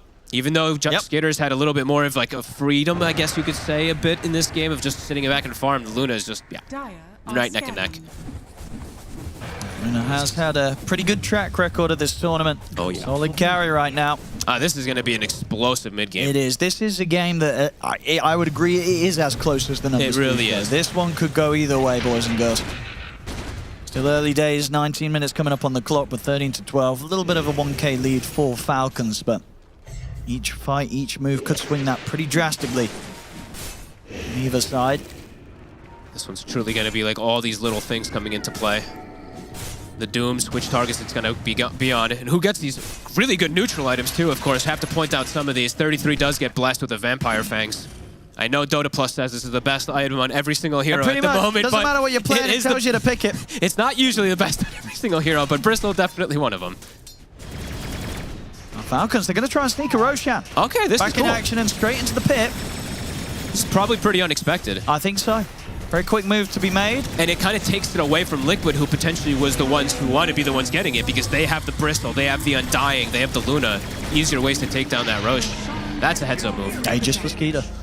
I thought Snake grabbed it for a second. I was like, wait, what? Yeah, Skeeter. Very farmed. But neck and neck with that Luna.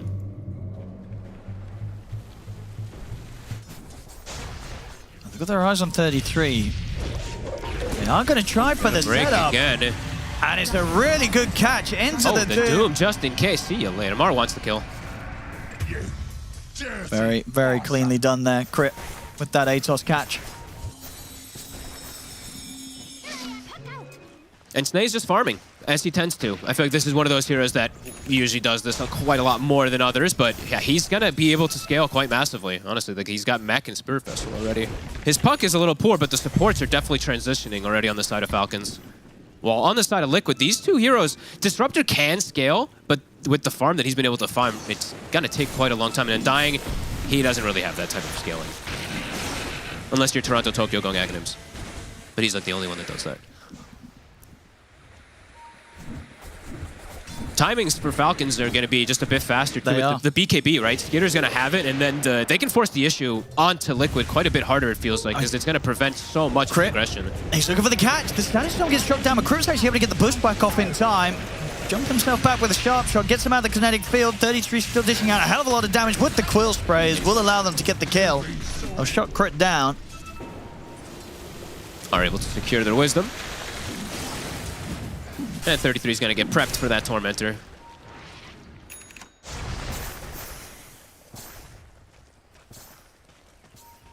Snaking. Boxy's got eyes on him. He's got the Luna here, too. Mickey around. Yeah, if he can just control the Veno, should be an easy one for Mickey to tear apart. Puck's here. That, though, he's been caught by this. In fact, Mickey can't really get close enough to Snakey. Snake is taking him low. And Mickey, he's popped an Eclipse. He's having a run. This is a bit scary. Nisha's turned up, and so is his Okay, all right. They're coming in to make sure that Mickey can safely get out of this one. A Torrent Storm, though, just ice snaking is just... he's doing so much work. I mean, he really is. Just sits in the lane as this Venomancer. They kind of consider going on him, but very quickly realize it's not going to be an easy ordeal. And now Amar, he's just running at them. He's ready to sweep straight down towards that bottom line of the jungle. He was seeing if he could maybe get the jump surprise onto Mickey, but Mickey has continued to back off. They forced out so many awkward spells coming out from Liquid. The Eclipse, the Torch Storm, the Eclipse. So many things just thrown out to try to protect each other. Radiant's bottom tower is under attack. Radiant structures Snay is just, sometimes, man, he's so annoying on these heroes. Dire are scanning. Yeah, keeping up those levels too. He's level 12. Is under attack. I guess Insania is Dire's also. middle tower is under attack. Should have the freedom to take this tier 2 tower here. Skeeter able to finish it off. And there's BKB's delivered, and he's still got just under 2 minutes to play with the Aegis.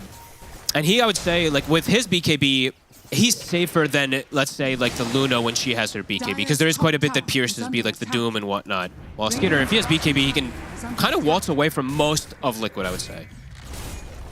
Radiant's middle tower has fallen. But the net worth continues to just stay literally dead even. This is just like the last game, but, you know, there's actually the Luna versus Gyro matchup.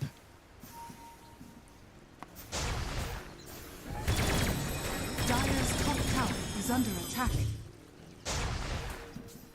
Falcons probably not going to want to look at poking the high ground, but to get their other lanes in order. They have a minute left on Aegis and this BKB. They're looking to go for the swing. Everything's at the ready for them.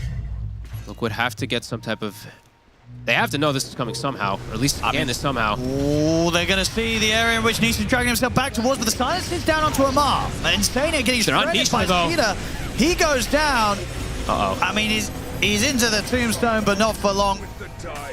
Beautiful it's a quick move from Falcons that Liquid were not prepared for. If they get on Nisha, he's just dead. I mean, he has no protection for himself. He has no BKB. He's gone a full offensive route. Aghanim's Orchid. He just gets shredded. And we'll see again here. Just a perfect swing from them. And it just, it gets on literally the most ideal hero you could possibly imagine. For Liquid, they want to run 33 in most of these fights and have him try to tank the brunt, but it just keeps... Down bottom! Mickey. I mean, he's running. There will be the glimpse back onto Amar, but it's sort of left some of the other heroes in a bit of a rough position. Boxy and 33 kind of caught outside of the base. The sharp shot's not going to connect onto Boxy. Oh man, that was scary. Well, definitely a bit risky there. A BKB used for Mickey, though, just to escape from Amar. Feels, Liquid just feel on the defensive aspect. Feels like Falcons are the ones making these aggressive moves and just having better times over and over again. Liquid have to try to find something soon. Nisha had a really ferocious start, but it's definitely been slowed down a bit from the way that Falcons have managed to play around him. And he's got, his timing is the Ags, and well, the Orchid first was one time, and then the Ags. Now the BKBs are pretty much all out. Gyro has it, Puck has it, and Doom is pretty close to having it. So that Torrent Storm effectiveness, before we've even seen effectiveness from it, might fall a bit flatter than they hope. Still have to see how these initiations, of course, come down. But yeah, a couple times in a row now, Falcons just seem to find the angle. Dire's top tower is under attack. And Liquid, well, get themselves back in this position that they were trying to hold earlier. Okay. From Falcons jungle. And 33 now has probably one of the more important items I feel like he needed this game. The Lotus Orb versus both the Doom, but also to remove the break off of himself. And even like Gale and stuff like that, so. And they do want to try and take a fight before the potential Roshan respawn. Their base is, I mean, look at bottom. Tier 3 is actually getting hit. It forces a glyph. Radiant's middle tower is under attack. I'll take the Twin Gate over. Let me see if they can catch any of Falcons on the retreat from that push that Falcons got going. This Puck has a BKB, so let's see how they get the catch onto him. Let's see what they can do about this. Marine is going to jump close. He's going to know the mid-case here. He revealed it. They know exactly now. They're not getting a catch hit. Falcons are fine. Bit of time wasted. Well, for Falcons, not time wasted. They finished off a Tormentor, and that's Satanic. Gonna be done now for Skitter. Feels like he's... It doesn't look like it on net worth, but it feels like he's like an item ahead of the Luna.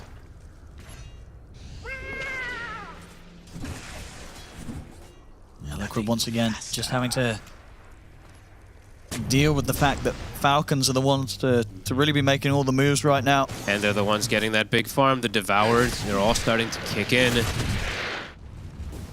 He's scaling from the supports too. As we said, you know, Snag always does tend to scale, but Crit now, he's very close to his scaling item too. The Gleipnir is coming out very soon. Foxy in the mid. Snaking is going to have eyes on him. The Static Storm will be dropped over towards Crit. Crit still able to get the sharpshooter off. He will die. 33 though. I mean, can he survive through this damage? Skeeter and snaking in on top of him. Skeeter's in position. 33's dead. He does not look tanky whatsoever versus Skitter. Not at all. Nemesis Curse, I believe, just picked up literally right before that too, so kills him that much faster. Ready to go for more. They're jumping the backlines. They're able to take out Boxy. Boxy brought back for this one.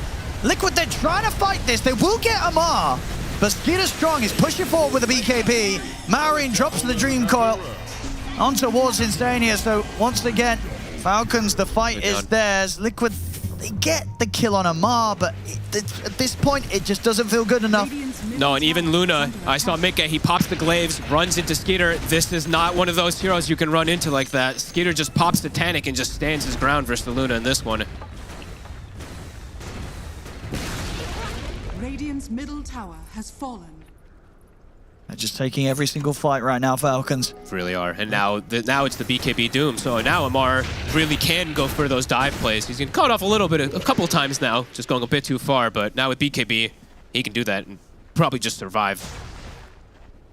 How long on Rush? About a minute. And they're getting bigger and bigger on everybody. Greaves about to be finished on Veno. The damage mitigation is going to be there too. 7 tombstones. Dire are scanning. I mean, some of that's going to happen, especially in a game where you pick the Undying against the Gyro. So, easy gold in the team fights for Skeeter. Pretty natural for him. And he even has the +3 flak now too, so very easy for him to always go for hitting the tomb. For Liquid, I feel, yeah, Nisha, I'm glad he's queued it up. I saw he had the Bloodstone. I feel like he needs BKB to act as another frontliner for his team so Mika can actually get some attacks off, because it's just scary. 33 is just not tanky.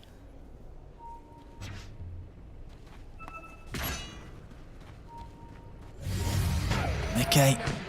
Another BKB force. Having a BKB there, they were waiting for him on the high ground around the Twin Gate Falcons, and okay, can't take any chances, has to BKB and run. And in 20 seconds, Roshan is spawning, so Falcons, let's see what they look to set up. Do they look to kill Luna, or do they just force a Roshan? It's pretty much going to spawn as it shifts position. Now, Liquid, they've got to farm very, very cautiously. And he is down there. But they want to hunt. And look who they got. He tried to clear a wave. Falcons were there. Actually just shoving down mid for now. They've got a lot of options now, Falcons. A healthy lead here, 11k advantage. They see Nisha too. They have that ward placed, a pretty sneaky one. Not one you see too often. And Amar, he's gonna look for him.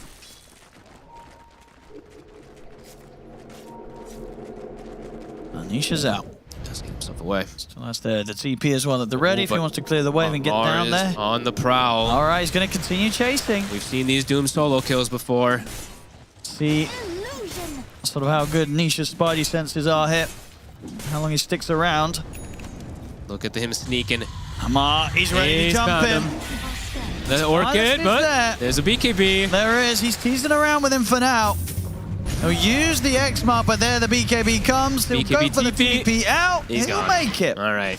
So Nisha was ready. He was prepared. He'll live. How close is it, though? Meanwhile, they've lost Boxy. Maori's already setting up by the looks of it on towards Mickey. He's got the Dream Core down onto him. The push there's no Nisha onto 33. So they gotta just run. Skeeter stepping up. The sentry's been popped down, and Skeeter just completely destroys Instania. 33 doesn't stand a chance either. And Mickey, he'll manage to get out with a TP, but once again, each and every move, it's all going the way of Falcons. Just, yep, such heads-up play. Aymar is just like, I don't need to kill Nisha. Nisha is gone out of the fight. You guys chase them, and yeah, you're seeing it on 33. I think they're feeling this pressure. 15k lead now, Falcons up to the high ground. What do you do? I mean, you're going to lose a set of reaction, imagine at the least. I mean, there's no 33 for 40 seconds. They've got the fortification. We'll see how much respect Falcons gives it. Bit of a setup onto Skeeter, but they can't really commit onto this Jara right now, not without the full lineup. They've got Roche to go back to. They're probably just trying to force up as much as they possibly could before that Bristol comes back.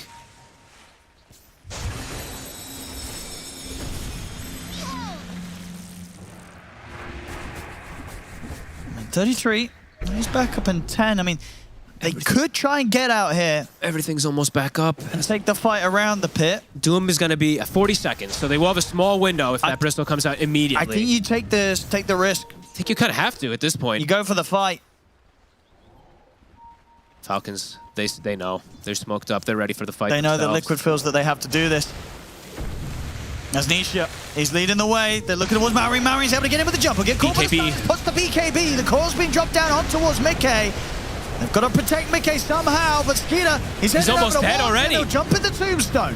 There's a little bit of safety, He's gone. but he's gone. The tombstone's also going to fall. I mean, in fact, it was Nisha and the tombstone. I mean, they both tried to go went for in. it. They went for a fight. 33. He'll get snaking. It's something. 1,000 gold for snaking. That's quite a bit of something, but it's not anywhere near enough. No way. As everybody's dead on Liquid. Falcons, they can go for Roche. They can get on with the push down the lane. They can maybe even look to end this one. So smart the way they start the fight. Maori knows he has no risk. He just shows himself. BKBs. Mickey is, what, 10% HP before he's even able to pop BKB? The fight is already over. And yeah, he knows it. It's rough. It's rough. You go for that fight.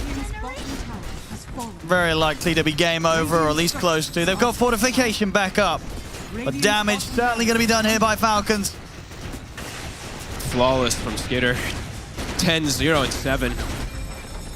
Radiant's bottom barracks has The recovery from Maureen, though, feels... I think him and Crit did a lot of work this game to recover his game. Because Maureen was struggling quite a bit versus Nisha, then they got a couple of these pickoffs with the sharpshooter combo and whatnot that just, seems like it got him completely back in. Falcons, they'll chill out. They'll get their next set of items complete. No rush. Absolutely not. They know that a win here will secure them, I believe, one of the upper bracket spots and put Liquid in the lower bracket position. Yes, sir. So no need to take any unnecessary risks here for Falcons. No. Hey, look at these I say supports on Falcons, right? We've got, what, it feels like 5 cores now pretty much at this point.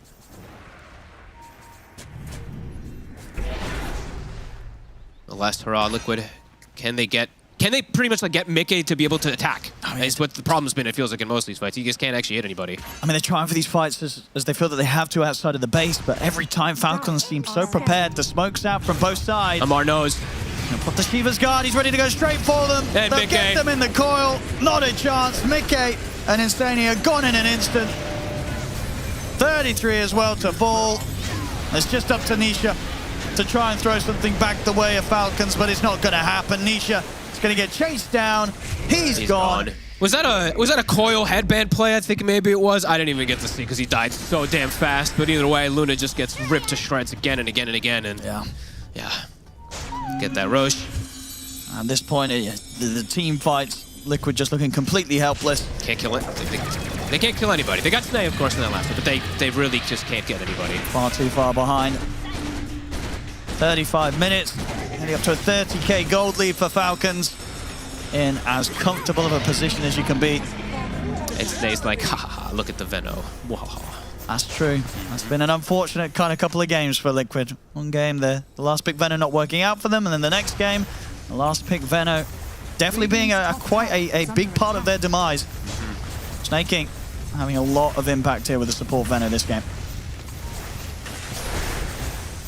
I think Liquid just really wanted to have so much more happen out of these lanes in particular, right? Get 33 set up so much better. Shut down the Doom with the Undying Luna. It didn't happen at all. This Doom was massive. Not at all. Nisha was cruising. Nisha was having a good game, but it takes just 1 or 2 mistakes as one of these, especially as something like Kunkka to die, like in that mid lane, for things to just quickly swing.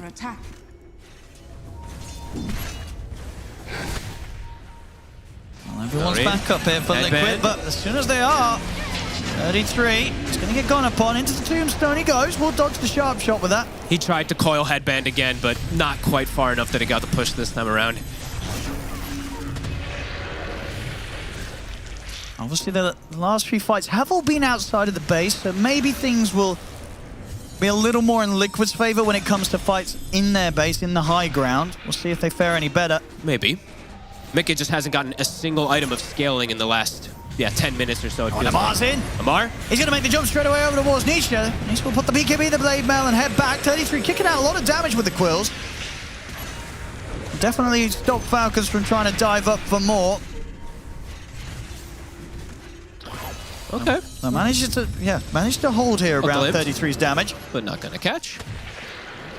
They can keep this game going, Liquid. Catch Amar. He's got BKB. And he's out. Malrine. Malrine's still around. He's looking on the side. Coil's back up in 10. McKay's heading down the lane. They'll see the jump over towards the orb, but the blink's back up. And Malrine more than far enough away. He pretty much got rid of the whole wave. It's just these 3 creeps with 10 HP. I mean, they're trying to get something done. Yep, those 3 creeps. And these little bit of a moment that they've been given a push. Or Skeeter. But be careful going for the old Tormentor like that. He'll heal up on the Ancients and head back with his teammates and friends turning up. And get the Tormentor, Amar to get the shard. And he's blessed. He gets the dream item, which I like to see on these gyrocopters, the Ancient Guardian. That's a lot of damage. It's a lot, especially when you're pushing. Falcons still. It's going to be the core dropped on 33. This won't be a kill attempt. Just being annoying. 30,000 gold lead. Whew.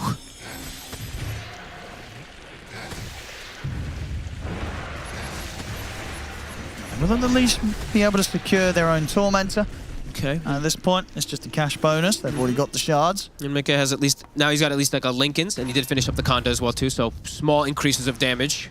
The Conda's the nice one though, because now he can keep the distance and potentially get some type of snipe plays before he has to commit his hero. I've got 2 minutes left here, just under that on Skeeter. So Falcons still with the luxury of going for another high ground push. I mean, very nice neutral items. Nisha also gets Timeless Relic.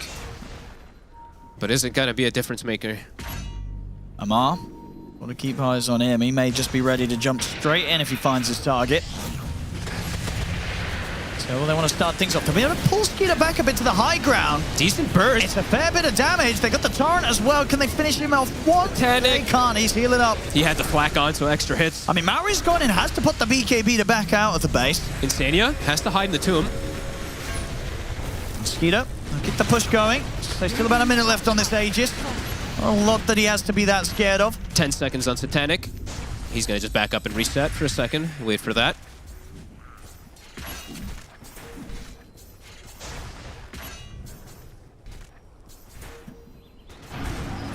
Slow but steady steps here from Falcons to get this victory secured. keeping them trapped as well, too, when they do this. If they just stay in this area, Liquid can't really go too confidently to push out these other lanes.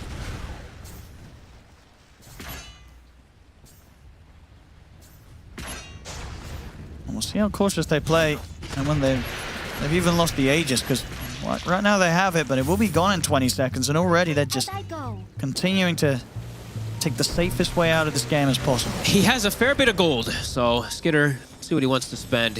Yes, Silver Edge, I mean, definitely valuable versus the Bristol this game. Seeing more and more of this item.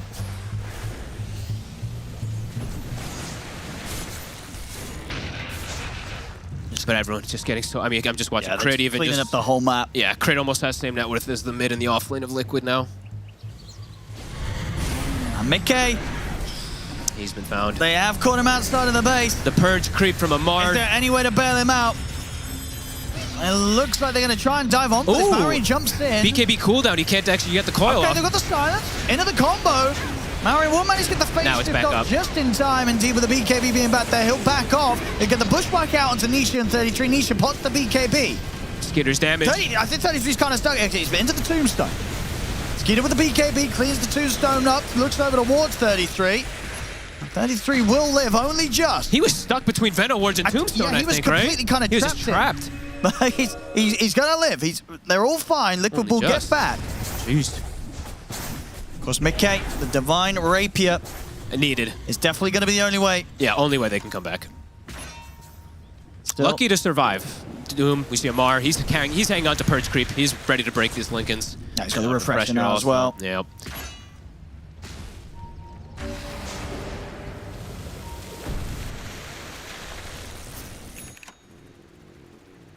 Yeah, happy to play this out and probably go for the next Roche. Just under a couple of minutes until that will be back in play. And when you look at top, there's an amplified damage. That may be the ticket for them to just go for another high ground push. Definitely possible. First, Skitter's able to grab that one. Maureen has also hit 25. He's kind of been farming around a lot of the map while Skitter keeps pressuring toward top. He's going to have, yeah, he's got that, and he's got the refresher also finished, so keeping them trapped. More trapped, as they're trapped in the base. Yeah, look at the levels. The lowest on Falcons, the highest on Liquid.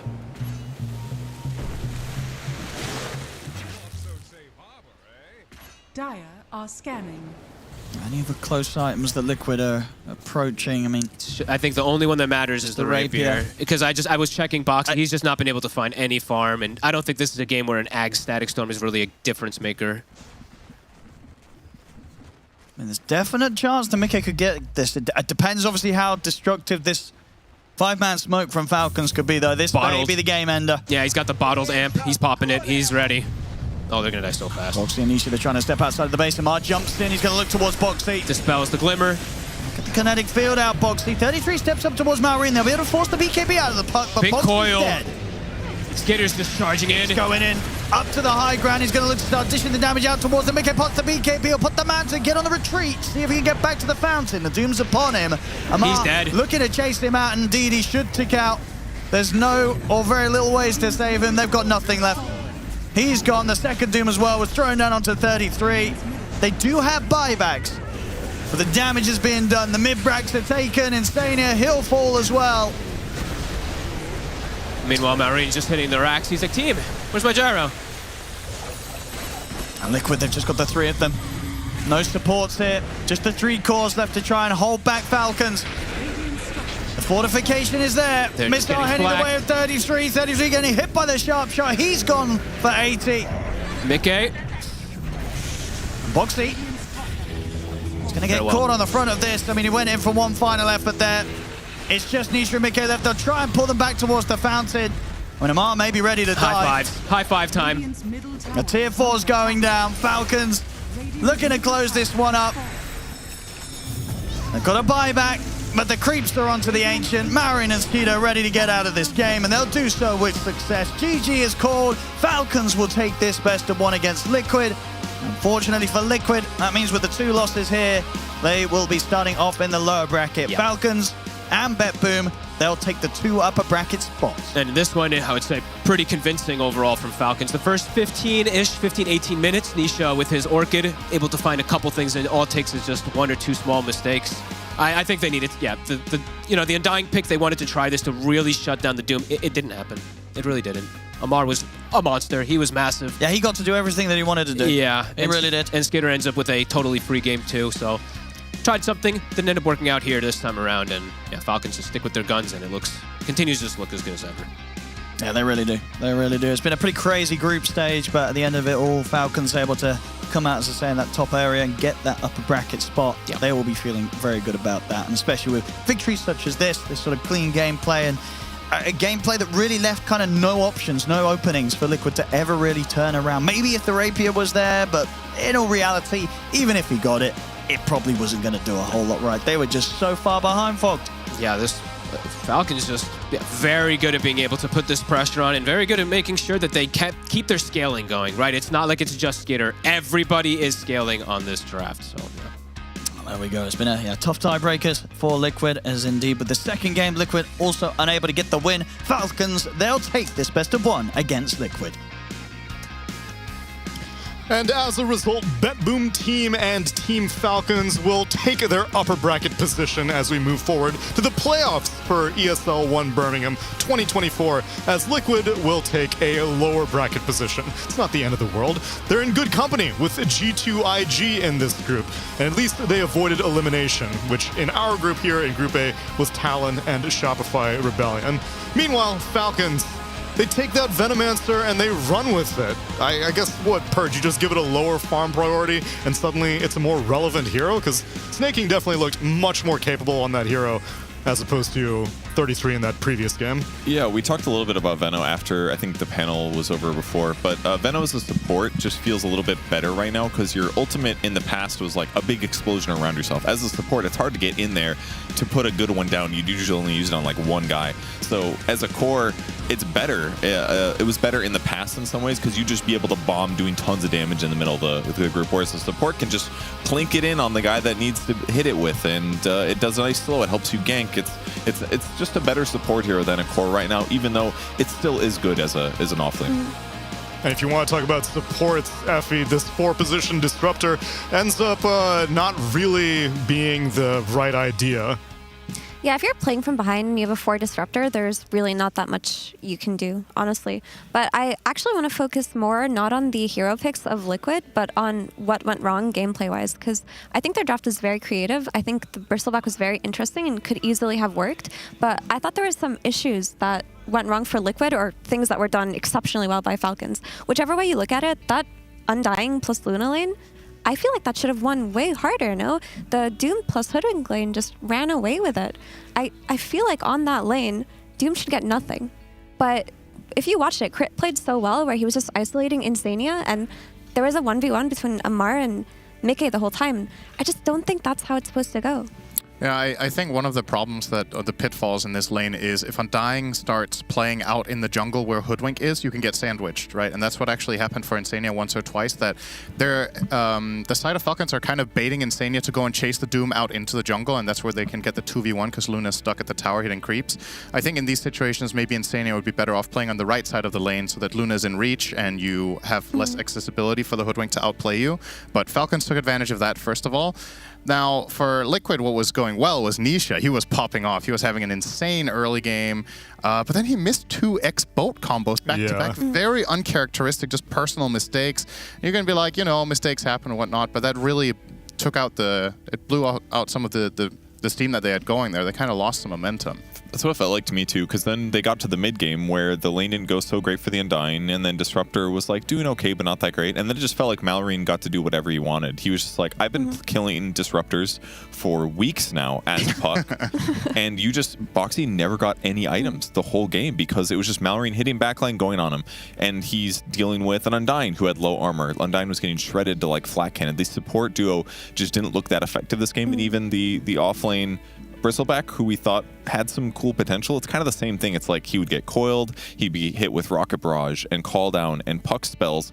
Puck would phase shift some of the quills, and then it just didn't feel like close to like that he quills him to death before he dies thing. It just felt kind of one-sided as the game continued. Was he able to do these things by maybe a product of vision, Purge? As we take a look at our Kadia ward of the game, Purge, what'd you select here? Look, this ward was impactful at the point where Nisha was still having a good game here. He basically, this ward got placed in the heat of this moment so that he could use an X marks the spot to catch the puck there as he was chasing him. And that was what set it up. And then because they knew, oh, he got an X during nighttime at a weird time, they put a sentry to try to get it. They didn't get it. And then after that, Liquid completely got destroyed. But that ward was pretty cool, I thought. That was his Orchid timing too, right? When they got the kill on the puck? Somewhere around there, I think. Yeah. So I actually wanted to talk about that Orchid because, so I feel like that Orchid, definitely some beats were missed there. Like Sin mentioned, there were some combos being missed, but because of the buildup of itemization that Nisha went, I felt like they had this window where they needed to run around and get kills with that Orchid, and it just didn't happen. So you have this item that didn't create the net worth advantage that you wanted for your team because you're not getting any picks with it, and your Ags timing is delayed even further while the rest of your team is bleeding. Your Luna lane didn't go the way that you wanted to. Your Bristle lane got invaded super early on because there were no threats on other lanes. I mean, we saw that happen, right? We talked about the Bristle back, but we didn't talk about how they brought in crits Hoodwink very early on, and then they ran into the stack area on the left side, whatever that's called. They ran into the ancient stacks. They brought their heroes. They took the ancient stacks and killed Bristleback. And that happened really early on because of how well the offlane went. And they brought Skitter to that invasion as well. So why not get a chance to talk to him for a winner's interview? Slacks, it's all you. Here with the Skeet God himself, Skeet Skater. How you doing, my friend? Hello, I'm good, thank you. Fantastic game. All smiles, all laughter coming out of that one. Great job. You guys managed to defeat Team Liquid, maintain your spot there. What are your overall thoughts of that tiebreaker in general? You think they played pretty well? You think you kind of skirted through it? I mean, I do kind of feel like we had unfair advantage because we saw them play before us. So we would kind of just play the loser of that series. So I think we kind of got lucky in that sense. Because, you know, they were on the verge of going low bracket if they lose, and if we would have lost, we would have a second chance against Bad Boom. So I feel like they for sure had more stress or pressure on them playing the game. But besides that, you know, there was like some drafts, I feel like mistakes we have done. We've picked puck into Kanka, it was like a bad lane. And I feel like we kind of struggled in the early game, but, you know, managed to pull through. No, you say that. You say that you saw them. What is this? Hello? What are you doing here? I don't know. I could be in Jordan now. Okay, well, luckily for us, you're still here. Welcome, welcome. Special guest interview. Let's talk about Venomancer here. All right, Venomancer, you guys saw them pick Veno in their last game. You guys picked Veno. What gave you that confidence to know it was going to go well? What's the question then? We wanted Snake to just pick some strong laner. Snake wants to be Snake, you know. That's all. He picked the Snake. Okay, so we were considering Clock or Veno. I mean, for some reason, Snake just said, yo, pick me Veno. It's good. Am I allowed to get in on this? Is that okay? All right. So Snake pick Snake. Yes. Is that it? Yes. There's actually a final answer. Okay, this isn't Jeopardy, or you can get more than one final answer. All right. How do you think the rest of the tournament's going to go? You guys feeling more confident now? I feels like for the start of the tournament, it feels good. We will see how we goes in playoff. We played 0 scrims. Great. Well, if you want to be a pro player like them, play 0 scrims, don't do anything, just show up and pick the worst hero that the team before you lost with. We focus on fishing and doing the cave and crawl or crownfall or whatever the fuck it's called. That's great. That's pretty based. What's the biggest fish you caught? There is Anderson and our coach just beasting like 70k. I cannot even get the 3k. All right, so Maureen is the worst fisherman. He's like, he's literally on the bottom of the leaderboard. Yes, but I'm a professional cow milker. It's not. You're a beautiful cow milker. Well, we're going to see how much milk he can make for us here today because we want to drink it all up. Back to you. Thank you, Slacks. I appreciate it. Because this bromance that has been emerging between Skitter and Malrine has warmed my heart. It inspires me to feel the same way about all of you. Friends, Dota's a team game. I'm very comfortable doing this. I can imagine. Are you pissing right now, Perch? My God, I wish. Okay, great. That wraps up Group A, my friends, because we now know where everyone's going in our group. So let's take a look at the results. Falcons and BetBoom team. What are you cackling at, Cinderant? That's fucking random. I'm all about the random humor. That's good. I'm a zoomer at heart.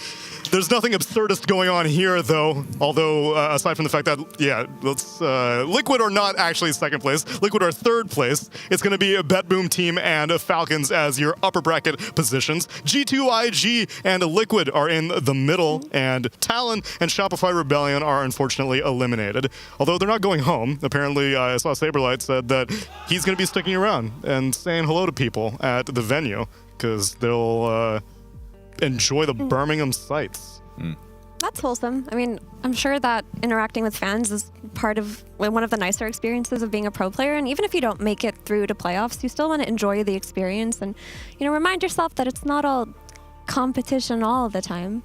Especially Surely that's fine. With how few lands there are this year. You're not going to get that many opportunities to interact with the crowd, which is why if you're watching this, there's still time. Go to esl.gg/BMH. Was that it? Yes! That's the one. I'm going off memory. I'm actually not sure, but I think you can still get tickets to see us and see some of the teams that are progressing forward. If you are rooting for other teams in Group B, though, you still need to hold your breath because Group B tiebreakers are still going on. That's on the Storm and the Ember streams. A small update, Tundra are currently up 2-0, Spirit are currently down 0-2, and Heroic and Extreme Gaming right in the middle, 1-1. But it's a four-way tie. One upper bracket, two in the middle, and one elimination on the line. But that's not my expertise. I can't talk to you about that. We got other people on the Storm and Ember streams to handle that. Purge, thoughts on the end of the group stage? I think the format was fun. All the teams are so close, which is really fun to see, and the meta is still developing in cool little interesting ways. So happy to see some new heroes, some new play styles, and Bristle disappointing me. I'm kind of upset about that, but it's okay. He did build the Vanguard, though. Very happy about that. I think that's the second Vanguard of the tournament I've seen, and the first one was bought specifically to use Crimson on an Ancient. So yes, that's right. This is a step in the right direction. Can't believe I miss Vanguard, but here we are. That item needs a rework, for sure. Let's hope we see that It's soon a beautiful when mechanic, the Mira. next How can you patch say that? Comes out. Yeah, you love damage block? Damage block is a very Damage unique blocks, mechanic. It's great. Damage mitigation, best thing that happened to Dota. Haha. I can't wait for more Poor Man's Shields to return.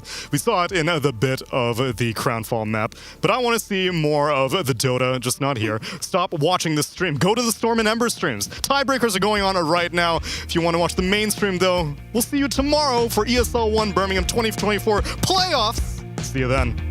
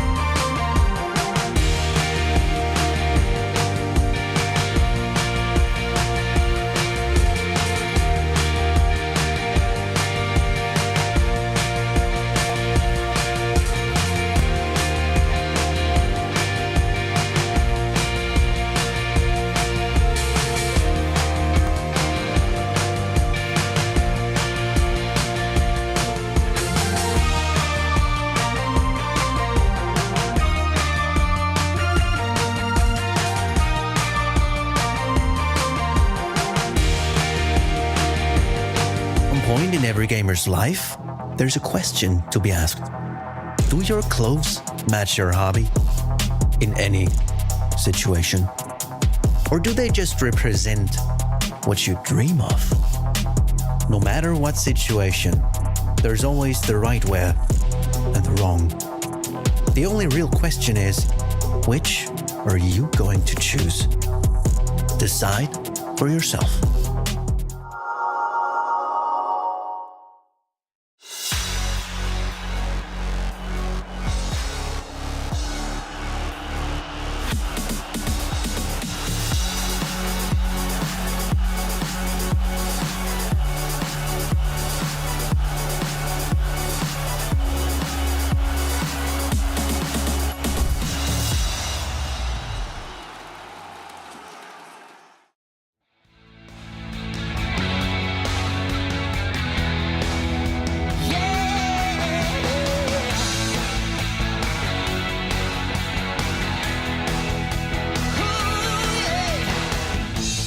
Everyone gets their chance in life.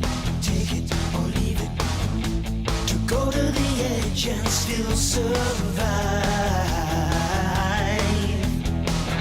If you ride that laser beam, it's a light that brings your dream alive. I'm having a feel-good day, and it's all on the bright side. It's starting to go my way, from a crawl to a joyride. Though I don't know why, I could jump the fire and dance a wild ballet.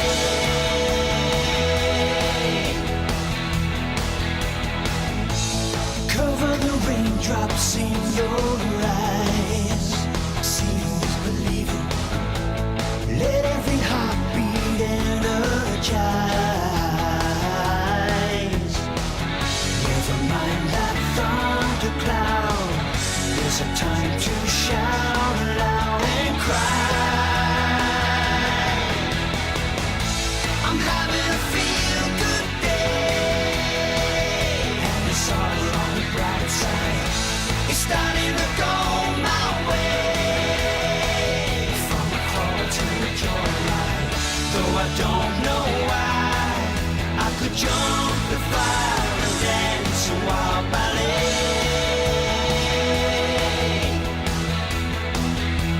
Just enough, shake the blues off. Now we're changing, it's all on the bright side. Life is better when we're headed, rearranging, a crawl to a joyride. I'm having a feel-good day.